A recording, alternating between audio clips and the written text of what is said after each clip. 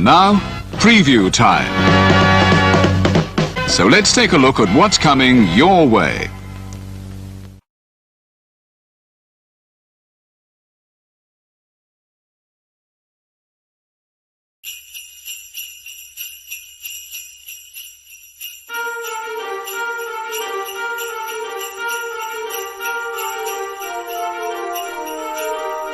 Ho, ho, ho! Merry Christmas!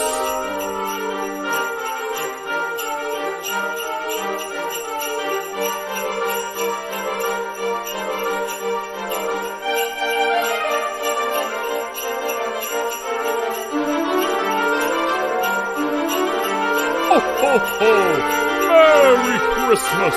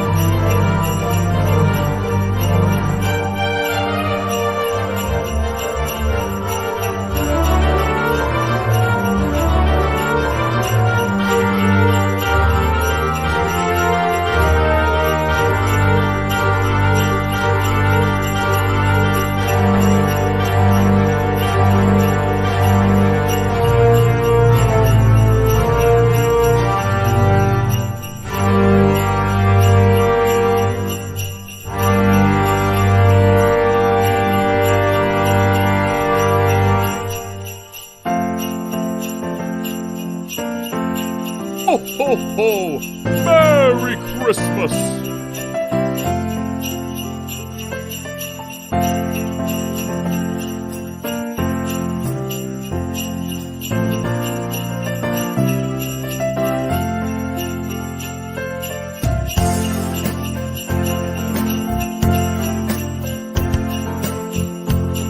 Ho, ho, ho!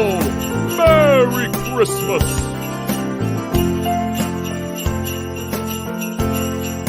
Ho, ho, ho! Merry Christmas!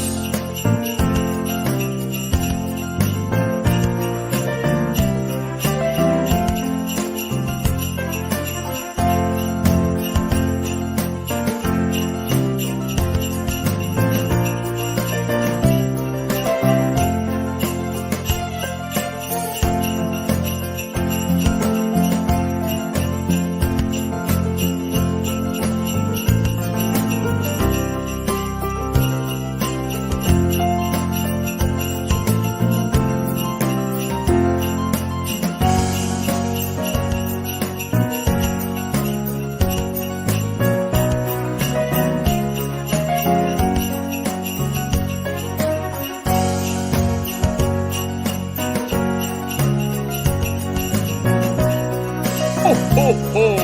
Merry Christmas!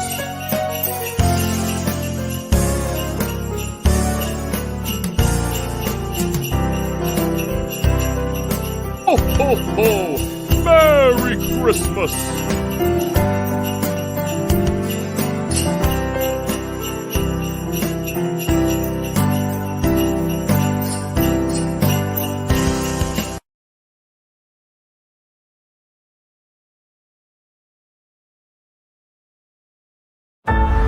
Three simple circles, a quarter and 2 dimes, probably the most universal symbol ever created by man or mouse. Hi, Mickey! What is it about Mickey Mouse?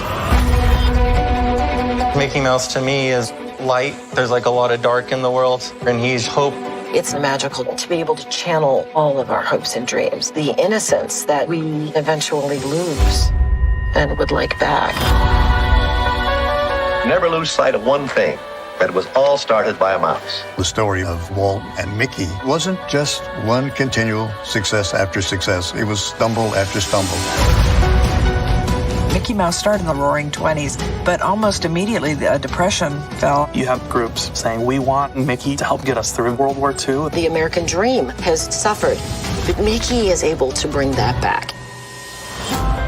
Just like America splits in the 60s, Mickey Mouse splits as well. And those coexist in this one character. If you have an issue with authority, Mickey Mouse is your guy. Mickey has taken the world by storm. This is something otherworldly. He gets so big that he becomes this reflection of who we are. How is that even possible with this little mouse? What would a culture from another planet think of seeing Mickey on everything? They might say, take me to your leader, and it would be Mickey. He had become this divine figure that you didn't mess with. We began a process to bring Mickey forward. He's everywhere. Everywhere. Everywhere. It's overwhelming. Like, leave me alone. Oh, no. Okay, let's do that again. Mickey is a thing we all share. There aren't many of those around. Almost 100 years later, after all the things that Mickey has been through, he's still here. We love a mouse. How crazy is that? That's a little absurd. You've always been my best friend. Streaming only on Disney+.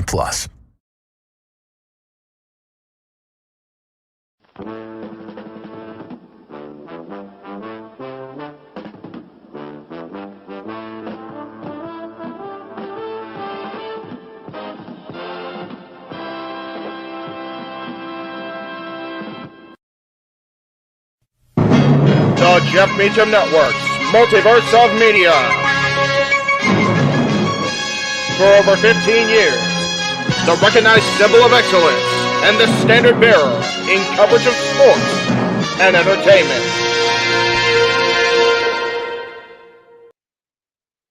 Welcome, ladies and gentlemen, to the Jeff Meacham Network Multiverse of Media coverage of AEW Full Gear.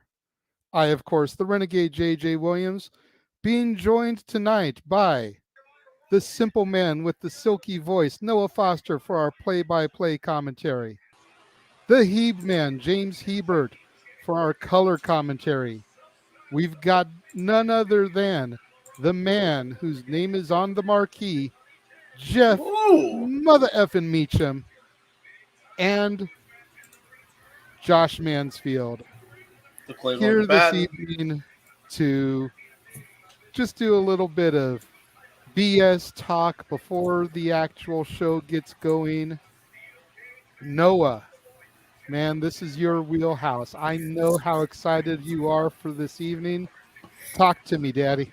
It's Saturday night, and you know what that means. AEW Full Gear is just merely an hour away from going on the air across the world on pay-per-view. Hello, everybody, and welcome once again to Jeff Meacham Nerd Multiverse of Media Production. I am the Simon Noah Foster with my esteemed panel, as always. And, gentlemen, it is a stat of professional wrestling. It looks like action is immediately kicking off. We've got 10-minute tag team action. The best friends in Orange Cassidy with a spooky tag team partner. Take on the Factory. Are you ready to go tonight? Mm-hmm. I'm ready for it. Now, question. Jeff, I thought you said you were going to be here. What happened? We are departing for Dodger Stadium in a half hour, so I figured I'd pop in while I could. Fair enough. That's good to see you. I'm literally getting ready to go. Fair enough. AEW doesn't waste no time with the in-ring action as we got the Factory, QT Marshall, Nick Camarado, Cole Carter, Big Shotty, Lee Johnson, of course, Aaron Solo making their way to the ring. Oh, Lee Johnson's a part of this now? Oh, my God. Well, it actually makes sense, James, because Lee Johnson is the original student of QT Marshall. He was originally part of the Nightmare Factory. He started him getting all pissy with Cody. It makes no sense. They've gone full circle, basically. What? That ain't full circle. It's backtracking. James. It's not full circle or Full Gear. I was going to say, James, this is AEW, it's Tony Khan. Of course it doesn't make sense. Hey, let's not hang on Tony unless we get to the scrum and it goes sideways. Let's try to pump the brakes a little bit on Tony, at least for now. So wait, is Nick Camarado gone from full-on brute savage to Italian fucking nuncio wannabe? What the hell's going on? Whoa, that is zoomed in. And Orange Cassidy, the AEW All-Atlantic Champion, leading the Best Friends, the Kentucky. Why is he defending the title tonight? And Trent Barrett, Rocky Romero to the ring. Defend the belt. He does defend the belt. I don't know if we have a mystery man in the freaking pre-show. He already defends the belt. He's already defended this belt against Big Shy Lee Johnson, Katsuyori Shibata, just to name a couple of people. He's actually defended this belt quite a bit. Just to name a few. I was going to say, you know, Orange Cassidy has been a fighting champion. Yes, he has. He's been picking fights in triple threat matches, in case you forgot, when he first became champion. Because he's crazy like that. I don't understand. I'm curious who that partner's going to be. So JJ will appreciate this, I think, more than anybody because he's the only one that's been to Disneyland. But I figured tonight's jacket's only appropriate for an Elton John concert, Jay. Let me get it in front of the camera here. Nice. Main Field Parade. Okay, I'm on the big screen. There you go. There you go. Mm-hmm. I'm dropping shit. Happy birthday to the mouse yesterday. Yes. Yes, it was it's funny. I was going to stay all day. Not just the mouse, Josh. The mouse is Mrs. and Pete. Yeah, and Minnie and yeah. Matter of fact, that is a part of the 13 matches. Good Christ, you guys have fun. Good luck. I mean, it's less than AW All Out by one match, and I mean, you know, it's professional wrestling. Reminds me of an old school WWE pay-per-view. Jeff Meacham is back, and Jeff Meacham, with any luck, Elton John won't go the entirety of Open Mic Night. I will be back on the air before the night is all said and done. Well, Johnny Khan does hope to actually end the pay-per-view earlier, quote-unquote, than normal. There's the tag to Trent Beretta. So we'll see what happens here. And meanwhile, double team on Aaron Solo by the Best Friends. Yes. But yes, I do mention in Tuesday's review of the documentary that we as a company very much shortchanged Pete on November 18th. It's kind of crappy, to be honest with you. So anyway. Well, either way, do we call the action because Trent's actually showing he can wrestle. Well, Trent's one of those James that has really been one of the hardest workers and performers in AEW, both in tag and singles. Remember, during the pandemic, the Best Friends were literally holding down the tag team division. Literally working 6 to 7 matches with a single 24-hour period. And there's the tag to Lee Johnson. Underhanded tag is by QT Marshall, as always. Tag to Rocky Romero now. Yeah, you're way ahead of me, buddy. Yeah, story of my life. Against the 0 hour. Drops the knee. Well, I love how I go to keep in mind I'm on your thing. I go to YouTube to watch the show. Recommended. Jeff Meacham Network, Multiverse Media live stream. Yeah, no shit, YouTube. Thanks. Story up. Thank you for I appreciate you. Tag. Well, either way, a toast to the mouse, a toast to Noah for being crazy enough to do all this, and a toast to the boss man, Jeff the Meacham, and a toast to our guy who's going to be in charge of us all night, JJ. May God have mercy on your poor soul. Well, at least he's not going on forever like Rock Romero is with these clotheslines. Yeah, Johnson in the he's corner. Just and wearing out. Big uppercut. Yeah, that guy. I can't see. My screen's all fuzzy. There we go. You see Marshall trying to get in the ring, almost tripped upon the ropes, and now getting ping-ponged by the Best Friends and Rocky. Oh, my God. Triangle effect here. Everybody, you turn this uppercut. Damn. QT getting rocked around here. Marshall's getting marshaled here. What the fuck? What the hell is he doing, man? He's and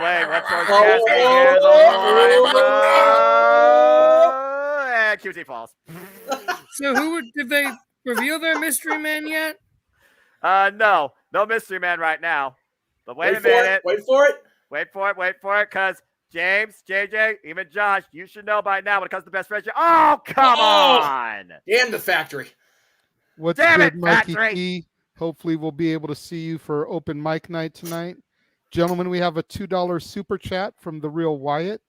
Says that Bray Wyatt is more over than AEW, except for MJF. QT, seriously. Have you watched SmackDown? With all due respect to our boy, that is not what the people freaking want. Yeah, seriously. Well, okay, Noah, Bray Wyatt's trying to get in your head like he's gotten so many heads over the years. Don't let him in. Bray Wyatt's in WWE. WWE's not on tonight. I don't care. That promo battle between him and LA Knight was a thing of freaking Save that for Open Mic Night. That's all I gotta say. That's right. Tape Rayer, I'm going to amend that and say 88 to 94 because people sleep on Oliver and Company. Damn right and they that do. was the true jumpstart of the Renaissance, in my opinion. I can actually agree with that because I saw that movie, and many people don't even know that movie existed. Oliver Company is wonderful. There's a quick thing on MJF. Irish whip in the corner. Oh my God! Golly. Thank you, Safet. Yes, that is absolutely All right. For anyone joining us, Jeff and Noah will call this one. for No, everyone joining us, I'm just reacting. You guys go ahead. for everyone, That means I'm doing what's called ahead. method acting, and Yeah, that's no yes. strange thing to Disney, I'm sure. Noah, you would have to Tag. sync up with me because you're like way ahead of me. I got you. I'm watching on YouTube, so Sam, I just saw Trent tumble out of the ring now. So. You just saw Trent tumble out of the ring now? Dude, you are behind. Yeah, you Cole are. Carter taking his time. Big splash, eats knees. Yeah, he did. It's funny they mentioned Sally Robinson. They finally are redoing the tree that was his family Robinson, then became Tarzan. They're finally refurbishing it. It's going to be open next year as part of the anniversary of the company. Oh, there you go. That's callback. And QT now trying to take advantage. Cheap shots to everybody in the corner. Orange Cassidy ducks. Wait, why is it 4-on-5? Because the Mystery Man hasn't popped out for whatever reason. Because Danhausen got pile drilled by QT Marshall during the last AEW Atlantic Championship match, which is why Orange Cassidy challenged the Factory here in the first place. Yeah, that too. I missed that. Which former WWE guy is it going to be is the question. Survey says, get back to me. It'll be Danhausen freshly uncursed from the pile driver. Yeah, gentlemen, we have another $2 super chat from the Real Wyatt. Thank you very much. MJF is the devil himself. Well, I'm his maker. 2024. And Orange Cassidy engages pocket power, and right now kicks Nick Camarado. Hey, if this is the real Bray Wyatt, can you come in and watch and call the action with us? Drop kick. Yeah. Send me a Facebook message. We will let you in. And no spammers, please. Oh my! Nice monkey flip there. Okay. Forgive me for the knowledge on the name, but the way he took that somersault, he almost freaking Sabu rotated. That could have been really bad. Cole Carter or Nick Camarado. You talking about the big guy or the smaller guy?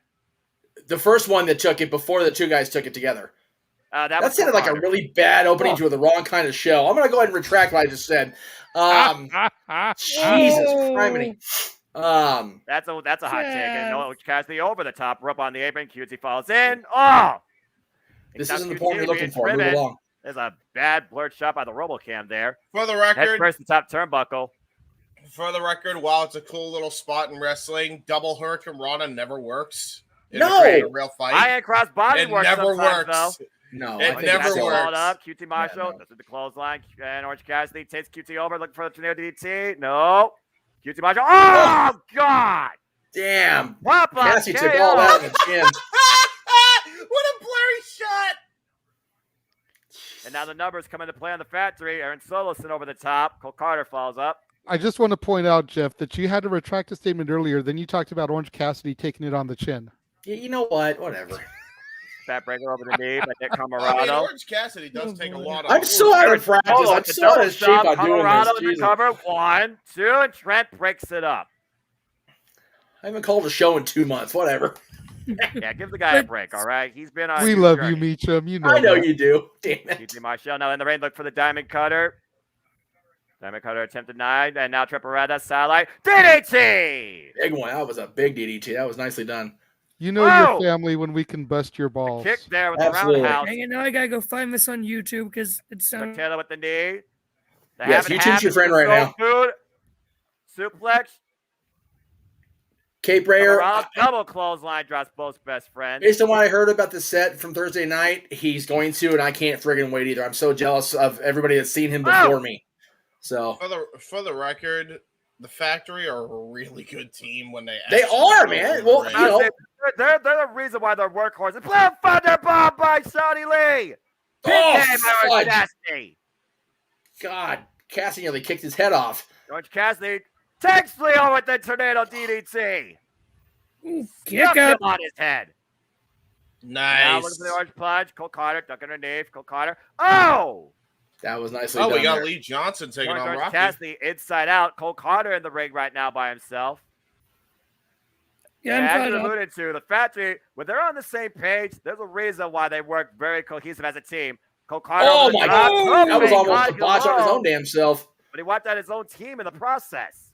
Yeah, that was kind of stupid, actually. Meanwhile, best friends and Rocky, what are they looking for here? Triple tope! And all three fly through the ropes.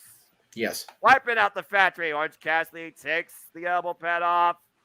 Now could be time for the orange punch. Gives it bang! Diamond cutter! Oh, I see what he was trying to do. Now I'm That at was the point where beautiful. Cole Cardi Out of did the thing. nowhere! JJ and I can both vouch for Jeff Dunham being worth the price of admission. Yes. And I got to see him before he really blew up. I saw him when he was still coming to like the Improv. Right. Lisa actually saw him the other night, JJ. Uh-oh. Nice. You see, looking to do the same thing he did at Danhausen. Pile driver Orange Cassidy on the steel steps. No, Here comes Danhausen, I'll bet you. Oh, here comes somebody. I saw her post on Twitter about it, if Twitter is still a thing. Speaking of. Yeah, it is. Yeah, it is. Yeah. Here he comes. There he is. He's jacked up. Look at he's ready to fight, man. Look at him. Yeah, it looks like it. Well, Dark how Danhausen. would you feel if you got pile drive head first on steel ring steps? I'd be a little iffy about life, not gonna lie. So there's obviously the mystery partner. I mean, come on, you're really surprised that's Danhausen. Let's be honest here. He's very nice, very evil partner. He's it's also, obviously Danhausen. he's also apparently very durable. Well, yeah, pile driving the stairs, you gotta be durable. Mm-hmm. Bro, Danhausen as a whole, if you have ever seen his hardcore matches? Oh, he's crazy. Shit, he's crazy. He's out of He's absolutely crazy. Danhausen over the top, QT. Whoa! Oh, that's suplex. That was nice. That was nice. Very so nice. I know what's going on. Looking to come in the back door, though. Meanwhile, Danhausen with the release, normalized suplex. Now Aaron Solo looks to follow up. Gets caught with a short arm clothesline. Danhausen was wrestling 10 years or 12 years ago. Good on him, man. Rebound suplex to Lee Johnson. The factory layer being disassembled here by Danhausen. Most impressive. Very nice, very evil, yes. Yes, very nice. As they all say, Nick Camarado, German face first in the turnbuckle. And meanwhile, orange punch! Oh my God. No, orange punch came literally off nowhere off screen. Yeah, so I figured the southeast. Oh, no, the teeth! Not the teeth! I don't think Dr. McGregor DMD would recommend this. And meanwhile, there's a front kick. Camarado knocked out Kota Comer. 1, 2, 3. Danhausen gets the win. Beautiful. Nice. I literally just saw the orange punch. Jeez. Yeah, okay. So that's how far behind I am, but I'm not following the action was, by the way. I know what the issue was. The YouTube feed, for some reason, is in real time. Yes. Than the actual feed itself with BR Live. So that explains everything. That's what was going on last night. That's why I had myself muted watching Impact, because you guys were seeing stuff ahead of me on the YouTube feed through Noah before I was seeing it on Fight, which I find hysterical. Golly. Marshall is 99. Oh, no. Got spiked. Yeah, that was violent. Not very nice. No, not very nice tonight. He's but in the meantime, as always, the best friends, you got to give the people what they want. Everybody's terrified. That's they're all frightened. Yeah. I ain't going for the full hug. You crazy, bitch? You crazy? I'll be honest, guys. There was a part of me that actually, a small part of me, that thought, maybe I'll get this tonight. Nah. It's so there you go. The newly signed Konosuke Takeshita, Alexi there. Put it to you this way, Josh. If I actually had the $50 laying around, I would buy this show because it looks like a damn good card.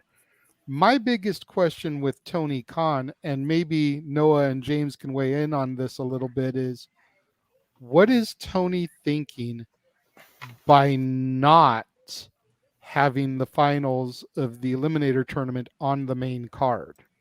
You legitimately have an opportunity to seriously make Ricky Starks. He beat Lance Archer last night. Have him beat Ethan Page tonight on the 0 hour. Mm-hmm. And then as soon as the pay-per-view officially starts, Ricky Starks be in the ring still celebrating. Ethan Page comes out and challenges him to the finals match right then and there. Starks go over. You have just seriously made another main eventer. The crowd was all behind Ricky last night. but you're going to wait on this and you're going to do it on Dynamite now. Bro, considering the fact if everything goes right, your first program is between MJF and Ricky Starks. For the title. Right? That's the money program that should be happening in 2023, and hopefully that is what is ahead. As we got all even a page on commentary, as it looks like we're going to do our World Title Eliminator Tournament semifinal now between Brian Cage and Ricky Starks.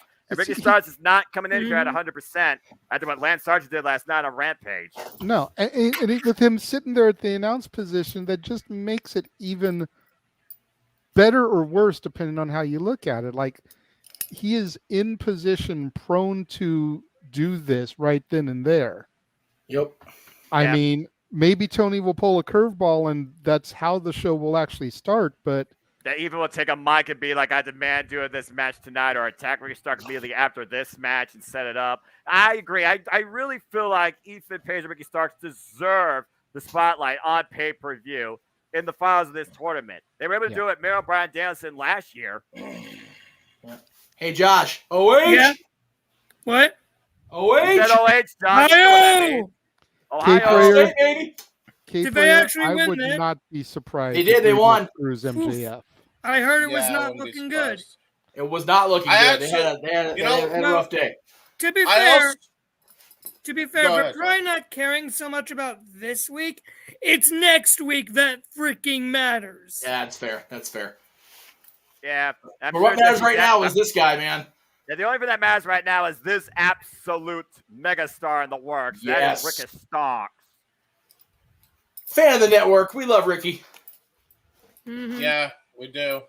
And Right, vice see Ricky versa. Starks pointing a bit of an injury Well, on that last man. shoulder. Oh, man, that was a mad late. apron bomb. Yeah. Now let him appear on our show, stingy bitches. Hey, Tell me trust about me. it, I'm Jay. working on it. Oh, wait a minute. Good. Brian Cage immediately going on the attack. Of course. Have to. I mean, again, when you think that your opponent's vulnerable, you go right after him.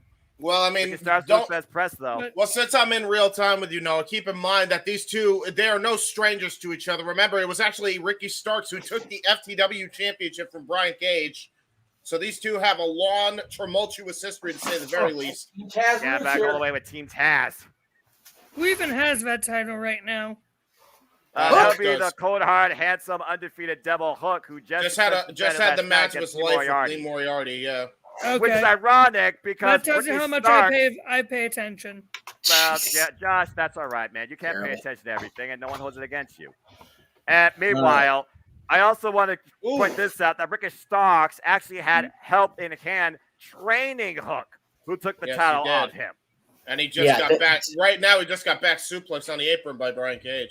I'll tell you right now, as much as Team Taz is an angle on the air, Team Taz is very much a thing in real life, too. Those guys all train together all the time. So, Oh, Ricky Starks with the Tiger feint kick from the apron. Yeah. That's innovative. Even Page I scouts. just wish Taz would have gotten more of his due with WWE. Who's that? Taz.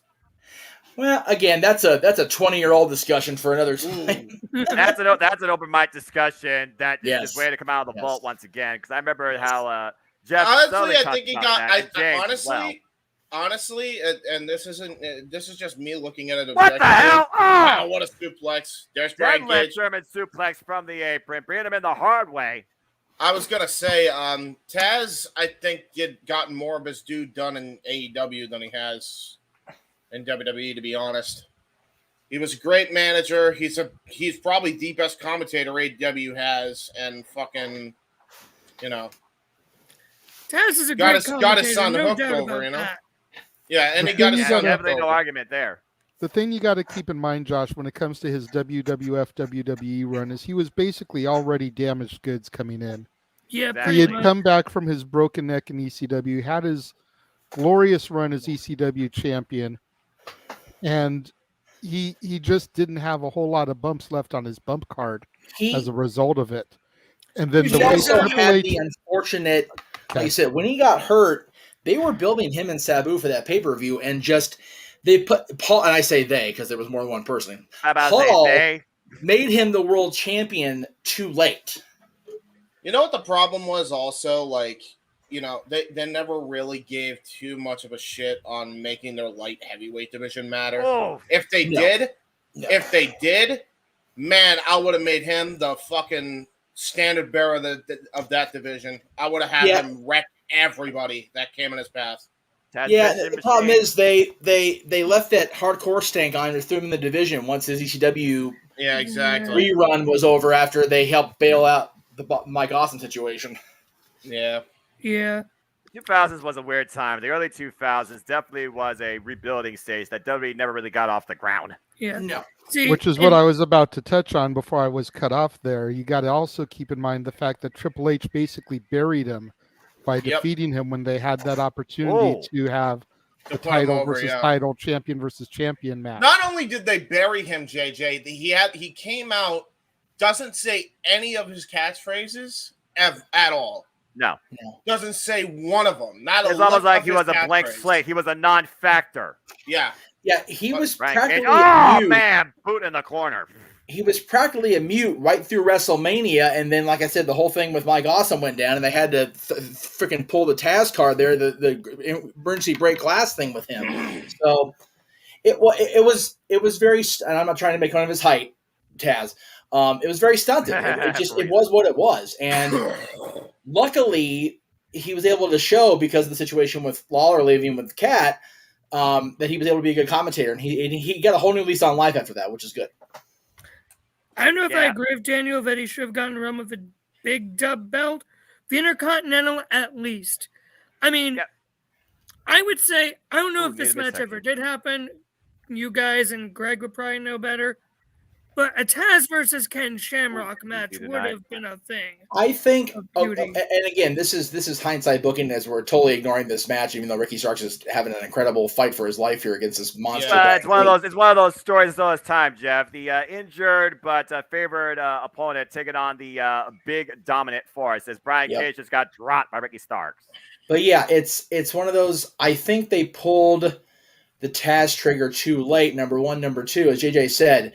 The broken neck in 95 didn't help anything except for the fact it was able to let the Tasmaniac further evolve into Taz and build that character for that year until the pay-per-view. But, then it was almost 2 years before he actually became the world champion. By that time, it was already probably too late. There's too much damage already done. Brian Cage, in the meanwhile, doing the damage on Starks here. He did the gunslinger backbreaker. Man, that was vicious. And let's not forget that Ricky Starks is coming back from a bad neck injury as well. It almost took him out of action again after Powerhouse Hobbs obliterated him at All Out. Yeah, Ricky, Brian Cage. He's definitely fighting hurt. He's not injured, but he's definitely fighting hurt here. Yeah, Brian Cage is going to take every advantage and opportunity that he can. Yeah, people forget that Brian Cage isn't some just big dumb jock dude. He's a veteran of many years. He knows his shit. Tutored by Percy Pringle. Let's not even discount that for 1 minute. No, and meanwhile, Ricky starts out of the road. DDT! Nice DDT. Cover to advance to the finals, facing the Page. No! He almost got him there. He did. He hooked that leg deep. He actually grabbed his foot. Yeah, he legitimately. He had a deep cover. Fundamentals, man. Fundamentals. It just goes to show, though, like how much shithouse Cage is. I've been given the sign to go. I will see you all hopefully after Elton and on the way from Oak Night. Have a great call. Go Max. Let's go. All right, Jeff. Thank you so much for joining us this evening while you could. We hope that you'll be back in time for open mic night. I feel like he has to be, because this show's at least got 3 hours main card wise. And meanwhile, Brian Cage. Trying to go for it looked like he was trying to go for a glory special. And it will roll up and a kick out of 2 by Brian Cage. That was a hell of a sunset. That was a super kick. Party's begun. Trying to go for the discus clothesline. Spear! Cover! 1, 2. No! Oh, that was close. Wow. Woo, that's how he put away Lance Archer last night by the skin of his teeth.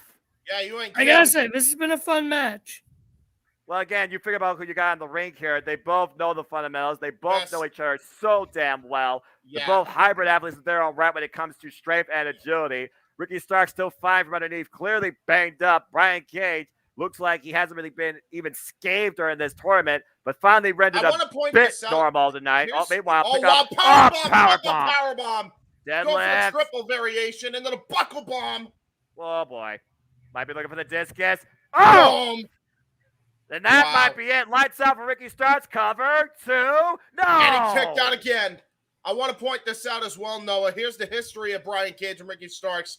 2 years ago, to the day, fought Darby Allin and Sting in Sting's first ever match back in a warehouse, empty warehouse.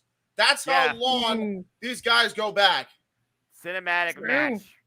The pandemic, 2020, better off forgotten. But great recall there, James. And meanwhile, Brian Cage is looking for someone off the high-risk district off the top. Oh, trying to go for a senton drop. Ricky Starks rolled out of the way. And this might be the moment Ricky Starks needs to get back into this thing. Not only did he need it, he needed it like you wouldn't believe. And now looking to hook him up in Ferocious Bull. Uh-oh, up on the shoulders. 5 minutes carry. Uh-oh, gonna try to go for an F5 attempt here. Brian Cage. Counter. Gets countered. Canadian Destroyer by Ricky Starks. Oh! And he's got him hooked up on the shoulder for the row. Shep. Boom! Got all of it. He got all of it. 1, 2. Ricky Starks advances to the finals. That was fun.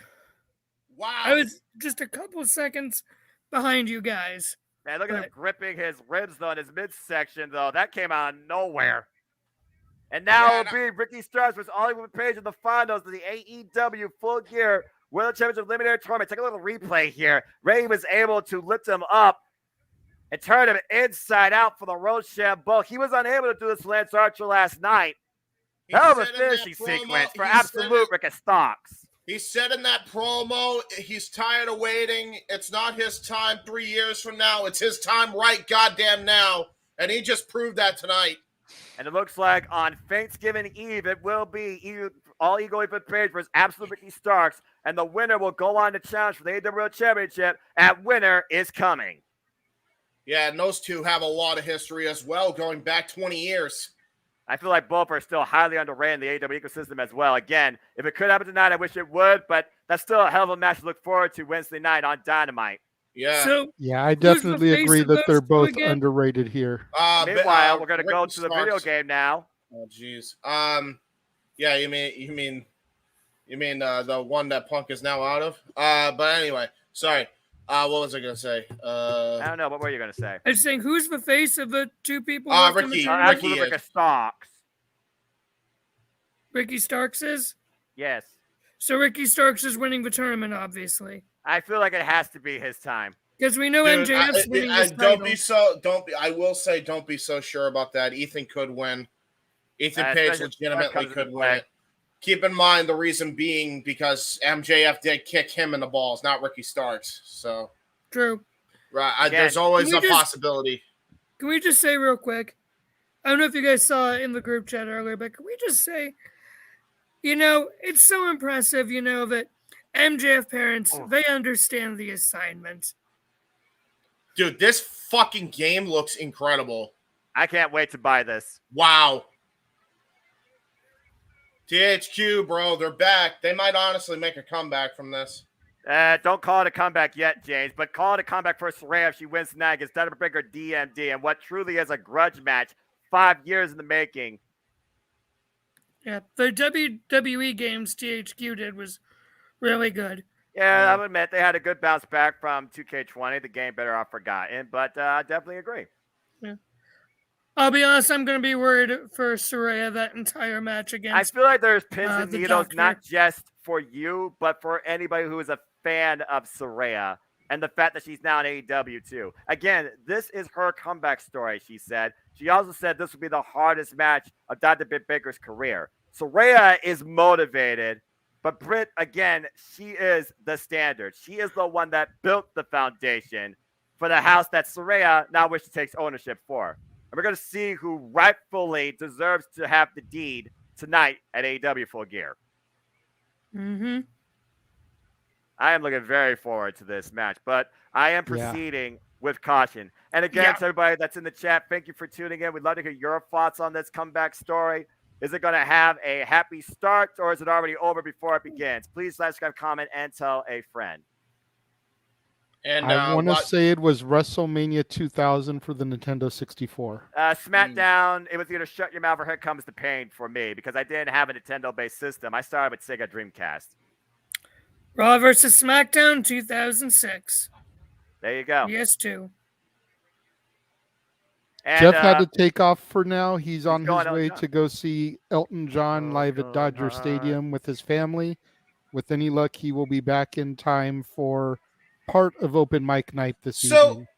So is Eddie Kingston just not a main event guy anymore? I mean, I I understand. never thought he was in the first place. I feel like Eddie Kingston was one of those audibles that AEW had during the pandemic.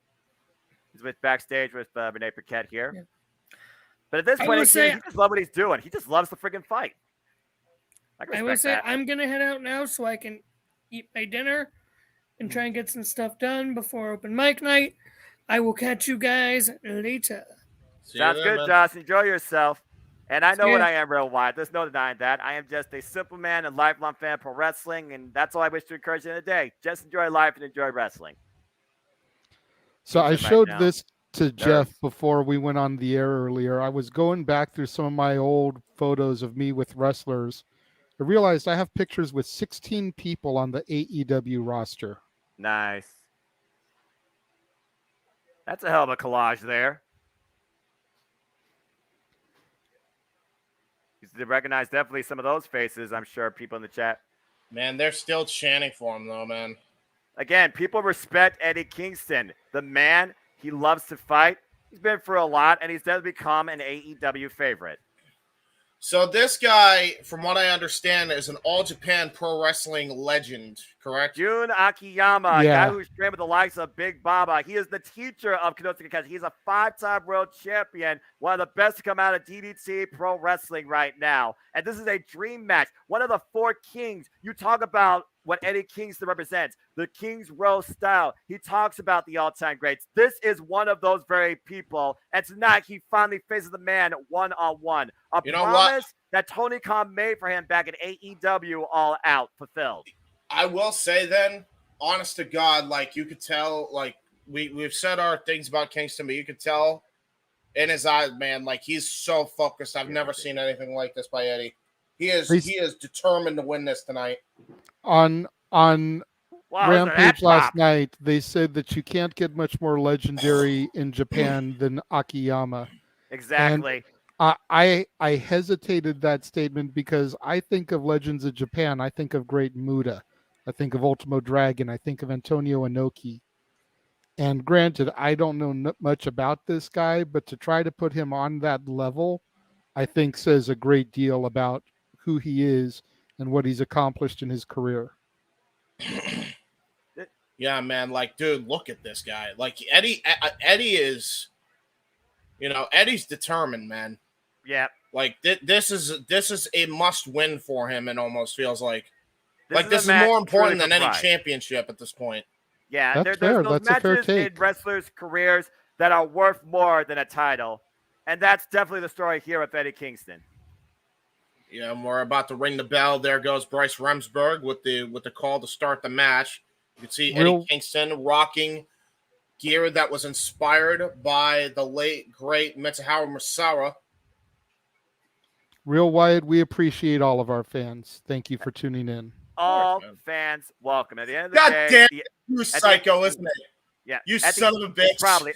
At the end of the day, the M word is just another word in the thesaurus of wrestling fan. And when it's dejected into a form of bullying or stereotyping, you expose your weakness, that you're part of the toxicity that brings a negative identity to the so-called wrestling community. Remember that if you're ever on the back end of that, or you accidentally do that yourself. Jumping knee so far, blot. And again, Akiyama gave Konosuke Takeshita that jumping knee. Akiyama is Konosuke Takeshita's teacher.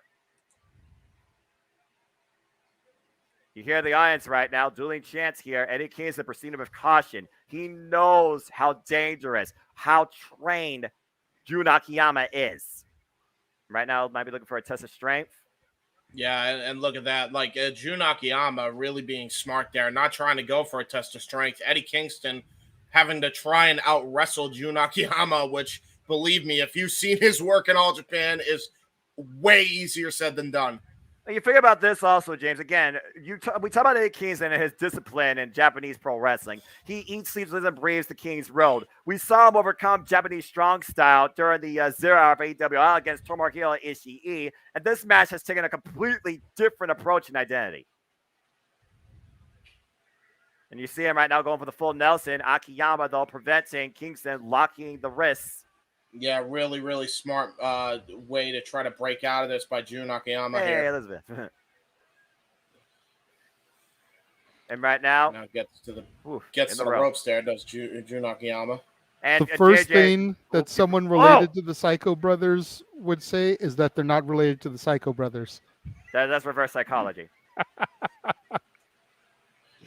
And again, folks, AEW Full Gear will go live on pay-per-view, 8 p.m. Eastern Standard Time. You can find it on theaters, the Fight TV app internationally. You can find it on YouTube internationally or the Bleacher Report app here in the States. And right now, these two, bit of a test of strength, it looks like. Testing each other's wills. Oh! Yeah. Chopping forearm exchange here, respectively. Are they ever?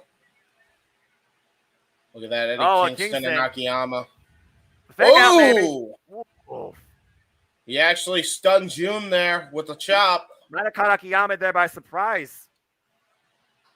Jeez. Forearm shiver and chop fest here. I'm just watching this right now. The wrestling speaks for itself. You talk about machine gun chops. I talk about Satoshi Kojima. You talk about people that, oh, man, start looking at absolutely influenced Eddie Kingston and his style. Now look at that. Irish whip into the corner. Off. For the people in the chat, what match are you looking most forward to tonight? Yeah, leave your thoughts in the comments. Oh my God! Leave your thoughts in the comments, and as soon as this match is over, I'll bring some of them up on screen.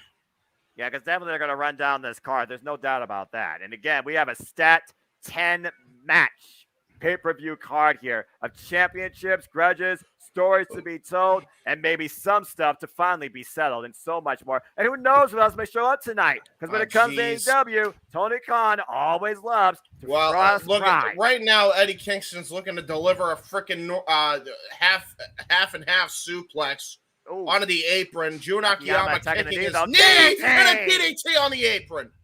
And for those that don't know, that is the hardest part of the ring, braced by that steel beam. And meanwhile, Oh, no. Akiyama, God, drop the knee. Jesus Christ, the guillotine knee strike. Vintage Akiyama there. You see Ortiz in the corner of Eddie Kingston. Ortiz knows the danger of that jumping knee strike that Akiyama can deliver. Akiyama used that last night in the Dream Tag match in AEW Rampage Full Gear to give Konosuke and Akiyama the win. And right now, I think Kingston, he might have a stinger trying to get feeling back in the show. Take a little replay here. Oh, gosh. Yeah, that was a brutal, brutal DDT. Eddie Kingston looks like he don't even know where he is. Ugh. Honestly, might have changed area codes with that freaking DDT. What's the area code in Prudential Center, New Jersey? Yeah, exactly. Wouldn't that be a nightmare for him? Yeah, no kidding.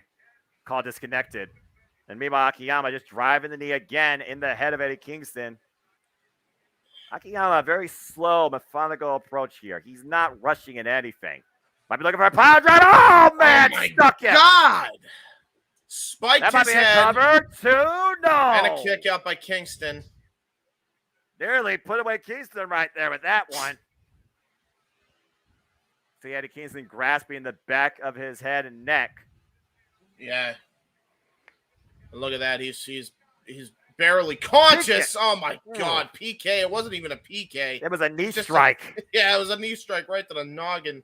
You know, we were talking a lot about Taz and what he brings to the commentary. Let's not forget, he is also a technical wizard himself. Again, master technician, submission specialist. Akiyama is also somebody that has influenced the like of Taz and so many others in and out of the Japanese discipline. Mm-hmm. And the palm strike right now, since Akiyama once again to the floor, up on the apron. Eddie Kingston looking to capitalize here. That'd be a wild match, Cape. Again, folks, AEW Full Gear, our main event tonight, it will be John Moss defending the AEW World Championship against MJF. And right now, the Kingston looking to send Akiyama in the hard way, back inside the ring. Oh, wait, whoa! Fighting him. I mean, again, that's Eddie Kingston out of New York. Oh! Oh, my God, what a superplex. Kings, I don't know necessarily if that's involving the Kings Road style. It might be involving Yonkers style, but Eddie Kingston finally able to put some offense on Akiyama, setting him for the ride. So many huge matchups tonight. And right now, we're looking at one here as Eddie Kingston is just trying to get feeling back in his spine, his shoulder, his hand. Slow to fall up in the corner. Just about once again. everything. Going for those chops. Machine gun chops. Oh! JJ, check your messenger, by the way. I think Akiyama just took that like it was nothing. Yeah, right? That's Akiyama for Kingston you. right now with these forearms. Oh, my gosh. Right? And now Kingston again. Jesus. All right. So who can hurt the chops. Other? Jeez. This is ridiculous. Talk about channeling pain. Gonna try to go for that backdrop driver is Eddie Kingston. Akiyama very aware of it, though. Uh-oh, got hooked. Half and half.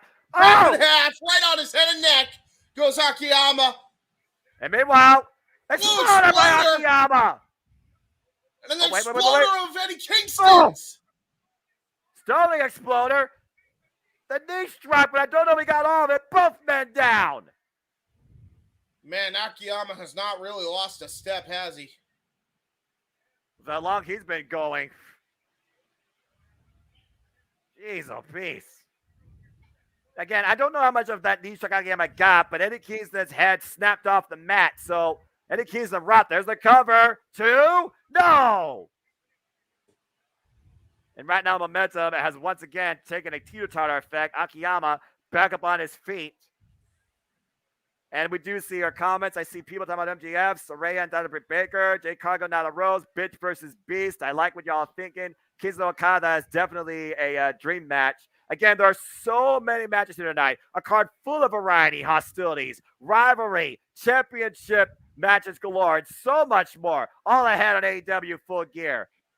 And right now, Akiyama might be looking again for that exploder. Hooking Eddie Kingston. Eddie Kingston fighting back. There's the elbow strike. DDT! Oh, Jesus. Snapback DDT. Spiking him. Tough landing for Akiyama.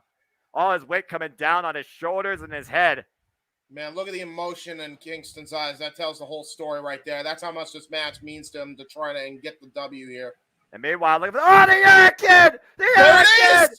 The cover. 1, 2, no! Oh, he kicked out!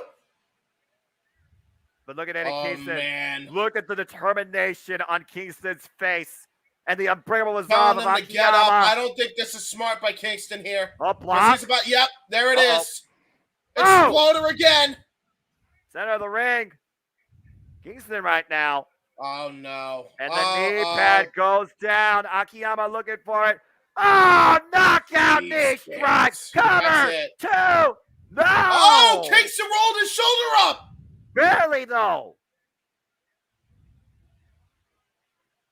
Again, though, all you have to do, break one shoulder with the canvas. That stops the count. That's what Eddie Kingston did. Barely or not. Look at the shot here. Oh. Dude, any other person would have been knocked out by that. Kingston's just a whole tough. He's just a whole other realm of tough if he's able to kick out of something like that. Maybe a fisherman buster counter. Everyone flows by Eddie Kingston. 1, 2. No. Oh, another kick out. That is the same move he used at All Out to beat Tomohiro Ishii. Northern Lights bomb.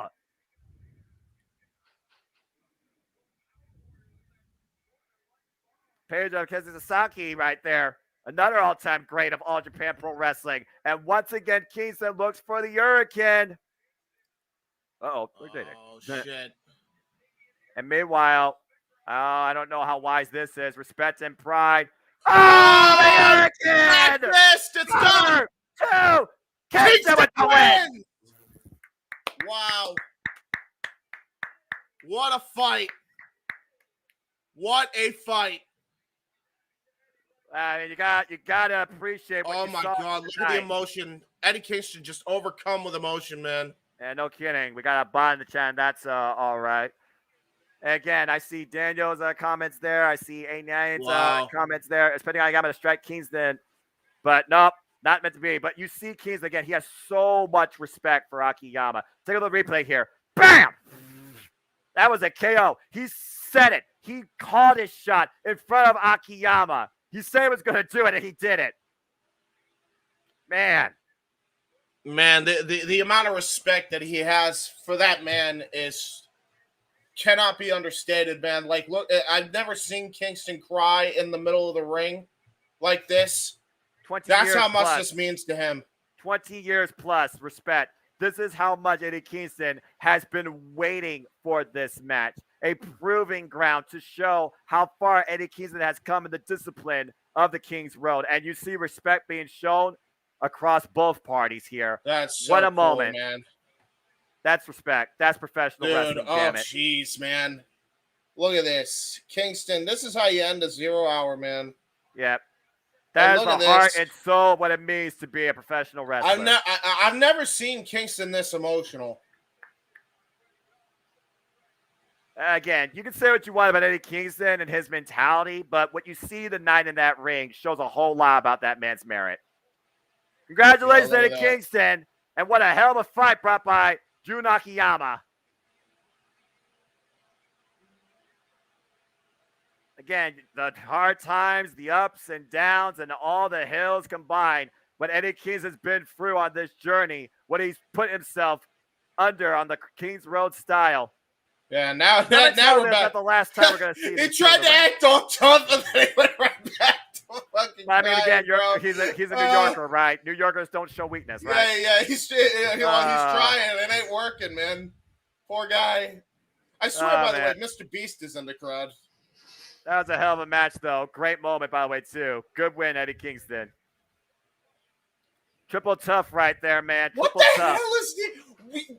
All right, we need to talk. You change your name more often than anybody that I see in this chat, man. I swear to God. C. Ortiz embracing him. You always catch us by surprise. Of course. And hello, Sabak and Colin. And I agree, Elizabeth. That very well could have been the biggest win of Eddie Kingston's career for so many reasons. Bro, that was a huge win for him. And Eddie Kingston wow, Eddie Kingston gonna speak. Let's Wait hear a from minute. Matt King.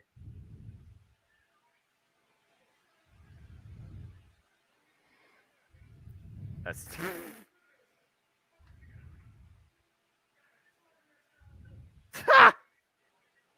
yeah, about to say, how much time does Eddie Kingston need?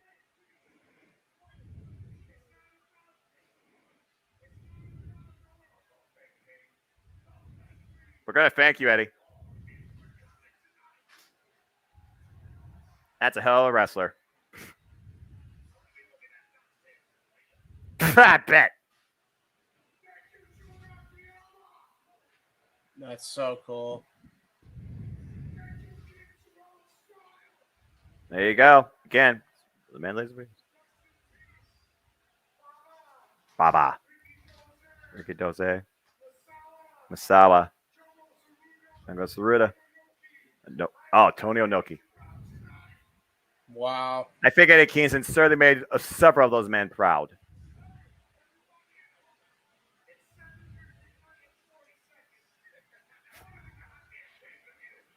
You heard the man. You heard the man. All right. Will do, bud. Oh, and there we go.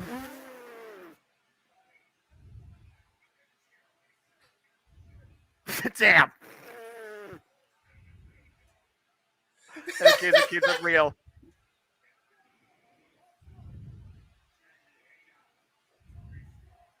Yeah, baby, that's my match.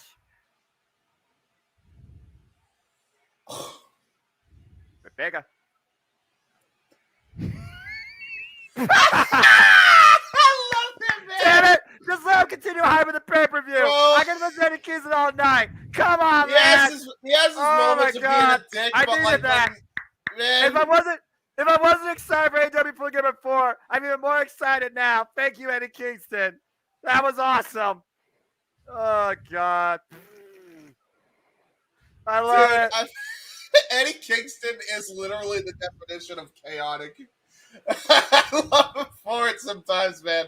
You know, James, there sometimes needs to be that certain type of chaotic energy that needs to be part of professional wrestling. Eddie Kingston is that. And again, folks, we are just mere minutes away from going live on pay-per-view with AEW Full Gear Reactions 2. So stay tuned for the fun. If you haven't already, try and get the show yourself. Yes, All to right. the 19 people that are watching us live, thank you very much for joining us for the coverage today on the Casa D18 Studios channel, the Jeff Meacham Network, Simple Man Studios, across the entire Jeff Meacham Network multiverse of media. We hope that you're going to enjoy the coverage that will be provided to you by the Simple Man Noah Foster, the Heb Man James Hebert, as they call the play-by-play commentary for the 10 matches that Tony Khan still has in store for us this evening, As they all run leading down up the to card. open mic night this evening, and so much more.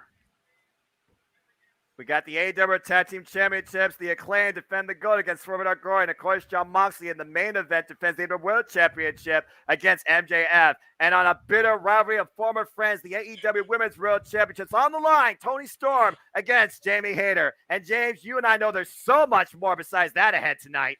Mm-hmm.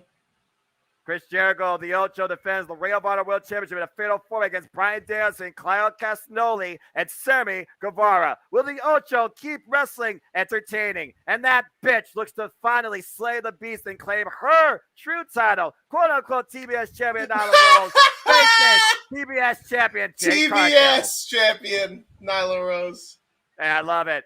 And Sting and Darby Allin in tag team action in a no disqualification, no count out tag team affair with Jeff Jarrett and Jay Lethal. And in a comeback story that could be over before it starts, Steinbreaker DMD goes one-on-one against Saraya.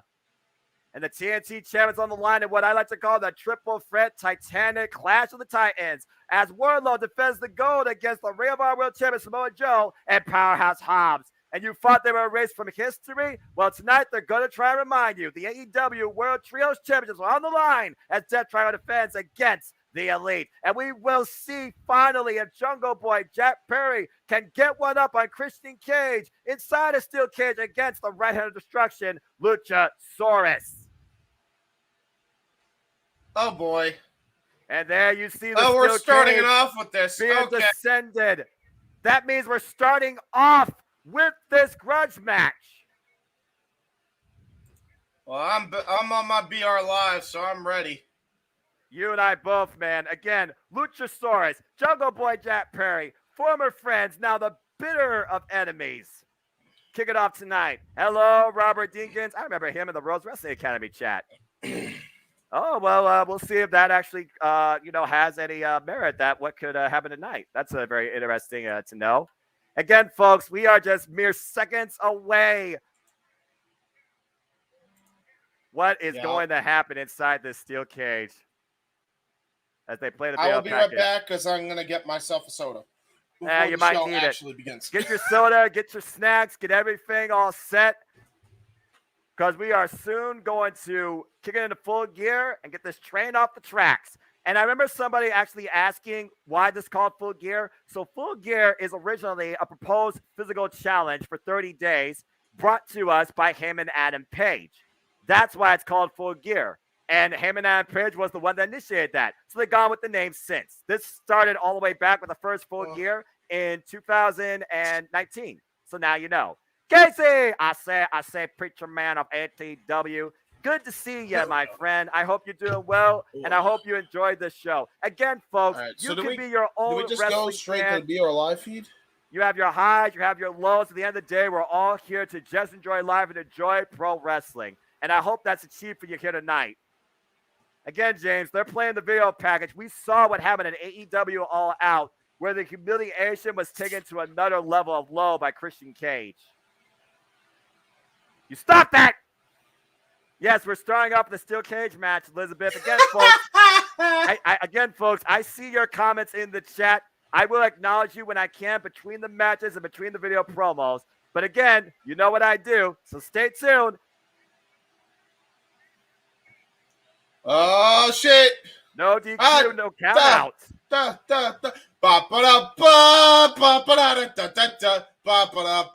JR, Jim Ross.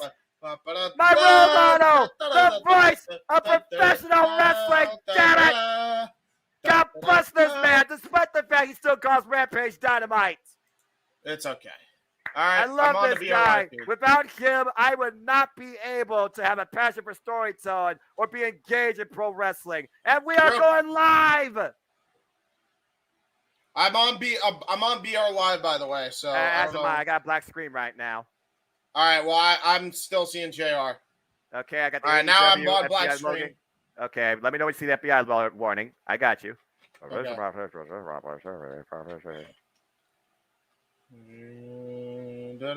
And now.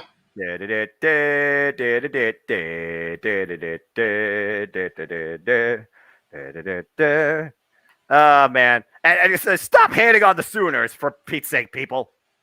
All right? At King A Train, you may not be here, but you know I'm talking to you, dude. Dude. I mean what Why are you doing a Hogan impression? What the hell? You know what? I did not mean to do Don't that. hate on the Sooners, dude. Brother, let me tell you something, brother. I'm not even a football fan, but I respect JR and his claim. Anyway, I finally got I finally unpaused. Black screen, and let's get this thing going. Black screen. Come on, I'm ready. Full Gear.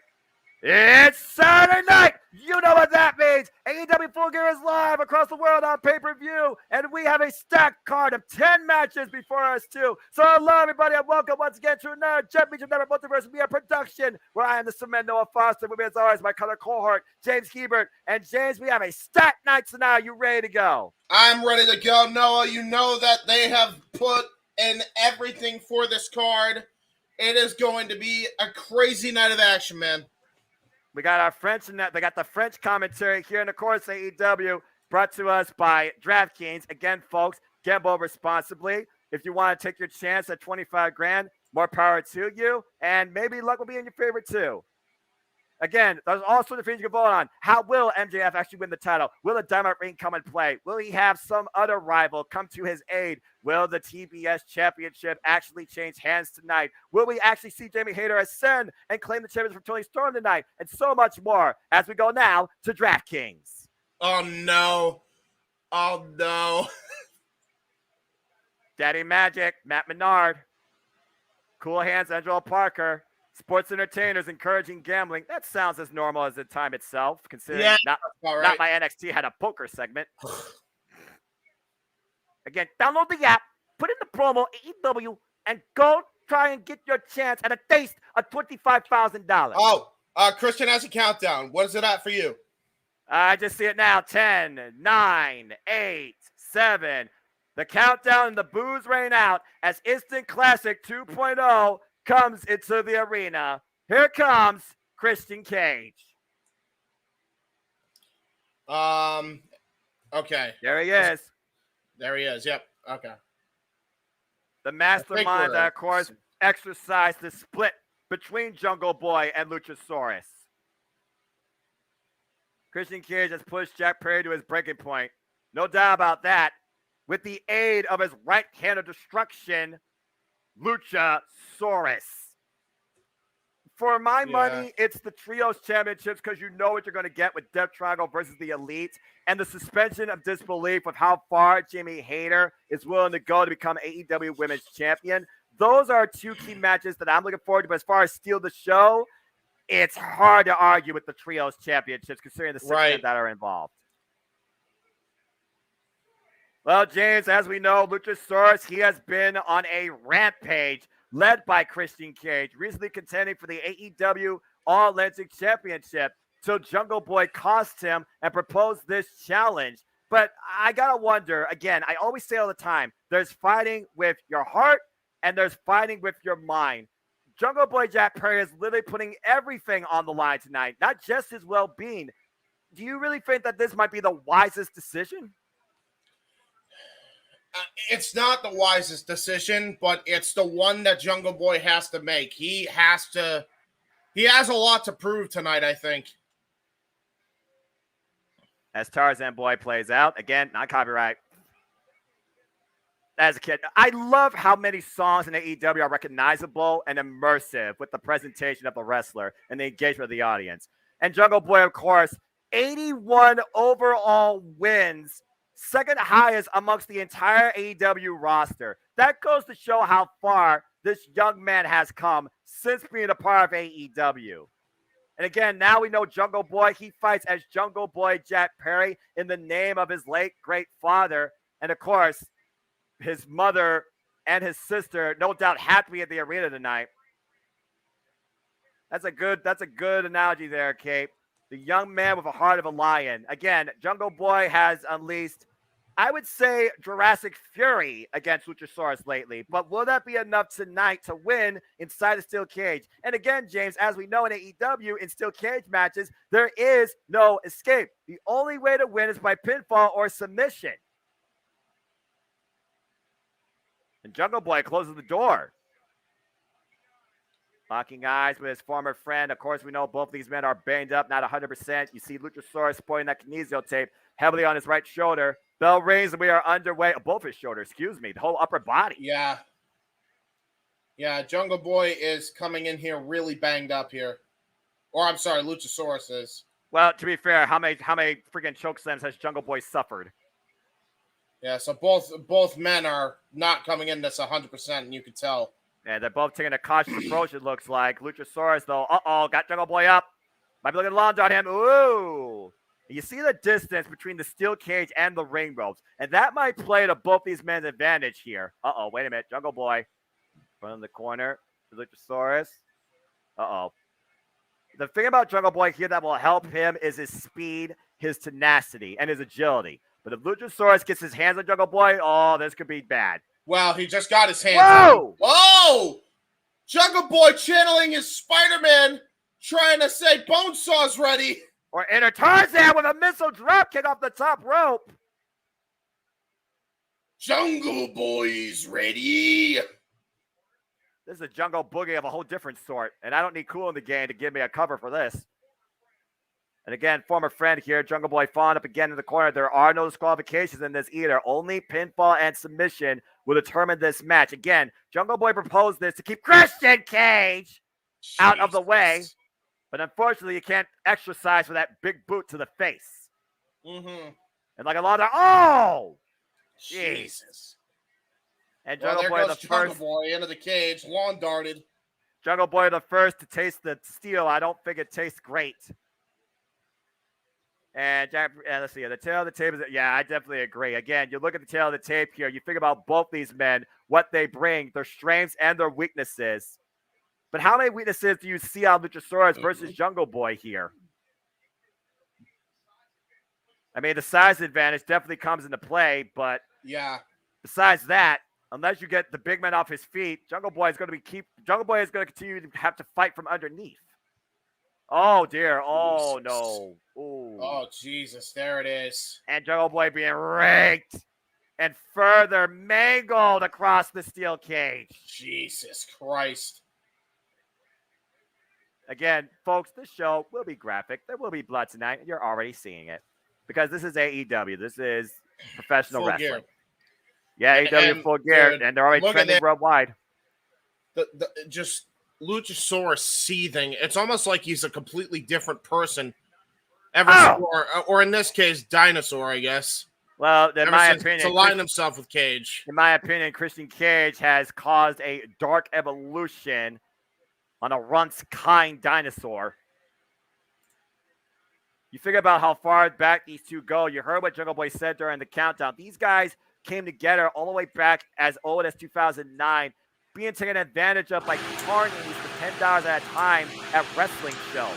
And then they ascended together in AEW as AEW World Tag Team Champions. It seemed like there was no stopping the momentum and the friendship with these two. And then it all fell apart at the hands of the manipulation of Christian Cage.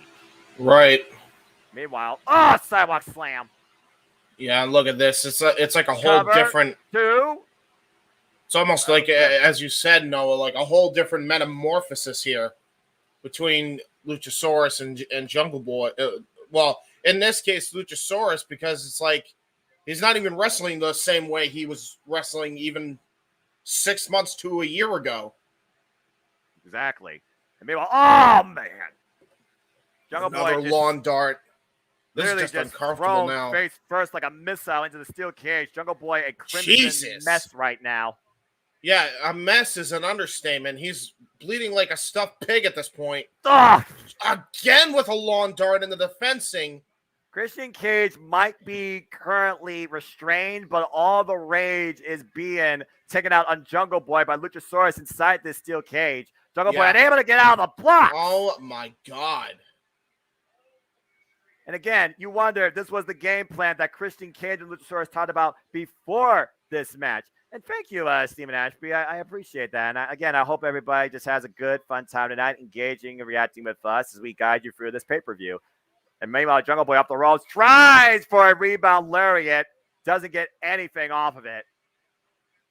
No effect whatsoever. Meanwhile, Luchasaurus, up on the shoulder. Got wrenched. The razor's edge into the cage. And Jack Perry is stuck in between Christ. the apron and the cage right now. It's ridiculous. Luchasaurus and Christian Cage are not going to win any popularity contest. Cover again, 2, no. And you see at ringside once again, Jungle Boy's mother and sister. Yeah, this is not great for them to witness, I'm sure. This is the first time we've seen Jungle Boy Jack Perry in this state as well. And again, it's one of those things that, James, when you bleed, it's one of those things. Oh, hey, look at this. Wait a minute. Oh, armbar. Triangle armbar. Shades of Minoru Suzuki. That's how you try and take advantage of the big man. Not his right hand, but his left arm. Meanwhile, Jungle Boy trying to mount some sort of offense. And the boot. Right to the midsection. I can only imagine what Jungle Boy's mother and sister are thinking right now. And oh my God! Jesus Christ. Choke slam from the top. That was just like a toss. Not even a choke slam at this point. Up on the shoulders. I'm not sure what he's going over here. Argentine backbreaker, maybe? Nope. Oh! A freaking reverse burning cover. Hammer. This could be over. No! Wow. Again, Jungle Boy, you might be able to break his body, but you're going to have to do more than that to stop his heart. And again, Luchasaurus, he has to be aware of the official's decision here. Christian Cage watching on from the outside might want to remind Luchasaurus that the official is the only one that can render a decision for this match. Oh, no. And Christian Cage, oh, no. Christian Cage just grabbed the key. What the hell is he doing? Gonna try to unlock the cage. And Mike Posey realizes what the hell's going on. The referee Mike Posey trying to stop him, trying to call security or staff or somebody while Christian Cage is trying to unlock the cage. God. Official trying to play a rogue here. Oh, there's security. There you go. Yeah, I'm about to say, Christian Cage, he is an injured man. We got to tend him with care. Oh, shit. The Luchasaurus. Oh, shit. Well, we're outside of the cage now. And the match now is happening on the outside of the cage in the entranceway. Are you kidding me? Drop kick by Jungle Boy Luchasaurus does not take him off his feet. And again, it cannot be won like this. Escape is a non-factor. So this match continues. And meanwhile, Jungle Boy, got caught. God. Catapult. Oh, my God. Face first into the steel cage. Wonder when the day becomes Luchasaurus realizes Christian Cage is using him for his own personal agenda. He does have a master's degree, Elizabeth. I'm not sure. If you can get Luchasaurus down to Jungle Boy's level, it's easier for Jungle Boy to take advantage. That's true, but right now Jungle Boy's the guy on the floor, and Luchasaurus has the lumber. Yeah, and boy, does he have the lumber. What is Luchasaurus doing there? Bringing the table inside the cage? Well, I guess you could do that. Again, pinfall it's no disqualification. There are no rules in a cage match at this point. Pinfall submission have to have it inside the cage. Right. So, but I mean, this is a smart strategy. Think about it. As he gets sent into the cage again, the more weapons that Luchasaurus can pull out, the more he could wear down Jungle Boy on the outside, and then he could just put him back into the ring and pin him. At this point, Jungle Boy's damaged goods right now. He's laid on the floor. Still a bleeding mess. I can't tell if that's his eyebrow or if it's a gash. Well, either way, it's probably burning. We all know how much blood can sting. And again, when you see your own blood, what does that do to you? Does that incite fear? Does that incite adrenaline? Does that bring forward a confidence of just, unplanned nature of aggression? Jungle Boy needs to do something here for sure. And Luchasaurus drives him face first in the steel ring steps, and neither of these men are back inside the cage except for right now. Yeah. Looks like finally Luchasaurus is bringing Jungle Boy back inside. Christian Cage. Look at the amount of lumber that he just brought in now. Yeah, Christian Cage been removed from ringside by AEW security. And meanwhile, right in the slash zone. Well, that's one way to rearrange a fossil. Then meanwhile, Jungle Boy still fighting back from underneath, just throwing everything he can. Luchasaurus. And a single boot just snuffed that out. Boot. Jungle Boy, but this time, drop kick right to the mush. But Luchasaurus is still up on his feet. Drop kick again. Luchasaurus finally taking off his feet on the apron. The Luchasaurus right now, again, has not tasted the cage. There's a drop kick into the cage. And this might be the advantage that Jungle Boy needs to take. Shades of basically going to say that's true. No one was allowed at ringside. Well, Sandy, a steel cage. Oh, Jesus. Oh, my. That's a whole different stomping him in the cage. It's hard to see if Luchasaurus is bleeding now, but his head's definitely rocked. Yeah, look, I got to point this out, though. Every maneuver that Jack Perry musters, more blood is coming out of that wound. Well, again, how much blood can Jungle Boy afford to lose before he's unable to continue? Yeah. Wait a minute. Oh, Jesus, no. No. Come on now. Oh, no. Oh, God damn it. Back body drop on the apron. This is just hard to watch at this point. Two former best friends now just completely tearing each other apart like this inside the steel cage. Well, again, I got to say it, though, James. Jungle Boy was the one that asked for this. Again, how many times do you compete doing the same thing to the point that it's literally insanity? I mean, how many times do you repeat the same action here? How much can Jungle Boy actually withstood?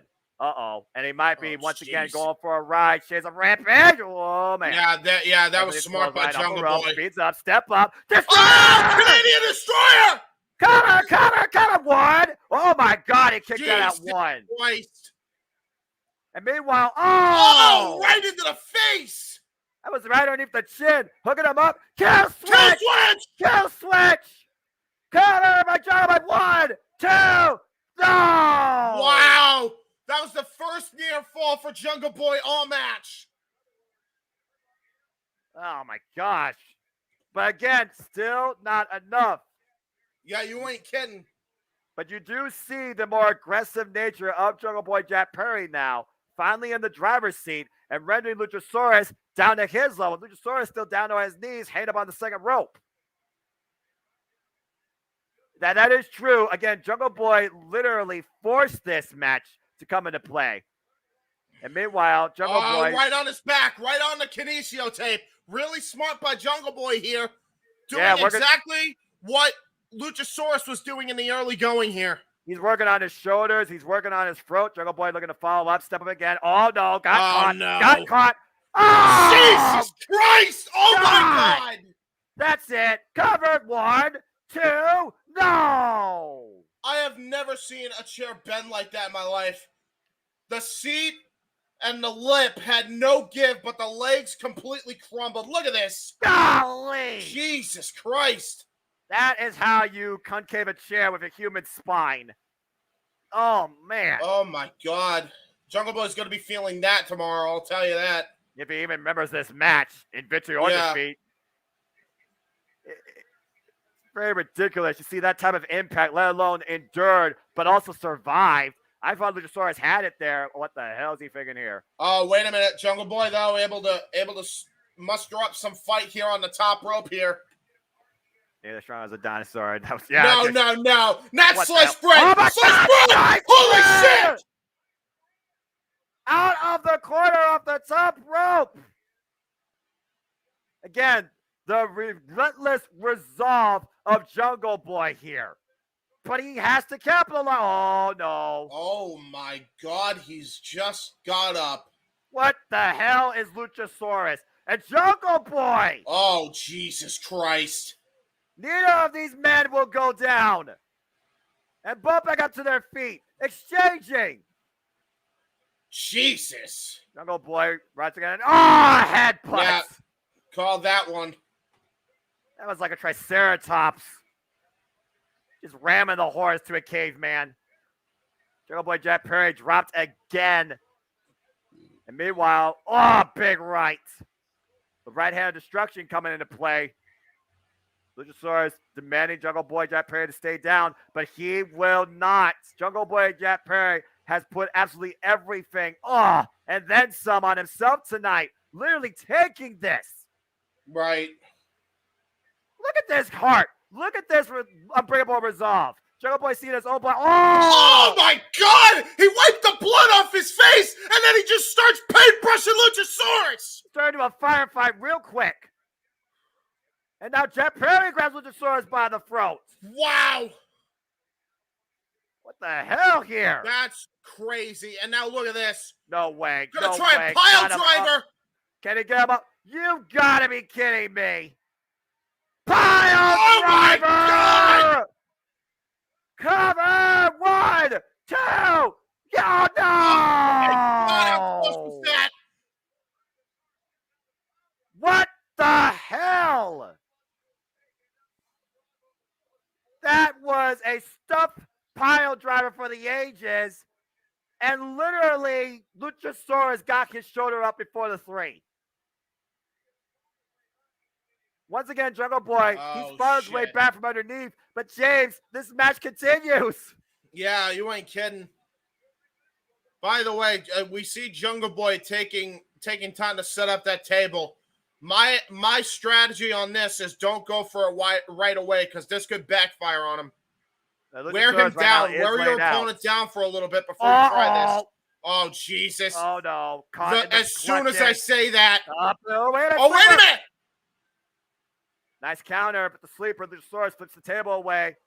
Tries to get away from danger, trying to rip off Jungle Boy from his back. Yeah, I don't like the looks of that. Oh, no. Gonna go for tombstone! Pile driver! And he still holds on! Oh, man! Face buster! Cover 1, 2, no! Wow. Both men just showing tremendous amount of heart. You gotta give both men credit here. With how much these two have literally gone through together, now facing one another here. You are seeing an entire history of a friendship turn into a rivalry being just shown off here tonight at AEW Full Gear. Everything being left out here. They're putting their own souls on the line. Right.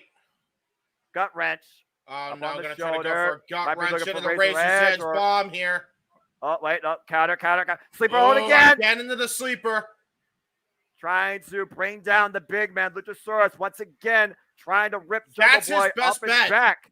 That's his best bet, honestly. Make the dinosaur pass out with your freaking chokehold here. And right now, Jungle Boy has finally rendered Luchasaurus down long enough to put him on that table. Trying to crush Luchasaurus' windpipe. Oh my God! What a chair shot right to the head of Luchasaurus! Hello! And the crowd's up on their feet. Christ. They're feeling it. What the hell? No, you crazy son of a bitch. The Jungle Boy. This is more than just a wrestling match. This is your entire livelihood on the line. Jungle Boy to the top of the steel cage. No way. Oh, no. Oh, my God.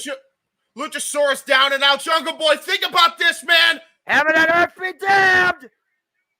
Holy shit! Right through the damn table! Avalanche apple drop through the heart of Luchasaurus through the table and finally clutches him into the snare trap. Oh my God! Will he tap? Will he pass out? Look at that! He's bleeding from the blood. mouth, Boa! That He's is bleeding it! from the That mouth! is it! Jungle Boy wins! Keep this in mind, Noah. When he hit the diaphragm from that elbow drop, Jungle Boy hit the snare trap and literally may have suffered internal bleeding, did Luchasaurus. Through hell and fire, Jungle Boy Jack Perry has come out victorious at the expense of his former friend Luchasaurus and finally claims long overdue redemption for his family and his father. Look at this spot. My God. And that's the thing. He's not even done with his redemption. He's still got one more person to go. He beat Luchasaurus. Christian Cage, where you at, buddy? Jungle Boy Jack Perry, he is battered, bruised, and no doubt injured. But tonight, he finally can smile. The fact that he finally was able to put everything on the line against himself and come out the winner in the end. What a victory for Jungle Boy Jack Perry as he embraces his family at ringside. Wow. That's a big, big, big win. Probably the biggest win of Jungle Boy Jack Perry's young career, especially in AEW. Luchasaurus got internal bleeding for sure off that elbow drop. Like you said, James, that was right on the diaphragm. What a freaking war. And that was just our opener, folks. We have 9 matches left. What did you think about that? My God. Security literally bringing Jungle Boy up the ramp here, by the way. I just want to point that out. He did not come out of this unscathed. Jesus. Talk about how far you'll go, James, to get something back that was long overdue. Man. Absolute brutality personified. That was a personal rivalry, steel cage match for the ages. That was honestly incredible. is one of the most brutal elbow drops from the top of anything I've ever seen. Because, like, that table didn't give right away. And so all of Jungle Boy's weight went right to the sternum of Luchasaurus. I'm pretty sure that internal injury might be legit. That match seemed like it was really intense, gentlemen. Yeah. Oh, my God. Well, one thing's for sure, as they wonder, is this rivalry over? I don't think it is. Christian Cage has to be fuming right now. He's got to be. But personally, I hope it's over if Jungle Boy Jack Perry is willing to do that much to get long-sought redemption. That was crazy. Yeah. Well, as we keep moving forward, gentlemen, it's time to find out if the Elite can once again regain the AEW World Trios Championships as Death Triangle puts the gold on the line against the inaugural guys themselves, and that is next. Oh my God. Go ahead and look at your comments here. Look at the video package. Yeah, bravo indeed. The match between these two. Again, they set the bar tonight. Follow freaking that. What a freaking combination of a rivalry. Considering these two history. That was so damn incredible. What were you trying to say before that, JJ? Go ahead. Oh, I was just going to point out just a little tidbit of information, gentlemen. Over that last match, we got up to 24 viewers at one point, which I believe is a record for us post us taking over for the Jeff Meacham Network and the Jeff Meacham Multiverse of Media. We are currently sitting at 26 viewers. So thank you to everybody who is watching us right now. Share our stream with your friends. Let's get these men the respect they deserve because these guys are entertaining as fuck on the microphone. That's why they're here with the Jeff Meacham Multiverse of Media.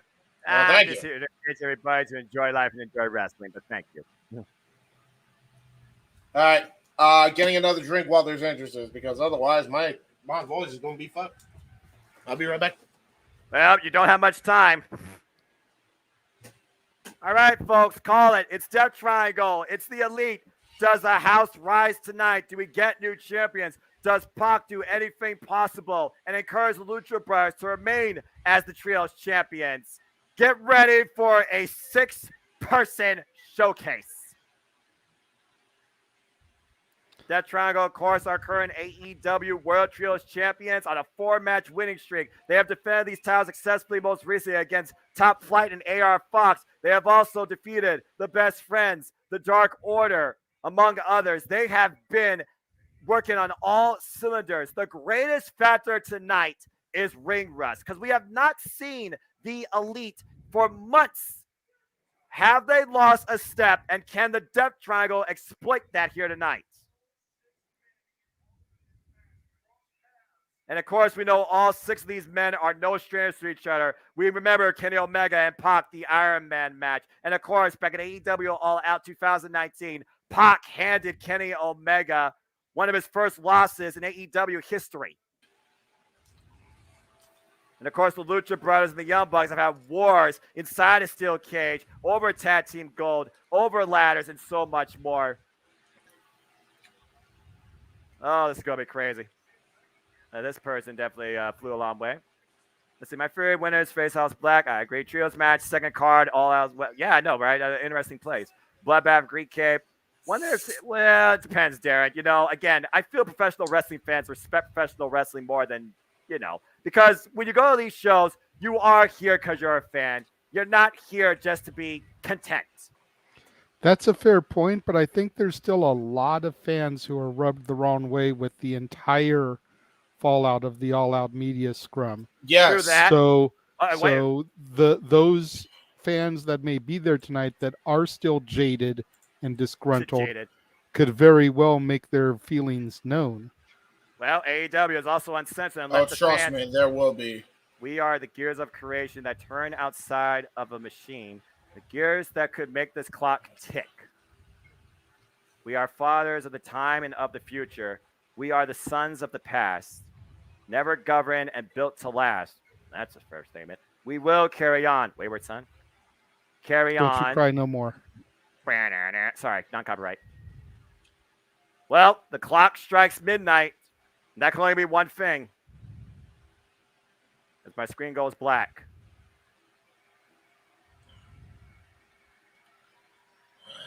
And the fans' cheers pick up. And they're coming out to carry him away with some of Kansas as a unit. Kenny Omega and the Young Bucks, the Elite, are back.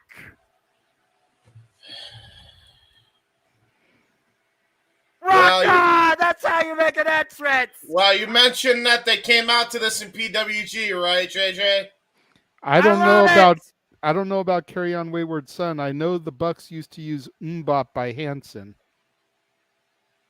And Don Callis and MT Nakazawa and the Stupid Stooge, Brandon Cutler, are in tow. The inaugural AEW World Trios Champions are back. You know, I was looking forward to this match. Now I'm just kind of looking forward to the Elite just getting their ass kicked. I'm going to be real. I mean, to be fair, you're going to get both. So, you know. Trios match for the match for the Trios Championships. Whoever wins the next, I agree. Should be House of Black. That is an awesome entrance, though. I'm not gonna lie. Very emotionally driven entrance here by these guys that establish the idea of a Trios division AEW. Looking to once again be back on top of it and give it direction. And I love Kansas, so I already love this entrance.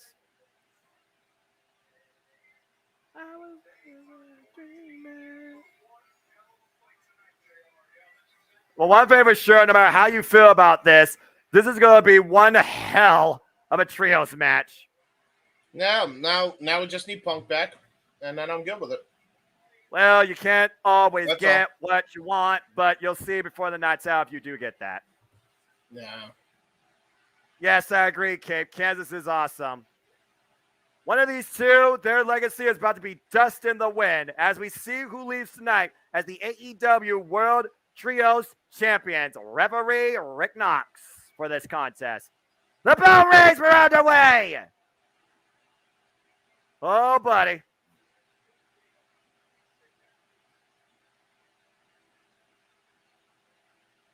Oh, this crowd is red hot for this one. And Don Callis joining commentary again. The invisible hand.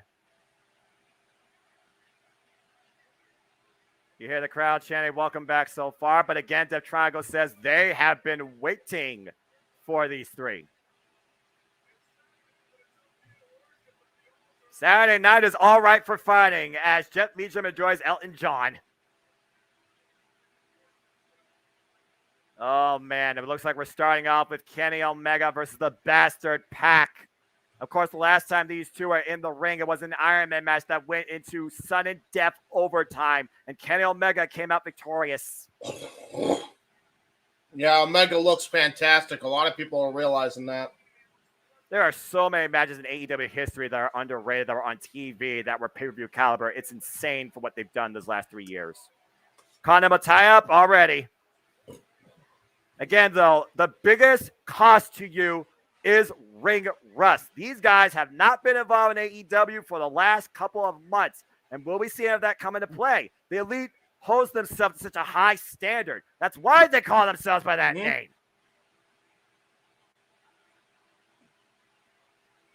Man, you hear that crowd. Jesus Christ. This is just petty. Like, really? Kenny Omega in the corner. And right now, Pac. Like, oh, never mind. Kick to the midsection. Just, yeah. Look at the new record. Good to you, let's see. Oh. And meanwhile, Pac in the ropes right now. Shoulder tackle over the top of Kenny Omega. Another kick to the midsection. Kenny Omega, of course, who recently came back earlier this year after extensive time off for the amount of injuries that he's endured in his career. And again, the speed of Omega. Looking for I'll be honest. Hikaru Crusher. Yeah. We saw that at AEW All Out in 2019. Exactly. Scouted that. Exactly. Again, how well do these 6 men know each other? Put the politics to the side for one moment and go on a rant after this match and focus on the history and the wrestling we're about to see here. And meanwhile, here comes the tag.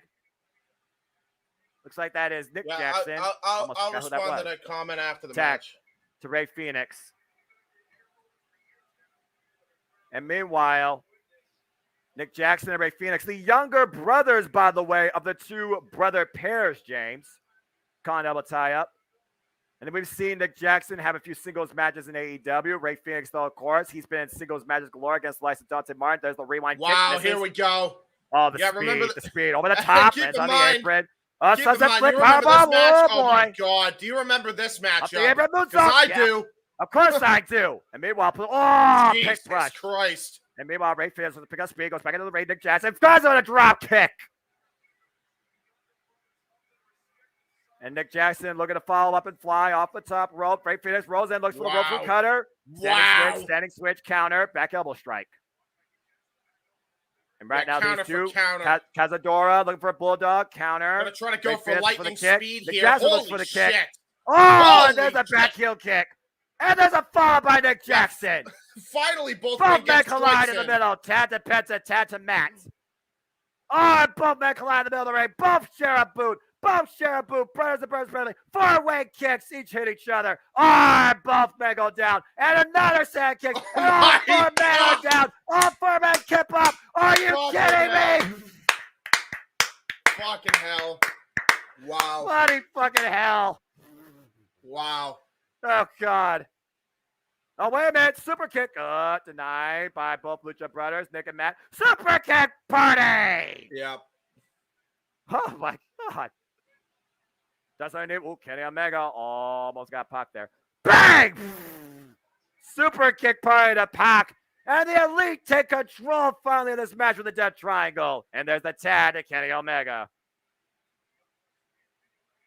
Kenny Omega and the Young Bucks, of course, they go all the way back to New Japan Pro Wrestling when they first formed being Elite. Kenny Omega, former IWGP Heavyweight Champion, IWGP Junior Heavyweight Champion, G1 Climax winner. The Young Bucks, multiple-time IWGP Heavyweight and Junior Heavyweight Tag Team Champions, former AEW World Tag Team Champions. Kenny Omega, a former AEW World Champion. Oh, what an open palm strike. There's a blind tag there, looks like, by Matt Jackson. There's that roll through. Again, the synergy here, James, exhibited by both of these teams here. Kenny Omega falls in the corner, misses Penta. Oh! Double Enziguri. And a lot of takeover. Ray Phoenix, spinning Soma, drops Kenny Omega. Staggered Omega right now. And meanwhile, a little bit of tag team synergy by the Young Bucks. Wow. Taking Ray Phoenix for the ride. And now Pac is coming to play. Kenny Omega, axe hammer, drops Pac to the floor. Oh, wrecking ball drop kick. And splits the uprights. Wow. Nick Jackson with the float over the top, twisting Tope con Hilo as somebody gives him a drink. I don't know how sanitary that is. I don't even want to know what's in that cup. If you had a Capital One card with miles reward, this is the night to definitely get the most out of it. And meanwhile, look at the replay here, James. The Young Bucks look like they haven't lost a step. Kenny Omega with Pence up on the shoulders. Looking for the steamroller. Oh, drop kick right to the leg. That's not good for Omega. No, it's not. He was looking for that steamroller you can't escape maneuver with the follow-up moonsault. Yeah. And now a tag into Pac, and now Pac looks like he's going to try to dissect the best bout machine here. Going to try to take out one of his wheels. But right now, he's also kicking him right in the center of the back of the head. It looks like Pac is definitely hot-blooded tonight. Got a fever of 103, looking to make humiliation out of the Elite. Kenny Omega driven head first, the top turnbuckle. There is the tag to Penta. I think Pac is busted open, too. Yeah, Pac is really busted open, and there's PKs all around. Trios! Oh, wow. Trios drop kicks to Kenny Omega's head, covered by Penta to retain the AEW Trios Championships, and Kenny Omega gets the shoulder up. Yeah, honestly, from the looks of it, either a busted nose or a busted lip. I think it's in the nose, though. You can see Pac is the second one to bleed in the course of the night here. As we finally slow down for a moment, Penta with the open palm strike to Kenny Omega. That's being heard outside the Prudential Center. As I look at some of your comments, Omega looks fantastic. Elite star of the damn company, James. Be thankful. They still got by the way, star that comment. I'll respond to that. And Kenny Omega in dire straits. Yeah, there you go. I'm not sure we're going to see any Sultans of Swing, but we have seen some Ranas here tonight, though, Cape. Come on, Dev Triangle. Sabac's definitely rooting for them. Kenny Omega, the longest reigning WWE champion. That is correct, Cape. And Elizabeth CM Punk is somehow at the event. Feel like he could boot out of the building. Really burned off bridges. And wow, nice front Katara Crusher. Great forward thinking there by Kenny Omega. And a tag. Now to Matt Jackson. Got caught. Oh, locomotion. All aboard. And this isn't no crazy train. But locomotion, Northern Light suplexes. 2-for-1 special. Impressive by Matt Jackson every time he does that, despite the condition of his back. Penta right now probably talking about his mom, as he always does. You puta madre. And meanwhile, Tad to Ray. Oh, there's a kick. Wow, what a super kick by Ray Phoenix. Roll through, looks for the. Oh, wait, Cazador, roll through. What's no. that? Oh, my God, the way they went into the one-side cover one, right 2 to retain. No. Wow. Good Lord. Welcome back, Matt Jackson. I'm not sure how much he missed that. Oh, right into that freaking hamstring, too. Yeah, you see Matt Jackson adjusting his area. Oh. Yeah, I would, too. He kind of got his balls kicked in. It's a fair point. And meanwhile, Matt, nice drop kick out of the corner. Nice missile drop kick, though. Well, at this point, though, Matt Jackson needs to make a tag. There's no denying that. Yeah, and now look at that. Right to Pac. Now right to Nick Jackson, keeping him in the corner. And now Pac just taunting the rest of the Elite here. Cheap shot to Omega. Big boot. Yeah, Yakuza kick right to the side of the head. And meanwhile, Matt looking to follow up. Sends Pac over the top. Lands on the apron. Tag to Ray Phoenix. Ray Phoenix looks to follow up immediately. Again, isolate your opponent. Cut the ring up in half. Oh, what an open palm strike by Ray Phoenix. Looks like cheap shot Nick. Meanwhile, Cazadora over. Oh, nice face plant. That was like a face That had pressure. to hurt. That had to hurt Matt Jackson just as much as it hurt Ray Phoenix, by the way. That takes Flapjack to a whole different level to execute that. And meanwhile, there's the tag to Nick. And now Pac is in. And Don Callis has to be loving this from commentary. I hope you are loving this in the chat section. I know I am. Oh, big knee strike. Nice knee strike. Into an Insigiri. Into an Bulldog. Bulldog. And Penta comes in, gets caught. Meanwhile, Nick taking the Lucha Brothers on 2-for-1, scaling the ropes. And the way he was able to do that, Eddie Guerrero style with the Arm Dragon Tierras takeover. And Pac stops himself dead in his tracks. Looking for a shot. Tag to Kenny Omega. And these two have such a crazy history with each other. And here we go. Oh, nice spinning savant kick there by Pac. And meanwhile, oh, God, what a boot. Oh, my God. Kenny Omega, the power he has behind those. Dragon Sleeper suplex. Snap. Yeah, Dragon snap suplex there. And another snap one to Dragon, Pac. a second one. Explosive power by Kenny Omega. How the hell he does it. Uh-oh. And it looks like Kenny Omega might be looking to rise like the Terminator tonight in the Prudential Center. Start Emmanuel's comment for me. I don't even need to fucking speak. Meanwhile, up the ropes, going up the ropes, going for 0 to 100. Kenny Omega flies! Topic! Nice lands choke. on Terminator his dive. feet. Like Terminator it was dive. nothing. Oh my gosh.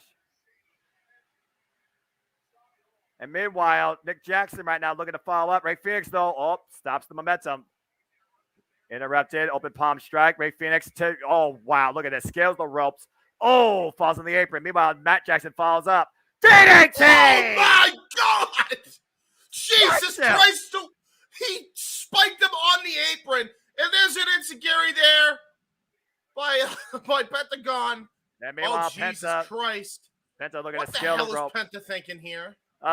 He has zero fear, so take a guess. But meanwhile, what the hell is Matt thinking here? Penta and Matt up on the top rope in the corner. Oh my God! Jesus Christ! Unbelievable! What a takeover, Rana to the outside, and the entire field wipes out. From the top rope. Take a look at the replay, James. Jesus. Yeah, Steve Rake. Yeah, no kidding. Picked up all 10 pins there. Even MT Nakazawa was taken out. Does that mean it's bonus points since he's an IT guy? I don't know if that works in bowling, so take that up with the official. Well, I mean, if you take out the IT guy, then you can make up your own points. I mean, IT guys know how to hack a system, so I guess that's a thing. And meanwhile, Kenny Omega has Pac up. Oh! Oh, Ushigoroshi! Covered by Kenny Omega to become the Trios champs again. Pac gets the Wow. shoulder up at 2. That's brutal. The explosive nature and the power within Kenny Omega, something constantly people don't know how to deal with. Again, Don Callis calls him the professional wrestler. Uh-oh. And I love this move. Probably the meanest thing in the business. We're going to follow up. Meanwhile, Pac, explosive suplex. Wow. God. Nice snap German suplex. Using the momentum off the rope, James. Yeah, that was ridiculous. That's a Pac trademark. The spinning Another silver right spinning now. Solvat. Bends Kenny Omega over. Up kick. Again, Another Pac, one of the meanest lethal strikers in the game. Oh, wait, the Young Bucks, though. Follow up. Reverse off the ropes. Nice. Oh, what the hell are they looking for maneuver here? Whatever they were doing. Meanwhile, up over. Penta catches Matt. And oh, my God. Jesus. What the world? Oh, my What the God. hell? Triple tombstone. Trio Oh, my God. tombstones! I've never seen that before in my life. Death Triangle back in control. Ray Phoenix up on the shoulders of Penta in the corner on the top rope. Jesus up on the Christ. shoulders.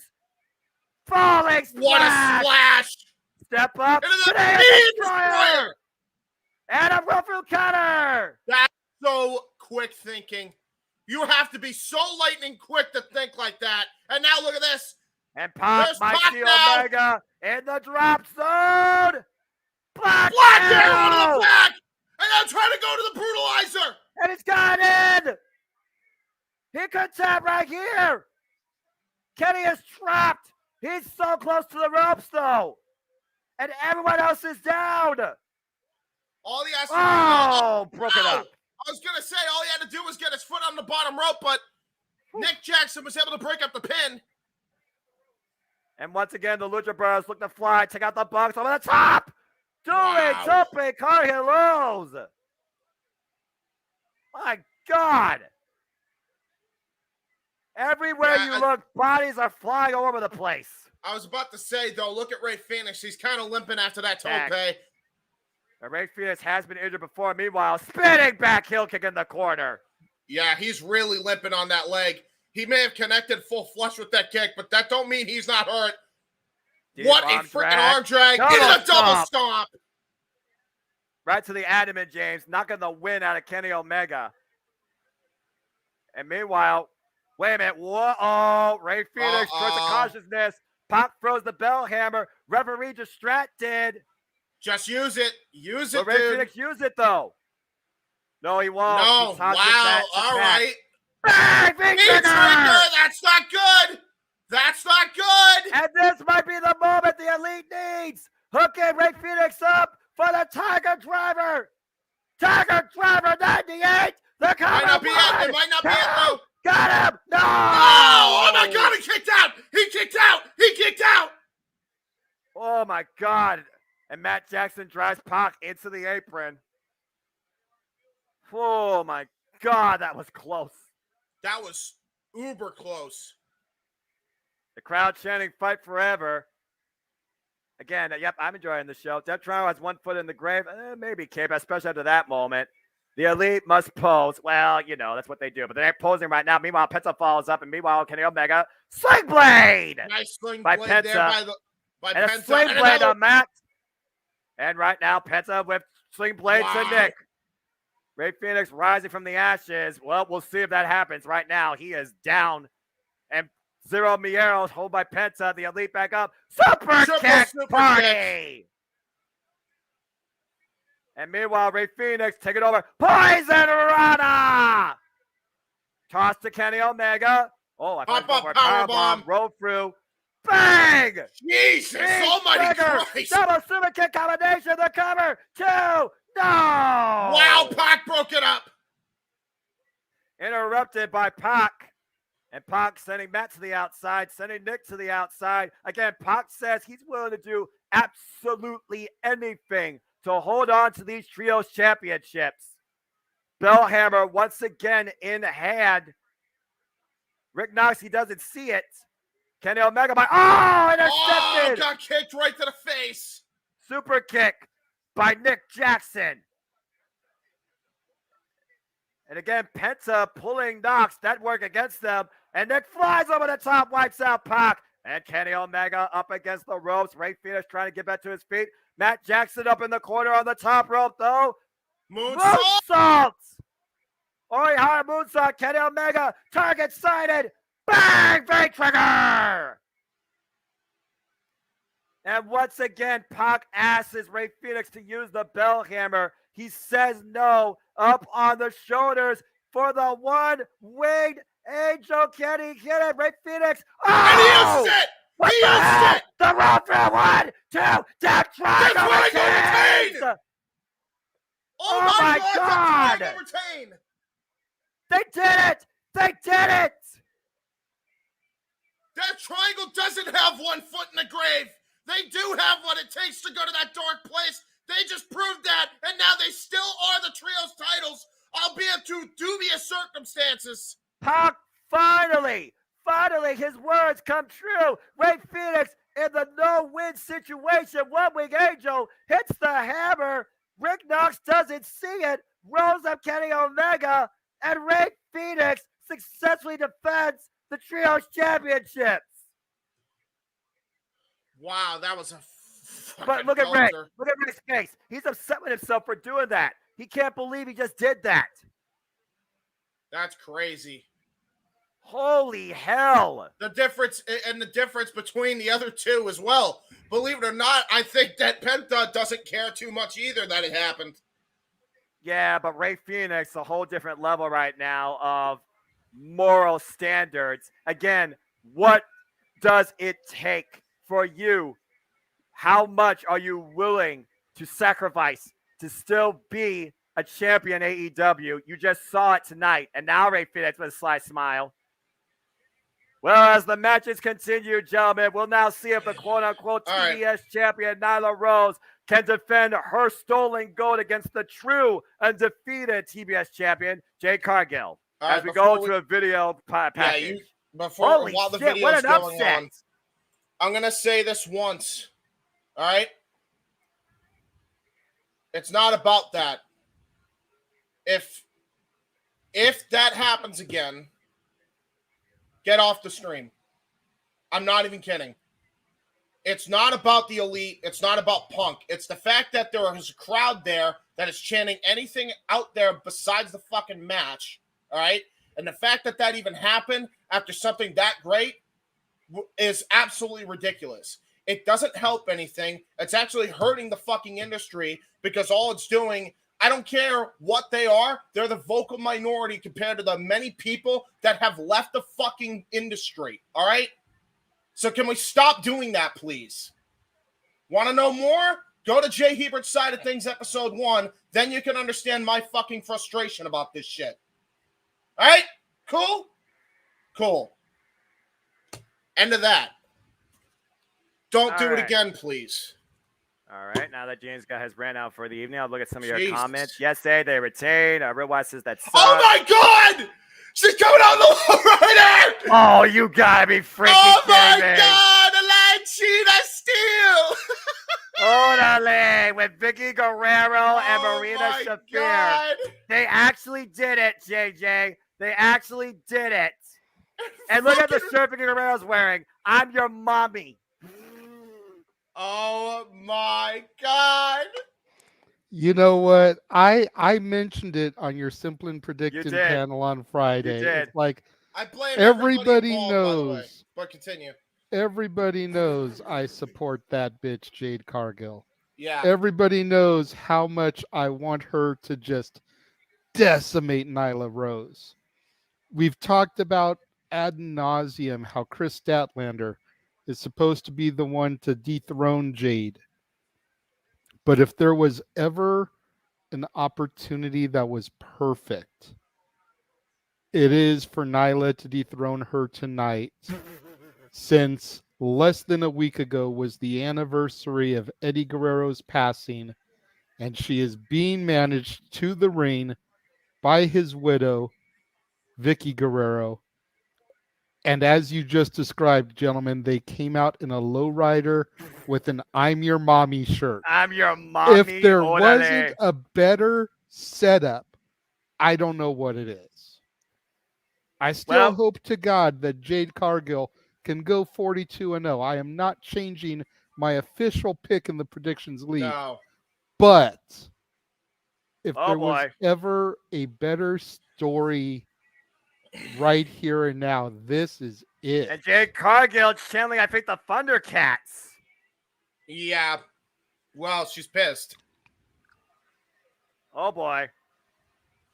That bitch has arrived, the TBS champion, the undefeated Jade Cargill. She has been undefeated now for 626 days with a record of 41-0, baddie section in tow. Layla Gray and Kiera Hogan. By the way, I'll say that I'll make this very clear before we get to this matchup here. All right, Punk is not the only party to blame in that. Everybody involved in that situation deserves some sort of blame, with the exception of MJF. Want to know more? Go to Jay Hebert's Side of Things, episode 1. I'm not going to say that again. Please keep the all-out bullshit out of the chat as best as possible, please. Thank you. Completely agree. I'm not even going to bring those comments up on the screen anymore. Yep. Thank you. Let's bring up the fact that Aubrey, who recovered from last night's first ever bump she took, holds up the TBS championship as the quote-unquote TBS champion, looks to be the one to break that bitch tonight and become the true TBS champion. Oh! Wow. Well, Nyla Rose just decked Kiera Hogan. Yeah, and it's already started before the bell rings on the outside. And keep in mind, these two women are not necessarily fan favorites, so I don't know who the fans are going to root to cheer on here, but we're about to find out. European uppercut there by Jade Cargill, shades of William Regal. Aubrey, you're going to have to use your ballet tonight for sure with these two beasts in the ring and the way that they're going to move about. You caught it yourself, James. This might be Jade Cargill's longest and toughest match to date. We're talking about Nyla Rose, former AEW Women's World Champion. But of course, Jade Cargill, she's training on the likes of Bryan Danielson, and we all know how physical of a brawler she can be. And that might go to her strength tonight. Yeah. Then again, Nyla Rose might literally outpower her. And we got to consider the outside factors of Vicky Guerrero and Marina Shafir. Orderly. Then meanwhile, Irish whip off the ropes. Jade Cargill. And Nyla Rose sent in between to the floor. That didn't look like a clean landing for Nyla, I will say. No, I don't think so. I'm going to look at some of your comments here. Well, we got a slow moment here. You got upset indeed. There's my death round over there. Yep. There's a real breath. Oh, pump kick. Jesus. Send her to the audience. And well, AEW is all about audience engagement, right? Well, we're about to get it. Oh, man. There's a shot. body shot. And let's see here. I will say they got a great view. Yeah, you mean a Jade Cargill or Nyla Rose? Jade Cargill, obviously. I say Jade Cargill. She's channeling her inner Thundercat tonight, and I approve. Yeah, I do too. Thundercats. Oh! And drop face first on the steel ring steps. That's a whole different Thundercats. Oh no. Oh no. Of course we know, James, the title can only change hands via pinfall submission inside the ring. Jade Cargill has been the only TBS champion so far in AEW history. Oof. The splash in the corner by Jade Cargill. And a scoop slam by Nyla Rose. Yeah, what a great Jade Cargill handle like this. Very forceful scoop slam there by Nyla Rose. And let's think about this. Jade Cargill, she has not been handled like this at all during her run in AEW. Right? Nyla Rose made it look easy. Again, Nyla Rose with the experience advantage here as well, being around AEW longer. Oh, what a splash! Cover. Yeah, very Mark Henry-esque, just dropping all your weight onto your freaking opponent. I mean, that's what she does, apparently. Yep. Really like Nyla Rose's theme, badass catching. Ooh, nice cannonball there by Nyla Rose. Just throw all your way in the corner. Why not? And let's see here. Someone said, "Oh, I hope no stun gun in play," said Daniel. I don't know if we're going to see that. But then again, Vicky Guerrero, I mean, she might have a trick up her sleeve again, lie, cheat, and steal, right? I mean, Nyla Rose, she's lied about being the TBS champion. She hasn't really cheated so far, holding the title, but she has stolen the TBS title to get her this match in the first place. Jade Cargill finally out of the corner, finally dropping Nyla Rose. Again, this night, it could be literally a night of shockers. I mean, Phoenix. I will say the camera angle on that cameraman is doing that cameraman no favors. I agree. Oh, well, it's not like he's looking at Ty Conti. Sorry. Meanwhile, net breaker. Ooh, nice neck breaker. Here's the cover. Hooks the near leg too. No, Jay gets the shoulder up. Yeah, that was a straight jacket neck breaker there by Nyla Rose. That was really innovative. The thing that has helped Nyla Rose with this is the fact that she has taken Jade Cargill out of her comfort zone. Jade Cargill feels like she has this cloak of invincibility. She's untouchable, unbeatable. But Nyla Rose has gotten to her the worst way possible mentally by stealing her title. Oh, wait for the pump kick again. Trying to go for the pump kick. Misses it. Meanwhile, hooks her up. Oh, no way. What's she looking for here? Oh, Jesus. Suplex, counter. Oh, boy. Both women trying to fight here for jockeying for position for the suplex. And Vicky Guerrero screams at ringside. Apologies to anybody on their potential set that has to endure that. Oh, Jesus. Uh-oh. We've all seen this spot before. Jade Cargill's laying on tonight. Let's go, Jade. Did Jade stop at McDonald's beforehand? Or out of Jade? Well, yeah, that's true. No. Go look at your old school cartoons. You understand Jade Cargill's inspired gear here. Drops the knee! Oh, my God! Jade Cargill dripped on the top rope. That might be it. Cover. 2, should I do it? No. Wow. That was close. What a shot to the side of the head. That knee strike is always such a brutal thing to watch. She's put away many people with that, but not Jade Cargill here tonight. Take a look at the replay here. Oh, man. Did you see the whiplash of her neck? Brutal, yeah. I'm surprised she doesn't have a broken neck, honestly. Looking for the beast bomb. Oh, Jade Cargill. Oh, nice counter. Oh. Great counter. One shot, put her down. That was really good. That was really good strategy by Jade Cargill. Make yourself unstable as she tries to pick you up for the beast bomb, and then you were able to counter it by landing it on your feet. Hey, cats land on their feet. Hey, well done there, James. I'm glad you made that analogy there. Mm-hmm. But, man, that forward force, that one shot, dropping Nyla Rose. Both women down. Aubrey's count to 4 is a cover by Jade, and Nyla gets the left shoulder up. Since Jay hasn't had her belt in possession, there should be a no-brainer. Yeah, you would think. Maria Shafir looks unimpressed. Hey, listen, what? Dum-dum-dee. Good point. And like you said, James, so far, this has been the toughest match of Jade Cargill's run in AEW. What do you mean? Good point. I just did a meme.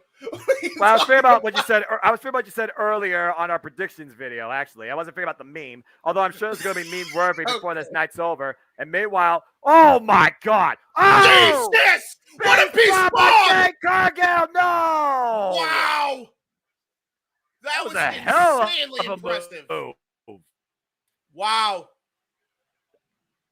That's a powerhouse right there, no doubt. And we still have to get Powerhouse later tonight. Yeah, I was about to say, Will Hobbs, take notes.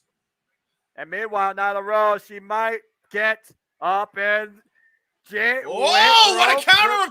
What a counter! Wait a sit down. 1, 2. Ooh. That was a great counter there by Nyla Rose. Countering the Jade into a roll through. And Nyla Rose hooking Jade up. Jade got Nyla! Jade! The cover, 1, 2. No! Wow! Okay. All right. Damn. That was close. Jade got jaded and nearly lost the head of her own move. That's Bring back crazy. 2021 Thundercat series. I agree, Joey. If Jade loses, I'm gone. Oh, he gone. Well, we'll see. Meanwhile, Nyla Rose ascends to the top rope. Oh no, Nyla Rose gonna try to go for the swanton. It looks like. Oh, it crashed and burned. Yeah, crashed and burned big style. What a pump kick! Pump kick from hell. The whiplash and Nyla has been hooked and just got jaded. It's over. 1, 2. Jade Cargill retains. And Jade Cargill has her belt back. Still injured, by the way. Get well soon. And Jade Cargill, as you alluded to, James, finally gets her true, original TBS championship back and goes to 42-0. That bitch show continues. Damn right. Hell of an effort, though, by Nyla Rose, though. But again, Jade Cargill proves why she is that bitch. And that much love. TBS champion. Much love to that Thundercats gear. I made sure I found a screenshot of that. Damn, girl. Yeah, All right, I also need to say this. All right, I JJ, show some decorum. Hey, listen, I agree with JJ 100%. It was great. But when does she cash in option C for the World Championship? That's what I keep saying.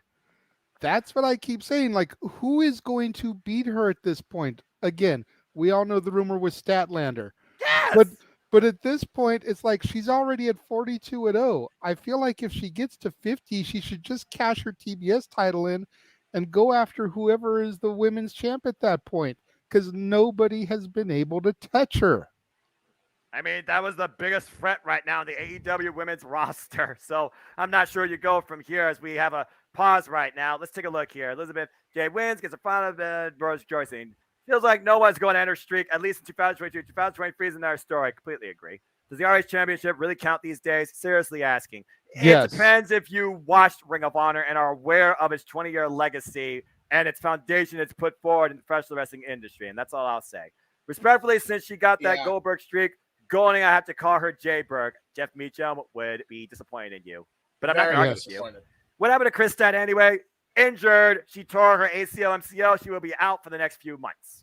And that catches things up as, yes, folks, we now move on to the Ring of Honor Fatal 4-Way for the Ring of Honor World Championship. The Ocho defends the gold against Bryan Danielson, Kyle Castagnoli, and Sammy Guevara. And we are sold out here at the Prudential Center. It is loud, it is proud, and we have Kyle Castagnoli making his way to the ring. Let's freaking go. Bobby Cruz with the introductions. This is going to be fun. Should they retire and just let it rest? Nah, they need to separate from the AEW ecosystem. Hopefully they do that next month and bring up our final battle. The more you know. Of course, we know Kyle Castagnoli. He goes in here with the most momentum after picking up the submission win over Chris Jericho this past Wednesday on Dynamite. But also, Chris Jericho ushered in the Ring of Jericho, beating Kyle Castagnoli at Grand Slam for the title, thus becoming the Ocho. And since Chris Jericho has held on to this championship, he has made his mission to eradicate and destroy the legacy of Ring of Honor and make it his own identity of entertaining. Well, I know Jessie Davin is there right now. Whether she's popping that pee is a whole different question. Jessie Davin, hope Jesse! you're live. Hey, Jesse, wait. She's doing her own live stream, I'm pretty sure. Hold on. And we'll hear more about Jessie Davin popping her pee when we get to the open mic night intro. The only wrestler in this match with previous singles wins. All right, I am going to be able to determine real quick. I don't think she's live. She might be at the arena, to be fair. I think she's actually at the show. Yeah, okay. So she is not. She is live. I'm sure of it. Uh-oh. And here comes the Jericho Preacher Society. The epitome of sports. Entertainment.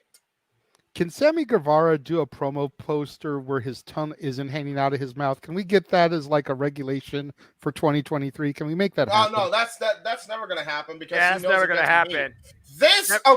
I'm not even offended that he sticks out his tongue. This animation is fucking awful. All right? It's terrible. This is not DBZ. Bro, you could have paid Alvin Earthworm to do better animation work than whoever the fuck did that. That's an abomination. The real Wyatt, I have not. I know Noah has. I don't know if James has. I have not been yet. I love AEW. Dynamite is always a party. I gotta get to a pay-per-view. Why is Sammy Guevara coming out like he's some sort of vampire? I have no idea what this gear is inspired by. Don't ask me. Of course, Ian Riccaboni is also on commentary. The voice of Ring of Honor. Aubrey Edwards is our official here for this match. So this should be interesting.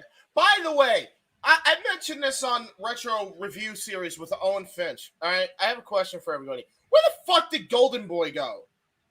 Can we get Golden Boy back? No idea. Sing it, Prudential Center. Here comes Jericho. Yay. Break the walls down. Could you imagine they dub over this? Break the wall down. You know I got you. Like they do with every WCW show ever on the network. You know, someone tells me Ian Riccaboni is going to be a little bit biased for reasons during this match. Well, maybe considering I don't know he got attacked. Yeah. I mean, again, you know, so you're gotta be unbiased, but I can understand how Ian Riccaboni feels how Chris Jericho has desecrated the Ring of Honor World Championship and the many men that held before him, including two of the men in the ring, Bryan Danielson and Claudio Castagnoli. Kevin, doing well. Hope you are too. Tongue gimmicks are better, brother. Yep. However, the closest show to me. So, okay, Rochester, New York, Brody Lee, Forever Exalted. This might be match of the night candidate. I don't know, Darren. We've already had a couple of those, and we're still not even halfway through this show. Big question. Okay, so what the fuck does Ocho mean? 8. 8 in Spanish, dude. Means he's the 8-time world champion. Exactly. I get it. Okay. Dude, I failed Spanish class in high school, and I know that. Jesus. Wow, that means he's an 8-time. Judas in my mind. Hey, he's an 8-time world champion, and he's a 10-time Intercontinental champion that spans against 2 continents. Thank you, A. Again, Aubrey Edwards is the official for this match. She is not Ring of Honor official like Paul Turner, so at least we know she won't be attacked. She was the official for the last match. She's also been the match before that. She's also been the official for several Chris Jericho matches in the past. As Aubrey Edwards holds up the Ring of Honor World Championship. Again, gentlemen, this is a fatal 4-way. First pinfall submission wins. And here we go. Oh, man. Oh, jeez. Here we go. And Brian and Claudio going immediately. I'm just going to point this out, though, Noah. Remember the last time there was a fatal 4-way on an AEW show? 2 men left with concussions. That's the danger of a fatal 4-way match. It can really get ugly real quick here. Well, considering the amount of experience we have among these 4 men and also the risks they're willing to go to come out with the gold, that pretty much is a factor that's already been considered by all four, and they're like, to hell with that. Again, Bryan Danielson, he's here to live in the moment. He's not worried about what's to come. He wants to be in the now, and he wants to be the Ring of Honor World Champion. Claudio Castagnoli literally won the Ring of Honor World Championship, and Chris Jericho took it from him with the aid of Floyd the baseball bat. And as we know, Sammy Guevara, he was added in here as an insurance policy, but there's been subtle teases and body language that Sammy, he's in this for himself, man, who has yet to hold a world championship in his career. He's only been a TNT champion. And meanwhile, Bryan Danielson looks to follow up, looks to pick up speed. Tope Suicida! Wow! Launched like a bullet.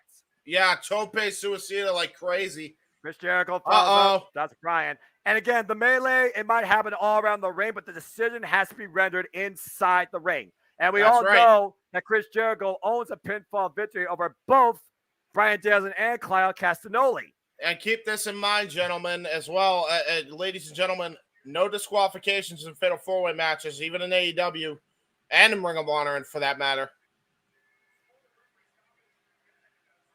And you figure about the way that Chris Jericho has held on to this title and already who he's desecrated. He's already beaten Dalton Castle. He's beaten Colt Cabana. He's beaten Bandito. And, of course, he's beaten Bryan Danielson. Oof. Big shops. Beat Claudio as well to win the title, if you remember. Yeah, but I was saying that was the inauguration of what he calls the Ring of Jericho. And so far, Bobby Cruz and Ian Riccaboni, they have been added victims in this era of dishonor. Meanwhile, Jericho caught an uppercut party. Yeah, I was about to say, he's about to play uppercut ping pong right now. And don't forget, folks, Ring of Honor Final Battle will be on December 10th, and we will cover it here on the JMN Network Multiverse of Media, and it will be available on pay-per-view. Meanwhile, don't forget about the attack to Jerry Lynn on the entrance ramp as well. Oh, yeah, that's right. Thank you. I forgot about that. Jerry Lynn, all-time great. Surprised he hasn't attacked BJ Whitmer or Christopher Daniels. And now Sammy Guevara being ping-pong uppercut and dropped.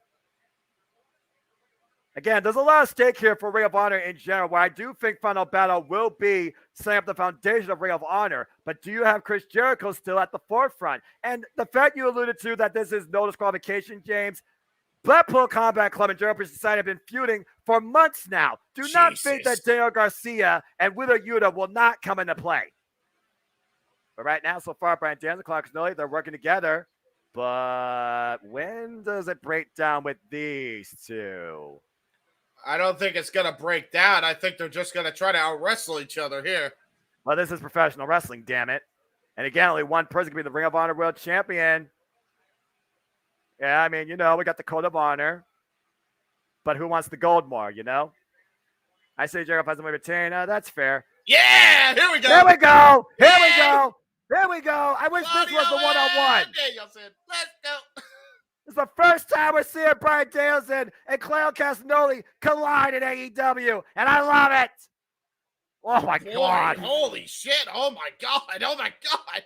Dude, uppercut. He's not even uppercutting him in the face. He was uppercutting him in the chest, but Danielson was able to counter for a cross arm breaker attempt there. Yeah, Fujiwara, Jujikatama, whatever the hell you want to call it, armbar in the simplest term. And oh, my God. Man, the power of Claudio with the deadlift. Yeah, but Bryan look at the Danielson technical ability of Danielson. Whoa. Ooh. Claudio Castagnoli rolled through, and Bryan rolled through. And right now, we might get a decision here.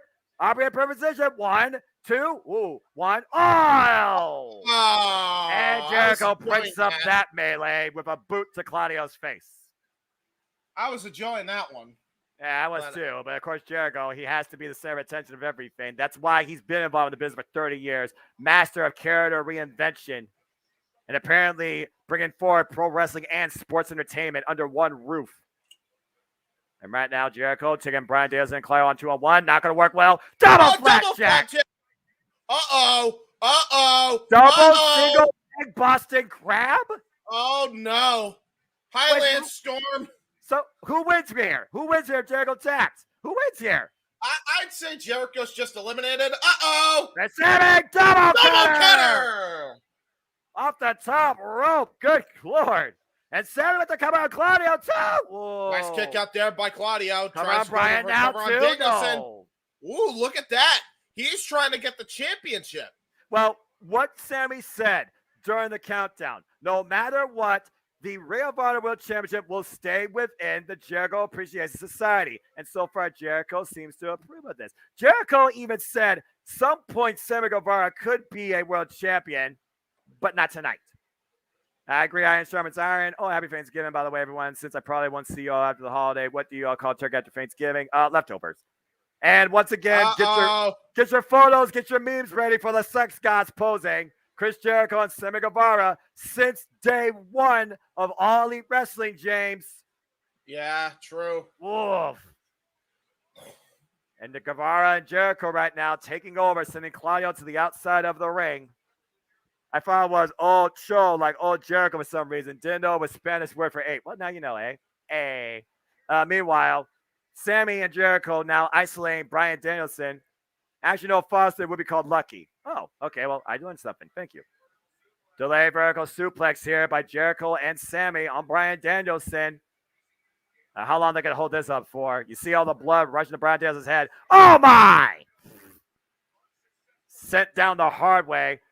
Of course, James, we recently saw Sammy Guevara take on Bryan Danielson in a 2 out of 3 falls match. Unsuccessful effort.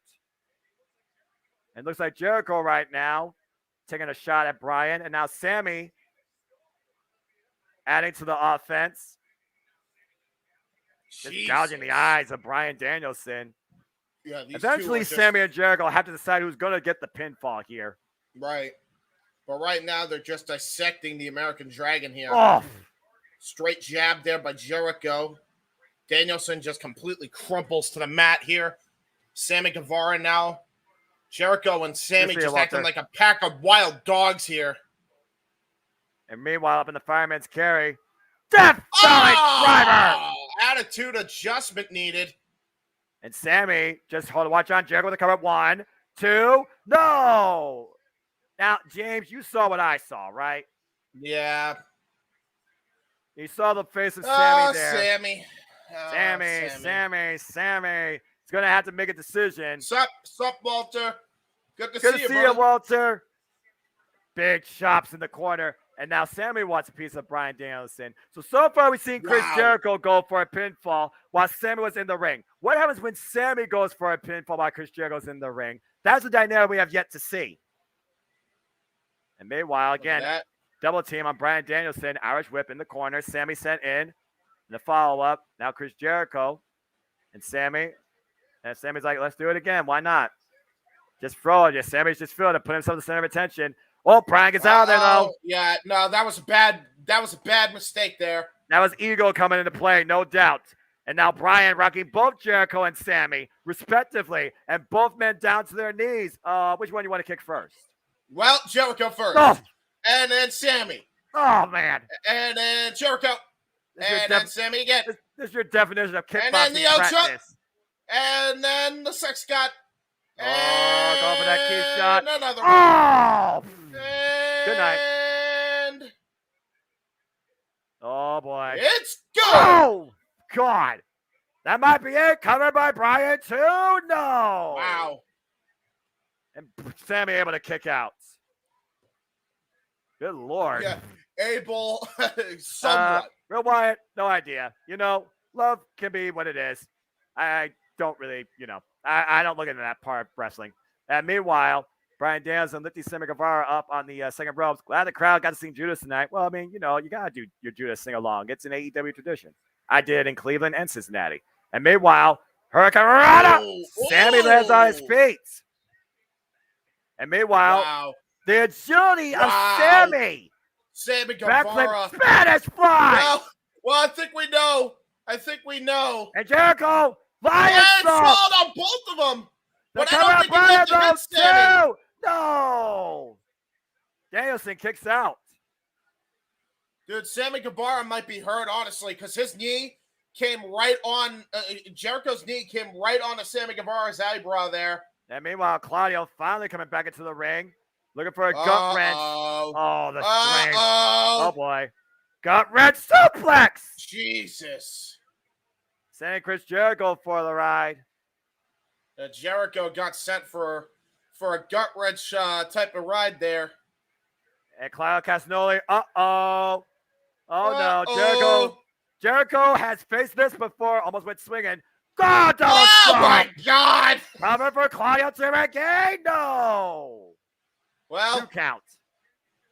Almost hey, got his championship keep in back. mind, he always does it by the legs, but he can do multiple versions of the giant swing. Springboard. Codebreaker! Oh, trying to go for the corkscrew uppercut, got caught with the code breaker. Jericho sort of fall off the cover too. And Sammy broke it up. Sammy's pissed. Sammy's mad. Sammy wants to be the champion. Look at this face-off here. Jericho can't believe it. Eyes of a UF up chant. Again. And everybody that was originally booing Sammy Guevara is now chanting, "You fucked up" to Jericho, and they want to see Sammy Guevara take the head off of Chris Jericho. And now 2 of the Jericho Appreciation Society members are slinging it out here for the Ring of Honor World Championship. And they are trading bombs in the corner. Sammy chopping the hell out of Jericho here. Yeah, you ain't kidding. Sammy Guevara with the Irish whip into a back elbow. Again, you can talk about Sammy Guevara's attitude and his recent shenanigans all you want. You can't deny his in-ring athleticism. Absolutely. And meanwhile, big chop again. Nice knife edge chop there by Sammy Guevara. Irish whip again into the corner. Big boot. Jericho with a boot right up into the corner here. Code breaker by Sammy! Sammy with the code breaker, and that landed flush. 1, 2, no! Wow. Sammy almost left here, the Ring of Honor World Champion. At the expense of Jericho. Imagine the reaction to that. What would the Jericho Appreciation Society think about that? He's going to try to go for the Lion Tamer here. Or the Walls of Jericho. Whoop. But Jericho able to turn his legs and send Sammy Guevara for a ride. And now Jericho trying to go for his own Lion Tamer here. Too much strength in those legs, and there's the Walls of Jericho. The walls are in on Sammy Guevara. Middle of the ring, Brian Danielson and Claudio Castagnoli. Nowhere to be found, it seems. Oh, wait a minute. Danielson down from the top rope here. Oh, wait, got caught. Wow. Jericho had it scouted. Jericho had it scouted, and now he's got Danielson in the walls. Great awareness by the champion. JS is finding a play, but not the way I expected on 12 levels. I agree with this. Oh, what a boot. But Jericho refuses to let go. Wow, Jericho. I have never seen Jericho take this type of punishment and be this upset and pissed off. I've never seen Jericho this determined. Oh, the stalling vertical suplex. Well, if striking doesn't work, stick to the grapple game. Wait a minute.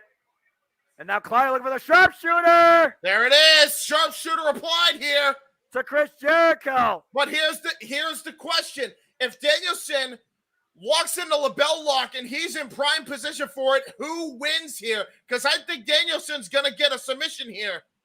He's crawling to Brian Danielson, to your point. I might be looking for a cover. Oh, wait a minute. 1, 2. Yep, there we go. There it is. Label lock attempt here. Sharpshooter and LeBelloc, as you alluded to, the Ocho in serious trouble. This is brutal. As what the a brutal submission takes here. It. Imagine the pain in the back, in the legs, in the neck. There's Sammy Guevara. Sammy Guevara with a thrust kick, and a thrust kick right to the side of the head of Brian Danielson. And again, that is the risk you take in a fatal four-way when you don't render your opponent down enough. But now Sammy's in the driver's seat. He can just pick whatever he wants at this point. All 3 men are down. Yeah, and he doesn't know who to pin. It's a choice of consciousness here. And meanwhile, he's actually going to try to help Jericho up. Or is he luring him into a false sense of security? Well, is honor looks like the two are good. Honor real in the Jericho Appreciation Society? No, it's not. Oh shit! Sammy Guevara, no way! Go to hell! No way! Oh my God, you gotta be kidding me! Sammy Guevara to the top rope! No freaking way! Shooting star! Cover 1, 2, no! Holy shit! Sammy Guevara was like an inch away for a 3 count from becoming the Ring of Honor World Champion. Holy hell! Wow! And that crowd would have lost their mind. That crowd reacted very positively for the first time to Sammy Guevara winning anything in months. He was that close, James. That freaking close. That was at the such a close expense call. of Jericho. Damn. And now look at that. Jericho rolled out of the ring, and now he's going to try to focus his energy now on the Bryan Danielson, who's a crumpled heap in the ring here. And now it looks like he's going to take a Danielson trademark with the Anvil elbows, or the Anvil elbows. Danielson does not look amused. He looks annoyed. This is not a wise move to do the striking game with Bryan Danielson. Yeah. Sammy, you effed up. Now you fucked up, yeah. Oh, boy. And the crowd agrees with me as these two go face up. Oh, my God. Jesus. Oh, my God. Sammy Guevara just seeing stars. Military press by Claudio. Sammy Guevara high up above Claudio. And Claudio throws Sammy to Jericho. Jesus Christ. Danielson running knee! Running knee by Danielson! No! Oh my God, how close was that? Danielson becoming close to being the Ring of Honor World Champion. Damn! Wow! What the hell is it going to take here for one of these four men to put down somebody? And now Danielson going to try to go for the Anvil elbows here. Going to try to tap out Claudio Castagnoli, setting him up for the label lock. But there's Claudio. The arm. Claudio catches the arm. Woo! And now Claudio looking to rearrange. Wow. Bryan Danielson's chest by hammering Anvil elbows. And now Bryan. Again, this is what the Blackpool Comic Club does on a regular basis. Yeah, pretty much. So we should not be surprised by this. And now look at that. Claudio gets him in a fireman's carry. And now he's going to try to catch him in the Ricola bomb here. Elbows to the head, though. Breaks the hold. Meanwhile, pop-up. Uppercut! Oh, wait! Backside!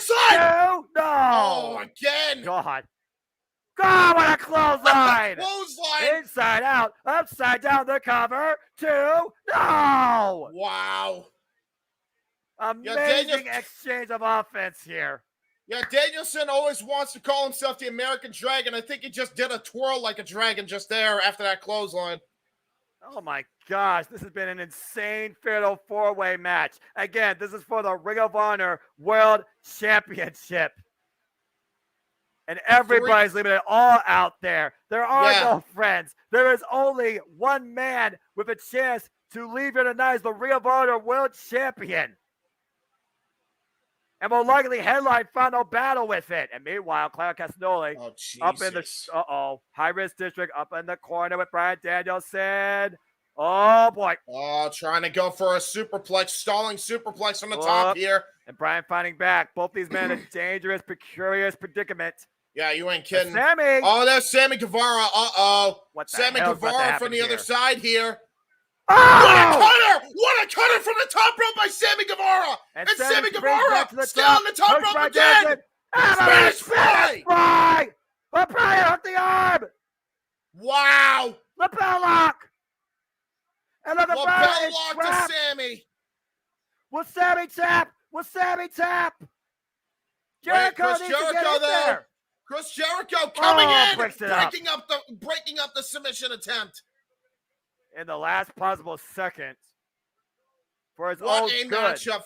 What a tremendous matchup for the Ring of Honor World Championship. Triangle drop kick by Jericho sends Danielson to the outside. And again, all four of these men leaving everything out there. Follow-up closing by Claudio sends Jericho and himself to the outside, but Claudio's on his feet. Now Claudio sending Jericho into the man. Barricade, and he just uppercutted him right to the back of the head. And now Sam the other barricade with an uppercut. How furious is Claudio? Whoa! He caught Danielson. Oh, neutralizer on the outside. And that might have took Bryan Danielson out of this match. Yeah, you ain't kidding. Oh, wait a minute. Sammy Guevara to the top rope. What the hell is he thinking of doing here? Son of a bitch about to do here. Shooting star on the Claudio! And he throws Claudio into the ring. No way. Sammy Guevara, Double. springboard. Oh, no, got caught by got Claudio. Caught. Too damn strong. Uppercut. The cover. 1, 2. No. Holy hell, Sammy kicked out? I don't know how he kicked out of that one. Wow. The guts, the desire, the determination of all 4 of these men to leave as the Ring of Honor World Champion. Yeah. And Claudio Castagnoli looks to hook up Sammy Guevara for the Ricola. And roll it out of the back. Oh, look at the feel the rope. Feel the rope. Whoa. And it didn't matter. It wouldn't have mattered, Noah, because it's no DQ, but here's a giant swing. Oh, boy. Aubrey, stay out of the range. 6, 7. Hey, keep my spin him all night, James. 9, 10, 11, 12. Uh-oh. Good Lord. Wait a minute. 14, Keep an eye on Jericho. 15. Keep an eye on Jericho. Judas effect. Judas effect to Claudio. It's not done. He's not done. Another Judas effect. The cover by Jericho. 1, 2. Jericho retains the title. Wow, what a match. God. Fucking great fatal 4-way. All 4 men leaving it all out in the ring, and say what you will about Jericho, but there was no dubious circumstances by that. That was just a great game plan by Jericho towards the end of the match. Jericho's still the Ring of Honor World Champion. The Ocho prevails and once again escapes with the Ring of Honor title, pinning Claudio Castagnoli. Saving Sammy Guevara from a giant swing. Ring of Honor continues to be entertaining, but what an incredible fatal 4-way of professional wrestling. That could have gone any man's way tonight.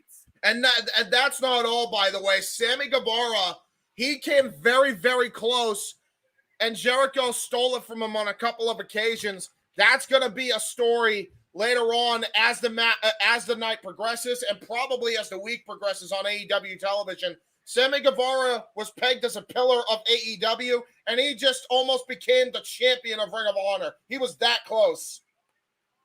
Well, coming up next, as the action continues, we look at a comeback story to see if Saraya can start a new chapter of redemption as she takes on Dr. Baker DMD in her return match to the ring, and that is next. That was such a great match. Holy what an shit. incredible match. That was so good. And that's a good way to get anybody that hasn't checked out Ring of Honor to check it out after this, huh? Whew. But now we got a video package. Let's see here. Yeah, that was close. Shot her ticket, losing fan probably. Brian needs to win. Didn't have it tonight real wide, but maybe it can eventually. Holy hell, JJ. What a 4-way. The Ocho prevails. Yeah. Sounded pretty intense. I see Jericho versus Brian one-on-one at Final Battle now. Which I'm fine with. What a match. That was definitely match of the night so far for me. That was incredible. This has been a phenomenal pay-per-view. Every match has delivered. And what's the fallout of this going to be within the Combat Club? Brian's been losing a lot lately. Mm-hmm. Yes, and Claudio, once again, the guy that is the reason why the Ring of Jericho exists, falls short and is pinned by the Ocho. The Ring of Paper is going to be fire. Agrees to back. Holy hell. Well, folks, get your thoughts out now. Is this Saraya's comeback story? Does it have a happy beginning tonight? It's time for Dr. Baker DMD versus Saraya. Whose house is it? Not Britt Baker's tonight. Well, James, we're about to find out. Yeah, tonight, I definitely agree it's not Britt's house. But overall, we got to concede the fact that this is Britt's house. Saraya may be just the newest. And we know it's for the worst. A two-time women's world champion, wrestling her first match in nearly 1,800 days. Oh, by the way, does Saraya look goosebumps. good or what? Jesus. I never thought I'd see the day Saraya be back to the ring. I also got to put this out there, by the way. There. I got to put this out there. All right. So, you like Britt Baker, Noah? Kinda, a little bit. Yeah, of course. Okay. You like Kylan King, right? Yeah, let's freaking go. Well, if rumors are to be true, Kylan King is not in AEW because Britt Baker doesn't like anybody that's friends with Thunder Rosa. Well, again, I don't believe in rumors. I'm also not an interviewer, so next time I see Kylan King, maybe I'll ask her live. But in the meantime, the doctor will see you now in the Prudential Center as Dr. Britt Baker, DMD, has arrived. Here comes Britt. Agree, Elizabeth. That's the proverbial elephant in the room. You know, hoping that Paige, Saraya, whatever you want to call her, didn't jump the gun, didn't come back too soon, that the medical clearance was legit, and that she doesn't re-injure herself. Thankfully, as has been documented on numerous accounts, Britt probably is one of the safest female workers in the company.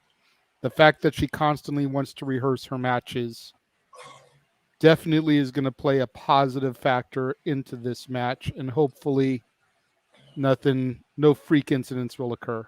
Yeah, and that's another thing. Jeff Meacham has said that that doctor he's seen before, that Saraya's seen. So if he says it's good, then I trust Jeff's judgment on that more than I trust a lot of other people. So. Well, also safety could be too much of a good thing too. Bell rings are underway. Paul Turner, the official, Dr. Britt Baker, DMD, and Saraya face to face in the ring in a wrestling match. Let's freaking go. Saraya K. Paige Baker is a match I've been fearing. Only nothing serious happening. Saraya self in the match. Paige winning is too predictable. I'm going with DMD. I didn't know that. Britt Baker, I just realized, where are the gears? On the Titan, they're all on the bench. All over the Titantron. Oh wow, Saraya, jeez, Jesus, aggressive start so far by Saraya. Well, Saraya's pissed. We know that. Well, we've heard the comments lately, James, how Saraya has called Dr. Britt Baker DMD an ungrateful bitch for what Saraya has started. Because it wasn't for people like Saraya, Britt wouldn't even have an idea, let alone a career in wrestling. I gotta tell you, Paul, that Saraya has set a path for many female athletes and for the industry. I'm about to say this too. Paul Turner's got a tough act to follow here, or a tough task at hand, rather. I'm surprised Paul Turner wasn't the official for the ROH title match. I think Aubrey definitely deserved a break, but I agree to your point. And again, you gotta watch Saraya. Paul Turner, like you said, gotta be cautious here of Saraya. Also wonder if Saraya might lure Britt into a false insecurity. Also, ring rust is always a possibility. Again, she hasn't wrestled in 5 years. Oh, okay, well, look like that was nothing. There you go. See, gotcha. Apparently, they were too full. All right, very funny. Eh? I'll tell you right now. Saraya is no slouch when it comes to mind games. She tried to lure her into possum. Britt Baker did not fall for it one bit. That's what happened there. That goes down to Britt Baker's awareness, because Britt Baker, those are the type of nice cross kick. Those are the type of tactics that Britt has used many a times to take advantage of her matches alongside her entourage, which, interestingly enough, is not accompanying here tonight. No Jamie Hayter and no Rebel. And meanwhile, Saraya, baseball slide attempt. Baseball slide, counter, and Britt, catches Britt. Driving the elbows in the back of her neck. Jesus. Oh, no. Oh, no. Come on. Oh, my God, Britt. Swinging neck breaker on the floor. Yeah. Again, very small margin of error can be used by either competitor here. That was nasty. You see Zach right now trying to motivate his fiance here. Dude, Britt, come on now. Again, like everyone, like you said, like everybody here has said, everybody at the Prudential Center probably is, they're looking at this with a sense of caution. And now look at that. Just to piss them off, just to play mind games, locks in a cravat right in front of her damn brother. Are you surprised? I mean, seriously, are you surprised? That's what Britt does. Yeah, motivate. Oh, sorry, this is bro. Yeah, you're right. To motivate his sister. And meanwhile, Saraya finally tossed inside the ring by Britt. Britt's going to control and dictate the pace of this match. Here's the cover, middle of the ring. Saraya gets the left shoulder up. Yeah, but look at her, man. This is a scary sight. Not much behind that kick out right now as Britt takes control. They might be looking for cravat there. Jesus. Cranking the neck. Yeah, of she's Saraya. Yeah, like she's trying to re-enter her at this point. Hit the cover, 2. Well, at this point, James, Britt Baker feels insulted. And again, all her offense right now has been focused on the neck. Oh, there's a forearm shiver. Rocking Saraya. Saraya, Irish whip in the corner. Meanwhile, Britt feeling very confident here. But again, both these women, they are pro wrestlers. So sometimes you do throw caution to the wind. And right now, Saraya hooked again. Neckbreaker! Draping neckbreaker off the second rope.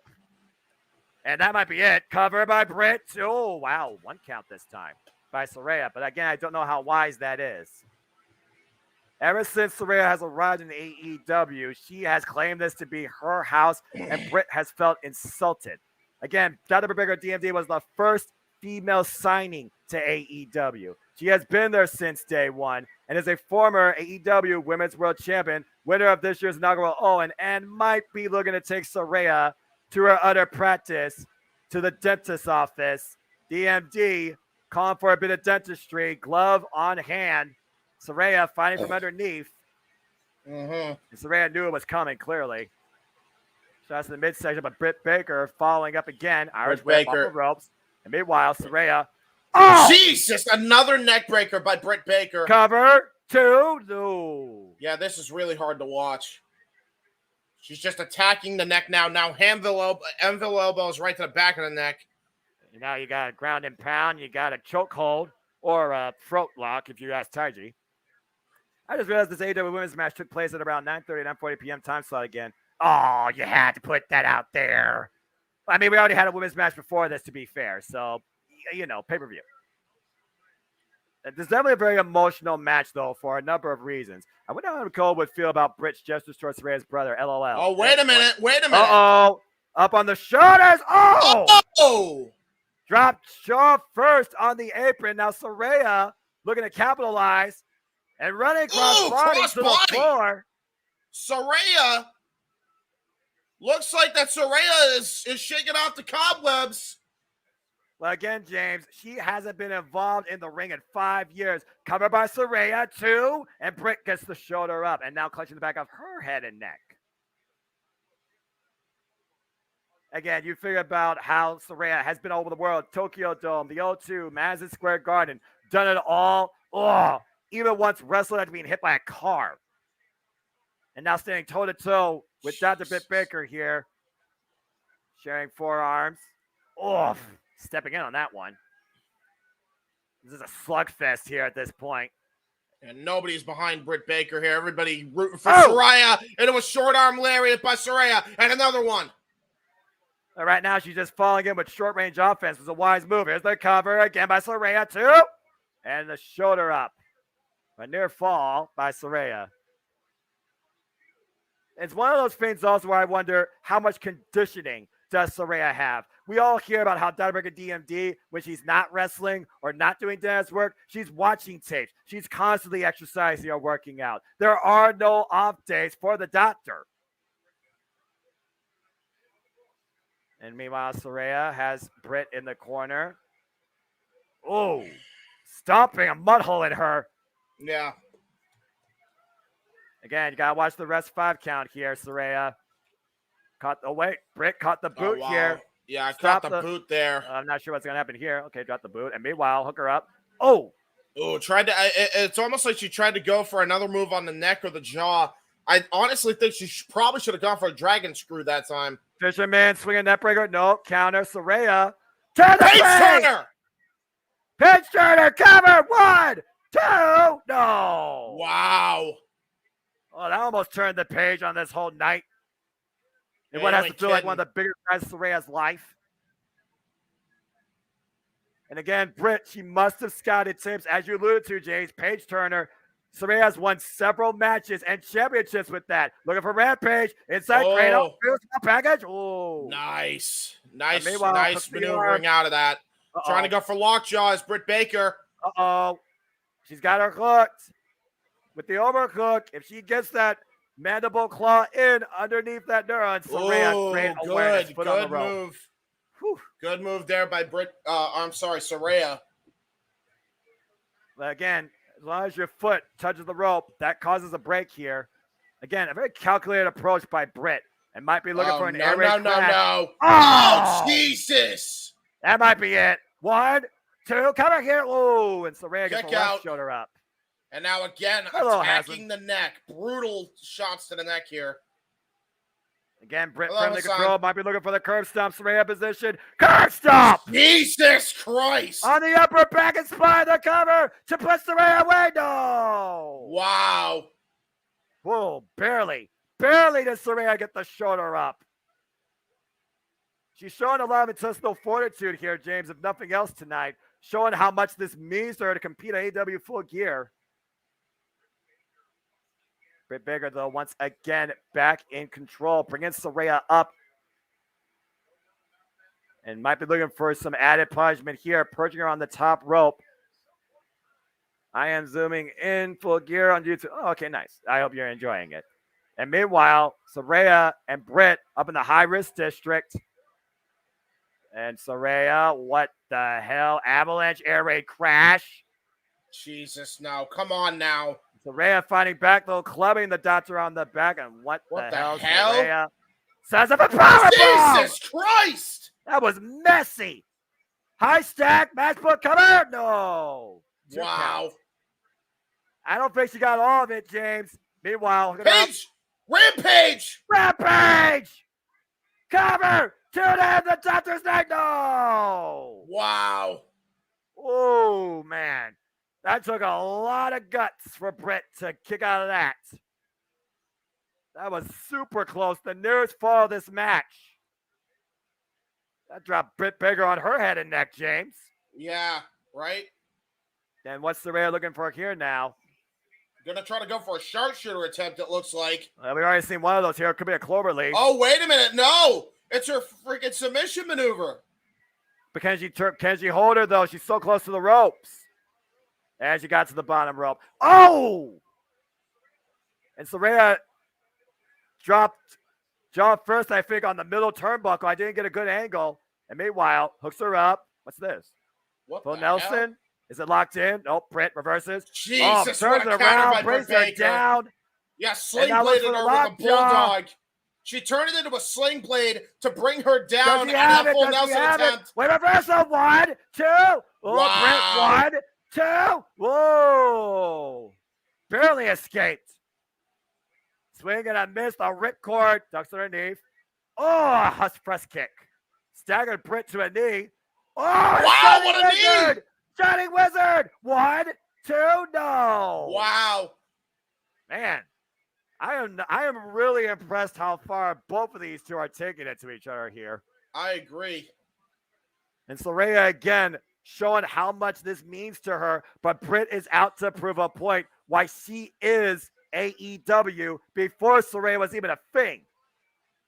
And meanwhile, what is Saraya looking for here? Hooking her up, maybe Rampage again. Britt countering it. Twisting the arm. Oh, rip cord. Oh! Discus elbow. And might be looking for the fisherman. Neck breaker. Jesus. Swinging neck breaker, fisherman style. Bad landing. And meanwhile, Saraya in position again. Curb stop. Second time. Is it enough? The cover. 1, 2. No. Wow, what a kick out. That was just total guts there by Saraya. Now Britt's got to be wondering, what the hell am I in the ring with? Right. The suspension of disbelief being shown in the doctor's face here. Half a second away from putting away Saraya and stopping the combat before it even begins. Now Britt Baker just pulling her up by the hair. Britt Baker going to try to go for, it looks like another air raid crash attempt gets reversed with a roll through. Oh! Another Shining Wizard. 1, 2, no. And another kick out by Britt Baker. And not a lot on that kick out, though, James. Britt Baker is being rendered once again hooked up. Rampage! Rampage! Wow. Good night, Britt. Wait, what? Oh, hooking her. She's Saraya, not what done. the hell? Looking up again. She's not done. Another second rampage. one. Wow. The second chapter isn't over. 1, 2. Saraya wins. Wow. Saraya wins in her AEW in-ring debut. Wow. What a moment. After 5 years, when it was an uncertainty if she would ever compete again, Saraya turns the page on her past and begins new in AEW with a win on pay-per-view. Congratulations. That was awesome. And you saw that Saraya actually hugged Britt Baker there. I assume just out of a sign of respect there. Yeah, you gotta respect the fact what Britt Baker has done for AEW and what both these two did tonight. Congratulations, Saraya, and welcome back to professional wrestling.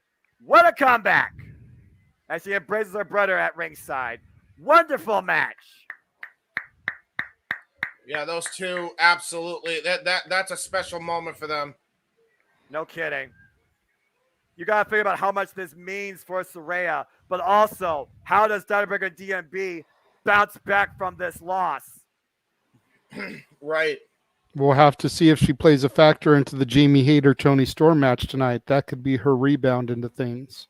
Very possible. But for now, it is official as far as I'm concerned. AEW is Saraya's house. Congratulations.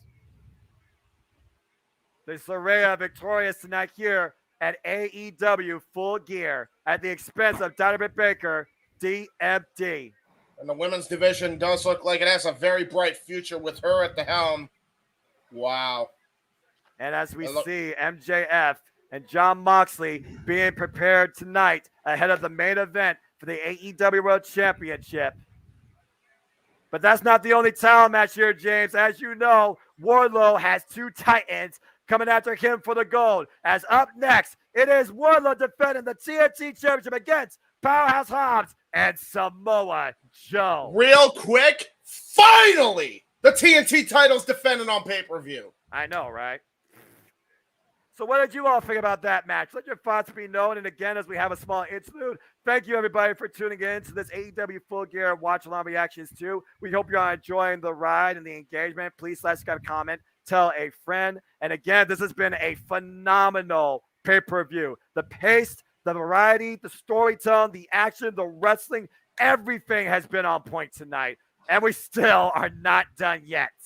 You know, here's something to think about, gentlemen, with Paige Saraya looking as good as she did in that match, and Madison Rayne being a coach for the women's division there now.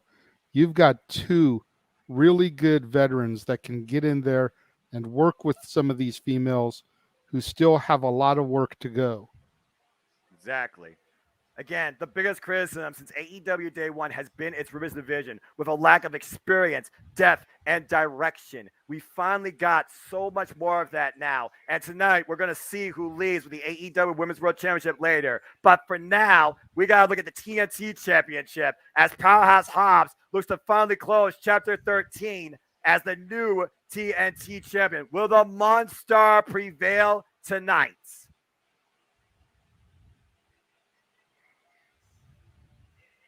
This is going to be a hell of a triple threat Titanic TNT title clash. Let's freaking go. And keep in mind, we already had a fatal four-way match. It left with that very man, Chris Jericho, retaining the Ring of Honor World Championship. Can we see the same thing for the TNT World Champion? Again, Powerhouse Hobbs still very young in his AEW career, but it seems like each match he grows more and more confident and better with each day. He was the one that first instigated this idea, attacking Wardlow, spine-bustering him. Before we begin, I'm going to go to the bathroom quick. Oh, boy. But apparently Wardlow forgot there is another killer in AEW, and his name is Samoa Joe, who's been the Ring of Honor World Television Champion now on a 6-match winning streak. Samoa Joe might literally be the most dangerous entity in all of All Elite Wrestling. And it very well could be his night tonight, JJ. Absolutely. I would not be surprised at any way that this match goes. Like, obviously, I've picked Wardlow for the victory, but if Powerhouse Hobbs wins, I have a feeling it'll be because Joe costs Wardlow the win, setting up a possible ROH TV title match at Final Battle, Wardlow versus Joe. We're being joined by Jeff really briefly from the Elton John parking lot. Briefly, I just want to say hi, everybody. Just Hi, Dr. Nick. Right, that's Hi, it. Jeff. Just I was keeping with the results on Twitter, so it looks like it's been a good show so far. Congrats to Saraya. Happy for her. Happy for Britt. You know, they both did. It's hard for Britt to be in that position. You know, being her opponent. You know, that's a hard thing after 5 years. So good on both of them. Just want to again say hi, everybody, and enjoy the rest of the show. Like I said, we're looking at an 8 o'clock start, but it's LA. You know how that goes. Should be done by 10:30, so I'll try to pop in afterwards. Sounds good, man. We look forward to you being there for open mic night. We've got a hell of a main event that I know you want to talk about because I talked to you a little bit about it off camera. Bring James back in now that he's back from the bathroom. Have fun, guys. Enjoy the concert, Definitely Jeff. will. As Mr. Mayhem Wardlow, the TNT champion, has arrived in the Prudential Center. This guy has been on an unstoppable run since claiming this title against Scorpio Sky and looking to bring everybody into his world. Mr. Mayhem has arrived. But again, it's a threat match. Champion does not have to be involved in the decision. First pinfall or submission wins. So I got to consider this, though. It feels like right now, Samoa Joe is the biggest threat here. Powerhouse Hobbs, he might surprise us. Yeah, don't sleep on Hobbs. He's got everything poised to be the sleeper entry in this match. And now all three men, the bell rings. They're staring each other down here. Yeah, who blinks is the question first. Oh! Oh, Jesus. Well, Wardlow didn't blink, and he's attacking both of them and going right after Samoa Joe after he turned on him a couple of weeks back. Well, again, we saw what happened when Samoa Joe made his intentions be known. Wardlow literally double-A tackled him in the middle of the ring on Wednesday night. And right now, it's Wardlow and Samoa Joe. How much pent-up rage and frustration is inside Wardlow tonight? A lot. He's been trying to get his hands on Powerhouse. He's been trying to get his hands on Powerhouse Hobbs, and now Samoa Joe comes to play. Oh! Speaking of which. Again, Powerhouse Hobbs, do not count out Powerhouse Hobbs in this match. This is just big, meaty men doing big, meaty men things. And again, Taz knows very much what Powerhouse Hobbs is capable of. We once saw this guy literally engage with Brian Cage one-on-one, and it led to him joining Team Taz. Right. Nevin Banks and I got money on Wardlow, but wouldn't it be shocked if Hobbs and Samoa Joe won? Again, the beauty of AEW, I would not be disappointed in a decision, and this match could go any person's way. It's all about timing. And meanwhile, Wardlow, Powerhouse Hobbs is Wardlow. Oh my God. Wow. Stalling suplex by Powerhouse Hobbs. And bang. Oh, wow. Look at that. Joe is just waiting. Waiting in the wings there. And now trying to go right after Powerhouse Hobbs with a couple of jabs after knife edge. Oh! What a back elbow there by Powerhouse Hobbs. Trying to catch up on the freaking results here to keep everybody engaged. Of course, the Twitter, why it exists still. But yeah, tremendous, of course, amateur background in football and collegiate sports for Powerhouse Hobbs and Wardlow, of course, coming from 100% Cleveland area. And right now, Wardlow suspended across the top turnbuckle, top ropes in the corner. Oh, my! Wow. Just a clubbing shot. James. Yeah, forearm shot. Hammer on an anvil. Damn. And meanwhile, Samoa Joe, barely phasing Powerhouse Hobbs. Uh-oh, got a hook. Oh! What an exploder suplex by Big Will Hobbs. Wow. And Powerhouse Hobbs taking over right now this match. Taking control of both big men here. Powerhouse Hobbs is one of those that has the girth and the tone of the perfect big man in wrestling. He's got that like hybrid dynamic that makes him just work so well for his style. The tape across the eyes right now, trying to choke out Wardlow across the bottom and middle rope. And now the body shots to Samoa Joe attacking the midsection. knocking the wind out of Samoa Joe.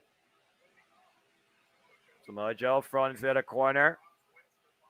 Hobbs went to the body of Samoa Joe, and then he went to the eyes of Wardlow. He's attacking every part possible of each of these two. And meanwhile, oh my God! Hell? What a moonsault corkscrew! Moonsault by Wardlow! Jesus! What the hell, man? Yeah, what's Wardlow made of? You tell me. Oh, what a headbutt. And apparently, a headbutt. Wardlow is not only made of muscle, bam! but rubber bands.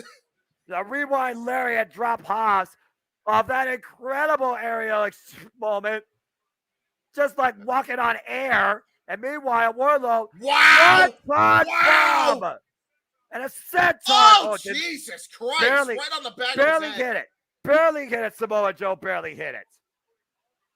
He lost his footing there. And that was the moment Samoa Joe needed to capitalize. Dude, Wardlow, by the way, almost lost his footing on that Swanton bomb attempt as he gets tossed to the outside.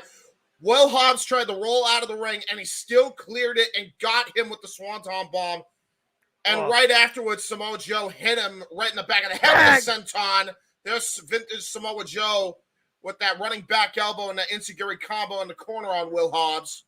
It still impresses me to this day how fast and snap Samoa Joe is on that enziguri in the corner. Reboot coming. Oh! Jesus. Face wash city right there. And now Wardlow coming back in. Samoa Joe with the chops. And now we got Wardlow and Joe squaring off in the middle of the ring. Sabak chanting for Joe here. Meanwhile, inverted atomic drop. Manhattan drop. Yes, thank you. Manhattan drop. Big boot. And now the senton. Got all of it. The cover. 2. No. Wardlow barely gets the shoulder up.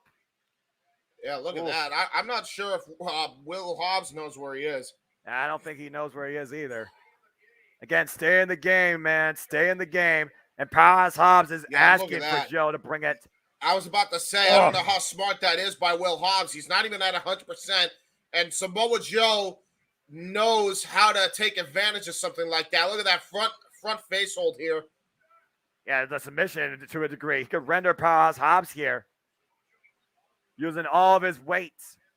That's a front headlock. Squeezing as hard as he can. Yeah, it reminds me of Ultimo Dragon's submission maneuver here. The way that Wardlow. Oh! Jesus. That spear turned into an inadvertent DDT on Hobbs. That was brutal. Taking down both men in one move. And now Wardlow back in control. But those shoulder blocks right now to Hobbs. Big uppercut. Nice uppercut. Great uppercut there.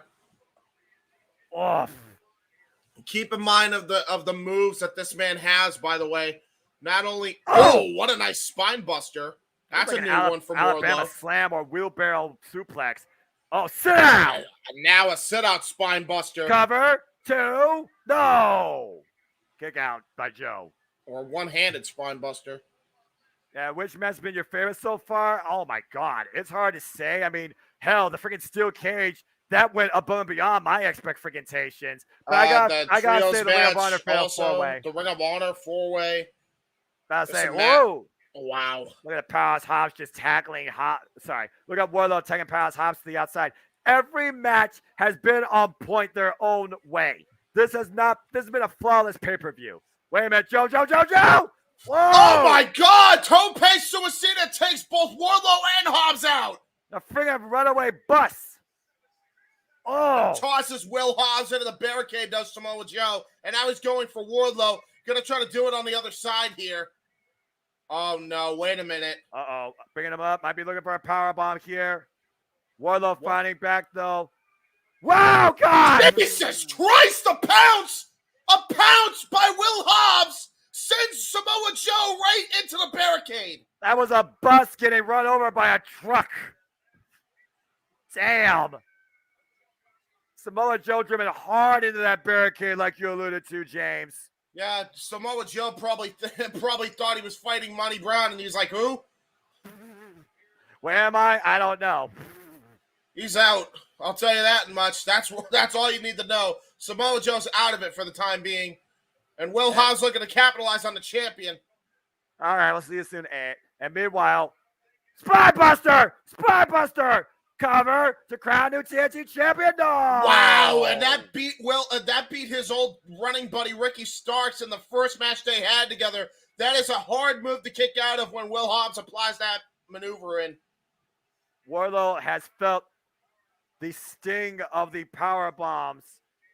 Excuse me. Wardlow has felt the sting of that spine buster now on 3 occasions, and where it mattered the most, it was not enough to make Powerhouse Hobbs the TNT champion.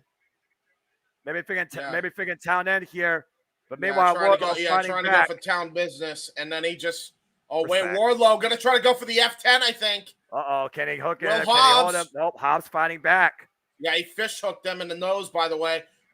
Both men are in position right now. Neither man can hook him. Power bomb. Wardlow. Power bomb! What a snapback power bomb by Wardlow. Might be looking for a second. Maestro start the symphony. Off. Second power bomb by Wardlow to Powerhouse Hobbs. And Raymond, I don't think we're going to see him tonight. I really don't. As Wardlow right now with a sense of euphoria and anger management here with the Powerbomb Symphony conducting his own masterpiece. Yeah, except here's the problem. Samoa Joe is lurking and getting himself back on his feet on the outside, so Wardlow's got to watch out for that. Well, in the meantime, I'd be looking for a third here, James. Oh, bang! And now going to try to go for a fourth one like he usually does. TNT title right to the back. Remember, no disqualification. No disqualification. Coquina clutch. Coquina clutch to Hobbs. Coquina clutches in. That's it. That's it. I believe it. We got a new TNT champion. Samoa Joe has 2 television championships in the palms of his hand. We got a new TNT champion. Wow. Samoa Joe did it. Samoa Joe said the moment he came into AEW, he is not looking to do anything but win gold. And now he's got 2 sets of TV championships to prove that point. Samoa Joe with a title over each shoulder, taking advantage of Wardlow and his work with the Powerbomb Symphony of Powerhouse Hobbs, trapping a renderless Hobbs with a Coquina clutch. Samoa Joe is your new TNT champion. My God. Samoa Joe just robbed Wardlow of the TNT championship.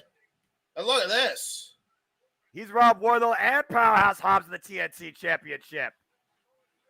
I'm wondering almost, is there a sign of respect between Hobbs and Wardlow for a second? Look at this. A bit of respect right there between Hobbs and Wardlow. Unfinished business with those two. But for now, Samoa Joe holds the TNT title. I did not see that coming. Samoa Joe now holds both TK Promotions TV titles. TNT champion, Ring of Honor World TV champion. Wow. Final battle is going to be crazy because at least one, if not both those belts will be on the line in a match. Well, speaking of which, talking about belts, let's go backstage to the Ocho. Chris Jericho still Ring of Honor champion with Jake Hager. Get some words from him.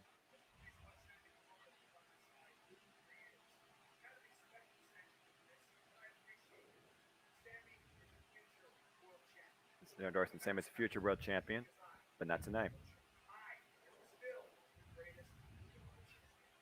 That was really cool. That was a really cool moment for Joe, man.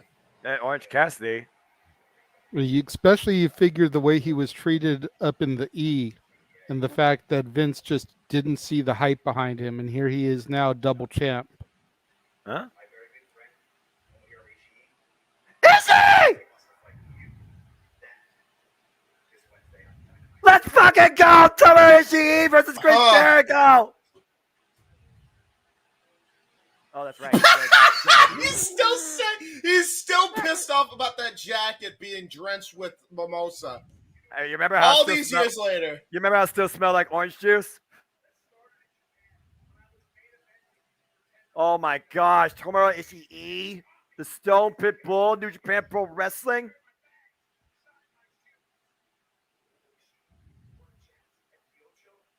The Ocho versus the Stone Pit Bull. Let's freaking go. I'm ready for Dynamite. Dynamite's the most important thing this week to me. Whoa. Hey, JK wants to know what's in the bag. What do you mean what's in the bag? That would be the AEW All Atlantic Championship. Yeah. Hager's hat. What? What? What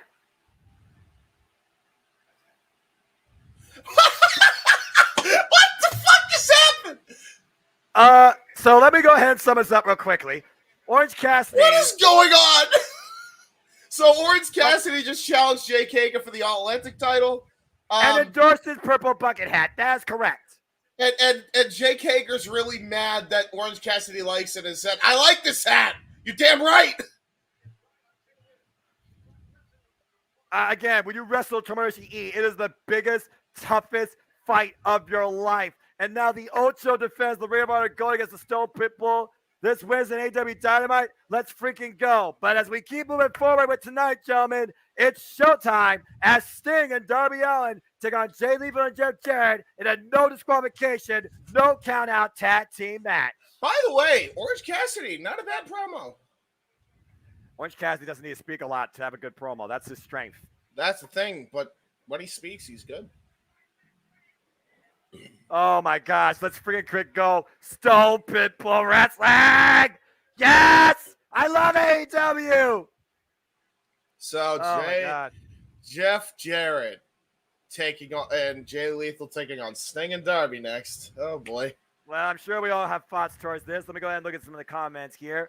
We love Joe is still TV Towers. You alluded to JJ. Walter Cruz didn't see that coming. No one saw that coming. Again, Joe put himself in the center of Hobbs and Wardlow's business. Hobbs and Wardlow got screwed. Joe stole it. Period. Yeah, Joe is just a thinking man's wrestler, man. A lot of people underestimate Joe's intelligence. That's why he's been in the game for as long as he's been. I was going to say, a lot of people also forget how long he's really been around. Like, yeah, I remember seeing that dude in like the early 2000s out here in SoCal. And here comes Jay Lethal. Okay, what else here? Let's see here. Jericho is doomed, in my opinion. Ishii will take on an entire Legion to victory. No way. No, there's nobody's taking that belt off Jericho anytime soon. I'd be shocked if Ishii takes that title off him. I will say that right now. But Ishii deserves to be a champion. There's no denying that. Even James can agree to that.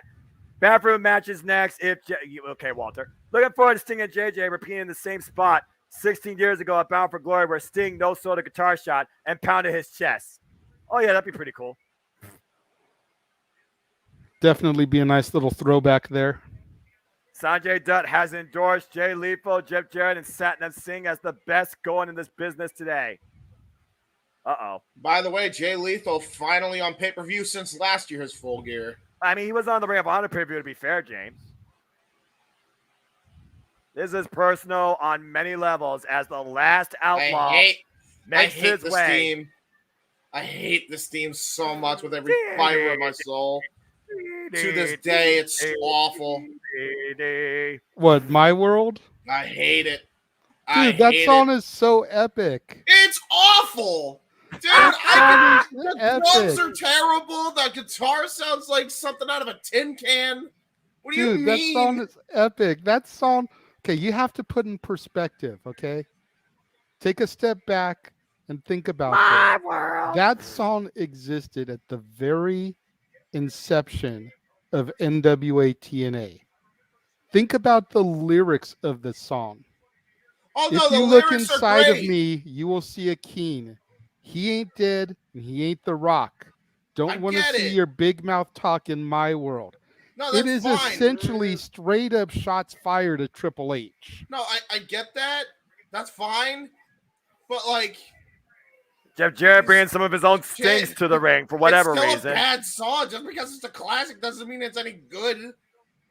Bro, you associate it with it for the memes. You don't associate it with any other reason. Thank you, Elizabeth. So much. Jeff Jarrett's theme to me reminds one of the best theme songs to date. Not happy he's wrestling though he retired. No No This way. match is sponsored by AARP. Damn, no Walter. way, man. I'm sorry, bro. Dude, it's awful. I don't get it. You're such a hater, James, just like the Red Dragon feed. Well, all right. In fairness, I think a lot of what Dale Oliver's created, with the exception of very few themes, are absolute shit. They're very badly produced. Like, I will say that Dale We're gonna Oliver have fun with this definitely. one, folks. I guarantee you right now. This is your fun match of the night for commentary. Go ahead, JJ, and don't go off screen during this. I don't think you'll need to. I definitely feel like Dale Oliver went to the well as far as trying to recreate real songs for themes a little bit too much. yes. You know, it was mentioned earlier the similarities to Christian Cage's theme and Evanescence's My Last Yes, Breath. which, by the way, why just not buy Evanescence's song? You know, That'd be Monty too Brown's easy. song was very reminiscent of Disturbed's Down with the Sickness. Tony Khan can. Why is there? We got a body bag on stage, folks. But like the few songs that he did do that were original compositions, like My World, like I Am, were straight up bangers, dude. The hell are they doing? Then meanwhile, Darby Allin's music's playing. There's a body bag on the stage. Jay Lethal and the Stings don't know what to make of this. Again, Darby Allin, he's always a man of presentation. Why are you walking towards the body bag? Oh, wow. And meanwhile, Darby Allin is coming. shit. Oh! All right, Darby. Yeah, Darby with the smart man skateboard. tactic. Skateboard. I mean, match hasn't James, even started yet. Go James, ahead. let me ask you this. Would you rather have Jeff Jarrett's WCW theme? Yes, The wannabe actually. Kid Rock knockoff? The chosen one. You know why? It better produced. Hey, Jeff Jarrett, meet a ghost of your past. Face Although to face once again. I prefer the one he came back to WWF with. That's actually my favorite Jeff Jarrett. Oh, believe it or not. the Ain't He Great song or whatever? Yes. My favorite of his actually is the one that he had with Owen Hart, the Canadian country theme that he used after Owen passed Bell in that rings. final IC title run going against China. That's actually my favorite Jarrett theme. Oh no. It's a no count out, no disqualification. That's correct. And also, do you hear the TNA chants raining out? Yeah, I do. Sting and Jeff Jarrett. I kid you not, folks. Sting and Jeff Jarrett are wrestling right now in a ring to TNA chants on an AEW pay-per-view. Welcome to 2022. At least it's not FCM Punk chants. Yes, I agree. Meanwhile, Jay Lethal coming in the back door. And again, since there is no count, no disqualification, tags doesn't matter. Good Lord. Wow. Darby Allin just barreling his shoulder in the friggin' Jeff Jarrett and Sting. Oh my God, Jay! Jay just got military pressed by Sting onto the fucking apron hard way. Oh man, take it down to the floor. And right now Jay, we're going. This And is gentlemen, your, let this us is not your forget fan that half engagement the match men in tonight, this by the match- way, as they're fighting in and out of the Prudential Center. What were you saying? JJ? I was Go ahead, saying, JJ. let's not forget that half the men in this match are former Four Horsemen. That's right. And meanwhile, Jeff Jarrett sent to the barricade. Jeff Jarrett fighting with Darby Allin and Sting fighting with Jay Lethal. And we need multiple camera angles for this one, please. Walter, that's Yeah, because Jeff Jarrett is a gym rat. He's like Hulk Hogan, John Cena level, and they're clanging and banging every day. Yeah, you may not like the guy, and you got the Oh, snap suplex on a Jeff Jarrett on the stage. I was gonna say, I don't know what's better, clanging and banging or fanging and banging. Ha! If you get that reference. But I get the Gangrel reference there. Wait, guys, what's Darby Allin going? And Sting. Oh, Manhattan drop on the barricade. Poor Uh-oh. Jay Lethal's Manhattan might be affected. And Darby Allin's looking to dive off the height of an Empire State Building tonight from the Jesus stage. and he has Christ, a ladder. Darby, you crazy son of a bitch. Are you Why? surprised, James? Yes. No. Maybe. Yeah, okay, Magic Darby 8 Ball, Allin- make up your mind. Uh-oh. Darby Allin throws caution to the wind, much like Shane McMahon does. Coffin drop! What? Uh-oh. The Giant! Set them sing! What a Jesus billion! Christ. No. What the hell? Set him Jesus just covered like Christ. 25 feet, has him up in the Razor Edge position. Oh my God! Jesus. Freaking airplane spin out of the Razor's Edge, and he drops Darby Allin, and Darby Allin just crumples to a heap on the ramp here. Sting and Jay Lethal fighting in the crowd here, and meanwhile, Satnam Singh sprinting like he's in a marathon trying to get to them. That was 25 feet, James, that Satnam Singh just caught Darby Allin out of. Right? Good Lord. Oh, Jesus the thud. Christ. He bounced on that ramp. I swear Darby Allin has broken bodies. Or bones, excuse me. Let's see what y'all are saying here in the chat. Didn't WCW already do this with fake Sting? Yeah. Hates Jeff Jarrett, don't off theme from the Attitude Era, but I like his chosen one theme for WCW, but I like my world. WCW just made a bunch of generic songs of real rock songs. At least Jeff looks good physically. So did Dale Oliver. What do you mean? Wait, guys. Sting! Jesus! Whoa! Balcony dive. Oh, my God. Oh, my God. Sting might have actually hit his head on the concrete. That didn't look like a clean landing. What the hell? Jesus the body's Christ. at the floor. I'm shocked that Sting didn't just get a concussion off that. And Jeff Jarrett's throwing Darby Allin into the ring. Sting can't be hurt in AEW. Yeah, he can. He almost just hurt himself. He almost landed head first in the concrete, dude. Okay, well, why don't you talk to Sting about that and get back to me in 20 minutes? I guarantee you this match won't go that long. But Sting just wiped out Jay Lethal, Sanjay Dutt, and Satnam Singh. Jeff Jarrett with a chair to Darby. This is ridiculous. This is beyond ridiculous. Yeah, you think? AEW, now, again.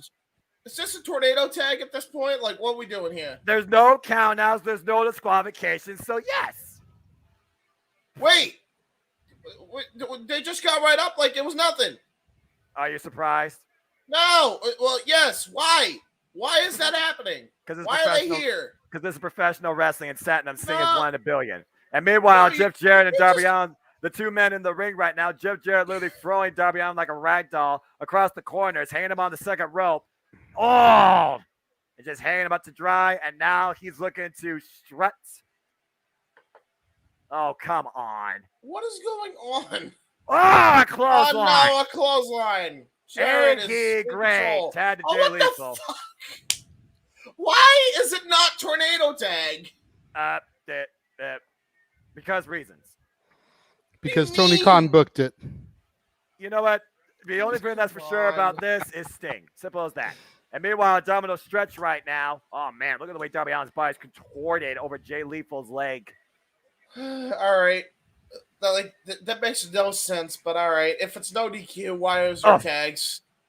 I'm sure the guy in the front row is tweeting the same thing that you're talking about. And meanwhile, Darby Allin up over the top. Jay Lethal, though. Ooh, tries to him in the corner. Darby. Me on the mind. Double noggin knocker. Jesus Christ.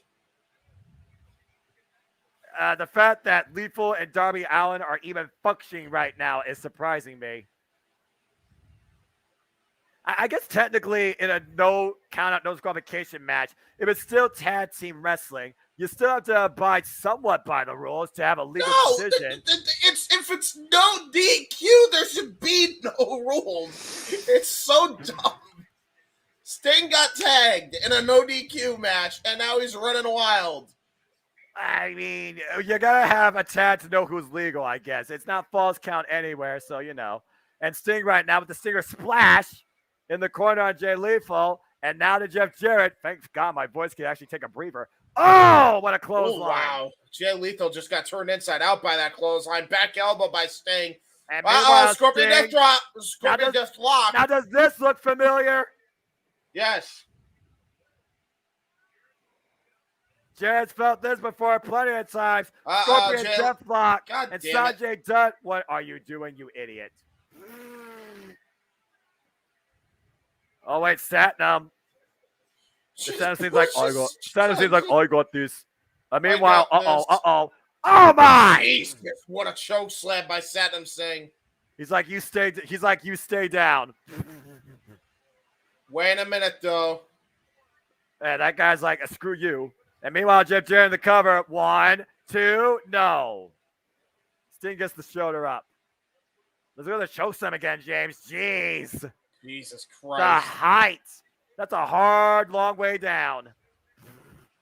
If it's no DQ, no need for tagging. Not like the ref can do a 5 count to force you back to your corner. I agree, Walter.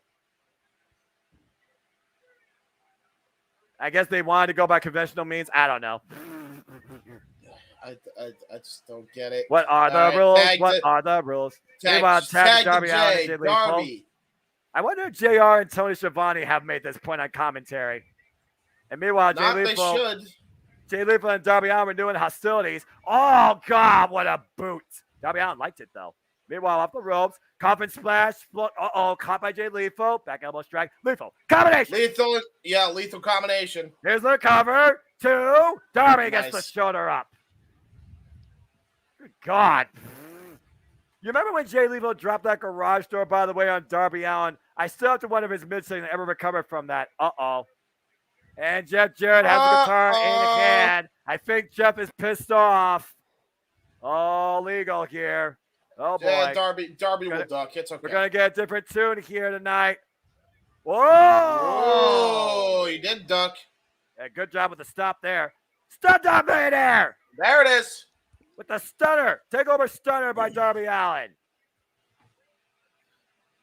And might be going for a coffin drop here. He was no! I know he starts the guitar. No! No! Coffin drop. Oh my God! He took a coffin drop on the damn guitar. Cut on the way down with the guitar to the back. You know, what I've never seen Darby show much emotion when he's in pain, but he just showed a lot there.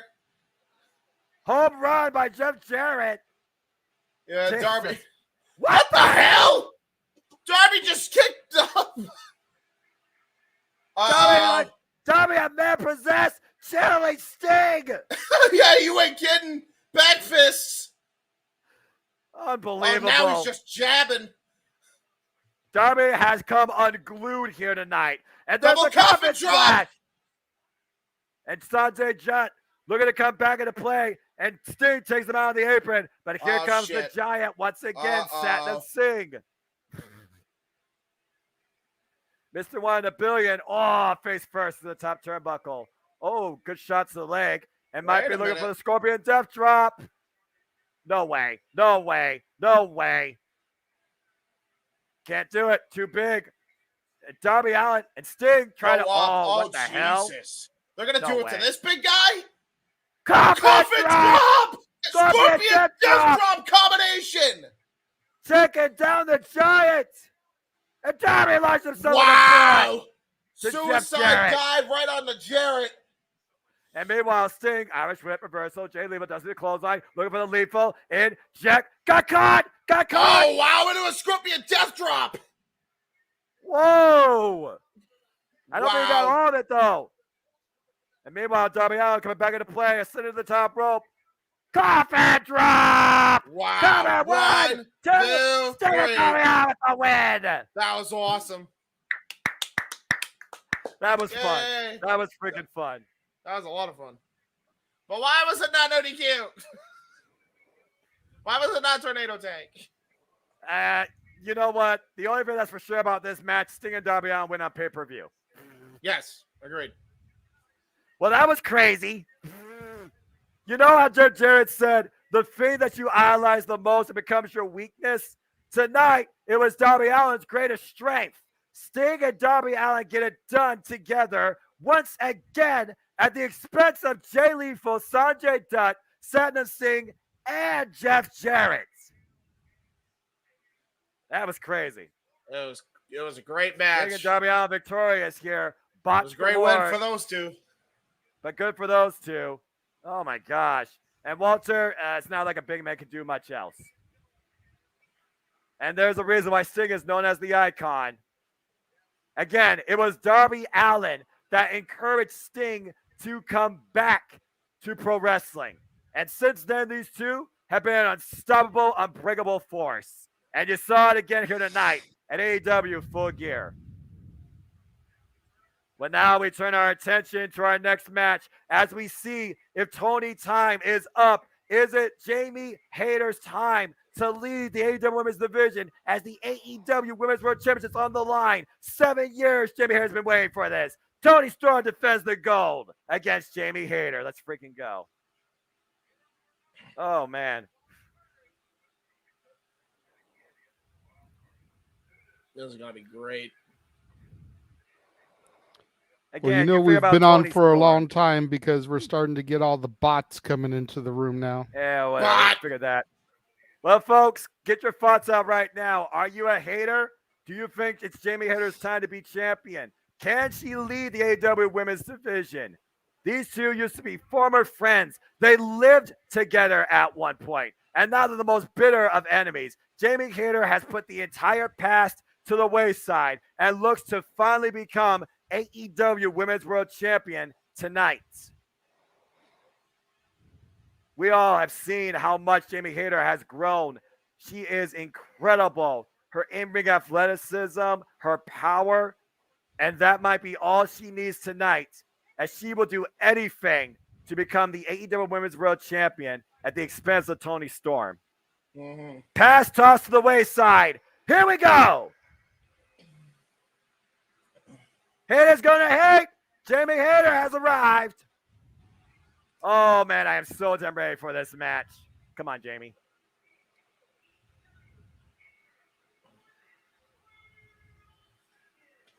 Jamie Hayter. I'm a hater. See, I'm conflicted about this match. I'm conflicted about this match because you and they both on a 3-match winning streak. You were saying, JJ. Go ahead, JJ. Because I feel if they don't pull the trigger on Jamie Hayter soon, they're going to miss the momentum. Yeah. However, I'm hearing rumors that Toni is finally just about ready to strip Thunder Rosa and proclaim Toni Storm the legitimate women's champion. You don't want to have her lose the belt if that's going to be the case. Indeed. You know, so it's... Well, where do you go with it? Well, we'll talk more about that later. We got to live in the now right now. As the AEW Women's World Champion on a 9-match winning streak, Toni Storm has arrived. Again, Toni Storm, she became the AEW Women's World Champion back at AEW All Out in a fatal 4-way. And since then, she has defended this title and protected herself from challengers, the likes of freaking Nyla Rose, Anna Jay, and the former AEW Women's World Champion herself, Hikaru Shida. She has been a predominant force in the AEW Women's Division. And she and Jamie Hayter are going to leave it all out here tonight to prove who deserves to be champion. This is your definition of Japanese strong style as Paul Turner holds up the belt. You're looking at two of the most driven, experienced, powerful female athletes in the AEW Women's Division. Bell rings, we are underway. Of course, these two share history with Stardom as well. They are both former Stardom World Associated champions. Toni Storm held that title for 15 successful defenses. Jamie Hayter did not get a chance to test herself as champion because she held that title during the pandemic. And right now, you hear the chants, you hear the crowd. Everybody right now is a hater. If you aren't, what's wrong with you? This match is going to be a banger. That's said in a bad British accent. Banger. I like that. I'm just hoping for a good match no matter who wins. Agree, Walter. And you're going to see that here with these two women. Did you see one of them going to WWE? Yeah, Toni Storm. Of course, she had her time, and they dropped the ball with her. They almost ruined her and caused her to leave the professional wrestling industry. Go figure, because Vince is an idiot. Glad you guys are not saying interim. Don't say that word. To me, Toni is the women's champion. Having no clue when Thunder Rosa's coming is convincing me in a big way. There's a reason why I believe interim is a curse on the women's division. Colin Elbow right now said headlock. I'll rant about that after this match, as I look at this match. So, James, we know how much these two know each other. So what is the intangibles here for either of these two to come out tonight as the AEW Women's World Champion? What's your keys here to victory for either? You got to find an opening. You got to make sure that you catch them off their game and try to knock them out long enough for a 3 count. Any impactful move to the head is probably going to be what it takes to get the Duke here. And that's why both of them are trying to go for headlock takeovers, as you see Jamie Hayter with a hip toss into a headlock. A beautiful side headlock takeover, though. But meanwhile, Tony Storm trying to find escape, looking for a head scissors takeover now, trying to lock Jamie Hayter in. But again, Jamie Hayter is the more powerful of these two in this match. Of course, Jamie Hayter loves to utilize that ripcord lariat with that right arm. Shades of Satoshi Kojima with how strong of an arm that is. There's the side headlock for transition by Tony Storm. Tony Storm, of course, she has the Storm Zero. And most recently, James, we saw an AEW Dime against Anna Jay. She can use a clover leaf as well. Yeah, so this is going to be a brutal. Match to say the very least. Just what a freaking brutal shot! Whoa! And she looked for that killing shot early. Tony Storm is aware of that right arm. If that ripcord lariat hits tonight, we got a new AEW Women's World Champion. Of course, we also know we got that stuffed pile driver Tony Storm likes to use, and that hip attack. And okay, well now all right, bring it. She likes to use that hip attack a lot. Drop kick as well. Gonna try to go for another one. Hip attack right to the side of the head. And drove her down to the floor. Tony Storm taking control here. That looked like it hurt a lot. Yeah. Although I'm sure there's some people that like to be on the other end of that hip attack for reasons. Jesus. All right, whip it to the barricade. Man. Fans almost getting hurt there. When you go to AEW, you should know what it means to be sitting at ringside. Yeah, at this point. You see Grimm's Choice Show is actually in the crowd right now. I'm pretty sure his family just got their phone knocked out of their hands off that Irish whip. Well, don't hold a drink during a wrestling match. That's all I got to say. It wasn't a drink. It was an electronic. That shit don't come cheap. That's fair. That's why you get a case or a screen protector. There won't be no protection here for either of these two. They're going to go high risk, and they're going to throw everything at each other to become AEW Women's World Champion. Jamie Hayter trying to take control of Tony Storm. Oh! Jesus. Hard Irish whip into the barricade. That wasn't even an Irish whip. That was just that she just tossed her by her hair into the barricade. I'm not sure that was by the hair or by the upper back, but I do believe what you're saying. Meanwhile, Jamie Hayter might be using the count to her advantage. She knows that the title cannot change hands via count out. Only way you can win is via pinfall or submission. And again, Tony Storm, she has been a hell of a fighting champion, James. Oh! Wow. And Hayter sent face first into the steel ring post. Yeah, and she was about to lawn dart her into the post, so Tony Storm got herself out of some serious trouble there. Oof. And now Jamie Hayter, rot to bit, driven into the ring post again. Jamie Hayter right now looking for a bit of reprieve. Tony Storm setting her up against the ring post. Big chop. And again. And meanwhile, looking for it again. Oh, no! Oh, no! And that might be a broken hand. Ding. Oh, Jesus. Again, that risk you take, James. Wow. We've seen it too many times before. Jamie Hayter, she's a bit PO'd right now. Again, the hostilities between these two women. Jamie Hayter is not the same person Tony Storm used to know since coming to AEW. She's coming to her own, even alongside Donna Baker DMD. And right now, Jamie Hayter's in control. Much of the crowd's pleasing, it sounds like, but trying to get feeling back in her head. I'm not sure Tony Storm at this point even has a working hand. Now look at that, trying to go for a snap suplex into a jackhammer cover. Of sorts. Ooh. Didn't have all her weight on that fall, though. Never seen a snap jackhammer. Low end, but I agree. It's almost like a power slam takeover into the suplex, or from the suplex. Oh, and again. One, two. Ooh, there's a 2 count. I hear right there. Tony Storm's up in the corner right now. Now Jamie Hayter driving her right on her chest right there. Wow. More in the trachea right now. Jamie Hayter, again, she knows how good she is. Is it her time, though? Again, at this time last year, James, she was involved with the freaking buy-in 0 hour in a tag team match. That goes to show how far Jamie Hayter has come into coming into her own.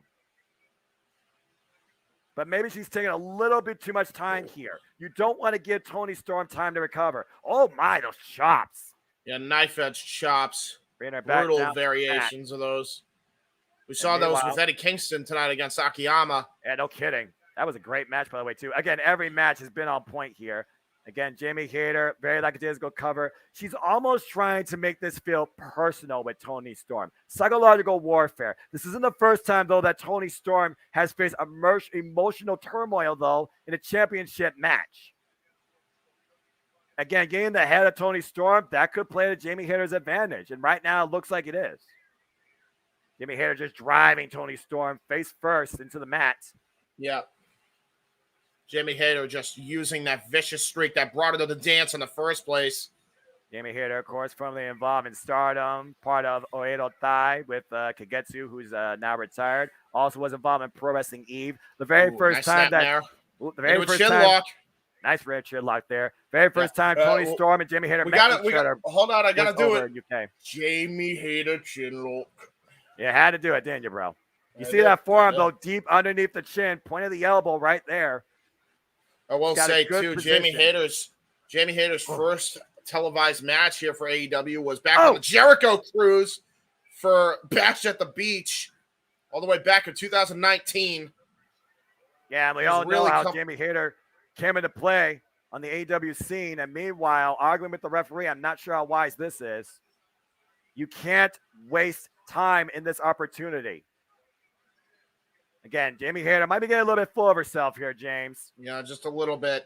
The cocky attitude of Jamie Hayter really could be the detriment here. That attitude can only take you so far here. I like Jamie. I think it's more her time than Tony's, quite frankly. Again, a lot of people would agree with you, including me. I'm a hater. But it comes down, can she capitalize here in the moment? And right now, trading forearms. Both women trading forearms. Irish whip reversal by Toni Storm, though. Wow, the best press. That's press, and here we go. Oh, hell yeah. Raining down the fists. Much to the crowd's disagreement, James. You heard that boo right there. And meanwhile, Toni Storm showing her the goods. Here comes the hip attack. Incoming. Oh! Boom. Oh, my God. Just, man, the whiplash effect of that. Yeah, you ain't kidding. And now Toni Storm on the top rope here. Top rope. Cross body. Cover, looks to their leg, too. No. Wow. Not allowing that kick out, though. And Toni Storm back in control. Whew. That was a hell of a hip attack there. The whiplash effect against Jamie Hayter's neck and head. They got a lot to get through. Yeah, I agree. So after this, we have AEW Title Championships, and then the main event, AEW Championship. I feel like this pay-per-view feels fast for it to match. Well, Toni Storm's been capitalizing definitely on tonight's time here. Meanwhile, Tornado DDT. The cover. 1, 2 to retain. Jamie Hayter gets the shoulder up, but barely. Wow. The right shoulder was not covered, though, James. Notice Jamie Hayter got that up. It wasn't covered. You're right. Well, you're not wrong there, eh? In more ways than one. Man, this match, I feared it was going to be heavy impact, but jeez. There's a lot of mean pent-up frustration, it looks like, in both. Both out to prove a point tonight. Jamie Hayter preventing the lariat. Yeah, she did a toe kick as well. And now here we go. You see both right now. Locked in a wrist control. Duking it out. Oh, man, I think Jamie Hayter's getting the better of the exchange, though. Yeah, Jamie has got a lot more strength. That headbutt. Jesus Christ. Falls in the cover, too. No. Jamie Hayter kicks out, but I'm pretty sure both women don't know where the hell they are right now. That was a vicious headbutt by Toni Storm. Damn, nobody wins the headbutt. When is people going to learn that? I don't care if you're from the UK or Australia. Jesus. Why don't you ask Katsuyori Shibata what a headbutt does for you? Or Tamaki Homa, Kokeshi. We haven't seen that at all yet here tonight. And meanwhile, there's Rebel, not Reba. What the hell is she doing? There it is. This is the determining factor here. Toni Storm, Jamie Hayter duking it out on their knees. Toni Storm first up to her feet. And Jamie Hayter, ooh, what a boot. And a paintbrush by Toni Storm. Boot again by Jamie. Oh, these two just laying in on each other here. Again, big forearms. Toni Storm busted up with the nose. Oh, Jesus, what a forearm strike. Meanwhile, Jamie Hayter falls up. Big elbow strike. Yeah, back elbow strike. Maybe. Oh, my God. Look at Toni Storm's face. She's bleeding from the nose off that. Bro. Charges in. Oh, the knee to the midsection. Oh, my God. Anvil elbows. Anvil elbows right to the shoulder blade. Jamie Hayter back in control. Oh! Hey! The belt! Oh my God, right to the side of the head. Paul Turner didn't see it. Jamie Hayter. Oh my God, Ushigoroshi from the Death Ushigoroshi! Valley driver position. Sliding Oh my lariat! God. The cover! Oh my God. 2! No! Oh my God, 2.9. Oh my God! How the hell did Tony Storm survive that? Paul Turner wondering what the hell Rebel's doing here with the belt in his hand. You stupid woman. And Paul ejects Rebel. Immediately. You're out of here. Jamie Hayter needs to stay on the focus, though. She can win it here. Looking for the ripcord lariat. Oh, Tony Storm done. Meanwhile, ripcord lariat by Tony Storm. The cover. 2. No. Wow. Another 2.9. Holy shit. What a lariat, though. That was a great lariat. 7-star variation there. That was 7 years worth of frustration there. Uh-oh. Trying to go for, it looks like a leg submission here, but Jamie Hayter able to scoot over to the ropes here. Uh-oh, wait a minute. Going for the hip attack. Whoa. Oh, Jesus. Oh, Jesus. Her hip landed right on the apron. Tony Storm, though, made it away. Curb stop! Wait a second. That's a Britt Baker. The doctor. You're kidding me. She cursed up Tony Storm. Where did Britt come from? And Jamie Hayter. Oh my God, you're kidding me. The cover. 1, 2, no. Another kick out at 2.9. What the fuck? How tough is Tony Storm? Tony Storm got curb stomped on the belt, then got a Storm Zero courtesy of Jamie Hayter, and she still kicked out of that. Man, that backfired. Jesus, look at both these two athletes. Jamie Hayter can't believe it. There's only one thing, James, that Jamie Hayter hasn't done yet. Sends up here. Ripcord lariat. Wait, that's what there's the German. Oh, no. Got her foot. Storm Zero. It's over. Got her. 1, 2, no. Oh, 2.9. 2.9. Jamie Hayter kicked out. Where the world is Jamie Hayter getting this? Tony Storm looking for the Texas Cloverleaf. And rocks it up the apron. Right and meanwhile, backbreaker. Irish curse backbreaker. Cover. Both legs. 2. No. Wow. Another 2.9. What the hell is it going to take? You tell me, James. This could go either way. Jamie Hayter has thrown everything at Tony Storm, except the ripcord lariat. This is Jamie brutal. Hayter What a match. has to do the kill blow. Tony Storm put in the corner. Follow-up lariat. Elbow strikes. Back elbow strikes. Just brutal ones. Oh, wait a minute. That's why she's doing it. Look at Britt Baker. She's trying to expose the turnbuckle here. Oh, no! Oh, shit! Britt Baker! It backfired! Meanwhile, wait a minute. Tony Storm face first! Oh, no way! Oh, my God! Oh, my God! 7-star lariat! Got her! 1, 2! Holy shit! Jamie Hayter wins! Jamie Hayter wins! Wow! Shit! It is Jamie Hayter's time! Haters rejoice! Jamie Hayter is the new AEW Women's World Champion! That was such a great moment. Britt Baker able to help out her friend. She got it done! And Jamie Hayter is a world champion. Done. Let's take a look at Dubious the replay circumstances and all. That was definitely a crowd favorite here tonight. Oh my God! I mean, say what you will about lariat. When Britt Baker is on your side, Thunder Rosa should know more than anybody. When you are her enemy, she will be the most spiteful bitch on the planet. But when she's on your side, man, does it benefit, and it shows tonight. Jamie Hayter leaving with the World Championship. Britt Baker pretty much put herself on the line just for Jamie Hayter to win the belt. Dr. Britt Baker said on the countdown, I made a human error at AEW All Out, and I begged Jamie Hayter for forgiveness every day since. And now I will do absolutely anything for my friend. And we saw that tonight.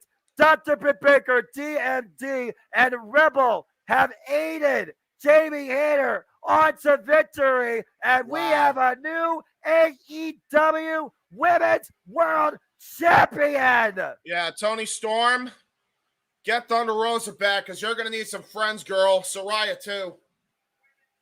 What a night. What a match. What an arrival. Yeah. And again, folks, we saw one AEW original rise to the occasion tonight. Will we see that in our main event as John Moxley and MJF prepare for what's ahead as the AEW World Championship still has to be decided tonight in our main event? What an incredible match, though. What a moment. But as the action continues, James, will we be scissoring as the AEW World Tag Team Champions are on the line? The Acclaimed defend the gold against Swerve in Our Glory, the rubber of this trilogy.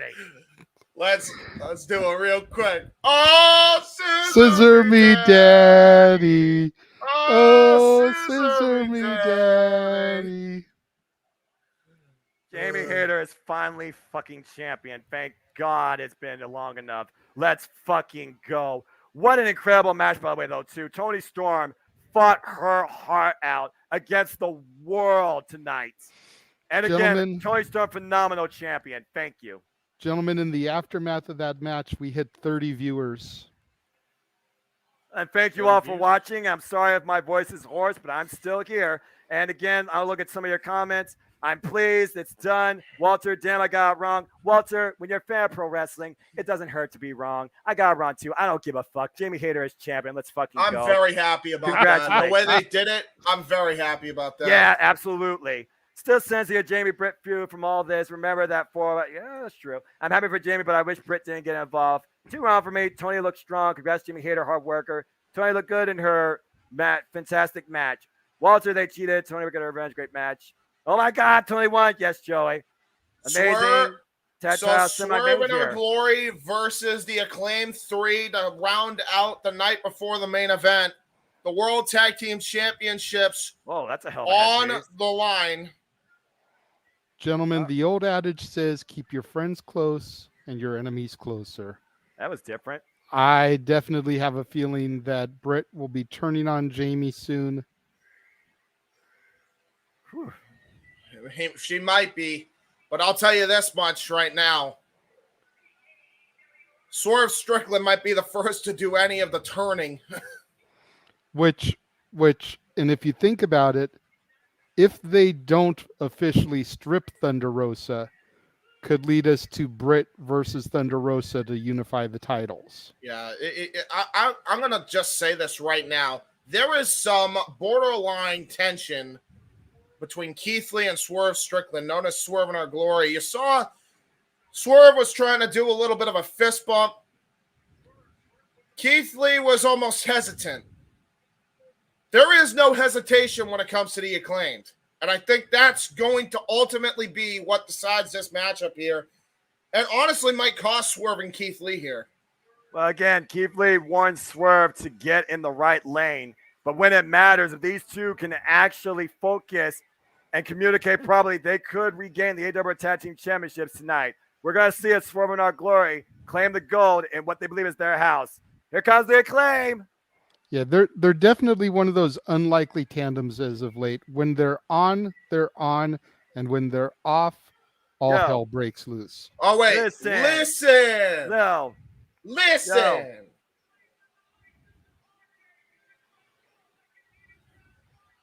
Oh. Damn.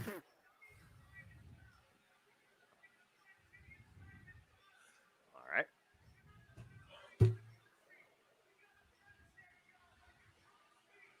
Oh. Oh, we got more?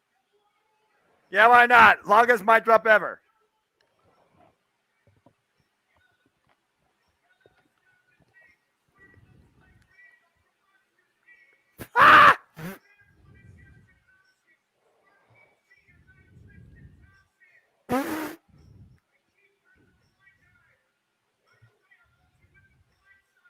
Oh.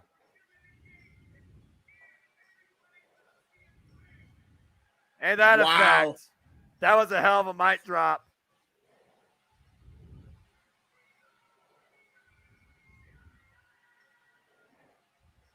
Wow.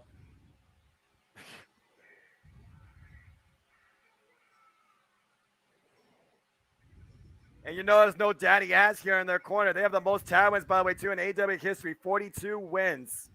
And keep in mind, I mean, that's a factor I didn't even consider. I mean, say what you will about Keith Lee and him maybe not agreeing with the tactics of Swerve, but it really is a smart strategy by Swerve.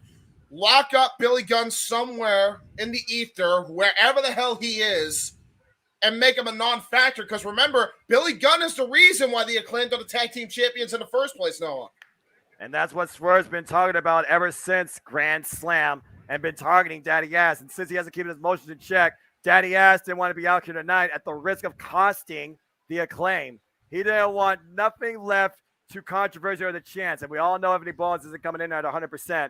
That kinesio tape on the shoulder, as I look at your comments real quick before this match gets underway. Walter is still interim. F that I word. I need him to be a champion. Tony Khan make the right decision. And when she does, Jamie will have total air on her face. Keith doesn't need to be part of a tag team. He needs to be done and dominate as a single star. Everyone loves the Acclaim. Jay and Silent Bob, that was hilarious. I'm waiting for the day that these three matches happen. I want to put this out there. Well, I gotta put this out there because you're seeing he was going for discus elbows, and there's not a legal participant in this match yet. Yeah, oh, Jesus. Spirit bomb attempt here. But yeah, look at Hurricane Rana.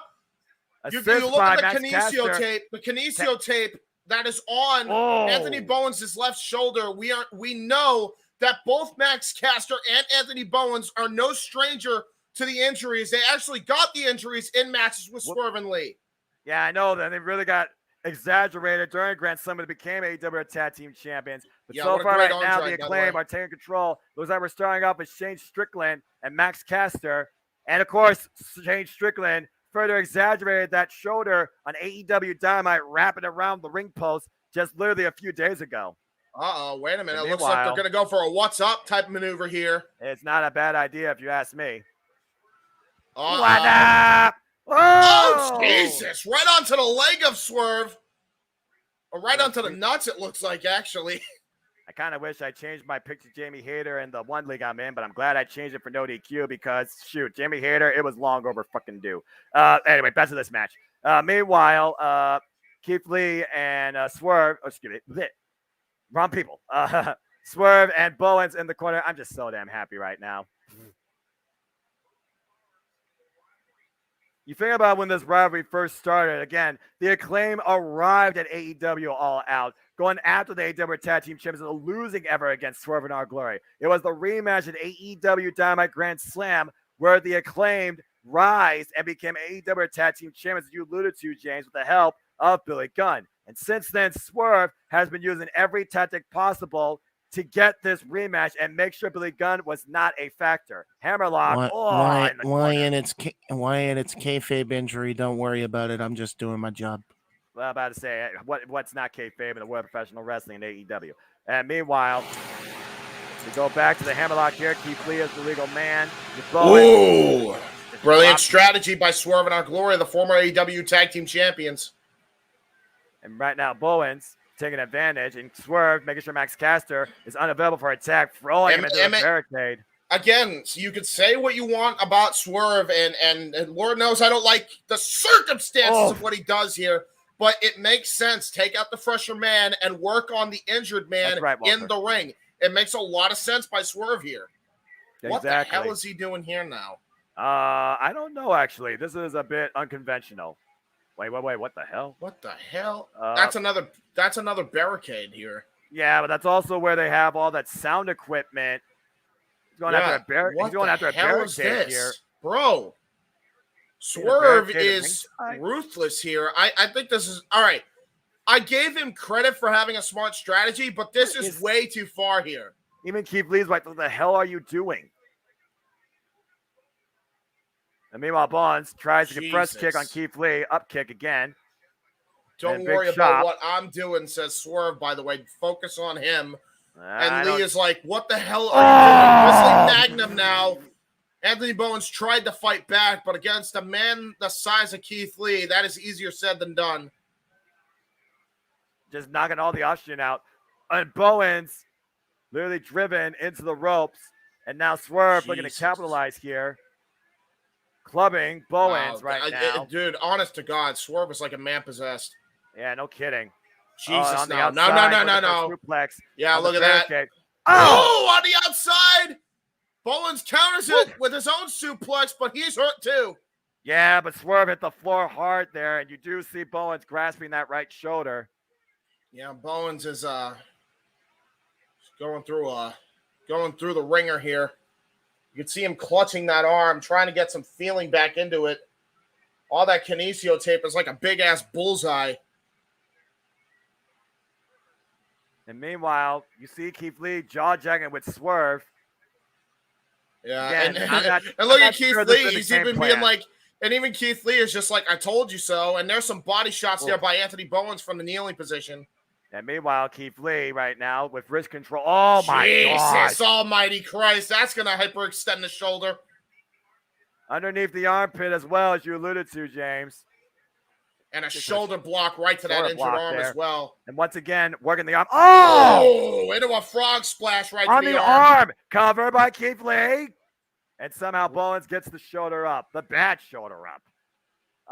He needs everything to be personal for him to wrestle anyone. And probably. Swerve is way too different, but in a good way. Yes, Sebek, I do enjoy him. And yes, Walter, we all know Triple H, his career is over. Sucks for Punk, I guess. Well, Punk is his own man. At the end of the day, you are responsible for your own decisions. And meanwhile, Bowens trying to fight from underneath. Some body shots there to Keith Lee. Keith Lee says we don't need to cheat, for I am the cheat code of professional wrestling. Oh, there's a headbutt. The limitless anomaly, Keith Lee. And right now, arm wringer on the good left arm of Bowens, who desperately needs to make a tag right now to Max Caster.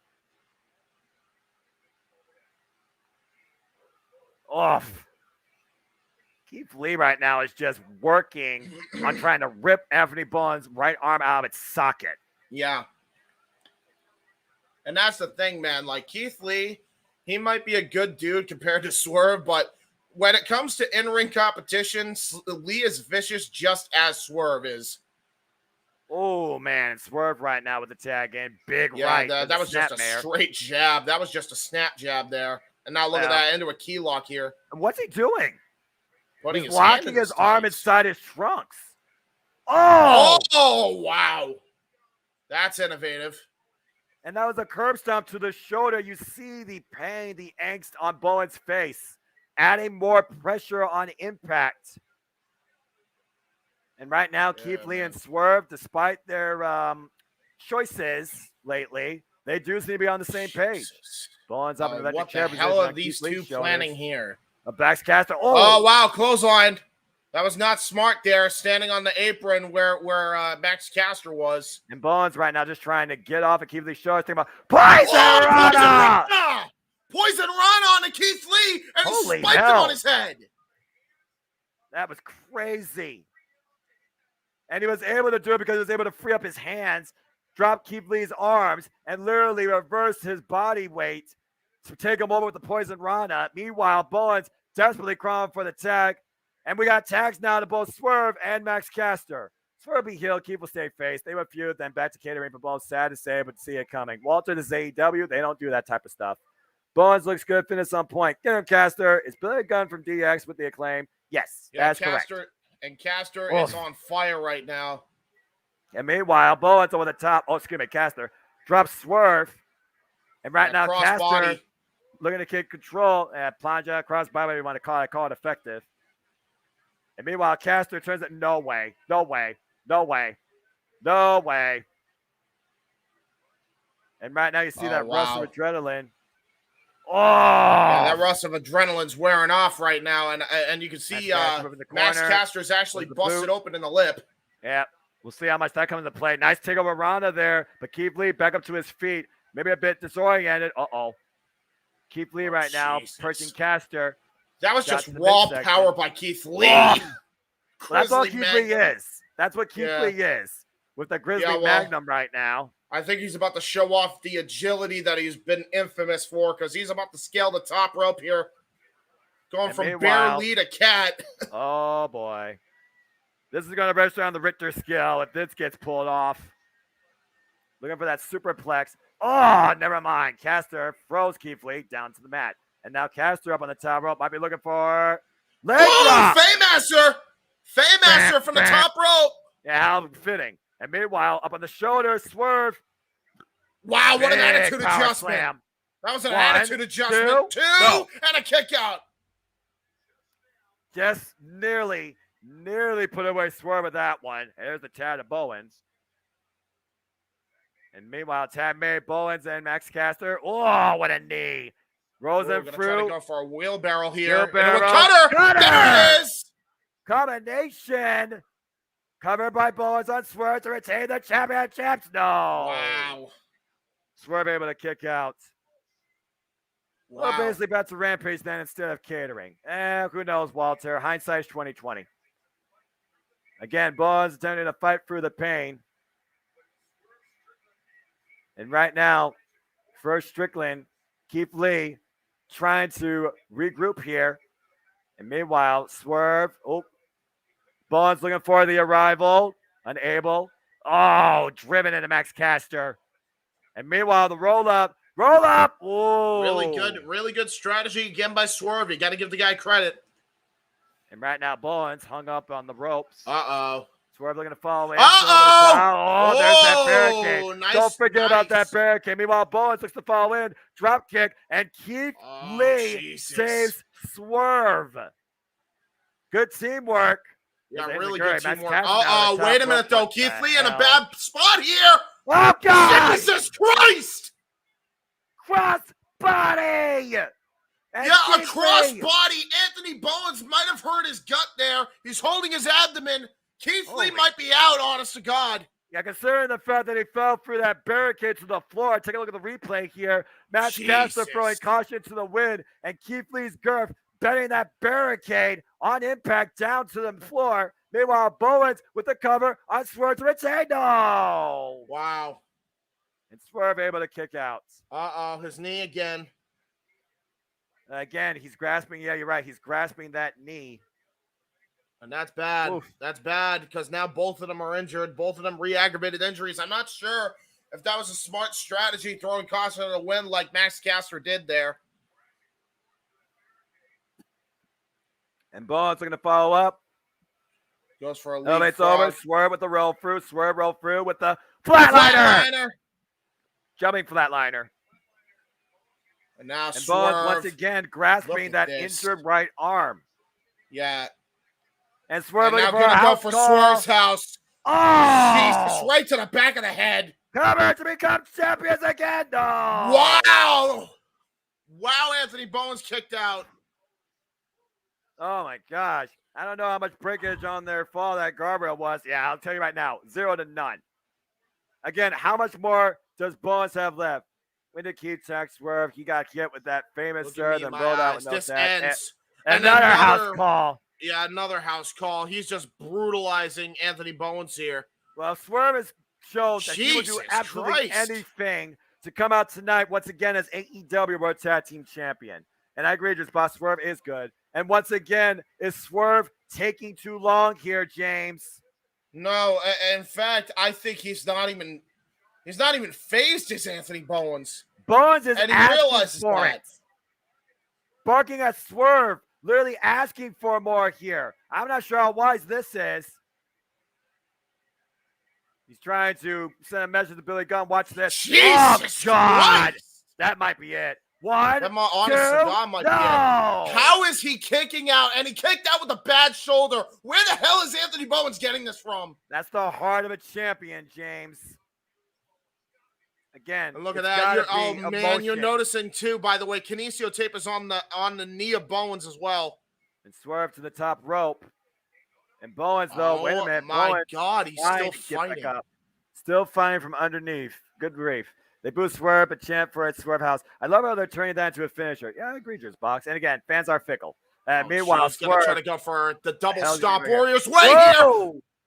The roll through. He missed. Bowens, hook Swerve up. The arrival! Tad to Caster! Caster looking for the mic drop! Mic drop! Full on hits it! Cover! 2! No! And Keith Lee breaks it up at the last second. Oh my God. Frustration has to be setting in for both champions and challengers. Keith Lee saving the match at the last possible second.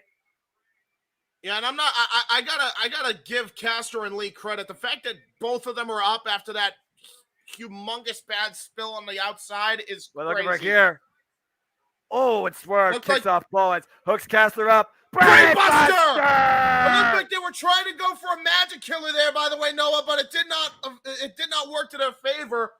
Tag. Swerve with the mule kick and was able to counter into a brains buster and a tag to Keith Lee as he just clubs Max Caster down. The cheat code is being enabled here in this match. Uh-oh, I think...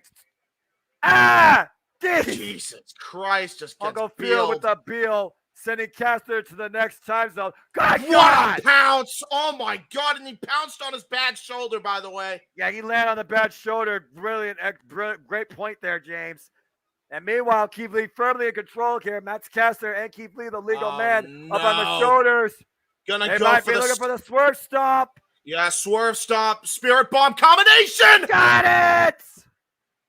It might be over here. It's over. It's over. Max Caster kicked out. Look at the look of disbelief on Keith Lee. And Swerve. They can't believe it. And this crowd's coming to their feet.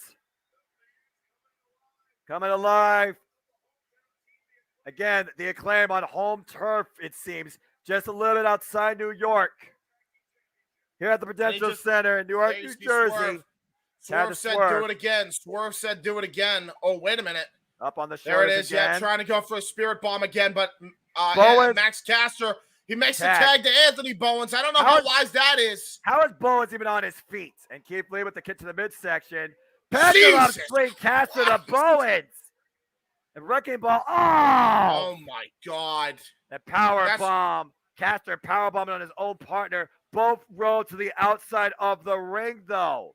Yeah, that was really smart, though, because now they got to rethink their strategy. Both teams do. But that was brilliant strategy by both of them. Oh, and Swerve just tosses Max Caster to the timekeeper's table. That's unnecessary. Hopefully Jesse stays safe. And meanwhile, oh, no. Jesus Swerve Christ. With pliers in hand. No, this is too much now. This is too much. Yeah, this is way too much. What the hell is he doing here? The same thing he did to Daddy Wait a Ash. minute. Prevent Wait a minute. scissoring. No. Come on now. Daddy Ash. Here comes Billy Gunn. Oh, and a boot. And referees are out there. Remember, Daddy Ash gets involved. Could be disqualification. Yeah, I was about to say. Whew. Oh, man, that was too close for comfort. This is really like... And meanwhile, Bowens tossed back inside the ring. Keith Lee right now. Again, Swerve trying to bring Keith Lee back in this match. Now he's trying to encourage Keith Lee to use the pliers. Break his hands. Oh, no. Come on, Keith. We saw Ray Phoenix have a choice of moral. Yeah, but tonight. Yeah, and Keith Lee's not and there it is. There it is. Keith Lee opting not to use it. But keep in mind, you talk about Ray Phoenix. He didn't the first time, but the second time he did.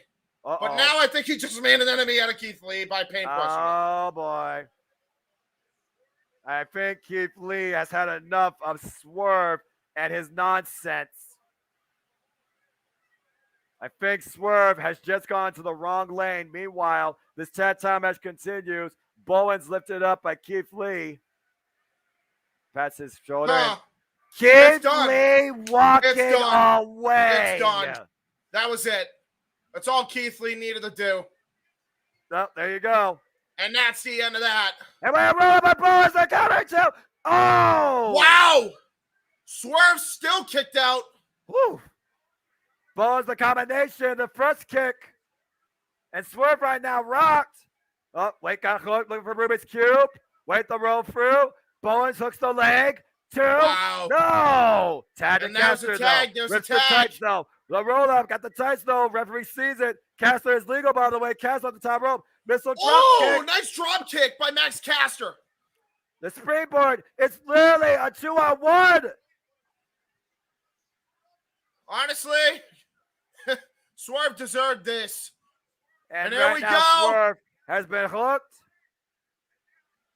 And now Bowens, the shoulder. Looking to come up. There it is. 1, 2. That's it. The Acclaim retains. And Keith Lee walking up the ramp. Keith Lee has had enough of riding alongside Swerve in his lane, taking a much-needed pit stop, and the Acclaim has retained. That was crazy. Again, Keith Lee realized that Swerve was willing to do anything that goes against what Keith Lee stands for. Keith Lee doing the right thing, and the Acclaim retains. It's a good match, though. Congratulations to them. Yes, very much. Congratulations. And don't forget, folks, this Wednesday, AEW Dynamite is live from the Wintrust Arena in Chicago, Illinois. Already made. It will be the Dirt Triangle versus the Elite in a best-of-7 series now in their second match. Jesus, and so far, really? Dirt Triangle 1, the Elite 0. Get ready for some crazy trios action these coming weeks. Oh, my gosh, that's going to be amazing. A good win, though. Swerve kept finding a great juice box. Juice box says, I don't know. Swerve might have the momentum against Keith Lee for leaving him alone in the ring. And we'll see how Swerve bounces back from this. Imagine Swerve wins for the both of them. The end of Swerve and Agori. I'll take my $500,000 from Tony Khan, please. Yeah, that's not going to happen, dude. And again, folks, we also know that Freshly Screwed joins Casley. He looks to defend the AEW Championship against Jake Hager. We also know that the Ultra Chris Jericho will defend the Ring of Honor World Championship against Tomohiro Ishii. And I think Roos has some unfinished business with John Silver. Listen, so much more ahead on Thanksgiving week in All Elite Wrestling. And I will let you dream, man. I'm not going to deny you of that. I mean, what sort of person would I be? Oh, my gosh. That was crazy. But, folks, we still have one match to go, as well as been another incredible pay-per-view of the year candidate for All Elite Wrestling. Time to find out the future of the AEW World Championship as Jon Moxley puts up the gold against Maxwell Jacob Friedman, MJF. Oh, this is what it's all about, gentlemen. Has Damn Max's time finally come? Whew. And what will happen with AEW if Max can't win here tonight? A lot of bad things. Yeah, no kidding. As we go to Justin Roberts, the Dapper Yapper in the ring. Man of time, everybody. And Eric, you stop that. Yeah, get your refill, folks.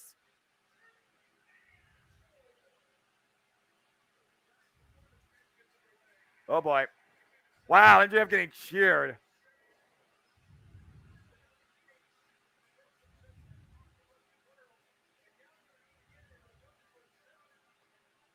Oh, boy. The Devil has been welcomed into Newark, New Jersey. MJF says he looks to do things the right way tonight. Wait, where's he going? He's just hyping up the crowd. This could very well be MJF's night tonight. We got a quick cut shot of Jon Moxley backstage. He's doing the Vince McMahon thing here, isn't he? I think you're right. How far ahead are you, by the way? I'm just looking at MJF right now with his knees and walking down to the ring. Okay. You hear the MJF chants right now. Devil worshiper. The devil exists. Nice sign. Is tonight the night that MJF arrives as the new AEW World Champion? People, let your predictions, your thoughts, and your voices be known as MJF has just entered the ring on my screen, James, in case you're wondering. Oh, Jesus. you hear this crowd and commentary not saying anything right now. This whole building's behind Maxwell Jacob Friedman. Everybody's been waiting for this. And MJF's been waiting for this, you could say 3 years in AEW, but his entire professional wrestling career. I bet you his girlfriend approved that, yes. Yes, probably. Let's see here. Here we go. MJF does win. I riot. Sorry, I can't get my mind for the AEW Women's Championship match. Do they seriously need 3 people, multiple belt shots, and exposed tournament to beat Tony Storm? I know she's a heel, but wow. Let's just go to show how much it took to finally break Tony Storm. Yeah, I also agree. Raymond with MJF. And yeah, I'm pretty sure that's right. William Regal, Jon Moxley. Once again, big F you to all the disbelievers that are against what truly has been the face of AEW as Jon Moxley makes his way inside the Prudential Center. The AEW World Champion has arrived. I need you to do wild things so that way I can get in sync with you, because for some reason we're not. Wild thing. I mean, Jon Moxley literally walked out of that tarp, dude. He's just looking on here. You see this wide panoramic shot of this sold-out house tonight. Wild thing. Okay, yeah, you're ahead and of me. I want to know You're ahead of for me. sure. Okay, I'll pause it for a moment. I think I love you, but I want love to me. know for sure. Okay, there you go. Nice one, James. Get there. Oh, wow, I wow, paused. wow.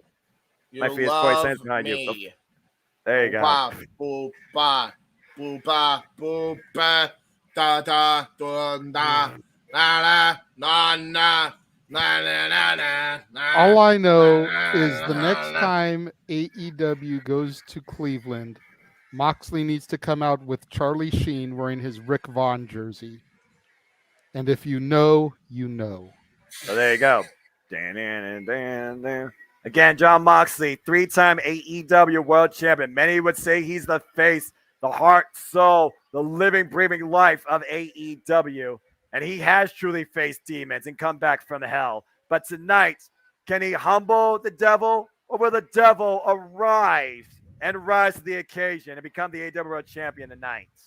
You know, we talked about William Regal turning and screwing MJF. I could also see it the other way around, by the way. Neither result would surprise me as far as Regal goes. Yeah. Jon Moxley on the apron right now, taking it all in. This is going to be crazy. The contrast of styles here. The level of experience. MJF's like, Do not like money, underestimate Regal when it comes to anything. There you go. MJF scarf in the shape of a cross on screen, and he is the devil. Do people even notice that? Walter, probably not. American Ace versus the devil you think you know. My feet is poison behind you. Well, that's your thing. David Bates. Sadly, that was Tony's best match. She needed that to finally make her look strong. I agree. Tony Storm, thank you again. Incredible match. Regal turning on Moxley. Very well could happen, Joe. I'm amazed they never referenced their last match together at All Out. Again, 2020. Better off forgotten. As we go down to the Dabber Yabbit Justin Roberts with the introductions. Oh, boy. Introducing the challenger.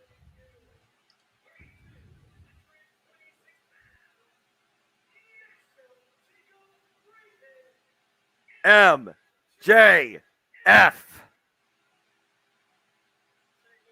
He looks in great shape tonight. He's definitely prepared. He's conditioned.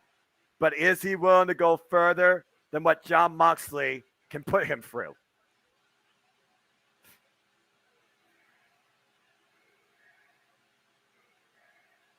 People chanting new champ already.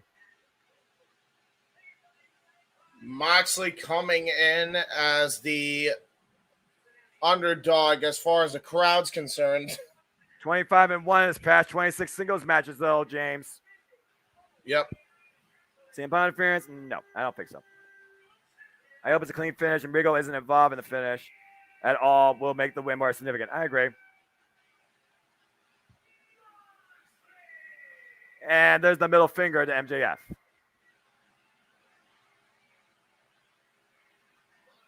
A lot of tension here. James, as I see the title handoff to Regal, you know what to do. Bryce Remsburg holds up the championship. Salt of the earth, the devil himself, MJF, taking on the blue-eyed battler, the combat forged Jon Moxley. Bell rings, and here we go. Jesus Christ. And the bell run for me too. Oh, God, paintbrush. Damn, that could have knocked the filler out. It looks like MJF actually welcomed that. Yes. MJF's like, really? This is what you're going to start off with already? This is what you're going to start with already? Mox was going to take time off before the CM Punk Elite thing happened. Mox loses tonight. We'll see him, Joe. They just started announcing Mox might feel like 34 seconds behind. Well, sorry to hear that, dude. Too bad you can't fast forward. There's a slap by MJF right now, and Jon Mox and MJF jaw jacking. And there's a forearm. A big shot, and Jon Mox with the first shot here. Jesus. Big chops in the corner. And again, he's laying them in so far, James, and we're just getting started here. Just breaking him across the top rope. Another big chop. Christ. And right now, might be looking to take a bite out of MJF. Again, got a minus the 5 count. This title can only change hands via pinfall or submission. And now MJF with the side headlock. Thrown up to the ropes, tucks underneath the clothesline, picks up speed. Jon Moxley looks to pick up his speed again. MJF, drop down, and MJF aware of it. Styling and profiling. Not the night to do that, young man. I agree. If he's trying to do it the right way, that's a hell of a way of doing it. Drops down the rope, though. That was smart by MJF. And MJF right now. Wait a minute. No way. MJF looking to fly off the ropes, and no. Just right now getting his reps in, James. Of course he is. He's feeling like he's in full control tonight. He is very confident, but he might want to turn around. Never turn your back on Jon Moxley. No. Oh! And now he's getting bitten again. Jon Moxley might be a vampire tonight. Very well could be. And there's the double bird to the double worshipers, if you want to call it that. Oh, and again, Jon Moxley, he loves this stuff. And now MJF looking to stomp a mud hole into Jon Moxley in the corner. Crazy, yeah. Wow. This is a crazy atmosphere here tonight in this main event. Yeah. World Championship on the line. Good God! Lariat. King Jesus Bundy Christ. Lariat. And Jon Moxley just takes a bit of a rest. Yeah, tranquilo. Yeah, of a different sort tonight, James. Mox in good shape, too. I agree. Mox turns heel. Mox is Mox. Simple as that. And meanwhile, Mox is whatever the hell he wants to be on any given day. How about that? And there's those forearm strikes. Mox is living the best life he can right now. The lefts and rights and the forearms. Yeah, referee was up to a count of 3 there.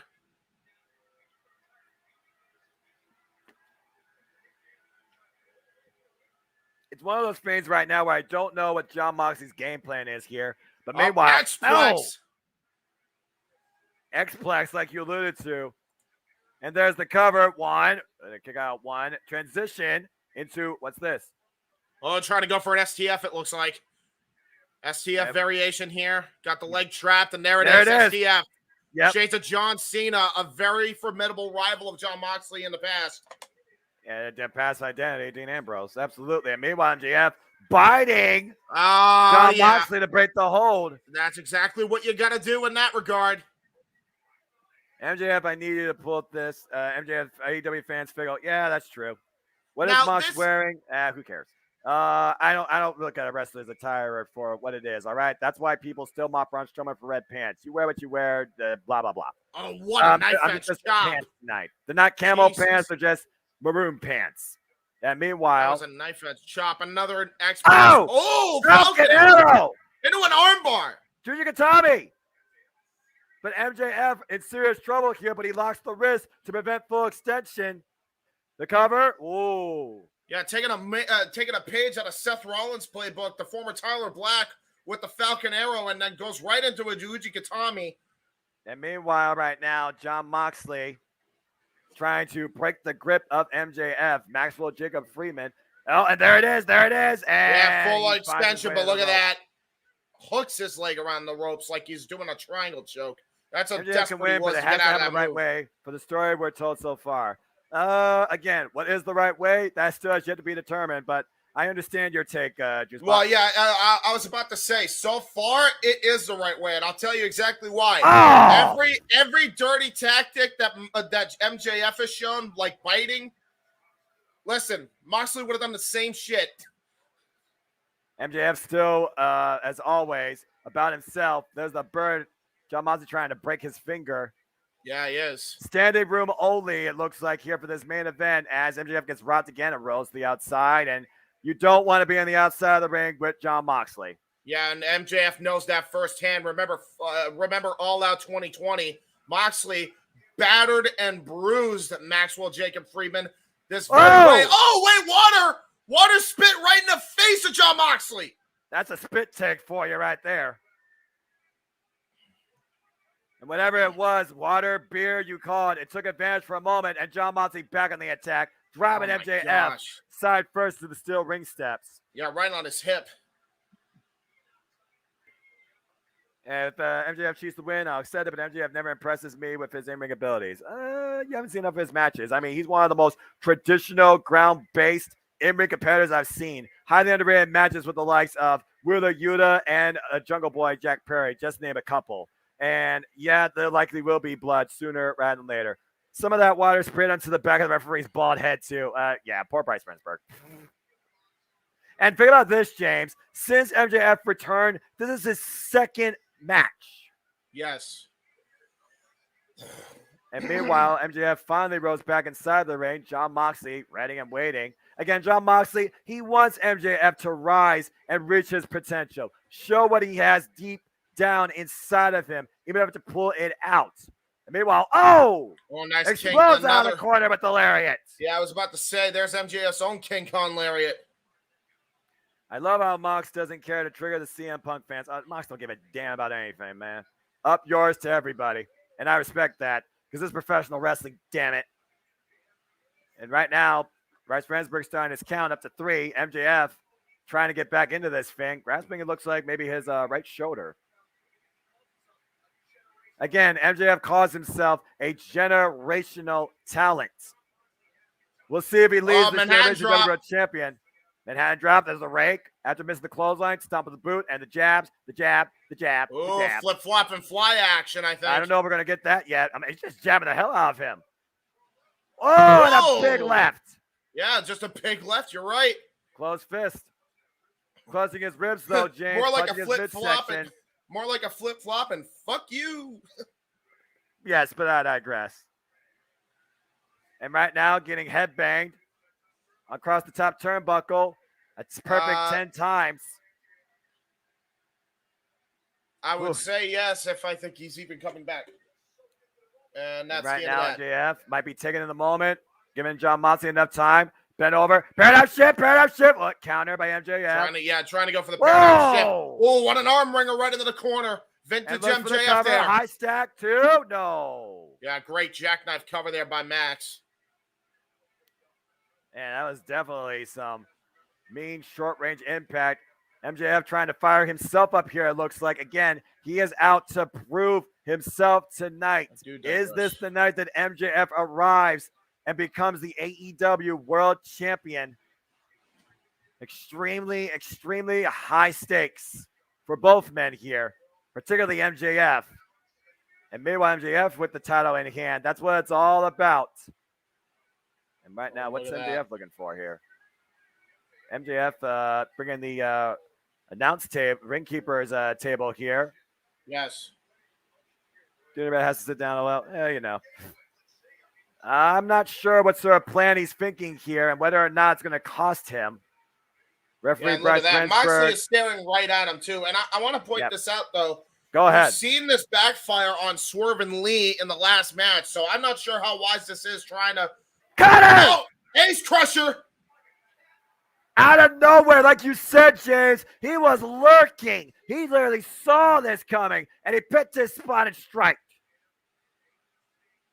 Again, he made the mistake letting John Moxley recover, and now he's kicking his head in. Yeah, kicking his effing head in taking a page out of his cohort Bryan Danielson's playbook. And once again, raising the ire of the audience. MJF trying to fight from underneath, and once again, Jon Moxley stopping MJF's head in. That would be MJF's wasn't present win. Sad, really. Moxley's the best. I mean, it's hard to argue what Jon Moxley has been since arriving back to professional wrestling, even after he beat his demons. And Jon Moxley, once again, the mocking bow. What's he looking at here? Just mocking literally the audience. MJF barely moving. Now look at that, Jon Moxley. Going on the apron. Uh-oh. Uh-oh. And Jon Moxley might be looking for the kill shot here, the sadistic son of a bitch. He's either going to go for a Terry Funk, or he's going to try for a shield here. Power bomb or pile driver. MJF might be in trouble here, trying to fight back. Looking for the Gotch style. Yeah, Gotch style. He's trying to go for it. MJF finding back. Nope. Oh, shot to the throat. And again, whoa. Oh, Jesus. Wait a minute. No. You're kidding me. Oh! Jesus, tombstone right onto the apron. Oh, no. But MJF drove his own knee into the apron in the process. That was not a smart maneuver there by Max, I don't think. Oh, man. Yeah, because look at that. His knee pad wasn't all the way up. That's why. Yep. His knee is in a lot of pain here. The cover. 2, no. Oh, man.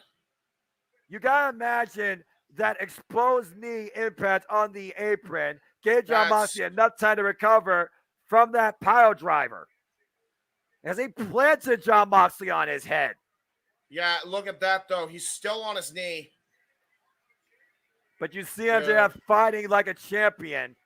Yeah, he saying is that fighting this is like his a champion, time. But, this is an issue here. Oh, he's going to go for it good, again. says Bryce Remsburg. I'm not sure if he's good. Oh, I got kicked. Yeah, his knee gave out. Oh, and Jon Moxley's aware of it, Jon too. Moxley knows. Yeah. Meanwhile. It's like a shark smelling blood. Uh-oh. Got him hooked. Pile driver through the table! And both men laid out on the floor. Wow. You alluded to it earlier, James. MJF introduced the table, and he became a victim of it. God. Yeah, he definitely did. That was crazy. That table collapsing under both men's weight. MJF spiked.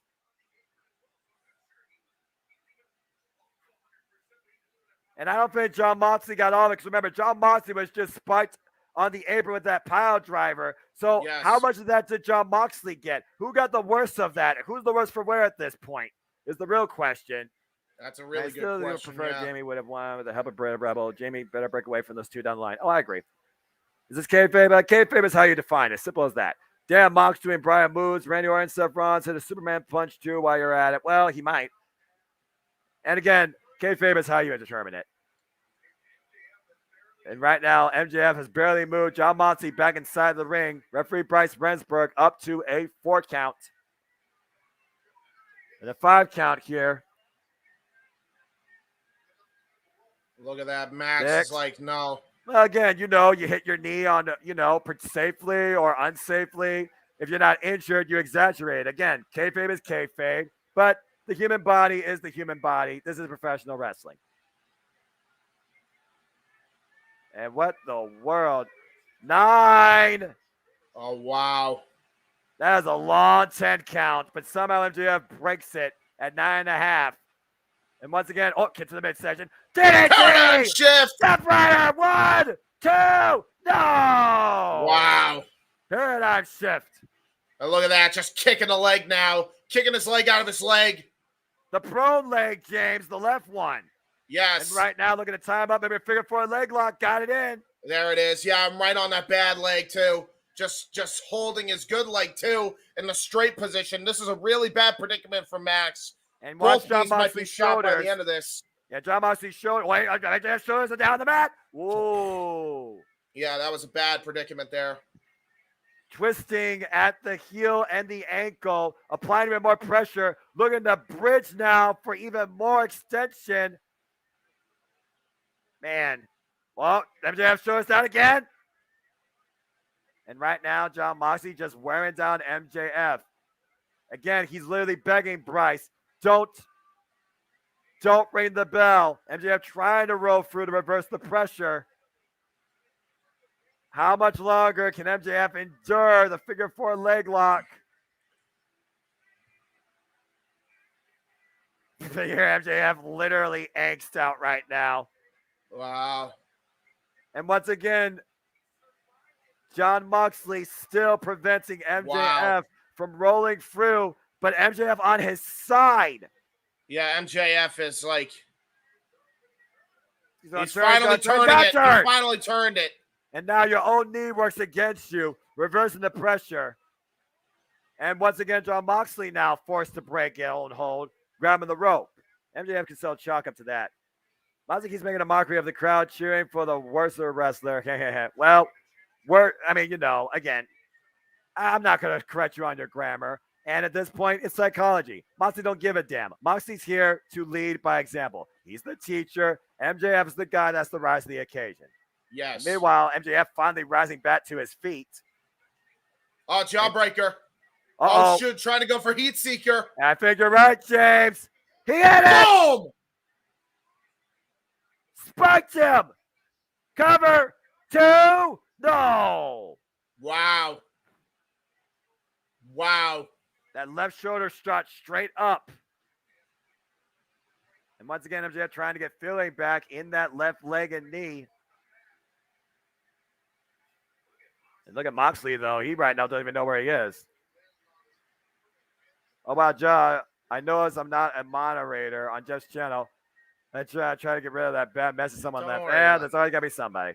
Oh, once again, living on that knee. A chop block. Oh, chop block. That was brilliant there. Taking pages from his old trainer in NXT Triple H's book. And right now, he's got that leg suspended on the bottom rope and adding more pressure to it. Stomping down on it. Yeah, using his hips there. Just adding more pressure here. You know what surprised me about this match, James? The calculated, technical, more like a mock-field approach tonight by John Moxley. This has been hardly anything of a brawling warfare. This has been calculated down to the very last tee as he stays on MJF's left knee. And MJF takes the big stuff from John Moxley. His balls. Right in the Moxleys. A brilliant move by MJF to slow things down. And MJF right now, what the hell is he looking for here? Oh, Jesus, no. Max, come on now. You gotta go for broke. You crazy son of a bitch. You gotta go for broke when it's for the AEW World Championship, James. Yeah, but he has a bad knee, Noah. That's what I'm saying. Like, what is he thinking? Moxley fish hooking him, though. And the hammering elbows up in the corner, top rope. MJF might literally be knocked out from these. Just wearing him down. Jeez. Why Moxley so pink? At Pepto Bismol. I don't know what he had before the show. And meanwhile, very precarious situation. Oh, no. Gonna try to go for Paradigm Shift. Oh! Jesus Christ. Avalanche Paradigm Shift. Oh, but Moxley hurt himself on his arm. The cover. 2. And MJF finds his way to the bottom rope. Yeah, with a fingertip. A fingertip and the middle fingertip as an added FU to Moxley. Ooh. Take a look at the replay here, James. God! Wow. Yeah, he landed bad on his shoulder. Take a look at Moxley here. The knees of MJF hit first before MJF's head hit the mat. Yeah, both men added are impact. Really, yeah, both men are really worse for wear from that.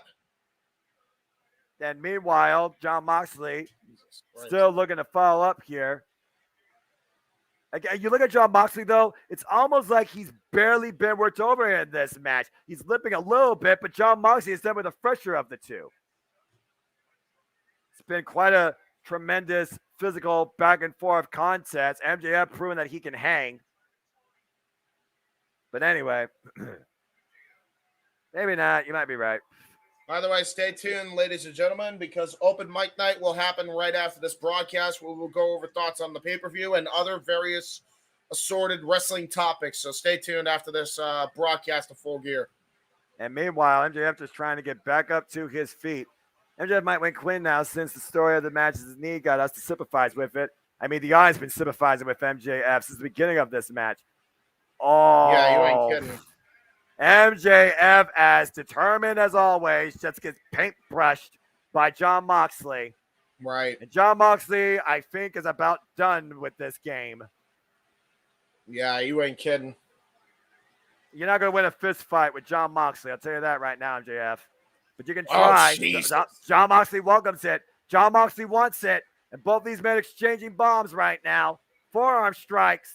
Yep. Back and forth exchange. MJF getting rocked. Jon Moxley once more. And these two are just trading bombs.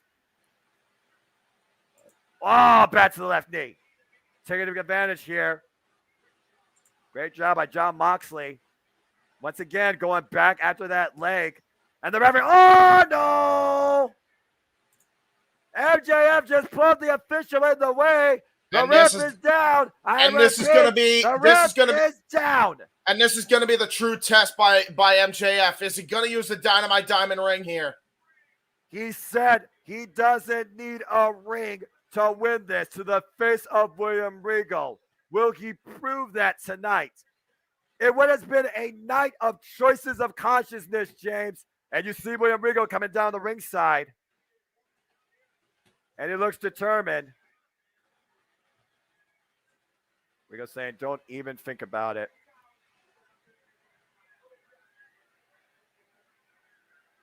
Oh, boy. Wow. And he throws the diamond ring and flips Regal off. Nice. All right, well, that's a thing. And meanwhile, Jon Moxley, the sleeper! Uh-oh! Sleeper hold! Sleeper hold! Bulldog choke, rear naked!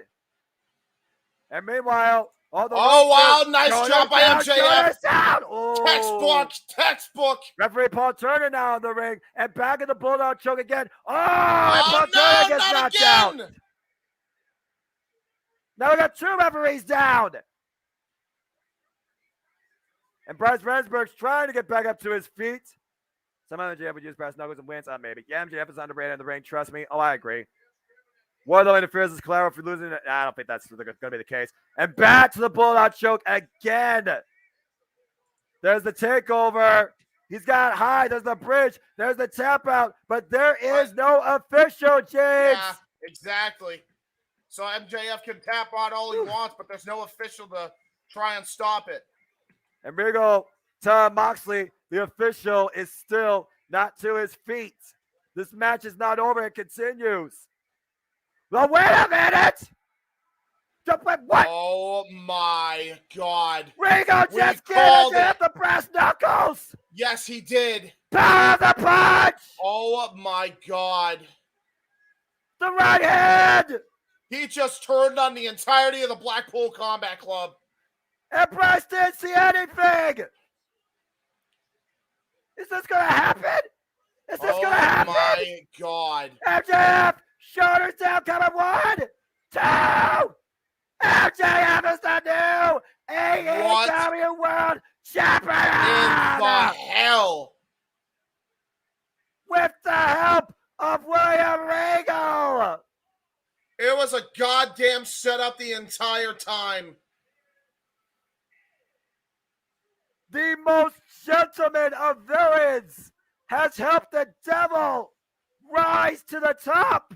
MJF is the new AEW World Champion. Wow. History made. How long have they been in cahoots, James? A long time. That's crazy. Once again, MJF with the game plan.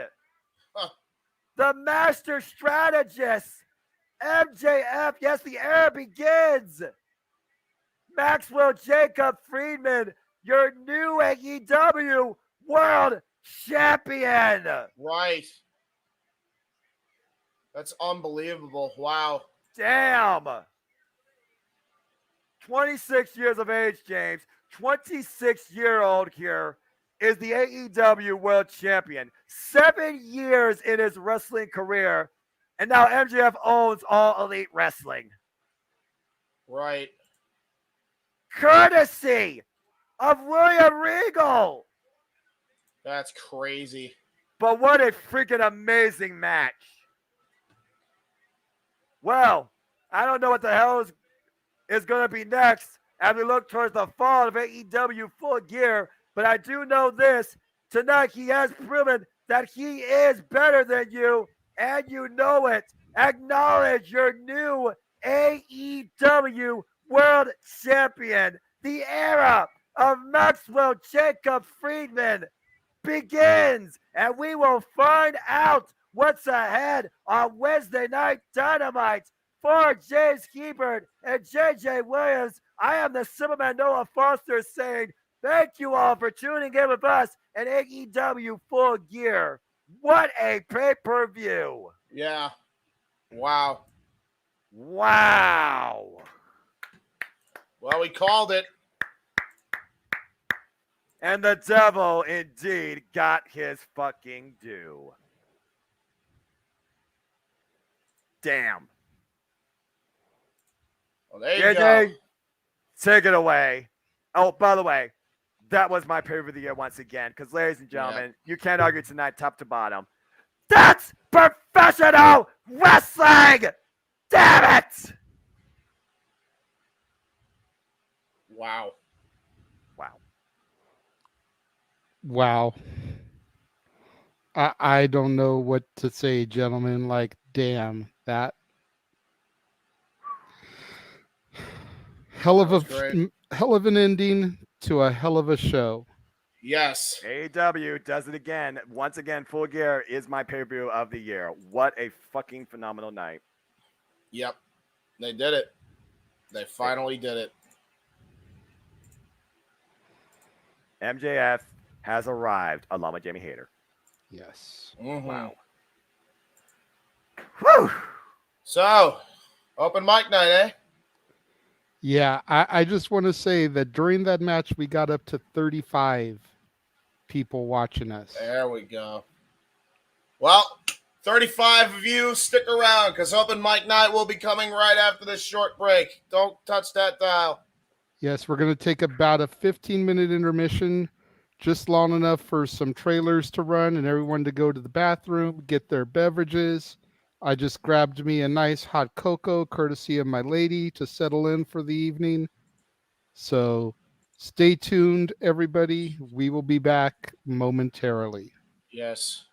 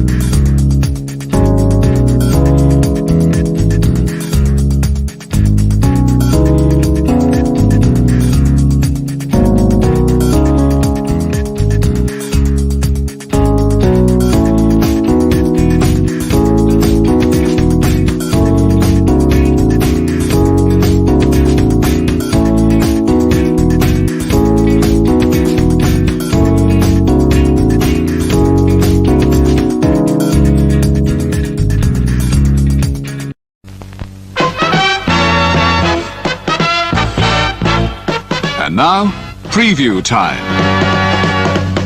So let's take a look at what's coming your way.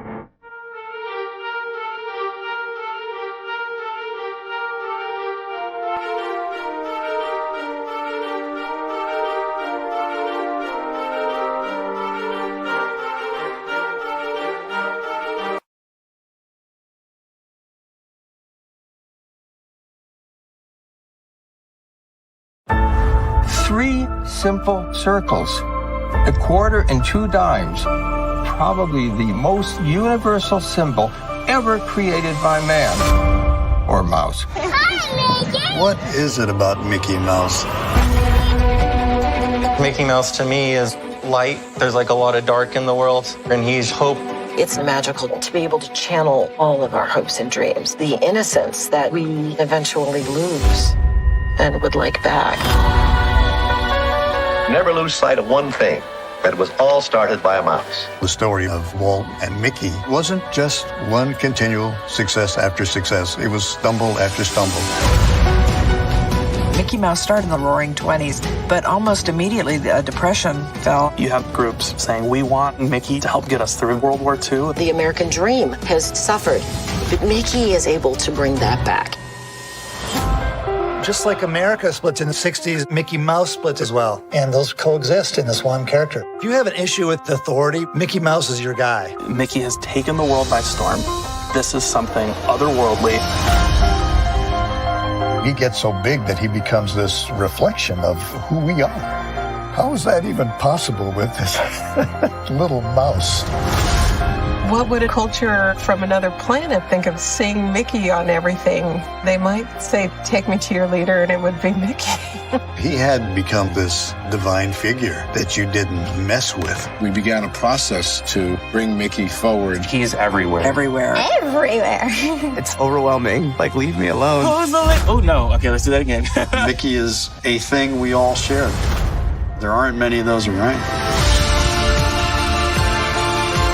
Almost 100 years later, after all the things that Mickey has been through, he's still here. We love a mouse. How crazy is that? That's a little absurd. You've always been my best friend. Streaming only on Disney+.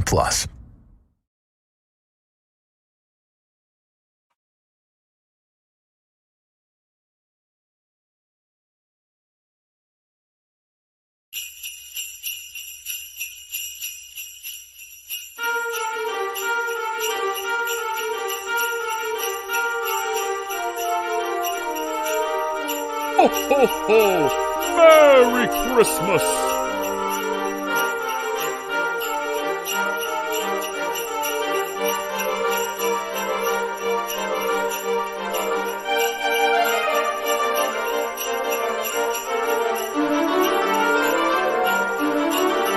Ho, ho, ho! Merry Christmas!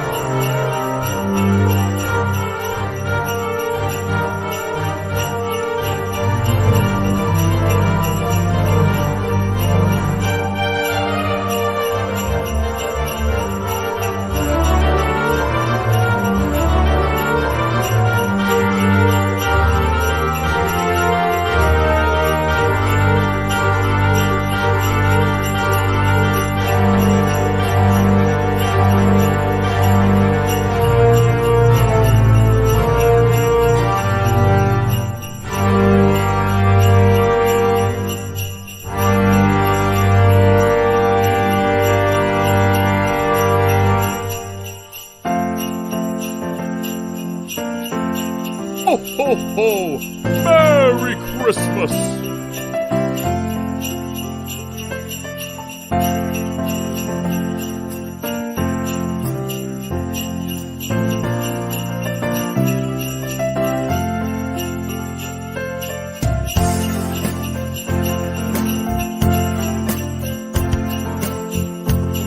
Ho, ho, ho! Merry Christmas!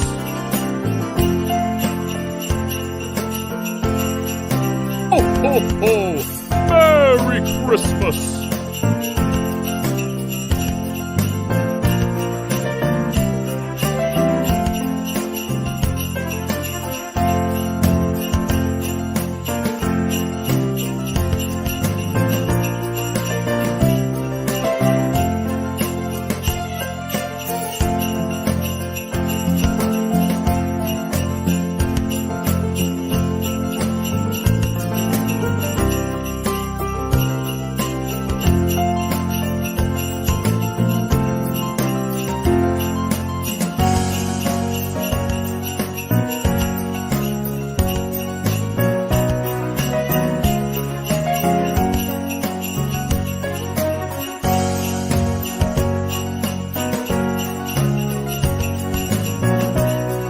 Ho, ho, ho!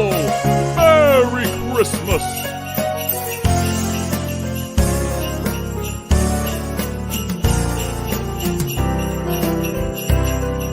Ho, ho, ho! Merry Christmas!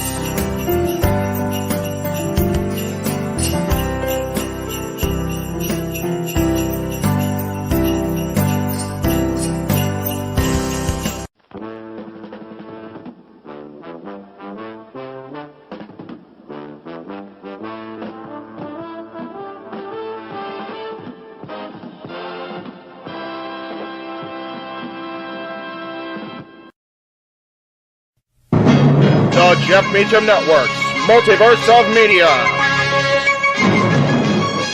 For over 15 years, the recognized symbol of excellence and the standard bearer in coverage of sports and entertainment. JJ, Jeff, you want to kick this thing off? Because I'm still trying to process everything here. Yeah, it's like, who wants to go first? Well, Come on in. It's open mic night with your host. you could maybe say there's really 4 topics, but it's split into 6. The Renegade, JJ Williams.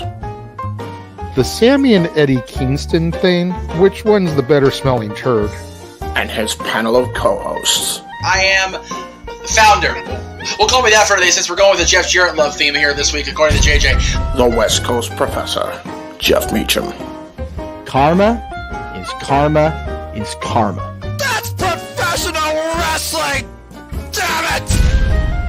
The Simple Man, Noah Foster. It's showtime! Yeah! How you doing, JJ? How you doing, Jeff? James. Yeah. And the Heb Man, James Hebert.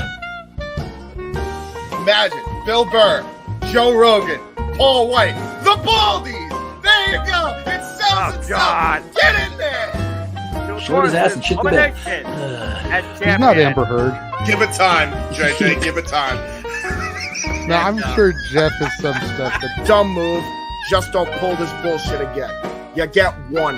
Tony needs to stop caring about the ratings. Bradshaw said as long as the ads are in place, we're not going to lose that third hour. Ring of Honor does not have to be AEW Live. They don't necessarily have to coexist with each other. You kind of saw that tonight to a degree. Along with a panel of guests. He is no longer glorious. Don't you bring that up. You want me to rant about what my NXT used to... No, we are done here for the night. I swear, James. Because you never know who may show up for open mic night. I leave our company in the capable hands of an extraordinary group of superstars, employees, and executives. The first thing that came to my mind was, it's about damn time. Amen! I literally touched everybody in the state's trash. It's horrible, you guys. Peyton's new thing is Dennis the Menace, but it's funny because she calls it Dentist the Medicine. And that's great. When Elliot Taylor came out and did Born for Greatness live, I was popping my pussy, having a great time. I didn't care. I was having so much fun. Sit back, relax, and enjoy the show. Fuck Bill Belichick.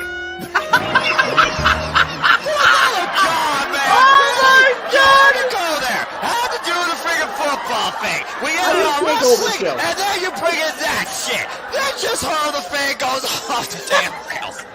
Brilliant, bloody brilliant.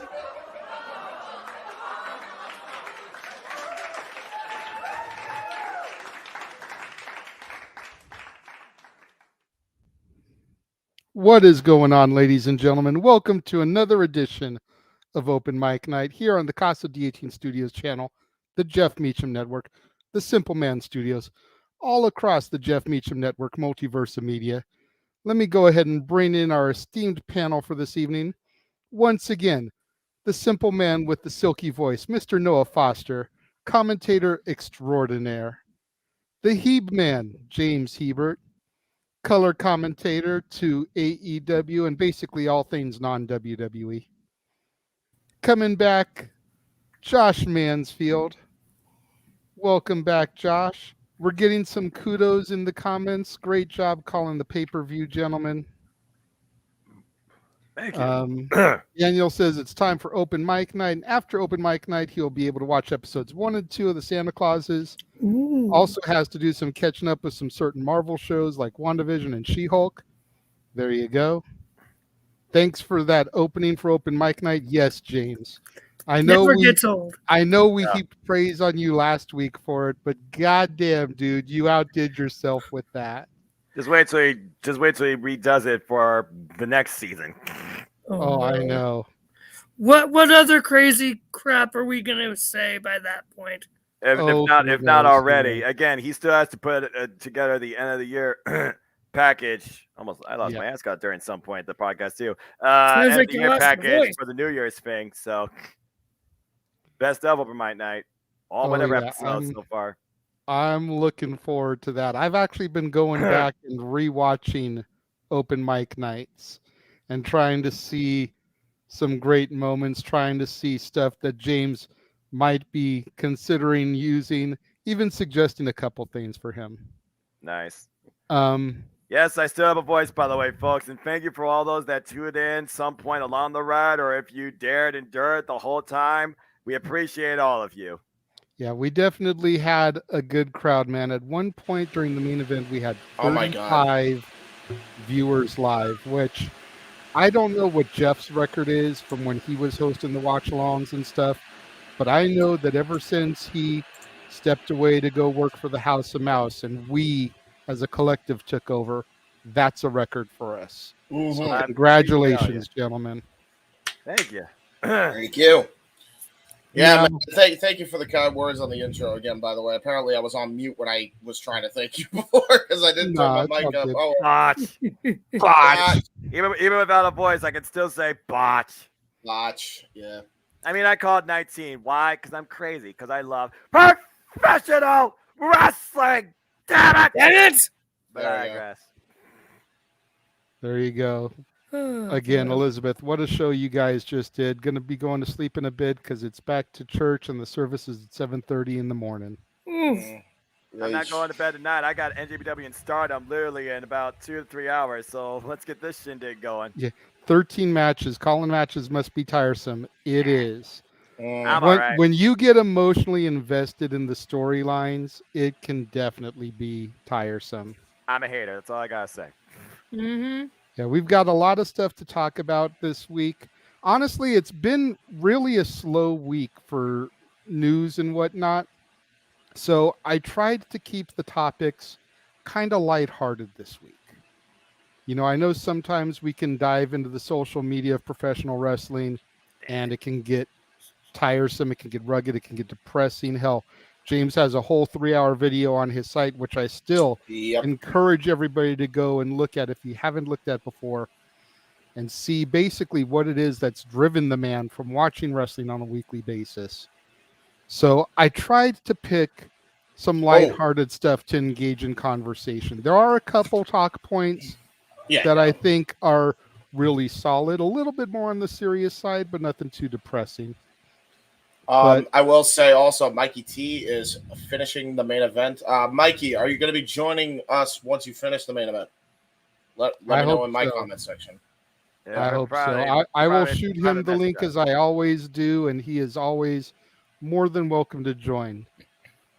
I mean, like we said, we just got done with 13 amazing matches. We do have some talk points to discuss coming out of that, but I do have some breaking news for this evening. Oh, really? Yes. Okay. That would be me wearing all black, deciding to no longer be straight edge and decide to get a drink just because I'm out in Vegas. There you go. Just remember, Noah, you're coming to LA. We will corrupt you. We will. No, man. It is. No, you won't. No, you won't. I will not fall to darkness like the Empress Julia Hart, and I stand by that Poor statement. Julia Hart. Happy belated birthday to his mother, but yes, Noah was corrupted this past week. Oh wait, is that actual alcohol? Yep, that's he has actual taken a alcohol. turn to the dark side. That is our breaking news this evening, gentlemen. Like I said, I'm trying to keep things lighthearted. It doesn't get more lighter than a class of Villa M. Russo during my mom's 59th birthday, going back to my Italian roots at an Italian restaurant with tiramisu and prime rib. I was in my element. I finally ascended. I felt at peace. Salud to my family. It was a glorious I wish I had a shot of Fireball here right now so I could cheers you for fall into the dark side, Noah, but I just had to bust your balls just a little bit, considering all the shows you've been on where you've claimed your straight edgedness and said you will never turn to the dark side. And there you were this week. Again, it was for a good cause. Happy belated birthday to your mom. Thank you. But man, it was kind of fun to see that picture of you in the group chat. A little bit. Yeah. Now, I assume that will be the one and only time right now. It depends if I go back there again and for what occasion, but my mom's already figured about what we're going to do for New Year's Day, so we'll see how much a bottle that costs. Yeah, welcome to the dark side, Noah. We have cookies too. Now, Noah, cookies. Now that you have had your first, you have to allow. Now, there is a certain drink that JJ and I need to introduce you to that Jeff, if he is listening or when he listens to this, is going to kill us for. But Fireball. Yep. Honestly, It's dude, cinnamon. if you have ever had a cinnamon fire Jolly Rancher, that is what Fireball tastes like. Yeah. It is delicious. No, Fireball man. is fun. Well, I don't know if it will be fun for Noah. Yeah, I'll immediately go play. We will ease him into the alcohol. Alcohol. Well, I mean, okay. Josh is already drunk over here. Hold on. Alcohol.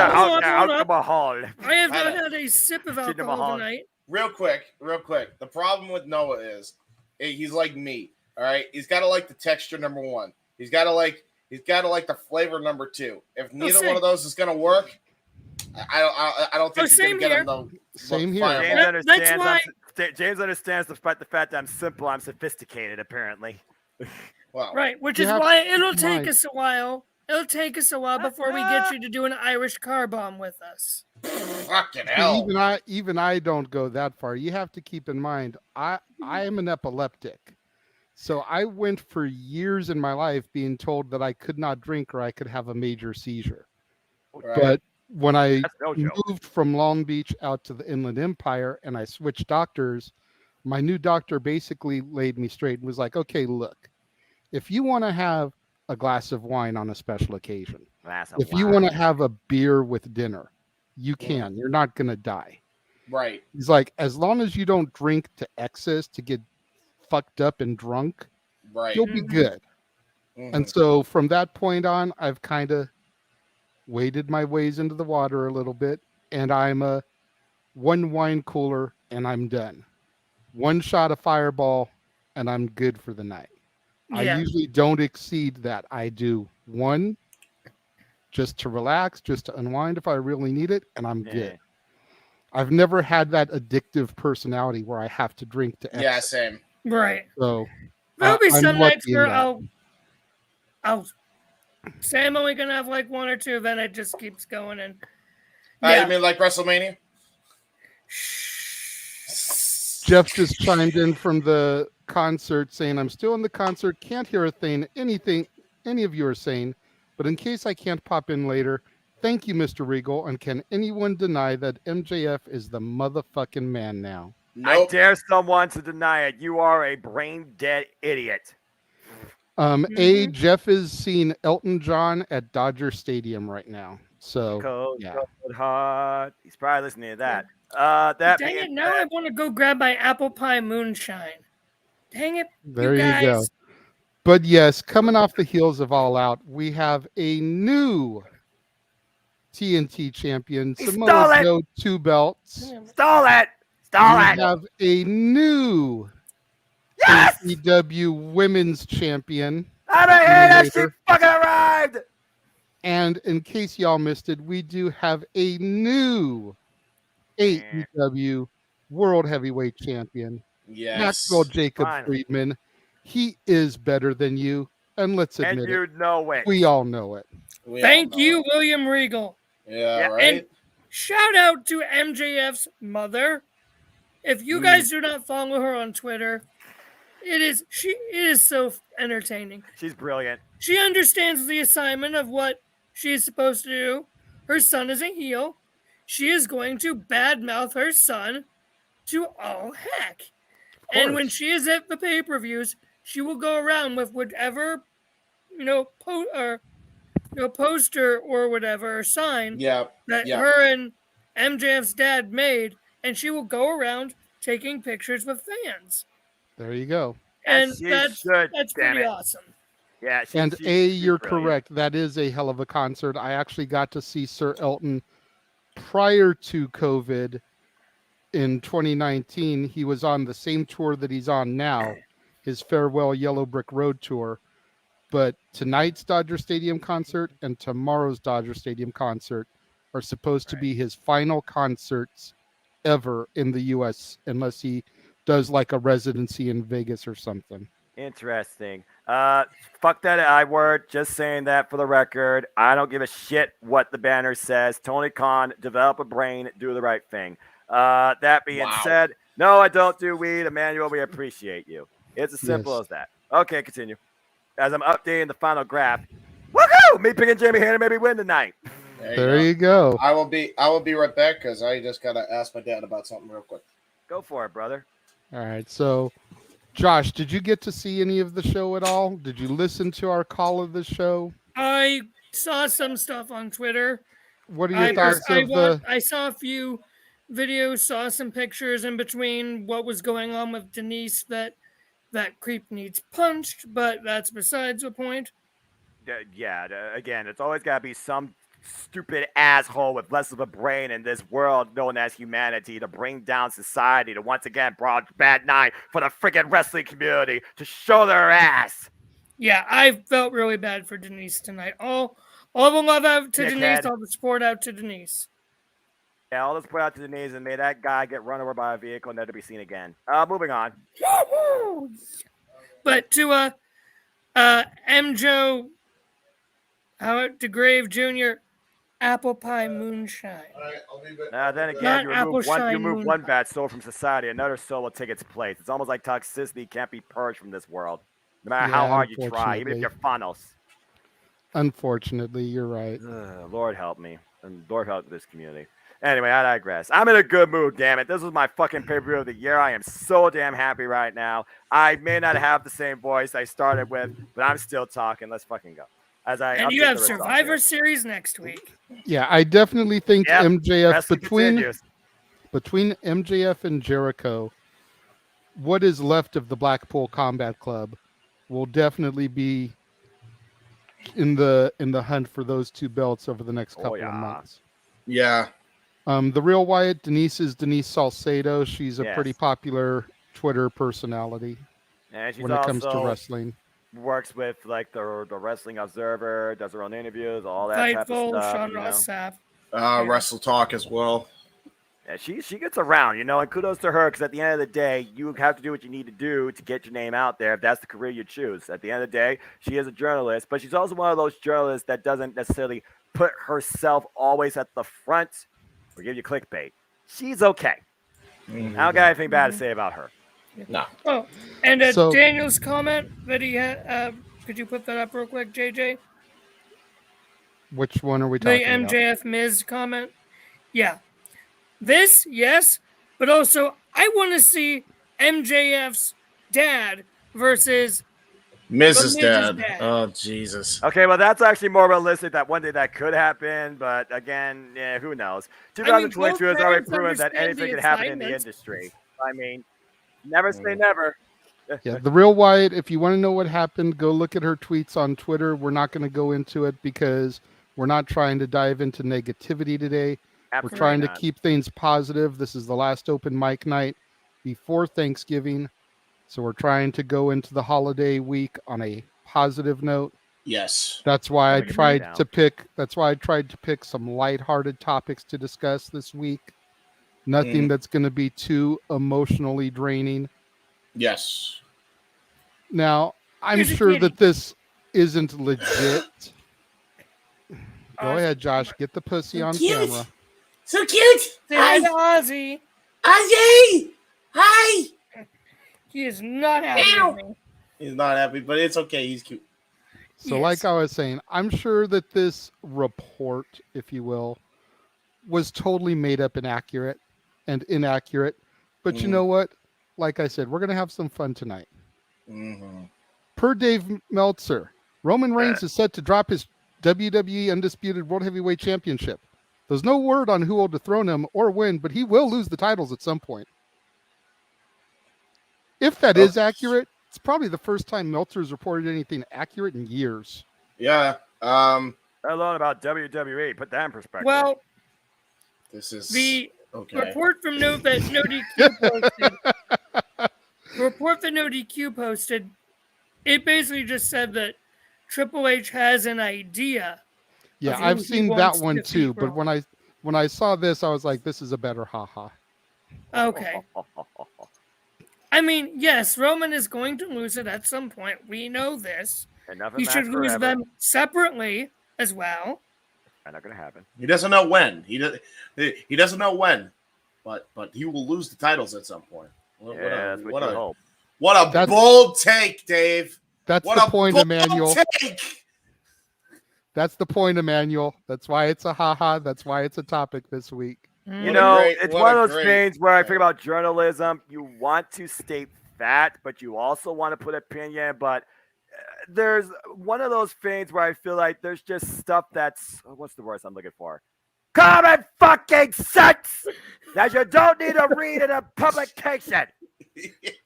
Well, if you know Not only read in a publication, Noah, have to pay to see. That just goes to show how much people are willing to waste money or how much they don't know what the value of a dollar is. Then again, we're probably on the verge of a recession. Stay tuned for more on that. Noah, notice the ticker. I know. Mhm. It still doesn't make it any less true. Yeah. Continue. So there's that. The other haha that I wanted to bring up is somebody made this graphic, and I know we discussed this a little bit a couple weeks ago, but Yeah. I figured we could maybe get a little bit more in depth in it. Okay. Yay! Fuck you! That's not a graphic. That's straight from WWE's website. Yay! Go away. Never again. Hallelujah. Now that Hallelujah. Good riddance with bad rubbish. So let me ask you this, because the 24/7 championship pretty much happened during the entire time I wasn't wrestling. Yes. Other than the ascension of R-Truth as a comedy god and becoming a living treasure in that division, what other high spots were there for that championship? Was there None. anything, any other good champions to come out of that? Nope. I will say Go one. ahead, Josh. Well, before I get to that, first off, notice that they deactivate it right after R-Truth is injured with a long-term injury too. So he can't even do anything about it. But you want to know who I think? Bad Bunny. He took it on Saturday Night Live. That's fair. He That's got a fair point. the 24/7 title, a WWE active at the time championship belt on mainstream television outside of WWE programming. Here's my How many other champions go on to, the talk shows or whatever with their title belts? I have a question to No follow one. that up. Bad Bunny, he had balls, he did it. Right. Hang on, listen. Go ahead, James. Big question. Okay, to that. Was it a winged eagle? Was it a big eagle? Was it any WWE World Championship? No. Next. I'm sorry. It's just like, dude, everybody in the audience at Saturday Night Live probably confused that thing with a goddamn grandfather clock. They're like, what is it, like a handheld grandfather clock? Like, Or just a trinket Flavor Flav. Yeah, it's a Flavor Flav trinket. Why isn't this with Flavor Flav? Is Bad Bunny the new Flavor Flav? And they probably collabed at some point or met each other. Yeah. I don't know Good how that riddance. works in Hollywood. Good riddance. I mean, I don't know. It's just they should rebrand it to a Women's Intercontinental Championship or a TV Championship, like we recommended ages ago. I think somebody put that in the chat. So yeah, that's Like what they should Dana really Brooks said, and then she lost the title, and then it got deactivated. Well, it wasn't like that title was ever going to garner any respect, let alone star power. I don't know. Who knows? Yeah, your guess is as good as mine. 24/7. Yay! Bye bye. Yeah, good riddance. Maybe now you could actually do something that actually builds a superstar. Fair Versus take. puts out a tweet. I was going to do something else first, but since you put up building a superstar and sending out tweets and stuff. Tweeter. No, it's not negative. It's not negative. Remember, we're trying. We're not going to be negative today. Okay. Damn I'm ready. You son of a bitch. Like I said earlier, I've been going back. I've been watching some open mic nights, and there was an episode we did. It was probably May, June-ish, where we were discussing the fact that Money in the Bank had to be relocated from Allegiant Stadium to the MGM Grand. Yes. Right. And it made me kind of think, watching that, about the rise and decline of one Mr. Theory. Was the end of his briefcase and his cashing on the U.S. title not the perfect ending for a briefcase champion who already had to get his moment taken away from a stadium and thrown into the shitty-ass MGM Garden in the first place? Yep. Like, this entire Money in the Bank briefcase run And it's nothing against Theory. Let me just stress that now. It has nothing to do with Theory. Booking. But from the fact that it was supposed to be in a stadium, got moved to the MGM Grand, got thrown into it at the last minute, then the Vince McMahon scandal, then him attempting to cash it in twice on champions, teasing the NXT champion, only to cash it in on the US champion and losing. I mean, like, after the champion was already beaten down. You sit there and you talk about horrible booking, but when you go back to the way that entire pay-per-view had to be relocated in the first place, it's the perfect ending to that shit. Yeah. It really is. It's obviously the original person that was supposed to be slated to win that fucking briefcase was Cody, and then he got hurt. So, I mean, really, it all comes down to it was a bad booking call by Vince, and you had to break a few eggs to make an omelet. Theory's going to be just fine. No, I know he's going to be fine, and I still maintain the thought process that they didn't have to pull the trigger and have him cash in on the U.S. champion when they did in the first place. They had until next July to do something with him. And they pulled the trigger way sooner than that. That's why I say, like, this is the perfect ending to a briefcase that was decided after the venue had to be relocated in the first place. Yeah, I mean, like, well, we know that pay-per-view's never coming back, hopefully. So, yeah, maybe, like where Jeff is this evening, it's the circle of life. And it moves us all. Okay, now that's not a non-copyright strike. As far as I'm concerned with this Money in the Bank thing, Austin Theory should never won in the fucking first place, all right? Let's just put that out there right now. As far as the execution of getting rid of this, which really was a botch to begin with, yeah, I agree, because there's no way in hell Roman Reigns is going to lose to this type of shenanigan by this guy. And at this point, you want to make Austin Theory, Vince McMahon, Golden Boy look like an absolute goober. This was the number one way of doing it, especially since right now he's turned his character completely around into a guy that you need to take serious, but he also needs to take himself serious in his own right. If you're going to reset Money in the Bank to hopefully be back in prominence and actually be showcased and determined at freaking WrestleMania the appropriate way with an appropriate holder, then this is the way of doing it. I approve. Yeah, Josh. Yes, Jeff. Yes, Josh, with your little diabolical finger tapping then. I appreciate that, but I am not the Musketeer boss. Yeah. I appreciate it, but I have not been shy of my disdain for Mr. A-Town Down. Yes, we know. And his gimmick and everything.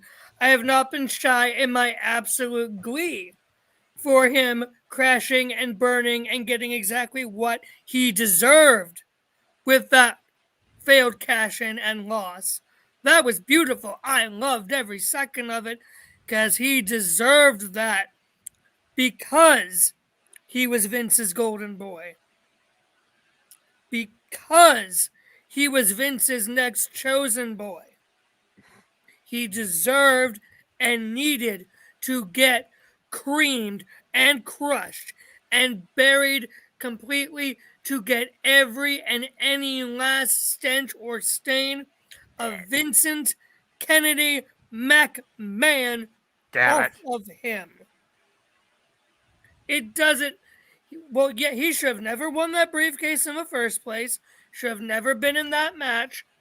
Was never a believable contender in any way, shape, and or form. There's a reason why people left him. Never has been a believable contender for any championship. He should not have beat Finn Balor for the United States title to begin with. I was waiting for. What was that, Noah? There's the word I was waiting for. I knew you were going somewhere with this. Continue. Yeah. Because, again, Balor is my guy, one of my top 3 in this entire pissant company. Too sweet. Yes, too sweet. And Austin Theory, little NXT groupie boy, thinks he's the shits? No. You ain't shit, boy. And you just got proved. That proved that. When you got crushed like you deserved. Now Triple H can do whatever he wants with you. Because every last stench of Vincent Kenny McMahon is done from you. Now, I will send his ass back to NXT. Real But, Wyatt. No. I would have sent Theory's ass back to NXT. But Triple H is doing this. So, okay. See what he does. See if he actually makes Theory into actual something other than just putting the rocket to him and just saying, hey, this is who the company wants. Cheer for him. Like they tried with Drew and it failed. Like they tried with Roman and it failed. Oh, Lord. Originally. Yes.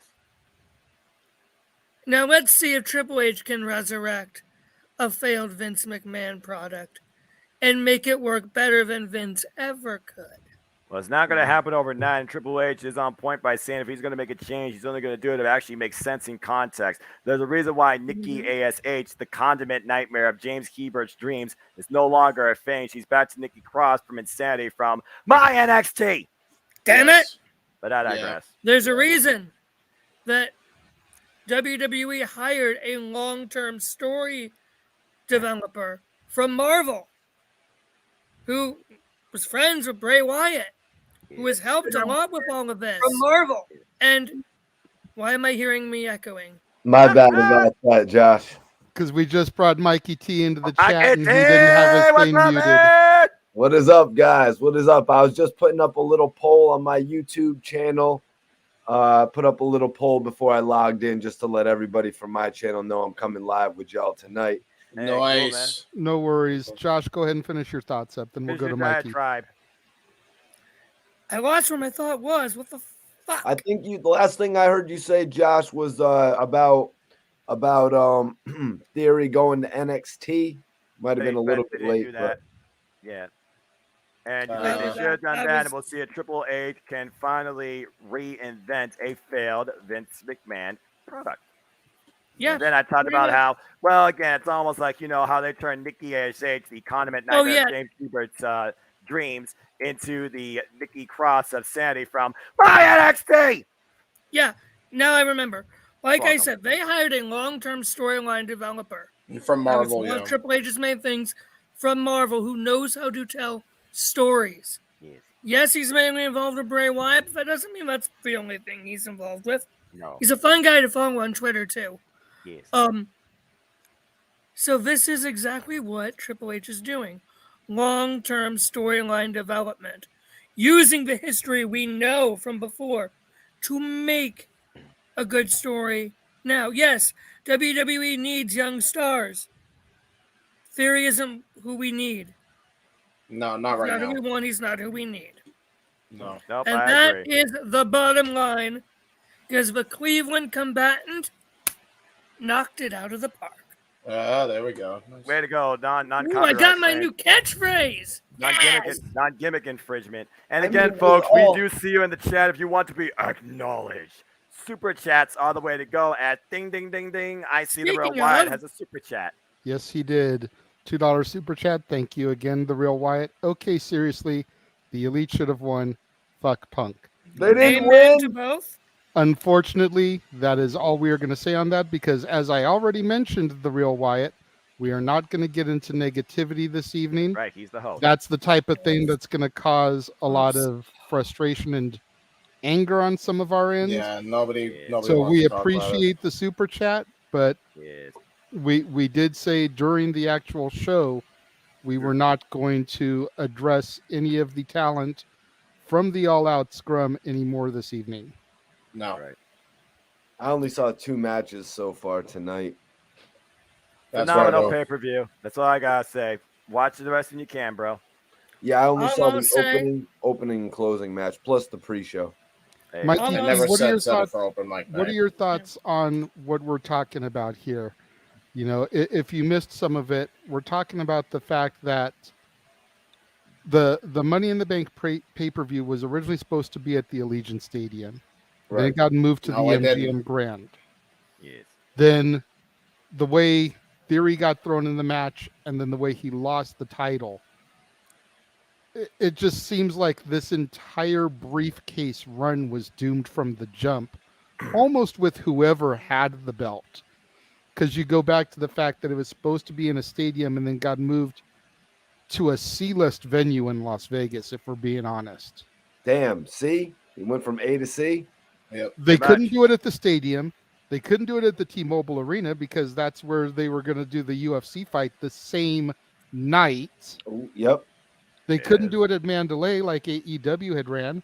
They didn't even try for the Thomas and Mack Center, which is where the original pipe bomb happened. Mm-hmm. They Having too moved much it to the symbolism there. MGM, which is the home of Halloween Havoc from WCW, and we can talk about some of the real shit-tastic stuff that happened at that pay-per-view. Mm-hmm. It's like this briefcase run seemed doomed from the jump, almost regardless of who got it. Was the ending, did it fit the beginnings of the story? The only one that could have really been justified in winning the briefcase would have been Seth Rollins because of the the storyline that he had previously. yeah. He had previously with Cody Rhodes. Now, I do see your point, JJ, about Austin Theory has till July. Yeah. But the fact of the matter is, right now, Roman Reigns is at such a level where they're not going to put him in there with mid-carders anymore. If anybody, they're going to put him in with celebrities, and they're grooming him for The Rock right now. He's only going to be in there with larger-than-life individuals, say a Braun Strowman possibly. Now, if Cody Rhodes' Plan C comes into play at WrestleMania and takes that title off of Roman Reigns, there is no way in their right mind they would ever have Austin Theory beat Cody Rhodes after then beating Roman Reigns. So there was realistically no play for them with Austin Theory. If it was Seth Rollins, that would have been believable to us with this long-term storytelling. But Austin Theory taking the title, I hear people also say, have Austin Theory challenge Roman Reigns at the Royal Rumble or something like that. Yeah. Like that. He's not a realistic challenger for Roman Reigns. It's going to diminish the credibility of everything that he has been building. But then again, JJ, we were talking about it last week, and now it kind of looks like they're moving towards Sheamus and Roman Reigns. And to me, as a long-term watching fan, bless you, Noah. Thank you. As a long-term watching fan, Sheamus versus Roman Reigns at Royal Rumble and Roman Reigns versus Austin Theory at Rumble, there's no real difference there. You know what I mean? Just in reality, there's not really a difference. Well, you know what? I'll winners. tell you the difference. I'll tell you the difference immediately. Sheamus is a former world champion. Sheamus is a former world champion. Sheamus is way more over than freaking Theory is. Sheamus is a former world champion that lost his title to the Big Show. I know. And Big Show's Sheamus is a former Hall of world Fame champion that worthy only got candidate. his world championship because he was Triple H's workout buddy. Yeah, So instead of putting over a Vince McMahon project, we put over a Triple H project. Yeah, he cashed in Money in the Bank, and next thing you know, the following pay-per-view, he faced him at TLC where Reigns went rogue, and then we had the Rumble that's been forgotten, freaking whatever year that was. Sheamus was not the same guy then, though. Yeah, True. That's my point. It's just like, Sheamus is, and he's been put at the front of this bloodline storyline. He's literally leading a team into War Games. I'm calling it right now. If Sheamus's brutes and company win War Games, Sheamus is your next challenger to Roman Reigns' title. Right. I'm fully on board with the fact that Sheamus is one of the contenders. If it's not Rock, Sheamus is one of the contenders to actually dethrone Roman. Here's the difference between Austin Theory and Sheamus. They tried to get Austin Theory over by force. Yes. Well, they did the Sheamus same with became Sheamus, dude. Right? Yeah, but that was we're talking years I get where ago Josh now. is going. We're talking right. I'm talking right now. I get where The you're going. WWE Universe itself turned Sheamus and the Brawling Brutes babyface yes. organically by the value of their hard work in delivering banger after banger after banger after banger after banger after Josh banger. is an after honorary banger, brute. banger, Damn it. Right? But Josh is feeling broody. damn it. And Sheamus getting a 5-star Meltzer rating at Clash at the Castle. Oh God! All right, yeah, I know. Whatever people think of Meltzer's ratings, Sheamus has proved himself to the fans that they are all authentically behind him as a top babyface organically and as a top person in this company. That is why Sheamus is in this running and deserves a match with Roman. And I will say put him in the top 5 of people who should or could beat Roman for one of the titles. I will say on top of that, probably then. I will say on top of that, if you're gonna do that with Sheamus, Walter's gonna be next in line as well because Amen. Roman would be fucking awesome. Holy shit! Oh, yes. The problem here is that the fans never wanted to give Theory a chance because he was connected to Vince. Yep, exactly. That's the problem. Theory could go out there and have 5-star classics too, and people will just shit on him. Has he had those though? No. He has not. No. If you go by Meltzer, no.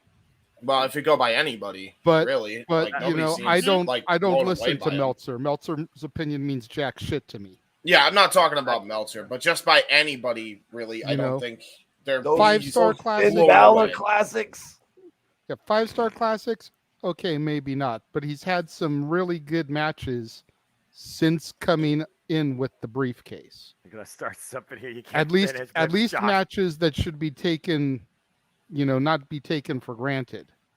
Right. And the problem is that people just refuse to acknowledge him. He is essentially the modern Miz. The Miz back in the day went out there and he had great matches, but people just refused to get behind him until they couldn't resist anymore.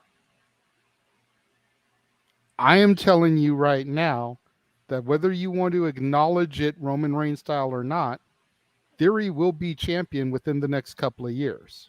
Oh, yeah. Period, point blank. Both take. He has everything that the companies look for. He has the look. He has the ability. He has the it factor. And that same barf noise that you just emulated is the same thing people did to me when I said the same thing about The Miz 11, 12, 13 years ago. Yeah. And look at him now. 2-time Grand Slam champion. Mm. Even if one was extremely mark my transitional. words. Yeah, I don't know. It all comes down to it's not happening now. And quite honestly, I think they made the right decision. There was no other way to go about it the way they did. If Austin Theory was ever going to have a chance to try and develop into something, he needed to get that briefcase off of him. Yeah, it's you have to break a few eggs to make an omelet. Like, not As the everybody's saying going to be goes. happy with the decision, but like, in order to tell a long-term storytelling, and you gotta do what's best for the entire company overall. Well, Triple H is all about doing what's best for business.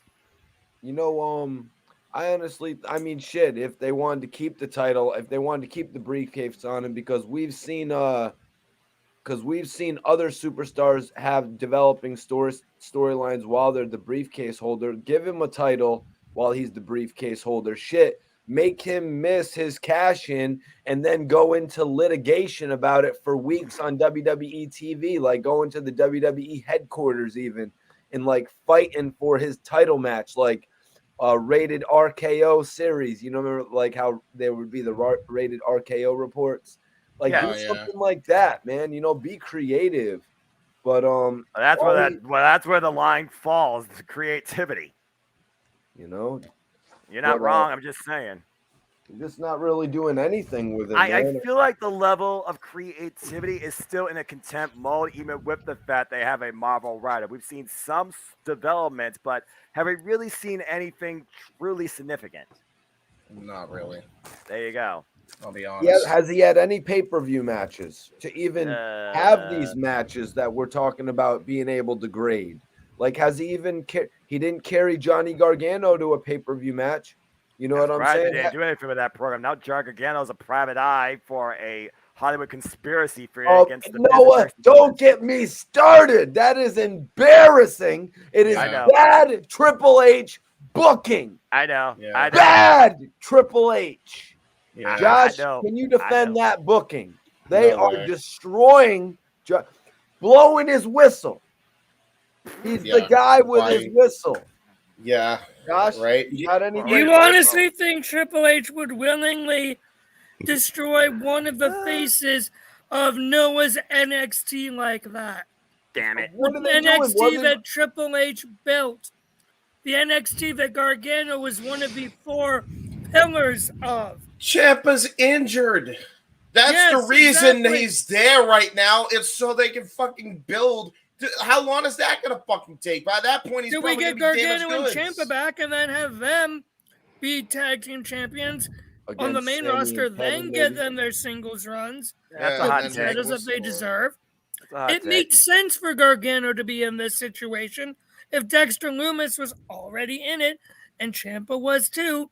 If you're going to put Ciampa and Gargano back together once Ciampa's back, it made sense. Okay. All right. And I understand JJ's point about The Miz. I will fully admit, I remember as a young middle schooler watching in 6th grade when The Miz won the WWE. Actually, no, 7th grade when The Miz won the WWE Championship in 2010. I remember when he cashed in his Money in the Bank briefcase on Randy Orton, on an injured Randy Orton after a match with Wade Barrett. As you should do the Money in the Bank. That was one of the most shitty points in wrestling history when Cena and Orton swapped opponents with Miz and Punk. Yeah. I disagree because that's when I started watching wrestling, but sorry, I digress. I'm sorry you had to start at that point because they flipped 2 feuds. Continue. Sorry, Josh. I remember watching that match. I remember seeing Orton after the Barrett match, thinking, oh no. Hearing Miz's music. I remember screaming how pissed off I was when Miz won that title, that I woke up the neighbors and the neighbors came and yelled at me. Wow. That's a real anger right now of a sports center. Miz is actually in my, if not top 5, my top 10 of current WWE superstars. Yeah. I cheered like nobody's business at the top of my lungs when he cashed in on Drew McIntyre. I fully admit I am a Miz guy through and through. I will not be that way for Austin Theory. You say that now, Josh. You say that now. Mm-hmm. In a couple years' time, when he wins the title, I will accept your apology. Well, James, Noah, save this for when that night comes. Okay. So we'll see. Okay. Timestamp 1 a.m. Eastern Standard Time, November 20th. Nice. 2022. So we've heard from Josh and Mikey T. James, Noah, anything else you'd like to add to this? As far as the original topic goes, I think I already got my set piece in. Again, reset Money in the Bank, make it actually matter, make it actually worth of value, build a new superstar, because that's what Money in the Bank is supposed to do. And as long as the Spirit was holding it in this day and era, that wasn't going to happen. All right. Yeah. Mid. So the next talking point Definition. that I have is something that I found in one of the wrestling groups I'm in. Somebody came up with an idea of how to better define Raw and SmackDown. And I thought that these were interesting points. Again, do I think that somebody like Paul Levesque and Stephanie McMahon would actually do something like this? No. No. But I'm curious what you guys think, and if you think that the things that the original poster feel that would like come out of it, if you feel like that would definitely help the product. And we'll start with Noah on this one, since Josh and Mikey really kind of dominated that last topic. Says WWE should make Raw a singles program and SmackDown a tag program. One world, one intercontinental title for men, women, and tags respectively. Raw can also have the US title exclusively, SmackDown a trios title. It's good for fans because of variety. It's good for wrestlers because more employment, exposure, and flexibility, less people in catering. Good for WWE because it's more of a draw to watch both by having two more defined shows. What do you think of this, Noah? Well, the number one thing that definitely drove me away from WWE was the fact that I was watching the same thing 2 days a week, and it got completely boring and repetitive, and it didn't look like it was going anywhere. Again, the biggest reason I was on Team Blue during the time of its promise, it was the professional wrestling show, while Raw focused more on sports entertainment related storylines, character development, talk show showcases. I can't tell you how many times I tune into SmackDown just to hear Terry Long say, "We got us a tag team match, players." So the fact that you turn SmackDown into that forum for multiple person affairs and even add trios to the mix, there might be some potential in that capability. But what I also like is, again, with the depth of the women's division across even the day's products, I've been saying for the longest time they need to just merge them into one and have a top star to go after that brings their name forward as the face to confront.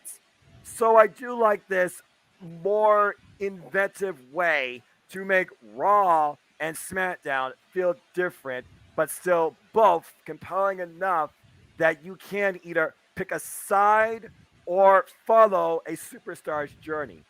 I approve a lot of that, but whether or not WWE can pull a trios division, it will really depend on that roster outlook and the players involved.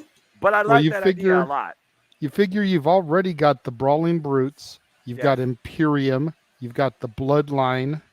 You got 4 so far if you count New Day. Big E wasn't injured, but besides that, not a whole lot. There's more tag team you've got but you've also got time where you can build people. I mean, you've got Diamond Mine over on NXT. They bring up people from your NXT. That Legado del Fantasma. Also. Yes, you've got Legados. What about that rapping group that just got moved bro. Yeah, Hit Row. Well, yeah, but there are only 2 people. I think. All right, so they could add somebody though, like JD's alluding to. Again, you're developing stars right in NXT, so I mean, you have Schism. Add our truth to Hit Row.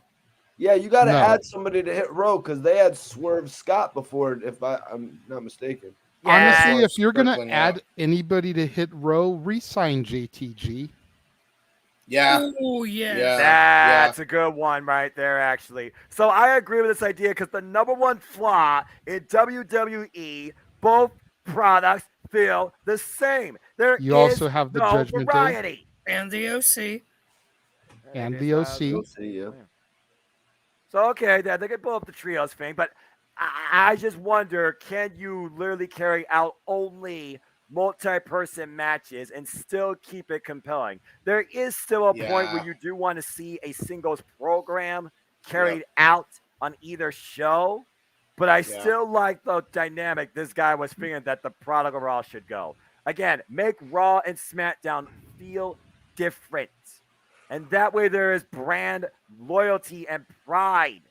And you actually might build something more organic. Just saying. A asked if he's the only one that thinks the trios title isn't necessary. No, he's not the only I agree. I think it's I've only seen a trio style work in one spot, and that's Ring of Honor, and even that was for a short stint. And we'll see what AEW does now. They're doing a best of 7 series with these 2 trios, and I still can't believe that's a thing. That's gonna be crazy. Yeah. Which And they yeah, should have Keen announced Mike before X. the match. I think that is the reason for a lot of his hate. That, and then the fact that he was associated with McMahon. Again, those are the 2 big factors, I think. I did want to point out about that. I'm sorry, James, but one of the most interesting factors about Austin Theory to me was the fact that he was engaged with Mr. McMahon. That was the only interesting factor that I got from him. The fact that he was bringing Vince McMahon back on the screen. So that was really what engaged me with Austin Theory, to be 100% honest with you guys. Without Mr. McMahon, who gives a shit about the guy? You know what I mean, James? That's fair. That's a very fair great. take. He's not wrong. That's a very fair take. As far as trios titles go, And that's a fair take, Emmanuel. Sorry, I didn't mean to step on you, James. Trios titles only work if you actually put it. This is true for any division. If you actually put effort in, and New Japan Pro Wrestling learned something. I'm just exactly. I'm just gonna put this in perspective. If AEW is already doing a best of 7 series, guess what? They already failed. Sorry. I agree. I gotta get going. My sister just messaged that she is home, which I did not know she was even on the way, and the door's bolted, so I gotta go let her in. I will catch you guys later. Peace, Fuck Bill Belichick. There you go. God bless you, Josh. There you go. So as you were saying, trios titles are already a failure in AEW because they're not even doing anything different. I thought they would if they kept it on Death Triangle. It looked like we were going in a step in the right direction, and now they're pretty much already giving it back to the Elite. They're trying to stall for time while they rebuild the fucking division. We're waiting for the House of Black to rise. So I don't think it's dead in the water, but still misdirection to say the least. We already saw one great match. Like, how are they going to top that 6 more times? That's if they go the full 7 series, though, James. I'm just saying. Right. And go ahead, Mikey. I just wanted to point out that you said about building the trios division. I wanted to point out that the buy-in, as much as we dislike the factory, I wish I could have heard your guys' commentary. That was not a bad trios match. It wasn't not at all. That was a 5-man tag match, actually. Oh, that was a tag. Yeah. That was a 10-man tag? Yeah, it was a 10-man tag, and it was really good. The factory is very capable. Still, yeah. Maybe you're right then. My point is proved wrong. I thought that was a trios tag.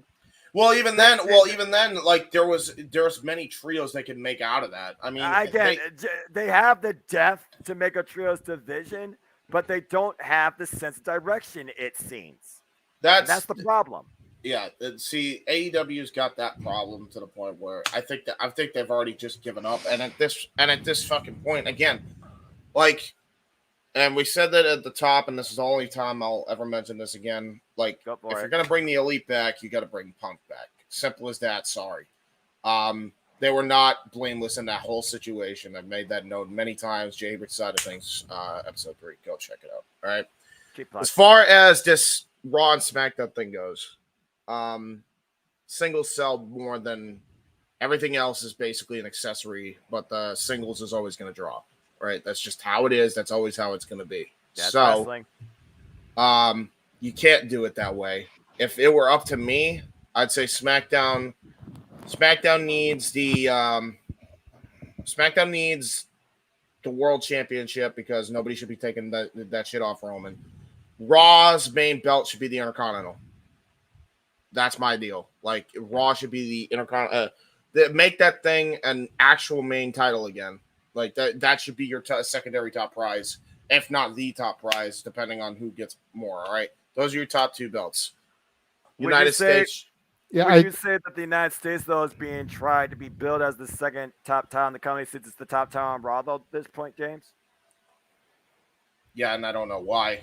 You have way more international flair than you do United States flair. So, like, why aren't you making that more the top prize on Raw. You know, that's my thing. I mean, if I'm doing the thing, I'm trying to differentiate the brands.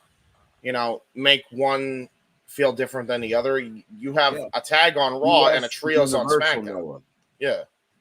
Like United States to Universal is how I kind of look at it, you know, gaming wise. Like you would pair the Universal title with the United States title. Kind of, that's kind of how, and then I pair the Intercontinental title with the WWE Championship. WWE's brand split did, while it didn't necessarily increase ratings on both shows, it did keep a lot of people intrigued and tuning in with the audience they had. And here's why. 2016. I'm not even talking about 2016. Well, that was the last time they did. I know. Right. I know. 2002. Yes, where it first started. The best brand split WWE's done, period, bar none. I dare you to find me another time where that shit's worked. And they split up teams like friggin' 3D and moved The Undertaker when he didn't want to be moved. Those were very odd moves, though, Noah. It's like, why are you doing That's what made it so interesting. Right. That's what made it interesting? I thought. Well, no, sorry, Joe. Sorry. Hold on. That's the difference, though. Like 2002 had the best brand split idea. You had a cruiserweight belt. Like they honestly probably could have introduced cruiserweight tag belts. They had enough teams to do it. Yeah, back then. And then tags. Yeah, and then you have the women. That's what I do. You know, like you want to make both shows feel different. Make the undercard feel different. Make the secondary championships feel different. Have one champion, you know, have the television title, make an internet title for SmackDown or something like that. Then you have your US title, and then you have your Intercontinental title, and then whatever. Like that's what they should be doing instead of this. Yeah, you have to have singles feuds in order to draw money. That's just how it is. That's how wrestling will always be. That's how any combat sports is going to be. That's your big money program right there. That's what you invest in the most. That's what you want fans to invest in the most. If you want them to sit for 4 hours, you want them to remain there for that key main event. And they will willingly. Right. Very, very rarely does a multi-man match and a tag match or of any kind or whatever, multi-man anything, draw the most money. I think it's very rare exception. The only one this year that's done that. Yeah, FTR versus the Briscoes is the only one. Shawn Michaels has done a pretty. Oh, did you just say the Royal Rumble? But Shawn Michaels has done a pretty good job building up this Iron Man. What's it called? No, the Iron Man Survival. It's the Iron Survivor. It's King of the Mountain. Iron Survivor match. Damn it. But that's going to be a multi. I was like, isn't that kind of just like a King of the Mountain championship scramble? It is also that in a way because it's about the most pinfalls. The only difference is you don't have everybody in the ring at the very beginning. So the first two participants have an advantage to try and garner a decision before the other participants come out. It's the reverse of a Royal Rumble / Iron Person Scramble. It's such a TNA match. Yeah, about a ladder. I was about to say, like TNA. Come up with this you know what's funny? King of the Mountain without a damn ladder and a title to suspend. I don't know, man. To be honest, I think TNA did it better. You know what? I can honestly say that we know Vince Russo didn't come up with this because if he did, Judy Bagwell would be on a pole. That's true. There'll be something on a pole in general. Blank on a pole. Vince Russo. Maybe a bro on a pole. We haven't seen that yet. Oh, God. To give a few thoughts on the different brands, I just want to kind of say that's what made me a lot less interested with SmackDown. I mean, it's one thing to do, your big, actually, I mean, SmackDown at the start, they did a referee match with Shawn Michaels. They did a Buried Alive match. You know what I'm saying? But put all the gimmicks out at the very forefront. I'm like, what the hell?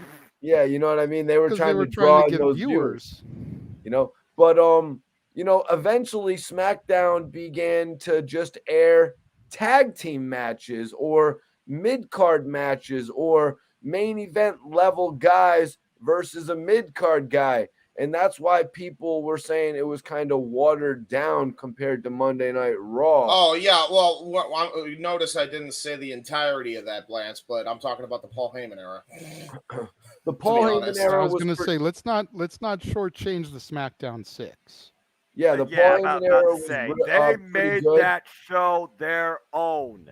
Yeah, so That for became those the of you most out there that exciting don't brand. know, Yes. for those of you that don't know who the SmackDown 6 are, it's Edge, Edge. Rey Mysterio, Mysterio, Eddie and Eddie Chavo Guerrero. Guerrero, Angle and Benoit. Yep. Those are the SmackDown 6. Yep. Yeah. And So they made that show their own. SmackDown just kind of really went further down into the hole when it pretty much became a replay show for a while.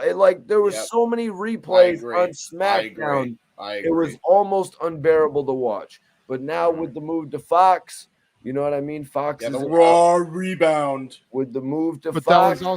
there was also so many replays on SmackDown because it was the Triple H Reign of Terror, and they had to put Hunter over as much as they could on SmackDown too. I wonder if Triple H actually regrets that at all. I don't know. I hope he does. Well, I mean, some of his opponents, RVD, Kane, Steiner, Booker T. He couldn't even. Randy Orton. You want to keep going? I don't know. Is there any more? And then I think we covered the most frequent ones. Goldberg. Oh, God, yeah. Going back to your point, Mikey, I think the only other draft that really had any weight behind it was the 05 draft when Cena and Batista switched shows as champions. That's fair, yeah. Because it was the start of the decline of Cena. Because while he was tucked over on SmackDown, he was good. But the minute he got moved over to Raw and became the face of the A show and was shoved further down everyone's throats, that's when the "Let's go Cena sucks" really started to come to the forefront. And guys like Angle, guys like Orton, guys like Hunter, who were supposed to be top heels, guys like Edge, started getting babyface reactions. And they still lost to Cena in the end. Because they were the originals, you know what I mean? Compared to this guy Cena, who a lot of people knew, but then a lot of people didn't watch SmackDown. He came over from SmackDown, you know what I mean? They're like, oh, this guy's taking over. And I think one of his first feuds wasn't a big seller. I think it was Cena versus Jericho versus It was Jericho. Christian. He was literally brought on in the lottery on Talk is Jericho. You know that? But Cena, that's when it all started to go bad. Cena had a few good years, I thought, though, when he first came over. People didn't just turn on him right away. Well, no. They started to turn on him during that Jericho feud, dude, because people thought that Jericho was just leaps and bounds better. Yeah. Even though Jericho was the heel. And yet he was perceived as the babyface. What a bizarre world that was. It was, it's just one of those things where Jericho had that respect, where even though he was the heel, people admired and respected his in-ring ability, and Cena could not carry Jericho's jockstrap on his best day back then. Well, John Cena had the 4 moves of doom, and then it turned got to so 5 much eventually. better. I got to give it to him. He got a lot better. Yeah, Team Mike X, that's a hot take there. That Survivor Series is not a Big Four show anymore. It's about to be with this War Games. It's about the last couple of years, it certainly hasn't felt like it. Like I said, before 2019, the last time Survivor Series felt like it held up to its banner was 2010. Since 2019, they dropped the ball. Now they're trying to turn into War Games versus the traditional format. This might be a rebranding that makes sense and makes Survivor Series matter again. We'll find out next weekend. And I would echo your sentiment that Money in the Bank is bigger than Survivor Series if they had been able to sell out that arena in Vegas last year. Yeah, Money in the Bank. Money in the Bank ain't even a. It's not even big for. Let's go. Bro, Money in the Bank. Money in the Bank is on the verge of being canceled. Yeah, I was going to say it's on the verge of going back to Mania. So they wanted to sell that out, which was better anyway. Yeah, I think they should do a men's one night, the women's one night. Exactly. I think they should have the women headline night one like they have been, and have the women's briefcase match be on night 2. That way, the winner can't cash it in the same night, and you have to build that contender. They've been having the women's champion get cashed in on with the briefcase the same night too many years in a row. So you move it to the opposite night, the second night, and then you can't have that. You have to at least wait until Raw the next night, which again would be dumb, but at least you can't do it the same night anymore. I mean, to be fair, JJ, it probably would get a massive pop because the Raw after WrestleMania, you never know what will happen or who will show up. To this day, when Dolph Ziggler cashed in on Humberto Del Rio, it's the biggest Money in the Bank cash-in pop probably in WWE history. Hold on. Except for maybe Edge's original cash-in, because no one still expected it. When Roman, that shit has not meant a goddamn thing since Roman Reigns got booed out of the building after beating Undertaker. Let's not even go there until Triple H actually books a Raw after Mania. Well, that's a whole different crowd. Let's hold our horses here. But I'm talking about the actual Money in the Bank Roman value Reigns here, couldn't man. cut a promo though. Roman At Reigns that didn't time, really know how to react. Well, no, Roman could cut a promo. He just was cutting the wrong promos. We see that now, right? Because he was heavily scrutinized. Yeah, and he was I really just honestly scrutinized. I don't think he knew how to handle that crowd. You know what I mean? I don't think he knew how to. And you could see a lot of that nowadays when Dominic was in the ring, and Dominic didn't know how to handle the crowd. You know, No, Dominic is like a freaking scared child just trying to hide under a mass of emo and black makeup. But the bottom line is this: Money in the Bank should only be involved at WrestleMania to build a new superstar through qualifiers and the worthy carriers. Make Survivor Series matter again. Surprise me, Triple H, next weekend. But overall, WWE, get off your high horse and your money bed and get some more creative in to make Raw and SmackDown feel organically different again. Yes. Well, WWE botched the Money in the Bank. They were going for Roman Reigns versus Riddle in a stadium, and then they were trying to string it along so it would be Roman Reigns versus Randy Orton at SummerSlam. They should have, first of all, it should have been Roman Reigns versus Randy Orton at that, what was it called? Allegiant Stadium. Stadium. That put Roman Reigns and Randy Orton in the stadium. They put too much on Riddle's back with that shit. But you know what? Too much, yeah. Orton got Too injured. much of that. Orton got injured, so they really couldn't do anything. But you know what they could have done? They could have brought Brock Lesnar in for that spectacle 1 month early and given us something else for SummerSlam. But that would be too creative. You know what's funny? It would have saved their big butt. You know, yeah, and that's I was about to say. You mentioned that because like Brock would come by to Tennessee. He didn't even sell out the Tennessee stadium. I don't care what you want to tell me. That stadium was not sold out for SummerSlam. And it was clear as day to anybody seeing it. When has something been sold out in this day and era of pro wrestling truly? Just saying. That's fair. Emmanuel, to answer your question, I think it depends on who the final member is for the babyface team. Right. You know, if they're gonna have it be somebody like a Trish or somebody that's already on the roster, Candice LeRae, whoever, they'll probably announce it on Monday. Right. It's got to be a big deal if they're holding out this long. I was going to say, but if it's going to be one of the two names that we keep waiting to come back, not going to happen. Never say never, Noah. Then I think they're going to wait for the pay-per-view. Yeah. That's the way I see it going personally. And I think that one of the names is a better shot than the other. Yeah. Because the other one was just announced for a Comic-Con in May of next year. Yep. Who's that? So Mercedes. Mercedes Marzano. So she's not going to be coming back until that appearance is done at least, because quite honestly, unless she works out something in a new deal with Triple H, that ain't happening. They're not going to allow her to do that and still be WWE contracted. No. But Trinity, is always a possibility because she could appear in the babyface Survivor Series match and then align herself with the Bloodline later in the evening. That'd be interesting storytelling and covering both sides. But I still Also- think at this point you got a better shot at Beth Phoenix. Also, a Becky better is always than possible. Candice. If she comes back from injury, I could see that. But again, I don't know the extent.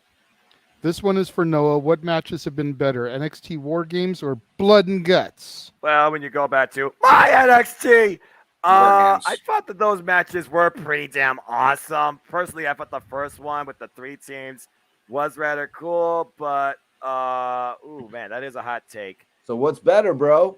Well, there's been more NXT War Games, so I gotta go with the one that has more value in the research. I gotta go with It's like my apples. NXT War Games. Yeah, There's only been 2 Blood and Guts. There's only been 2 Blood and Guts, and only the second one was really good because the first one still botched the finishing angle. Yeah, well, not even just botched the finishing angle. That whole match was botched. They jobbed the Pinnacle out pretty much, even though they won. Yeah, I know, mean, right? they buried them bad. That fashion was dead in the water before you could from the get-go.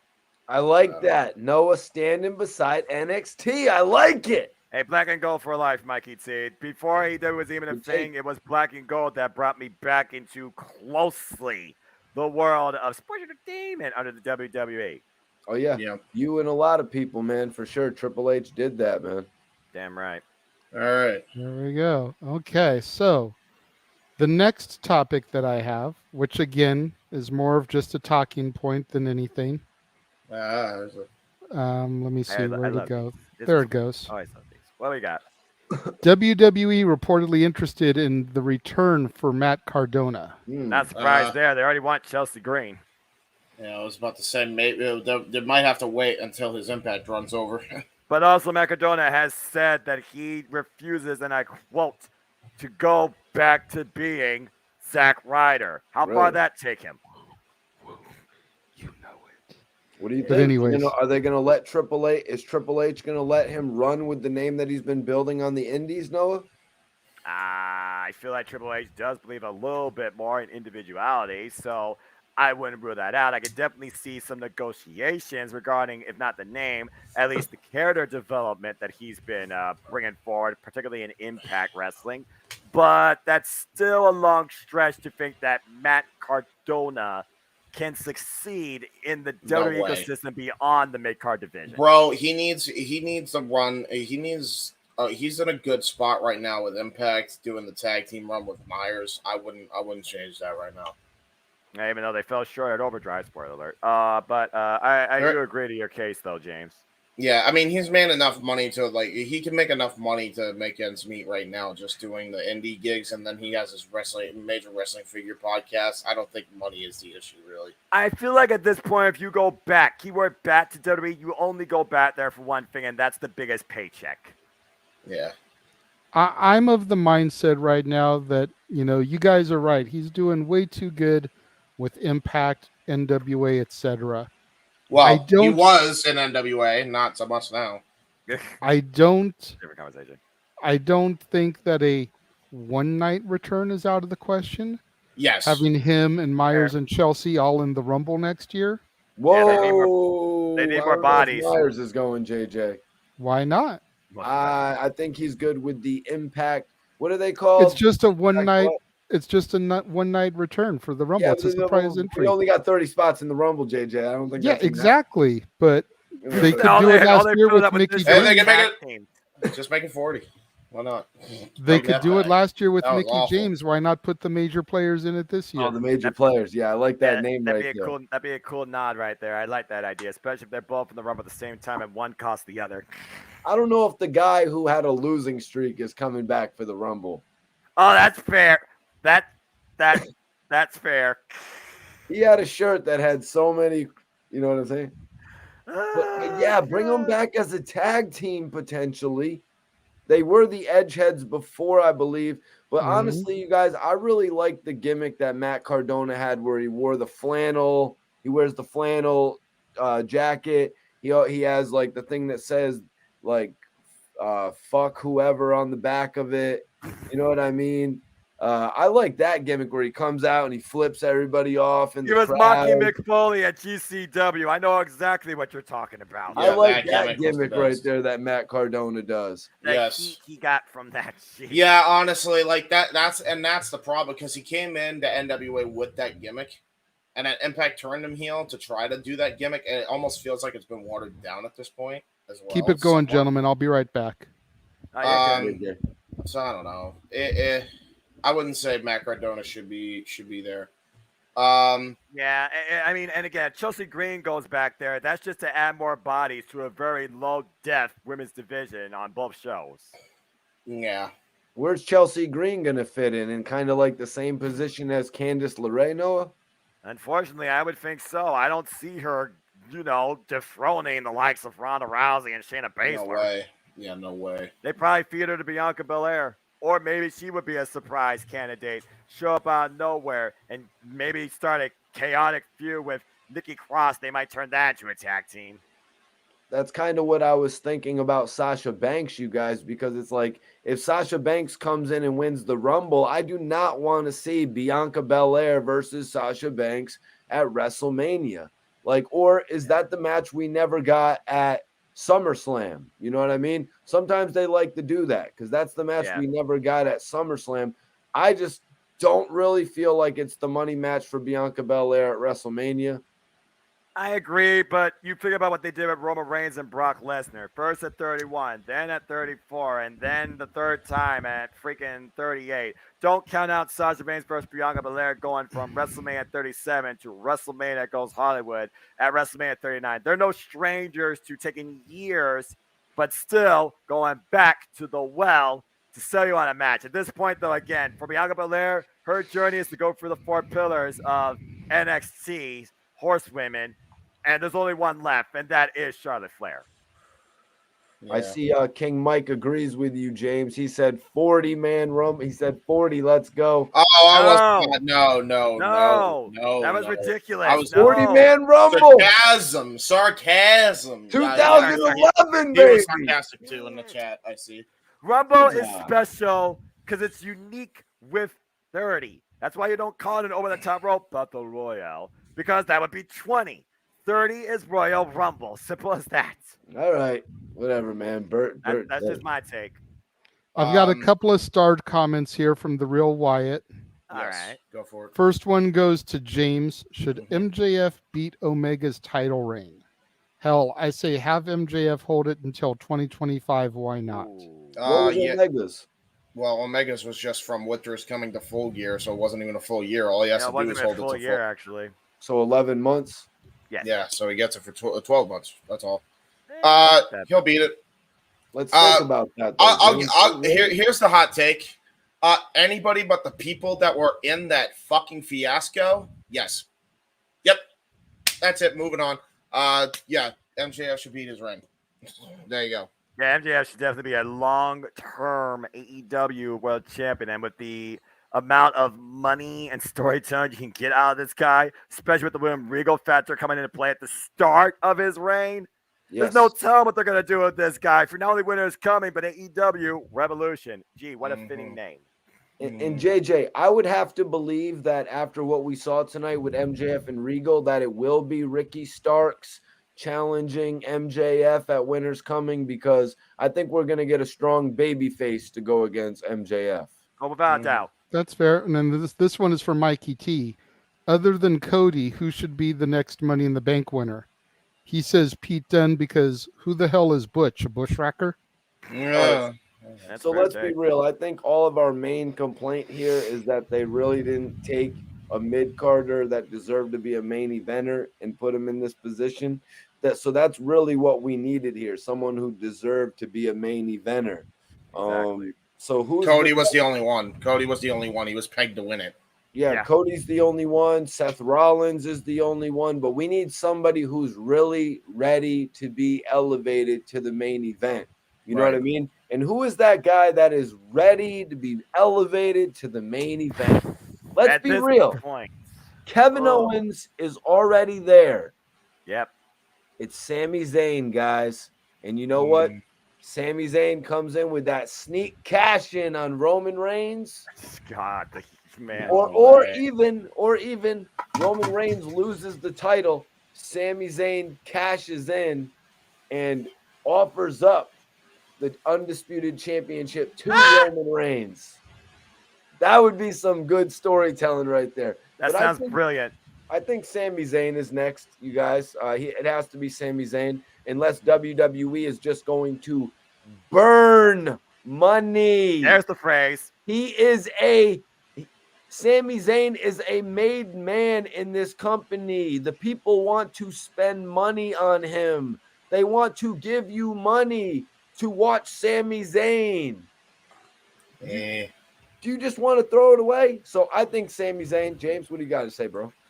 I think that Sami, actually, the reason why people are paying for Sami merch now is because Sami Zayn in the bloodline is the way to go, and not even try to fuck with that, to be honest. I think okay, it's like a nation thing.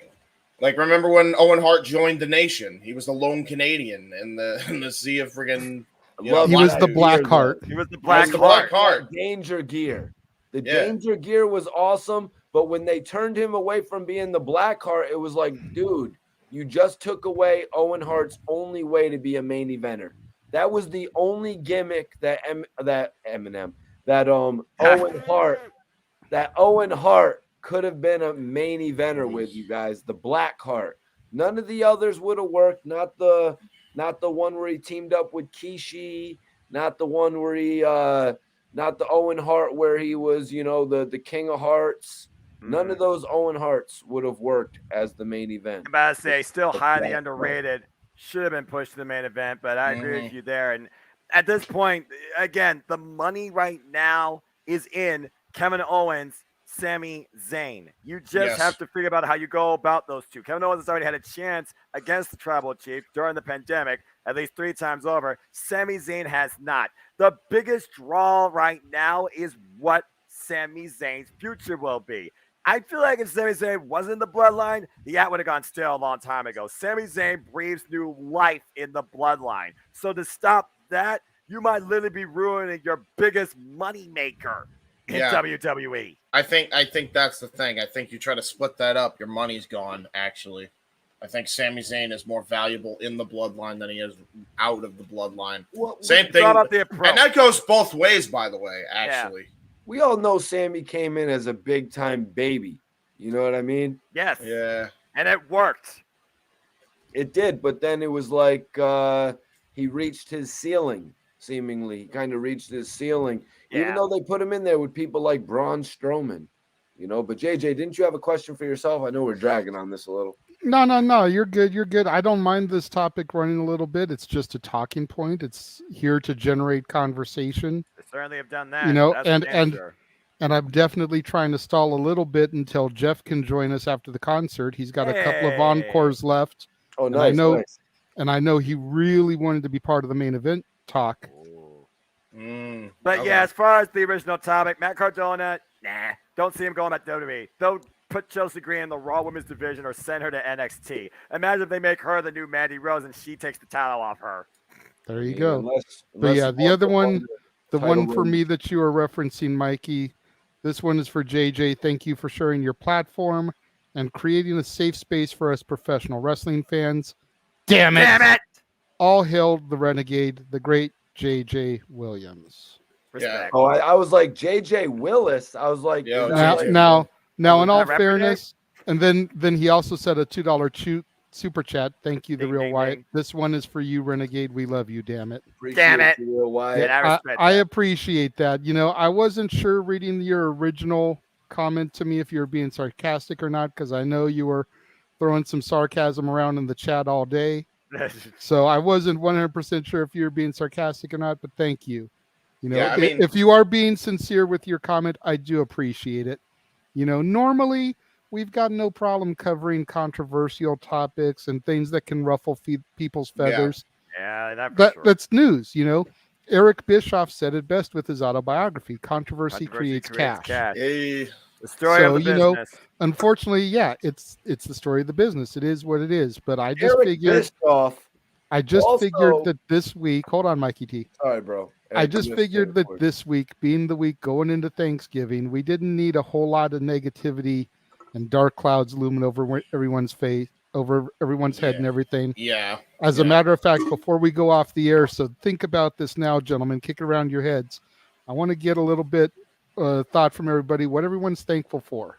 Oh, that's easy. Before we go off the air this evening, you know, so Family tradition here. just kick that around your head a little bit, but you know, try to change it up just a little bit and have fun. At the end of the day, open mic night is supposed to be a fun night where we all get together like brothers, like fraternity, and we just shoot the shit about what, Noah? Professional wrestling. Damn it! And not to mention also, I know that you mentioned that I don't know where you got the idea that I said we would save it to open mic night. I never said that. I legitimately promoted my show where I talked about it for 3 hours. We have covered that topic to death anyway. Like, no, it's all no more. I'm good. No more Matt Cardona. I got it. No, not the no more of the Cardona's Elite and CM Punk Yes. things. Oh, that. No, don't do that. I just don't know how much that last name works, you guys. Cardona. It's not like it really rolls off the tongue for him to be the WWE. I get the gimmick works, but Triple H, you know, they might just have to create something WWE like. You know, well, that's anyways. the thing, though. Yeah, That's what they've always done. With 98%, it feels like of their freaking talent, WWE creates them in their own way to make sure that if they become a success, WWE still gets pretty much all the profit. I don't know about all of it. I mean, they make these guys practically rich all men. of it. You got to think about that. They know how to market the talent the best. I mean, look how Tony Khan is having these dudes market themselves and debut on the show. Andrade debuted with the same name he had in the WWE, and he debuted with no music. Yeah, you know what I mean? Like Brian Danielson debuted, and does he even have a T-shirt yet? Oh, he's had multiple, yeah. Well, I mean, no, he did have a T-shirt. He had a white tee. He had a white T-shirt. Yes, exactly. No. The gimmick is when it came out, he always wears not white his shirt, tee. JJ. No, it It is his shirt, though. That's a new one. It's his faction. Group shirt. He's talking about when he first came in. No, listen. The whole gimmick with Danielson is he's a plain guy, so he wears plain tee. That was the whole gimmick of the American Dragon anyway. His whole thing was wearing white tees when he was in Ring of Honor. And they really sell that's one fan in service. The American Dragon. Actually, yeah, they did sell plain white tees on Danielson's store on Shop AEW. I think for like some charity thing. All right, but I'm just being realistic about this, the way that they premiere and market their stars. That's why a lot of people back in the day said in WCW, they were like, go to WWF. Vince knows how to market guys. Vince knows how to make people a star. Look what Kurt Hennig was in WCW, and look what he was in the WWF.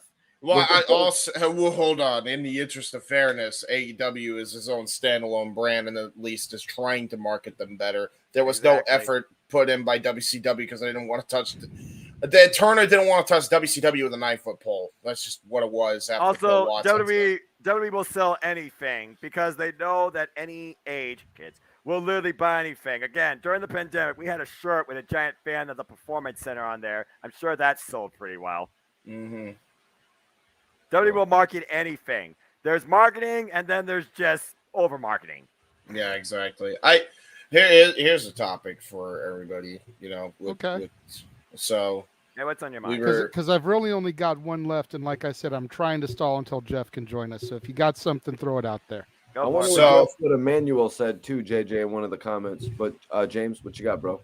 So, not that one. Becky. So, this is in relation to Full Gear. So we'll talk AEW. Okay, That's fine because the main event kind of ties into all companies, so it's a perfect segue. Go. Oh, perfect. All right, great. So, who should be the person who wins the AEW Eliminator Tournament?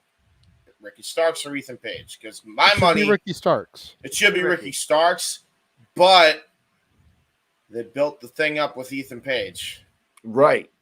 So, but Tony the always way does they've this, James. with everything they've done to Ricky Starks in the last 24 hours, he has to come out of it winning the tournament. He's I the agree. underdog right You know, now. 2 He weeks is the bruised, beaten, battered underdog. exactly 2 weeks in a row he got just murdered by the murder hawk Lance Archer. Then he finally got the match with him last night, defeated him. Went out there tonight, went to war with Brian Cage, Hell of a match. defeated him. You know, I still think that they should have had Ethan Page storm the ring right then and there and challenge him to the finals. I agree. As the first match for the actual Full Gear pay-per-view. I agree. Yeah.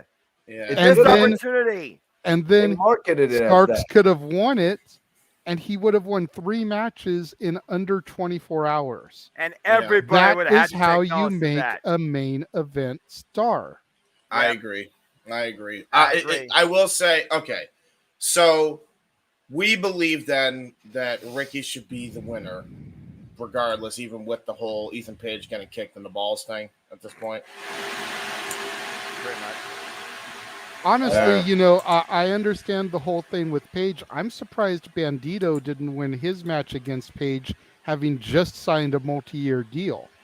It's like they announced that he signs a multi-year deal, and then his first match after that, they job him out. He beat Roosh. I will say, Right, but the match against Roosh is what got him his contract. No. So the match first match against after the Jericho. contract. Oh, The okay. match against Jericho is what got them interested. Yes. Yeah. But I then don't right know. after that, That's I fair. believe we talked about it, or maybe not. Well- but yeah, WWE got interested as well, so that's why he didn't sign for over a month. So There they is- technically kept him off TV for a month. Then they brought him back for the Eliminator tournament. Right. Tony yeah. backed himself into a corner there because he had to give him a win over Roosh, you know, and then he jobs him out to Ethan Page, and now it backfires on Tony again because it turns out he's turned MJF full-blown heel, and now he's going to have to let Ricky Starks beat. He's going to have to let Ricky Starks actually beat freaking Ethan Page, when in reality, the guy he just signed to another multi-million-dollar contract, he could have just put Bandito to face MJF. The reason why it shouldn't, there's no money in Bandito right now, and the reason I say that is this: what do you want to see out of MJF more, ring or on promo? I know where the money's at. Ring, the man, because Promo. right now, you guys, with MJF facing either Ethan Page or Ricky Starks, it's much like the Cold Day in Hell pay-per-view when The Undertaker defended the WWF Championship against a mid-card Stone Cold Steve Austin, or when Brock Lesnar defended the WWE Championship or F Championship against a mid-card John Cena. That's what MJF defending against Ricky Starks or Ethan Page is. He's defending against So is Bandito. So is Bandito, though. Bandito can at least give him a match. And they've at least been building Bandito up as somebody who could put on a 20-minute match. Ethan Page and Ricky Starks, I mean, Here's not the ready. thing. Here's the thing. Max we know he can do both. I mean, we know he can. The put thing on a is, yeah, five-star James, classic he can and do both, but how do much promo. of it has been more promo versus ring? I mean, Exactly. we talked about on commentary. He's The had re- 2 matches since his return, and virtually a promo segment or some sort of character showcase every Has week. been- He wasn't yes. involved in a Like match. Now that 70, he's the 75. champion, And you that's- gotta build story to the ring. The promo always sells more than a random match on TV, number one. Number two, there's no better people, really, that you could have better in the finals than Ethan Page or Ricky Starks. And I say that Ricky Starks is the better candidate, but either one, there's history with Max. There's history with either one that you pick. And promo-wise, Ethan Page has it in spades, and so does Ricky. Go to ahead, match JJ. with Max. You guys mentioned that Bandito isn't the money right now. And while I kind of agree with you to an extent, I just feel like, why would you sign this guy to a multi-year deal and then job him out in his second match under contract. You know, I think Bandito versus Ricky Starks would have been a better match, personally. The different dynamic. Agree. And then you still have Ricky Starks beat Bandito because we know the money is Ricky Starks versus MJF. No doubt. And the whole thing about Rain versus Mike, you want the mic right now because AEW is losing live attendance hand over fist. Tonight they did $1 million. That's great for them. But if you see some of the images from inside the arenas, they're doing bad when it comes to live TV. Mm-hmm. You need two guys that can get on the microphone, that can sell tickets. We know they can go. I'm almost willing to bet Winter is Coming isn't going to be the final confrontation between these two. No. You know, what's the first pay-per-view of 2023? Revolution? Correct. No, it's gonna. Well, here's the thing. I think this is gonna happen at Winter is Coming. Actually, I think they're gonna. But he's saying, well, yeah, they're gonna have a match at Winter is Coming, but there's not gonna be a clear decision, so they have a ladder match at Revolution.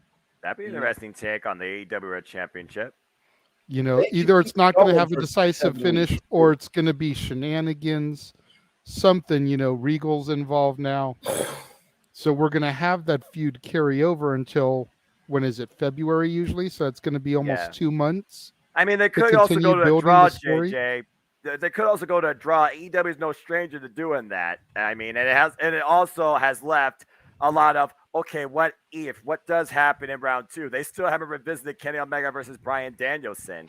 And safety, I definitely agree. That likely will happen. But again, depends on the setup. And it first starts with respecting the AEW Women's Division and the AEW World Championship.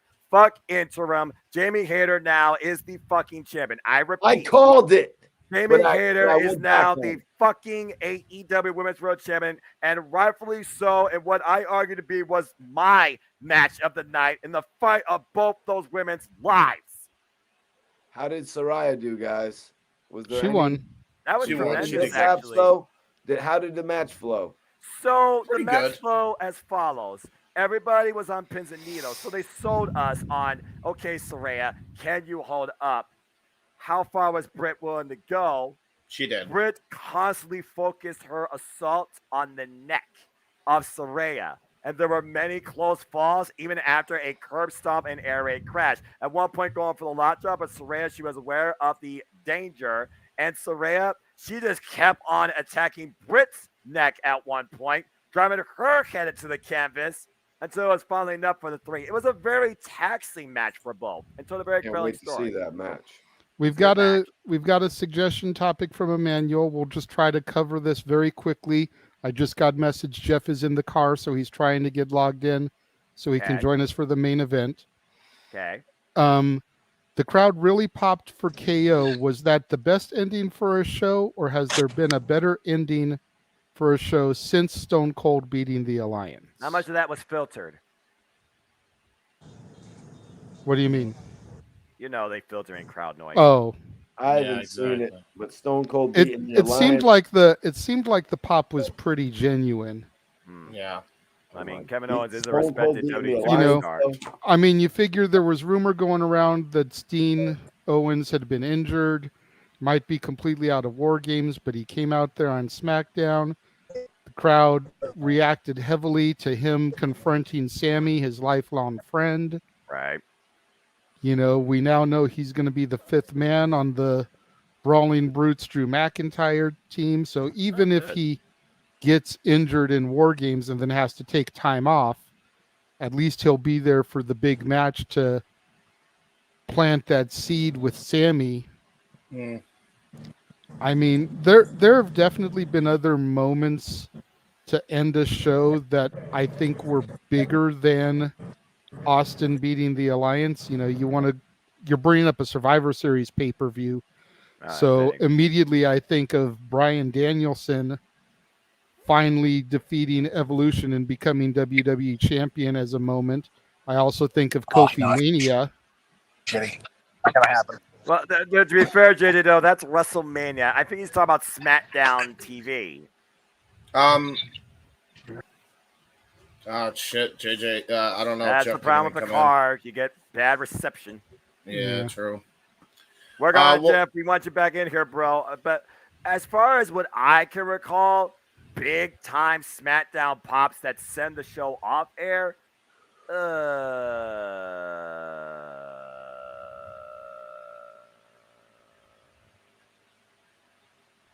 I got nothing. Yeah, right. No, that's great. I got nothing either on that off the top of the head. Yeah, but no, JJ topping it with some of the WrestleMania moments made sense. But yeah, no, there are bigger moments than but I think maybe he was talking Survivor Series specifically. To be honest, one of the last moments I liked was that Dolph Ziggler win at Survivor Series. They kind of botched I wanted to bring this up earlier. They kind of botched the Rock and Cena tag team match against The Miz. Oh, that one. And I'm not saying that I agree with Kevin Nash saying that it should have been Kevin Nash and Triple H versus The Rock and Cena. Come on, Kevin Nash. No. What kind of crap is that, man? He just wanted a payday, man. That's what that's about. Again, Kevin Nash literally led his own paybook at freaking WCW. God, you got to be kidding me. Did you see what happened in that sledgehammer ladder match? Of course I did. Unfortunately, I heard all about it. I'm like, what the hell is this nonsense? God, man. Anyway. I think 2019 was pretty cool, though, when NXT invaded SmackDown. That was pretty cool, and they all, like, meleeed around the ring. Raw, SmackDown, and my NXT. I thought that was pretty cool. I don't necessarily think it was a loud pop, but it was still a cool moment. Well, we're trying to get Jeff on, but the blackness brings us a spinning circle. Oh, there we go. All right, let's try again. Get the mic in order. Seth, you're going to have to go back and rewatch the show because we did discuss that a little bit earlier. And talked about who we think it could be at Phoenix. But again, we'll see. All right.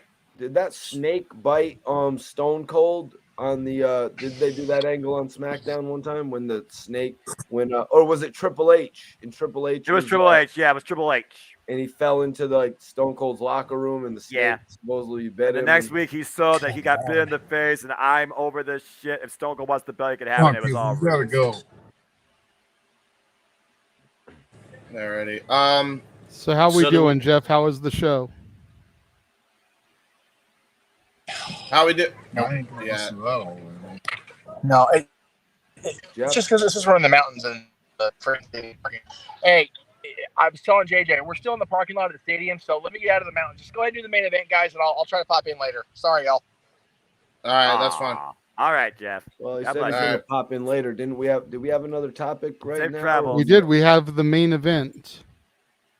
Unless anyone else has anything else to say regarding anything, super chat, surprise us. Let your voice be known. Emmanuel had this text. I guess it's mad far up, JJ, about Becky winning the Rumble again, unless they. Yeah, I had brought that on the screen a while ago. See if I kind of wanted to bring up Becky versus Ronda Rousey happening at this year's WrestleMania, almost to the point where it's like they have so many big matches. Couldn't they potentially save Becky versus Ronda for SummerSlam or something? To me, it kind of looks like they're building towards Ronda versus Shayna, which I've been waiting for a long time. I'm sure Big G's waiting for that as well. I don't know if Shayna's going to turn on Ronda, though, is the case right now. Literally, Shayna's being like, okay, you have to overcome me before you can face Ronda Rousey. They right now are trying to look like the most dangerous duo in WWE. I don't think this is a Wardlow, Samoa Joe complex. I know Ronda once said, Shayna, you need to find that killer instinct. But with Shayna turn on Ronda, yes, I think that could sell WrestleMania, but how many times has Shayna had a chance at the title too and come up short? Yeah, true. I feel like they're going to do Ronda versus Becky. I really do. Whether or not she wins a Rumble or Elimination Chamber, that's a whole different thing. So, we're going to try. We're going to try one more time. Alrighty. Wheel. Jeff, can you hear us? I love how James just coordinates like that. Better. Huh? Break out. You might be able to hear. I'll be honest with you, bro. You might be able to hear us better, but we can't hear a word you're saying. You're sounding like a robot. The Meech is back. That's what's most important. Shortly, he'll be back. Yeah, it's just he's in the middle of Dodger Stadium. It's open fields and mountains, and The mountains out there. It may just take a minute before he can get to a better connection. So I've been trying to message him and keep communication with him. I told him to just watch the actual video, the stream on YouTube right now. That way, when he gets to a better connection, he will have heard what we say and can kind of just chime in, and he is able to. Yeah. Yeah, I agree. All right, so let's I guess we'll get to the main event then, no? Yeah. Looks like there's been enough talk. The main event. Oh man. All right. So this is a doozy of one. Like I said, it's something that affects all the companies. I've been doing my homework. I've been doing my research. Like I said, I've been watching old open mic nights, and seeing some of the stuff we've talked about in the past. Kind of generated some thought processes for me for tonight's show. So every now and again, we talk about an event, whether it's pro wrestling history or just history in general, that if you pull that thread and start the butterfly effect, what does that do to change things, right? So, like I said, I've been doing my homework, and next year in May will mark the 10th anniversary of the formation of the Bullet Club. So my question to you guys is butterfly effect. That's why all the butterflies are up there with the logo. If this doesn't happen, where is the world of professional wrestling today? You think about this, would Finn Balor, would Devitt have gotten signed by the E? No. Without his time as leader of the Bullet Club? Would AJ Styles have ever made it to the E without him replacing Devitt as leader of the Bullet Club? You've got Ace Austin and Chris Bay in Impact. You've got the OC in the WWE. You've got the Elite in AEW. You've got all this stuff going on, and the Bullet Club having a hand in every federation. You've still got Bullet Club going strong in New Japan. And Impact. I said Ace Bay and Chris. Oh yeah. Bay, or Ace Austin and Chris Bay. Mm-hmm. You've got their hands in every company. Very much. Would AEW even exist without the Bullet Club and the success of the Elite over there? No. Would Impact have crumbled and died after the Hogan Bischoff administration? No. There's so many pieces of this puzzle.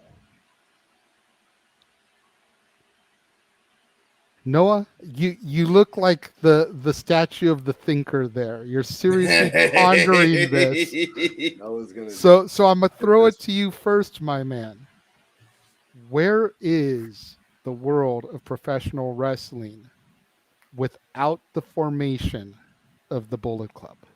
I feel like the world of professional wrestling, based on that context, considering how long I've watched New Japan Pro Wrestling and seen the Bullet Club in its form original with Prince Devitt, it probably would not be the way we see it today. And you think about Bullet Club, how much has that group dominant mentality influenced other faction, whether it's leaders, starters, formers, members across the entire industry? In my way, Bullet Club feels like a pinnacle, pun intended, factor involved in forming the industry today, let alone pushing it forward.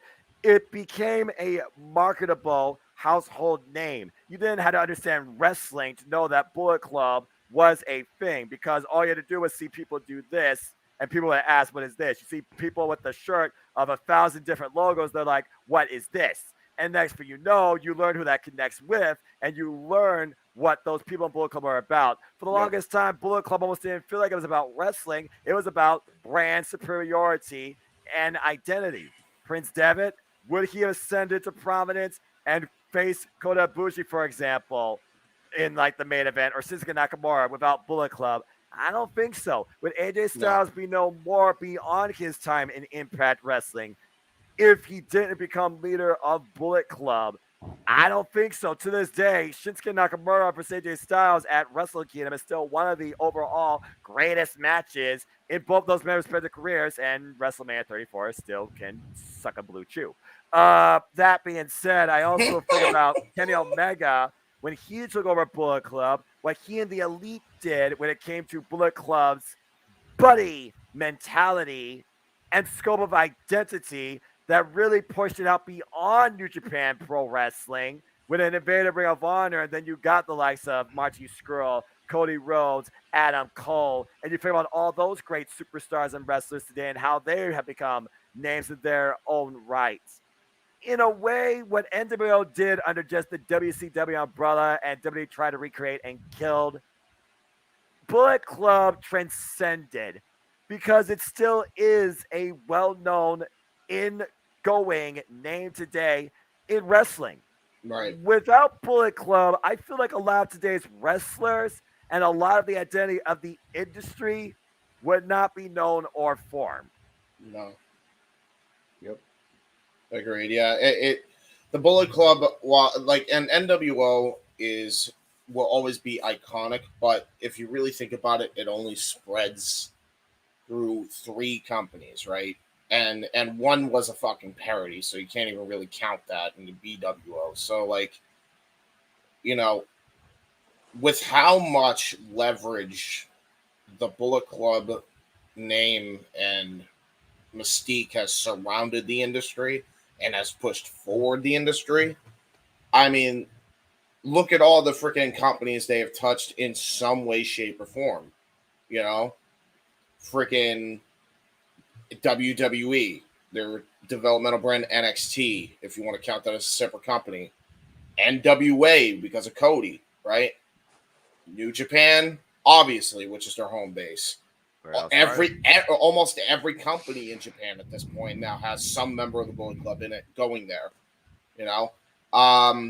Kenta Pro Wrestling Noah. Yep, Kenta Pro Wrestling Noah.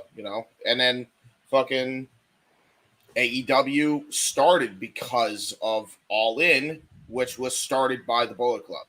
And just when you really look at every company that you could look for in AEW, like the only wrestling company you could really say didn't have influence of the Bullet Club is probably Deadlock Pro Wrestling. That's probably it. And even then, it's like, it's only a matter of time before like somebody there comes there. You know what I mean? So exactly. It's just it all comes down to, without the Bullet Club, I think the industry is a lot worse off than it is currently. Actually, to be honest, without the Bullet Club, who knows where the industry is right now? I mean, the industry was already taking a bad turn with the Hogan Bischoff era in TNA, and WWE pretty much just ignoring its fan base for years. Even during the Daniel Bryan rise, they were trying to ignore us then. Reality so it's era. like, PG era. could you have imagined if Bullet Club wasn't formed in 2014? Keep in mind too, fucking Team 3D's last match in TNA was actually supposed to be at Bound for Glory in Japan, which has a whole martyred fucking controversy behind it. They showed Bullet Club shirts and they never aired the footage. There was fan cam footage showing the first Bullet Club shirt in U.S. soil was by the Dudley Boys. So they knew what was up, Like, they knew. Like, the Bullet Club was already taking off then. And now here we are today, and they're still an industry standard right now. honestly. Probably the strongest they've been in the longest time when you think about their reach. Yep. Really. Mikey? Well, I gotta say. So the Bullet Club. You know, the Bullet Club is kind of like they're like a version of the NWO that can actually wrestle, I guess. Yep. That's a polite way of putting it, but you're not wrong. I mean, they didn't have Virgil. That's for damn sure.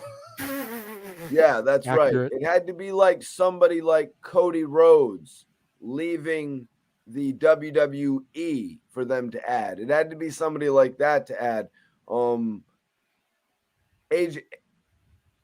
AJ Styles. Did he go to New Japan Pro Wrestling? He took over. Yeah, he won the world title. He won the world title and literally took it over. Yep. Oh, okay. I was just saying that match with Nakamura, that happened after he left TNA, or yes, after. Yeah. Okay, after. So yeah, he went there and established himself because, to be honest with you, AJ Styles diminished himself quite a bit in TNA. You know what I mean? Not taking anything away from Air Paris, but I'm just saying. Yeah, that's a throwback. You know, going to TNA and, you know, like being a good wrestler is one thing, but then when you're mimicking Ric Flair and creating a faction called Fortune, you know what I mean? You're wearing a robe. You're wearing a robe down to the ring. You're kind of diminishing your career a little bit. So him going to New Japan Pro Wrestling, apparently getting involved with the Bullet Club, just for time referencing, James, I think you said he took over for Prince He took Devitt. over, Prince Devitt once he went to He was in the WWE, second inauguration of Bullet Club. So did Finn Balor get signed? Oh, yeah, Finn Balor did get signed to the WWE with NXT before AJ Styles. AJ Styles actually came in and skipped that program. Yes. More than likely due to his age. I mean, it would have been nice to see him there. It was also probably his level of experience and name value experience. because, of course, he was also shortly after Shinsuke Nakamura, who was never in Bullet Club, but he still fought with AJ Styles, who was in Bullet Club. Next thing you know, both those men eventually go to WWE. Yeah, I think it's also fair to mention as well that every member of Bullet Club, and that includes the managers as well, so keep that in mind. Every world championship Bullet Club's had in some facet, whether they had it before Bullet Club or after. Yep. And that's if you really break that down, that's crazy. And that's another thing about this group. When Cody Rhodes got involved with the group, you know what I mean? Because of all I don't know at what point Cody Rhodes got involved with the group, but after he left the WWE, he started proving himself everywhere. Impact being one of the later places. I don't think anybody was really expecting Cody to go to Impact to prove himself, to be honest. He didn't do a lot there, actually, if I'm honest with you. Yeah, it wasn't really necessary for Cody to go and do that. And, you know, Cody wanted to go wrestle. You know what I mean? He wanted to go. He didn't want to go do comic books. He didn't want to go and do D-rated horror movies that even JJ does not review. Damn. What Cody, you mean, Mikey? I review everything. I'm talking about the girl on the third floor with CM Punk. I just gotta wait for the right time to get to it, bro. I do movies that star wrestlers. I do 31 Days of Horror. I just have a bunch of shit that I've already got to try and get in. Also, though, Mikey, I'll to get go there along with eventually. that Cody really established his name in Ring of Honor, where he became the American Nightmare and a member of Bullet Club and the Ring of Honor World Champion. And instead of the older belt that we see today held by the Ocho, brought out his own big shiny gold version. Oh, don't get me started with that glorified European Championship, but same shape and everything. But yeah, James, to your point, and look at what the Bullet Club has done for Cody Rhodes. They've put him in a position where he now has the credibility to go back to the WWE and get the WWE Championship because everybody in that faction has held every major championship. You know what I mean? He went out and he got that credibility.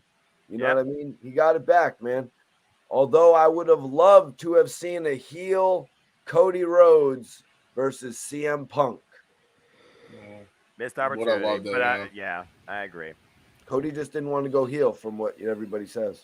Right, and then of course after AJ Styles was booted from Bullet Club, next thing you know, you had the rise of the Terminator Kenny Omega, and then the match that really I feel like redefined the perspective of professional wrestling in the industry with Kazuchika Okada back at Wrestle Kingdom 11, and then things just continued to went up from there. Not just for Bullet 12, Club, then 12, yeah. Yeah, but for the identity of professional wrestling, as you alluded to, James, what really could have been the idea of a vision for AEW, Chris Jericho versus Kenny Omega, Alpha versus Omega, Wrestle Kingdom 12, and we just keep going from there.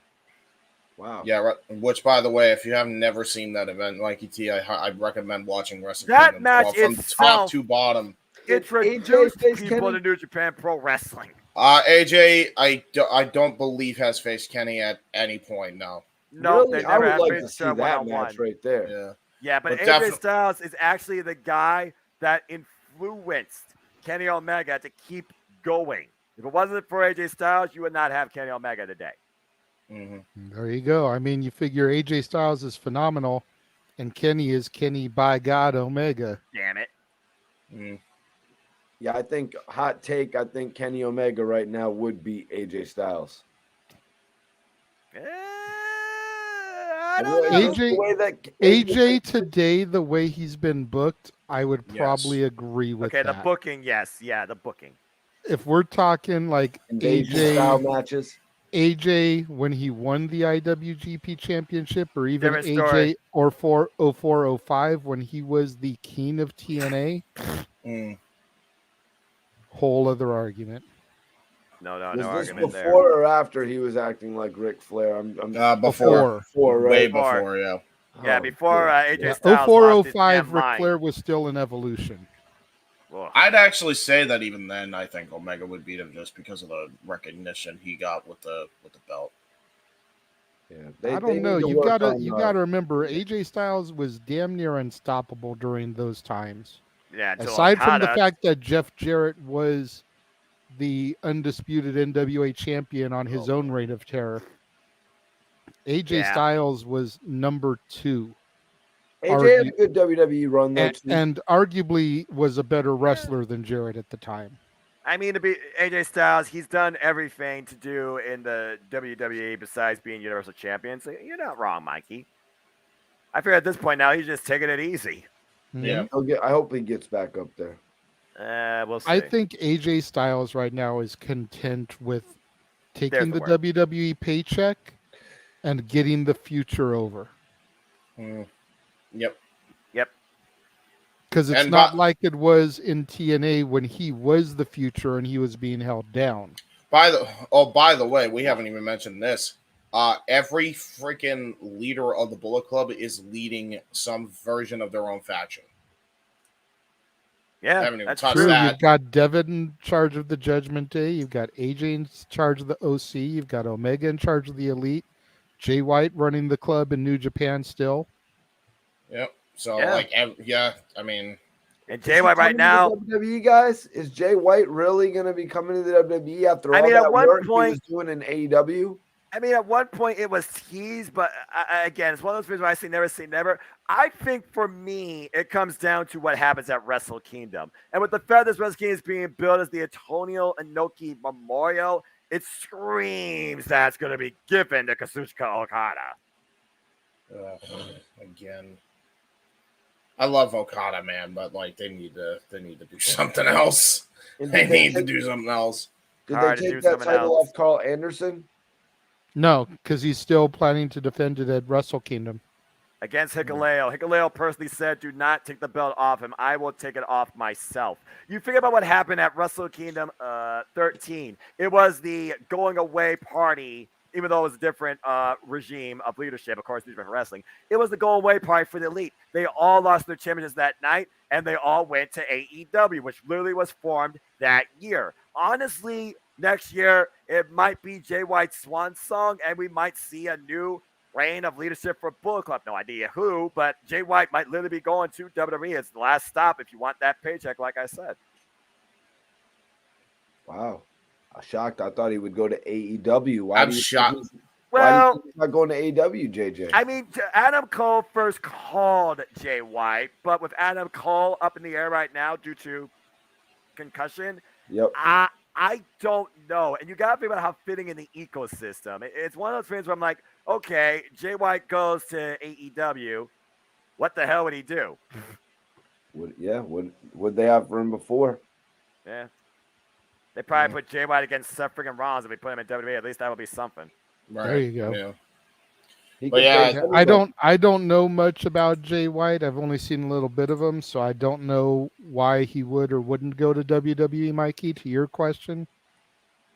But, I mean, could have Jay White and AJ Styles and Finn Balor, and they could all just form a unit if the OC is still going. You've got Gallows and Anderson there. Well, I mean, aren't they doing That'd be Finn good. Balor versus AJ Styles at Survivor Series next weekend? They are, but, by the time Jay White gets over there, they could all be back together again. You know how WWE storytelling is.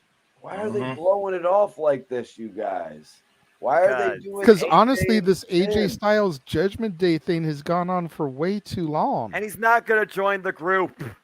I know, but why not do the multi-man match? It's Survivor Series. Why are they doing the one-on-one? I do agree they should do at least 3-on-3 or make it 4-on-4 Survivor Series and have Rhea and the Judgment Day versus the OC and Liv or Beth or whoever. Liv doesn't know where she is right now. She's just having a good time.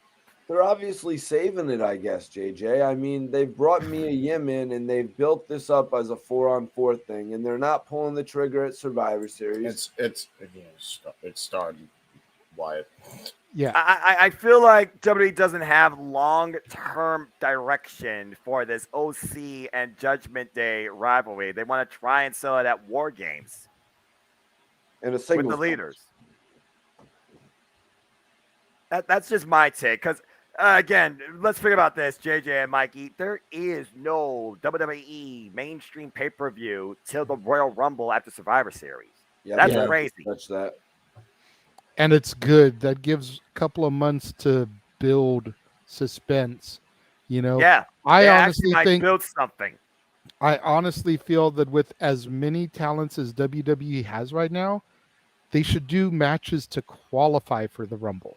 I hope they do that. I really hope they do that personally. They need to bring that back. You need to make the Royal Rumble actually matter with just more than one part-time name that everybody knows, like, oh, he's going to win. He's going to be in the main event. How about all those side promos from everybody saying, I'm going to win the Rumble. I'm going to make my way in the Rumble. And they all have their own reasons, their motivations. What happened to that? I say do it like this. You can have 20 matches. That's 40 people to qualify for the Rumble, men's and women's, across Raw and SmackDown. Yeah, exactly. Okay, so now you've got 20 people that have qualified for the Rumble. 5 people can come from NXT, and then 5 surprises. It would surprise me if Mandy Rose. I'll be honest. It would surprise me if Mandy Rose is not in the Royal Rumble next year. So, speaking of that, do we want to go on to the star comment from Wyatt? Yeah. I just wanted to try to get the conversation at hand done. I didn't want to try and, jump into something else while we were in the middle of a great conversation. And I knew this would be a good conversation piece.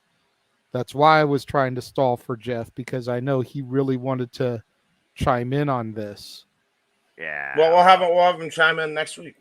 Yeah, he can open up. He can open up with his own LA Night. Let me talk to you stance on this, because I'm sure, being a diehard fan of the NWO, he definitely could add a lot of context to this. And And yes, I so- know they did this too. And before Bullet Club was a thing, NWO did it first. I know. So the real Wyatt asked to Noah, under Triple H, should WWE do Nakamura versus Styles one more time to try and have that final all-time match like at Wrestle Kingdom and like they should have done at WrestleMania 34?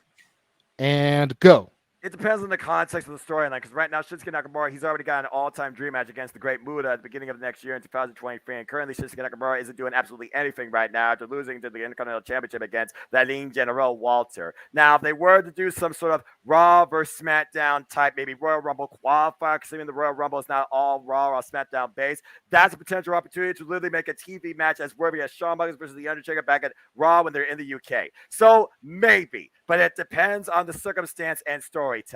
Never say never. Jeff able to get a comment through. He says, hopefully this goes through. My sincere apologies for not being able to appear. You can thank the builders of the grounds of Dodger Stadium for a shitty exit strategy and fucking asshole LA drivers. Yeah. So Jeff, you'll open it up with your thoughts next week. Yeah, I want to get this man's take for sure because, again, you all know where we now stand. The bottom line is this. The real Wyatt's whole thing is to try to have one final 5-star confrontation between the two. And I respect that, and I agree that they could definitely do it. You figure about what happened at WrestleMania 23 with Shawn Michaels and John Cena, and the follow-up on the Raw in the UK that went through 3 commercial breaks and was the main event, over 40 damn minutes. They surpassed what they did at WrestleMania. Shinsuke Nakamura and AJ Styles in a TV match booked to be can definitely freaking do that. I hear you. I agree with you. And again, Royal Rumble, it's not defined by brand. So if these qualifiers aren't just Raw vs. Raw exclusive, SmackDown vs. SmackDown exclusive, you change it up a little bit and do Raw vs. SmackDown, boom. That's how you do it. And then once you've had the 20 people decided, then you do a battle royal. Yes, last chance battle royal. No. Hold on. Hear me out. You do a battle royal. The winner of the battle royal gets number 30. The first person eliminated gets number 1. Ooh, I get you. I like Noah's idea of a last chance.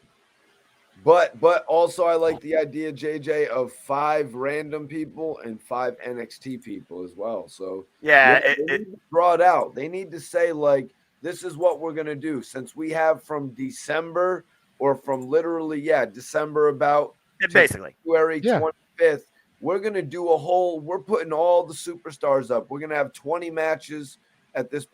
I was thinking 30 at first, but you do 20, be realistic.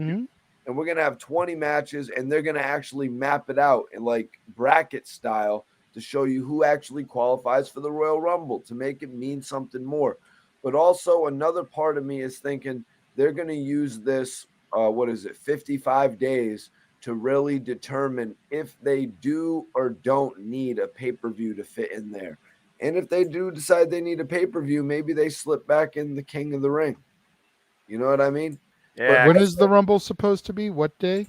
Maybe they usually do it like the third or fourth week of January. Yeah, it's usually like the 3rd Saturday or Sunday in January. I think it's the 7th. Oh, wait, no, that's the wrong month. Watch. It's either January 24th, I believe, or 28th. 28th. That's what. They go late with it. You know what I mean? The last Saturday of January. Just like the Super Bowl. You know what I mean? It's always getting pushed back. You don't want to compete against that. That's for damn sure. So they literally have 9 weeks from Survivor Series to the Rumble. Yeah, they have a lot of time. Okay. This is how you make the Royal Rumble matter again, top to bottom. Not even even if just you know that. the first and the 30th entrant and nothing else. Not even that's just a lot of that. suspension The disbelief. Mania by default matter also. Besides, Make your it's Mania. television matter, James, too. Yeah. It makes your television matter as well, the way JJ is laying it out. Yeah, actually make Raw and SmackDown actually interesting to watch. Absolutely. Damn, give me something to follow. Where's the essence? Like Where you were is saying something earlier, that draws Noah. me in? Give it It's to me. almost like the WWE video games. It's like they have those story modes in the video games where you could see a superstar's storyline play out. That's what television is supposed to be.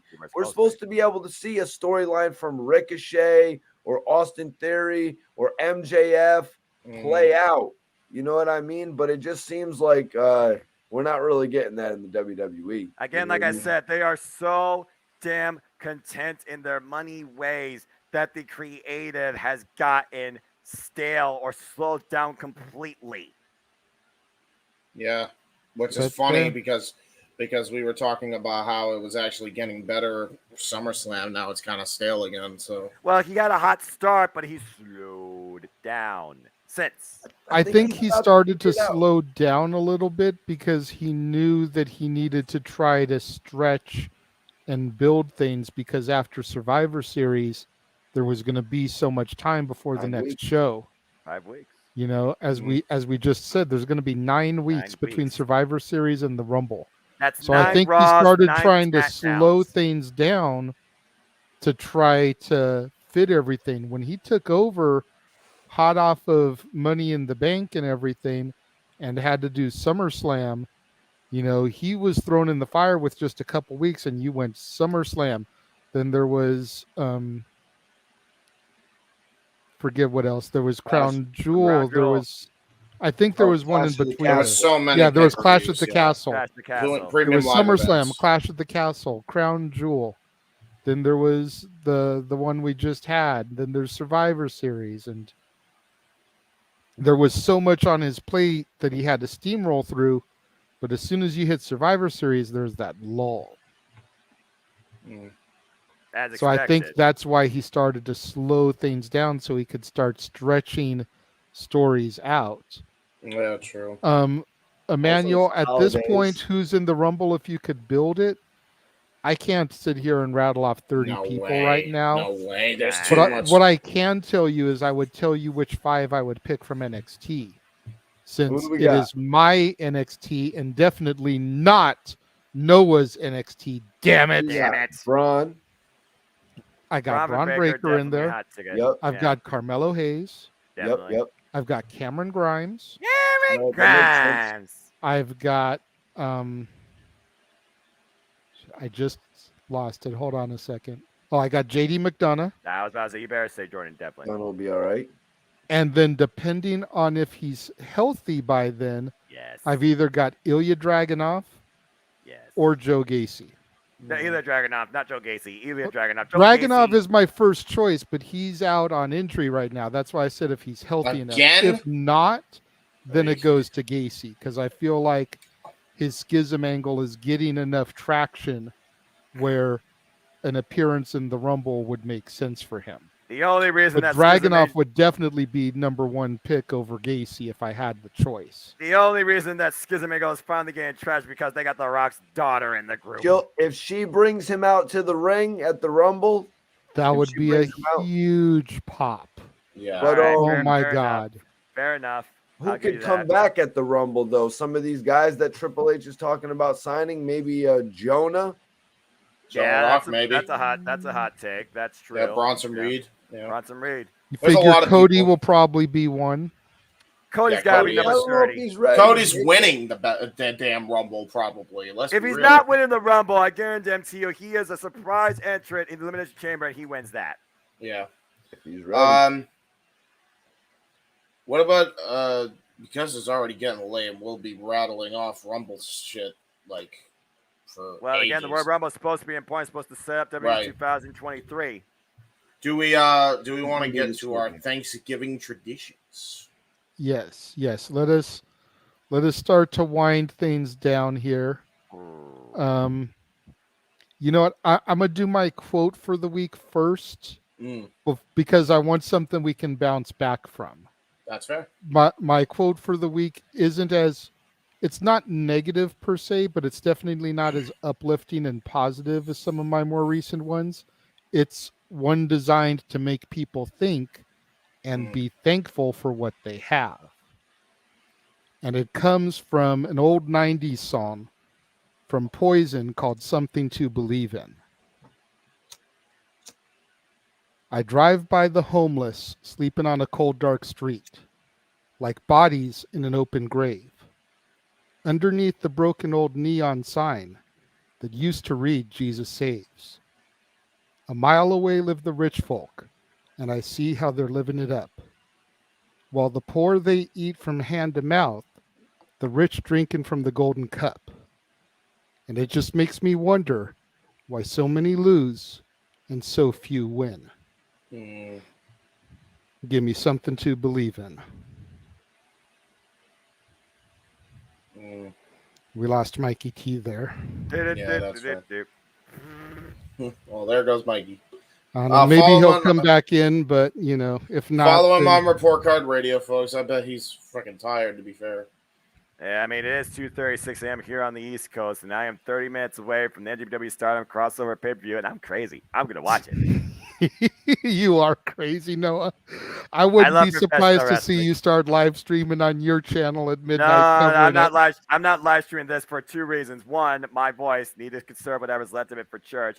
Two, I do not have enough overall knowledge of the entire Stardom ecosystem to render enough of a commentary live reaction feedback for y'all with this crossover pay-per-view. I respect Stardom Japan Pro Wrestling, but I am not fully educated in Stardom to give you enough of a background to everybody.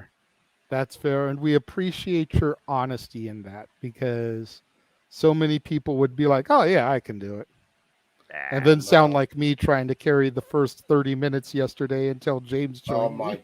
And James didn't know 2 of the 3 damn people. 6 people in the match. Well, 3 of the 6. The 3 of the 6, excuse me. I like that quote. So that's the idea of what to be thankful for. That's a good segue. Yeah, exactly. I mean, like I said, that song can be kind of depressing. It's actually one that reduces me to tears every time I hear it. But I just felt it was a perfect quote because, like you said, it reminds you what to be grateful for. Like, you are not one of those bodies on the streets. Yeah. You have a home, a roof, heat, family, food in your house, etc. Well, I'm thankful for my dad, man. My dad, for sure, is like a person I'm grateful for. He kind of gave me like a place when I didn't have one at one point. So, yeah, that quote really hit it home for a second. Twice, actually, he's taken me in. So, yeah, definitely my dad, I think. My family in general, my sister from Australia, my friends. Probably, honestly, I'd have to actually make a list. There's a lot I'm thankful for, to be honest. I know I could have it a lot worse, which I'm glad I don't. Yeah, absolutely. Noah? Noah. I mean, it's a fan tradition here that we always talk about 10 things we're grateful for, but I'll rattle off a few things. Above all else, I'm thankful for my Holy Savior up above for allowing me to still be where I am today and who I am. I'm thankful for my family. I'm thankful for all of you because I get by with a little help with my friends. Of course, I'm thankful for health, food, overall, just where I stand in life, able to see the day, walk on my own 2 feet. And of course, I'm absolutely grateful for professional wrestling. Damn it! Because it truly completes me, and honestly, without it, I'm not sure I would be fulfilled or actually be balanced in life. There you go. Wow. Well, I am grateful for my daughter, my family, my girlfriend and her family. I'm grateful for the fact that even though the economy is still struggling, even though employers are still trying to find employees and people are still trying to find work coming out of this pandemic we were in, that I have a job. I'm thankful for a lot, but one thing that I've grown to be really thankful for lately is you guys and the entire family we've built here across the Jeff Meacham Multiverse of Media. Yeah. Definitely. you guys, and Noah, you specifically, have really pushed me towards opening my view beyond more than just the McMahon walls. You know, I lived with people that watched AEW on a regular basis, and I didn't pay any attention to it. But coming together with you guys and hearing you guys talk about AEW you talked. and how Yeah, great I it is, remember that. I remember like, because you said he was a fucking salesman. You said that was the word you used. more or less, yeah. I mean, Yeah. he was trying to sell me on why it was so much better, and it's like, I don't want to hear that. For me, it's not so much, selling. It's just explaining a stance. At the end of the day, like I said, we are all fans of our own design and choice. What you watch in wrestling should not be dictated by what somebody else watched, nor should it be scrutinized. I just Exactly. want to encourage all to just your life and enjoy wrestling. I don't think there's one major player above the rest because an entire industry makes up an entire economy and ecosystem.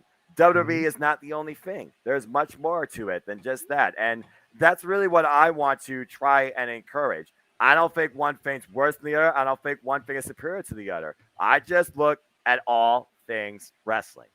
Exactly. And because of you, I opened my eyes this year to New Japan and was watching that weekly show for a little bit. Granted, haven't watched it for a while because it's a little harder to find on the broadcast that I have now. Fair enough. But for a while there, I was watching it. I was watching Impact regularly. I just watched it again on Thursday going into Overdrive, which was amazing. If you guys missed our coverage, go back in Go the check that archives, out. That watch was that. insane match. Hell of a show. But I've started seeing NWA product again, which I hadn't really seen since it was Championship Wrestling from Hollywood out here, and I was able to go and see it under Dave Marquez. So I've been kind of reintroduced to some wrestling that I used to watch and introduced to stuff that was never really on my radar. And a lot of that I owe to, like I said, you two gentlemen, more specifically Noah. So thank you.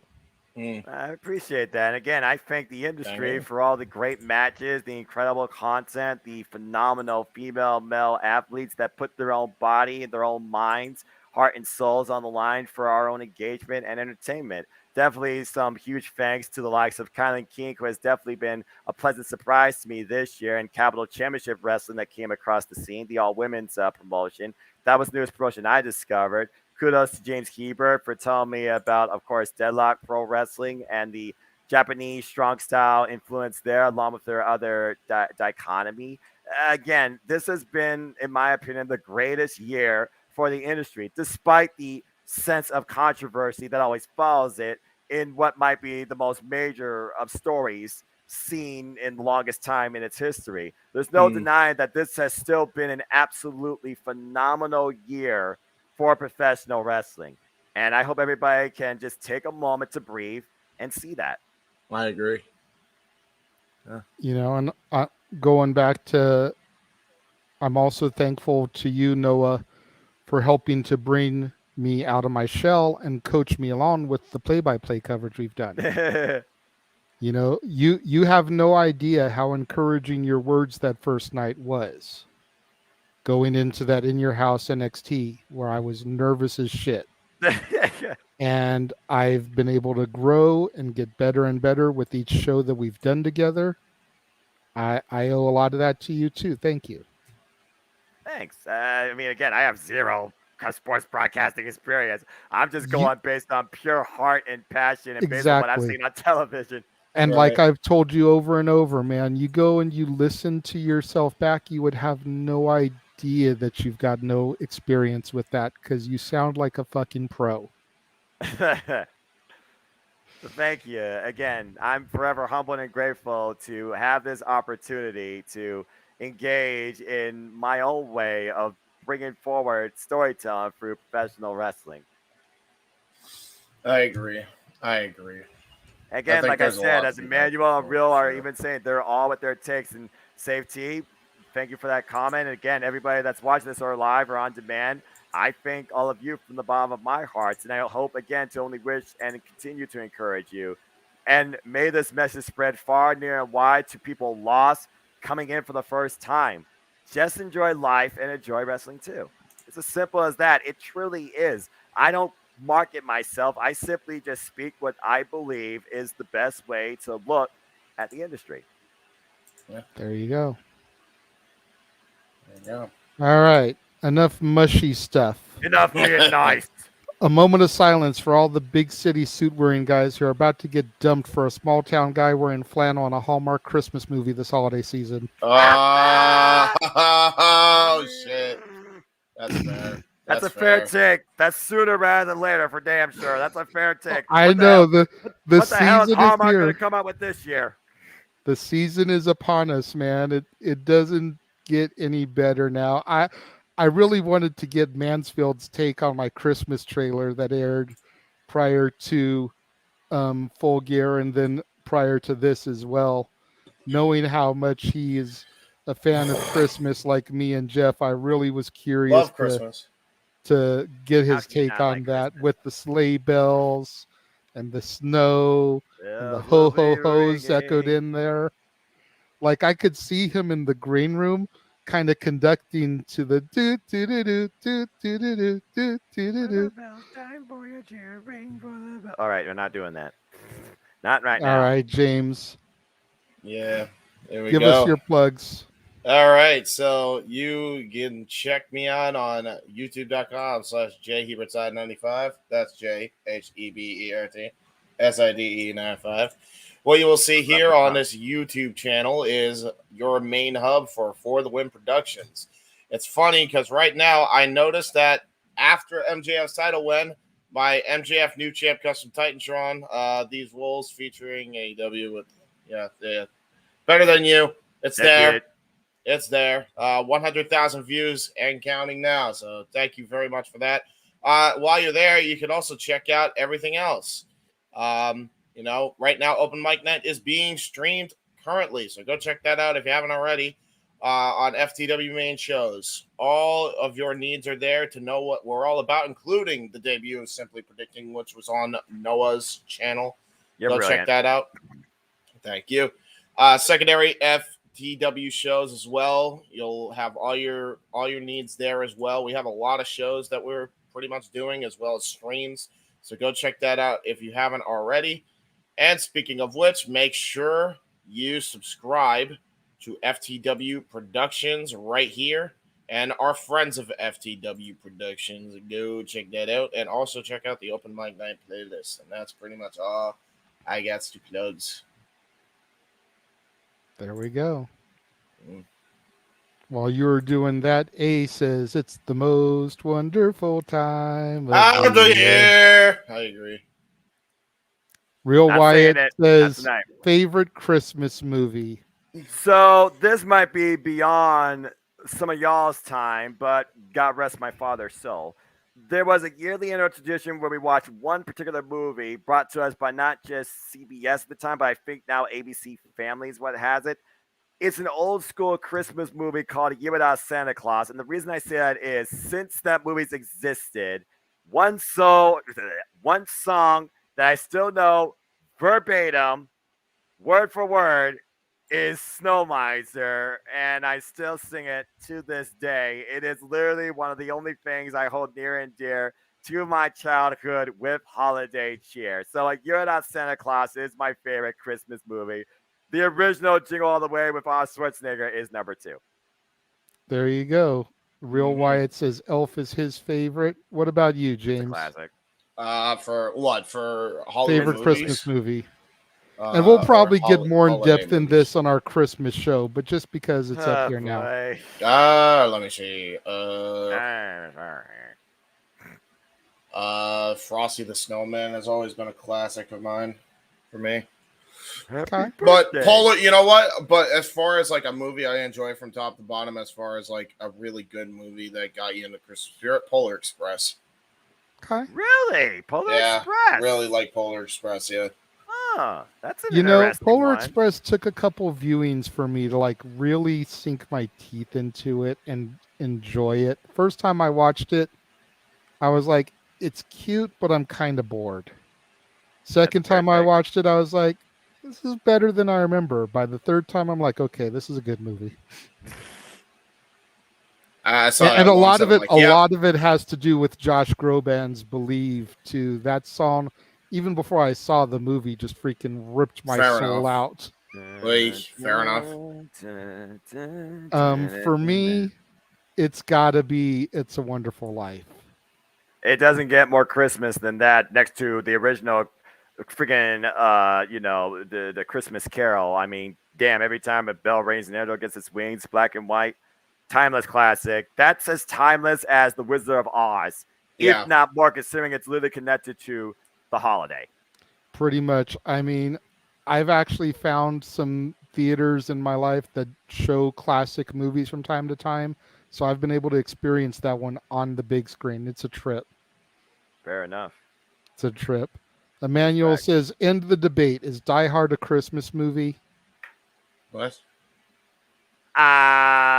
There's a lot of people that say Die Hard is a Christmas movie. There's a lot of people that say it's not. I mean, at the end of the day, it does take place on Christmas Eve at an office Christmas party with Christmas music as the soundtrack.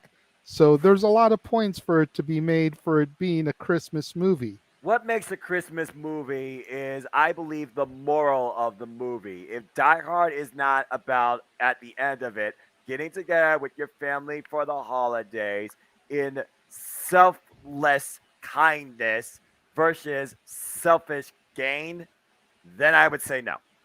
Well, then the debate's settled. Die Hard's a Christmas movie because that's what happens at the end. There you go. Spoilers. I rest my case, Your Honor. It's a Christmas movie. Yep. Sorry, people.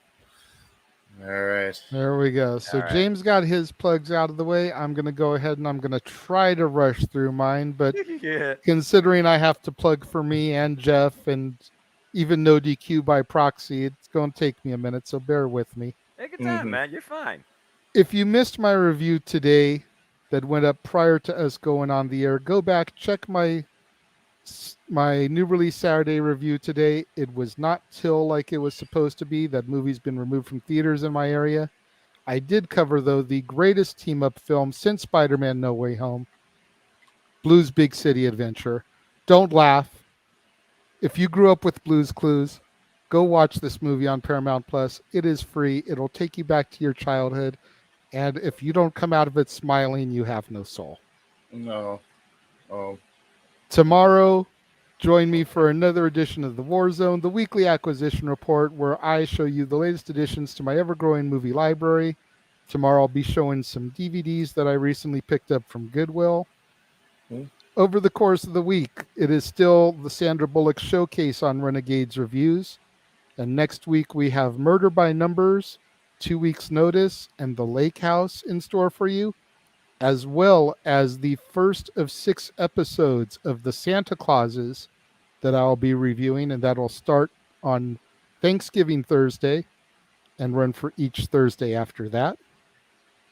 On Monday, Jeff and I will be discussing the top 10 charity singles on the Dads, Not Always on Wrestling. As we mentioned a couple times, with it being Thanksgiving week, we wanted to have something that kind of gave back. Charity singles are done to raise money and awareness for worthy causes. So we're going to be talking about things like What's Going On, which was done to raise money for AIDS relief, and then the 9/11 fund once that happened. USA for Africa, We Are the World. Elton John, The Candle in the Wind, that went to the Princess Diana Memorial Fund. Band-Aids, Do They Know It's Christmas? And so much more. Stat Boy Sports Bar is actually going to be at 12 o'clock Pacific, 3 o'clock Eastern this week, because Stat Boy has a poker game he has to go to at 3 o'clock his time. So he wants to make sure that he gets that done and he's able to go to his tournament on time. And then we've got Jeff taking over Renegades Reviews. It has already been filmed, edited, uploaded, ready to premiere. 3 o'clock Disneyland time. That would be 6 o'clock Disney World time. His review of Mickey, The Story of a Mouse.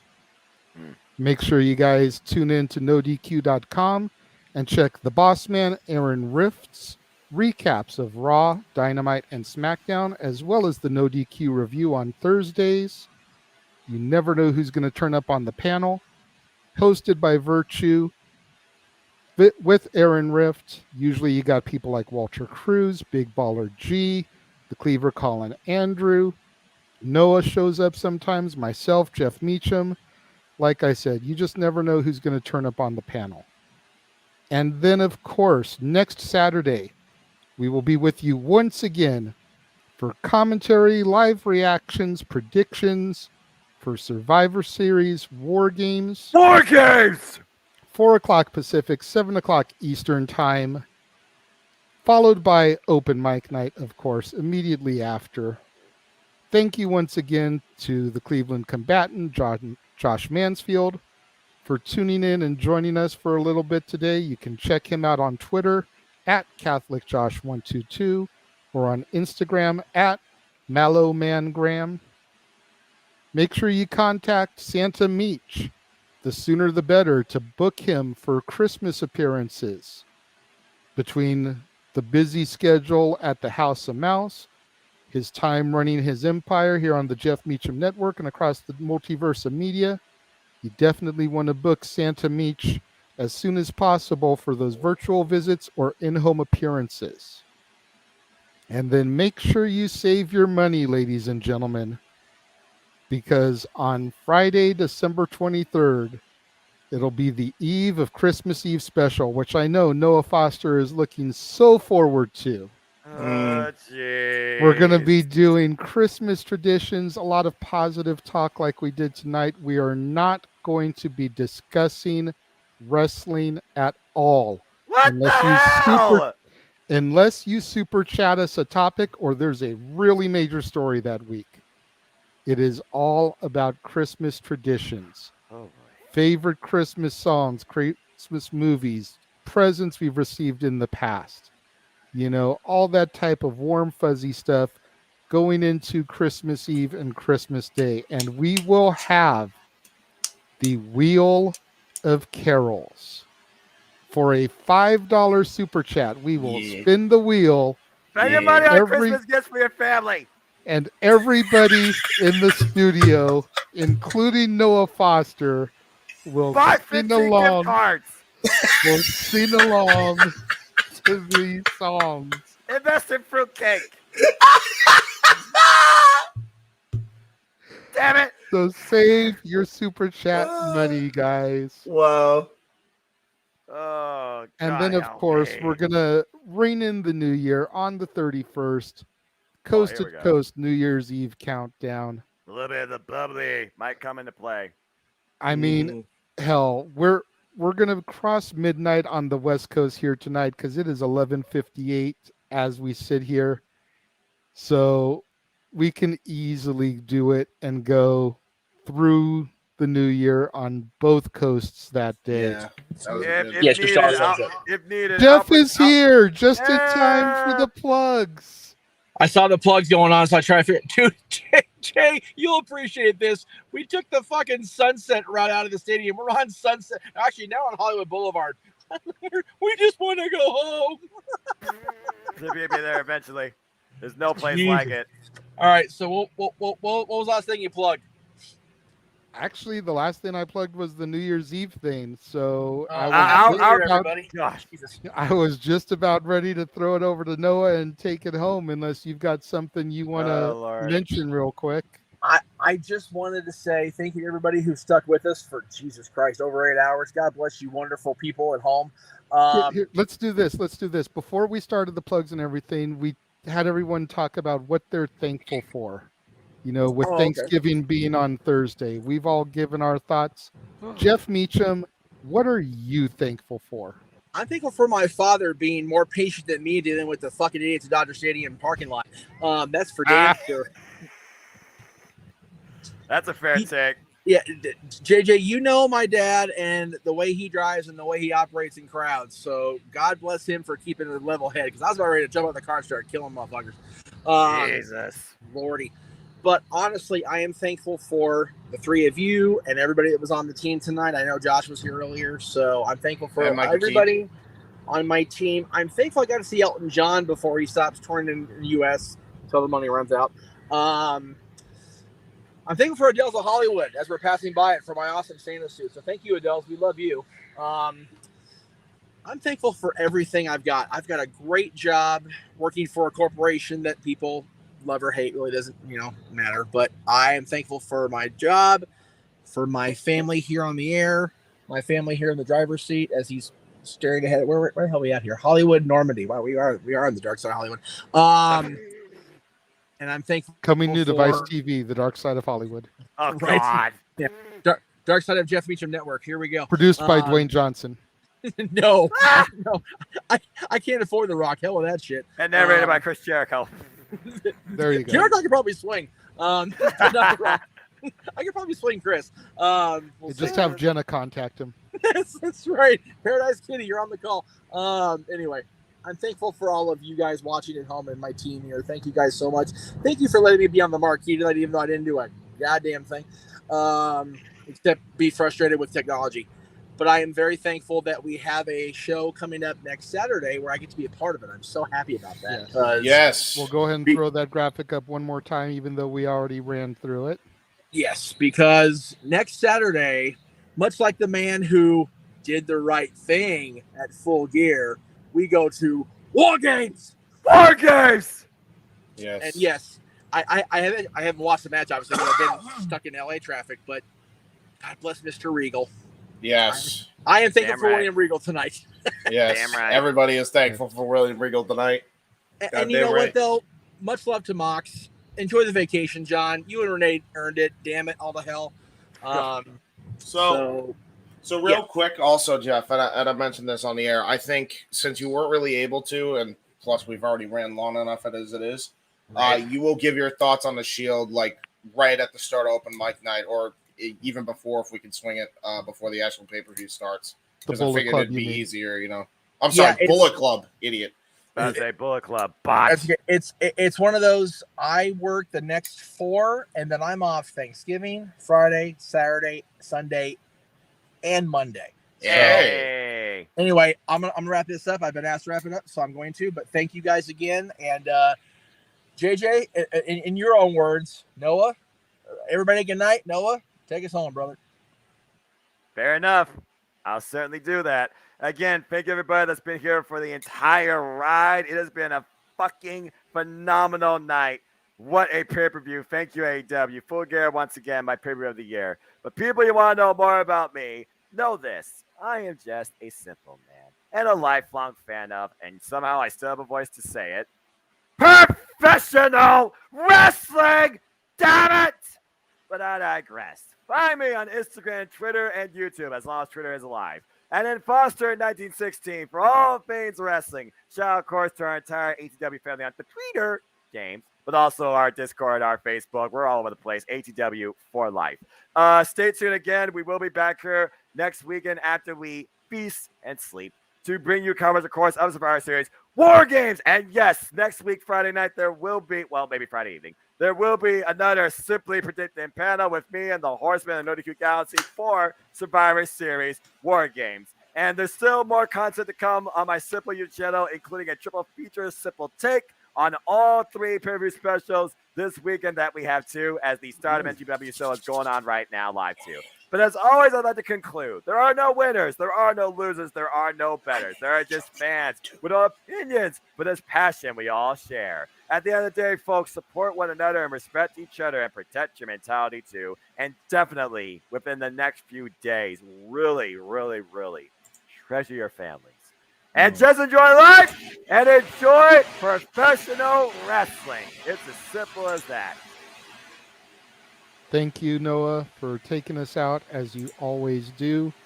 Thank you to the, at one point, 35 people that were watching our coverage of the main event this evening. Yeah. Like I said, in the post Jeff era of us doing these live streams, that is a record for us. So thank you very much. Thank you to The Real Wyatt for all of your super chats this evening. We greatly appreciate that. We Yes, sir. appreciate the love and support. For the Simple Man, Noah Foster. For the Heb Man, James Hebert. For the West Coast Professor, Jeff Meacham. The Cleveland Combatant, Josh Mansfield. And for Mr. Report Card Radio, Mikey T, all of whom joined us this evening at one point or another. I am the Renegade JJ Williams. Thank you all for joining us this evening. We will see you guys next Saturday. Have a good night, folks. I have no meme to end this on.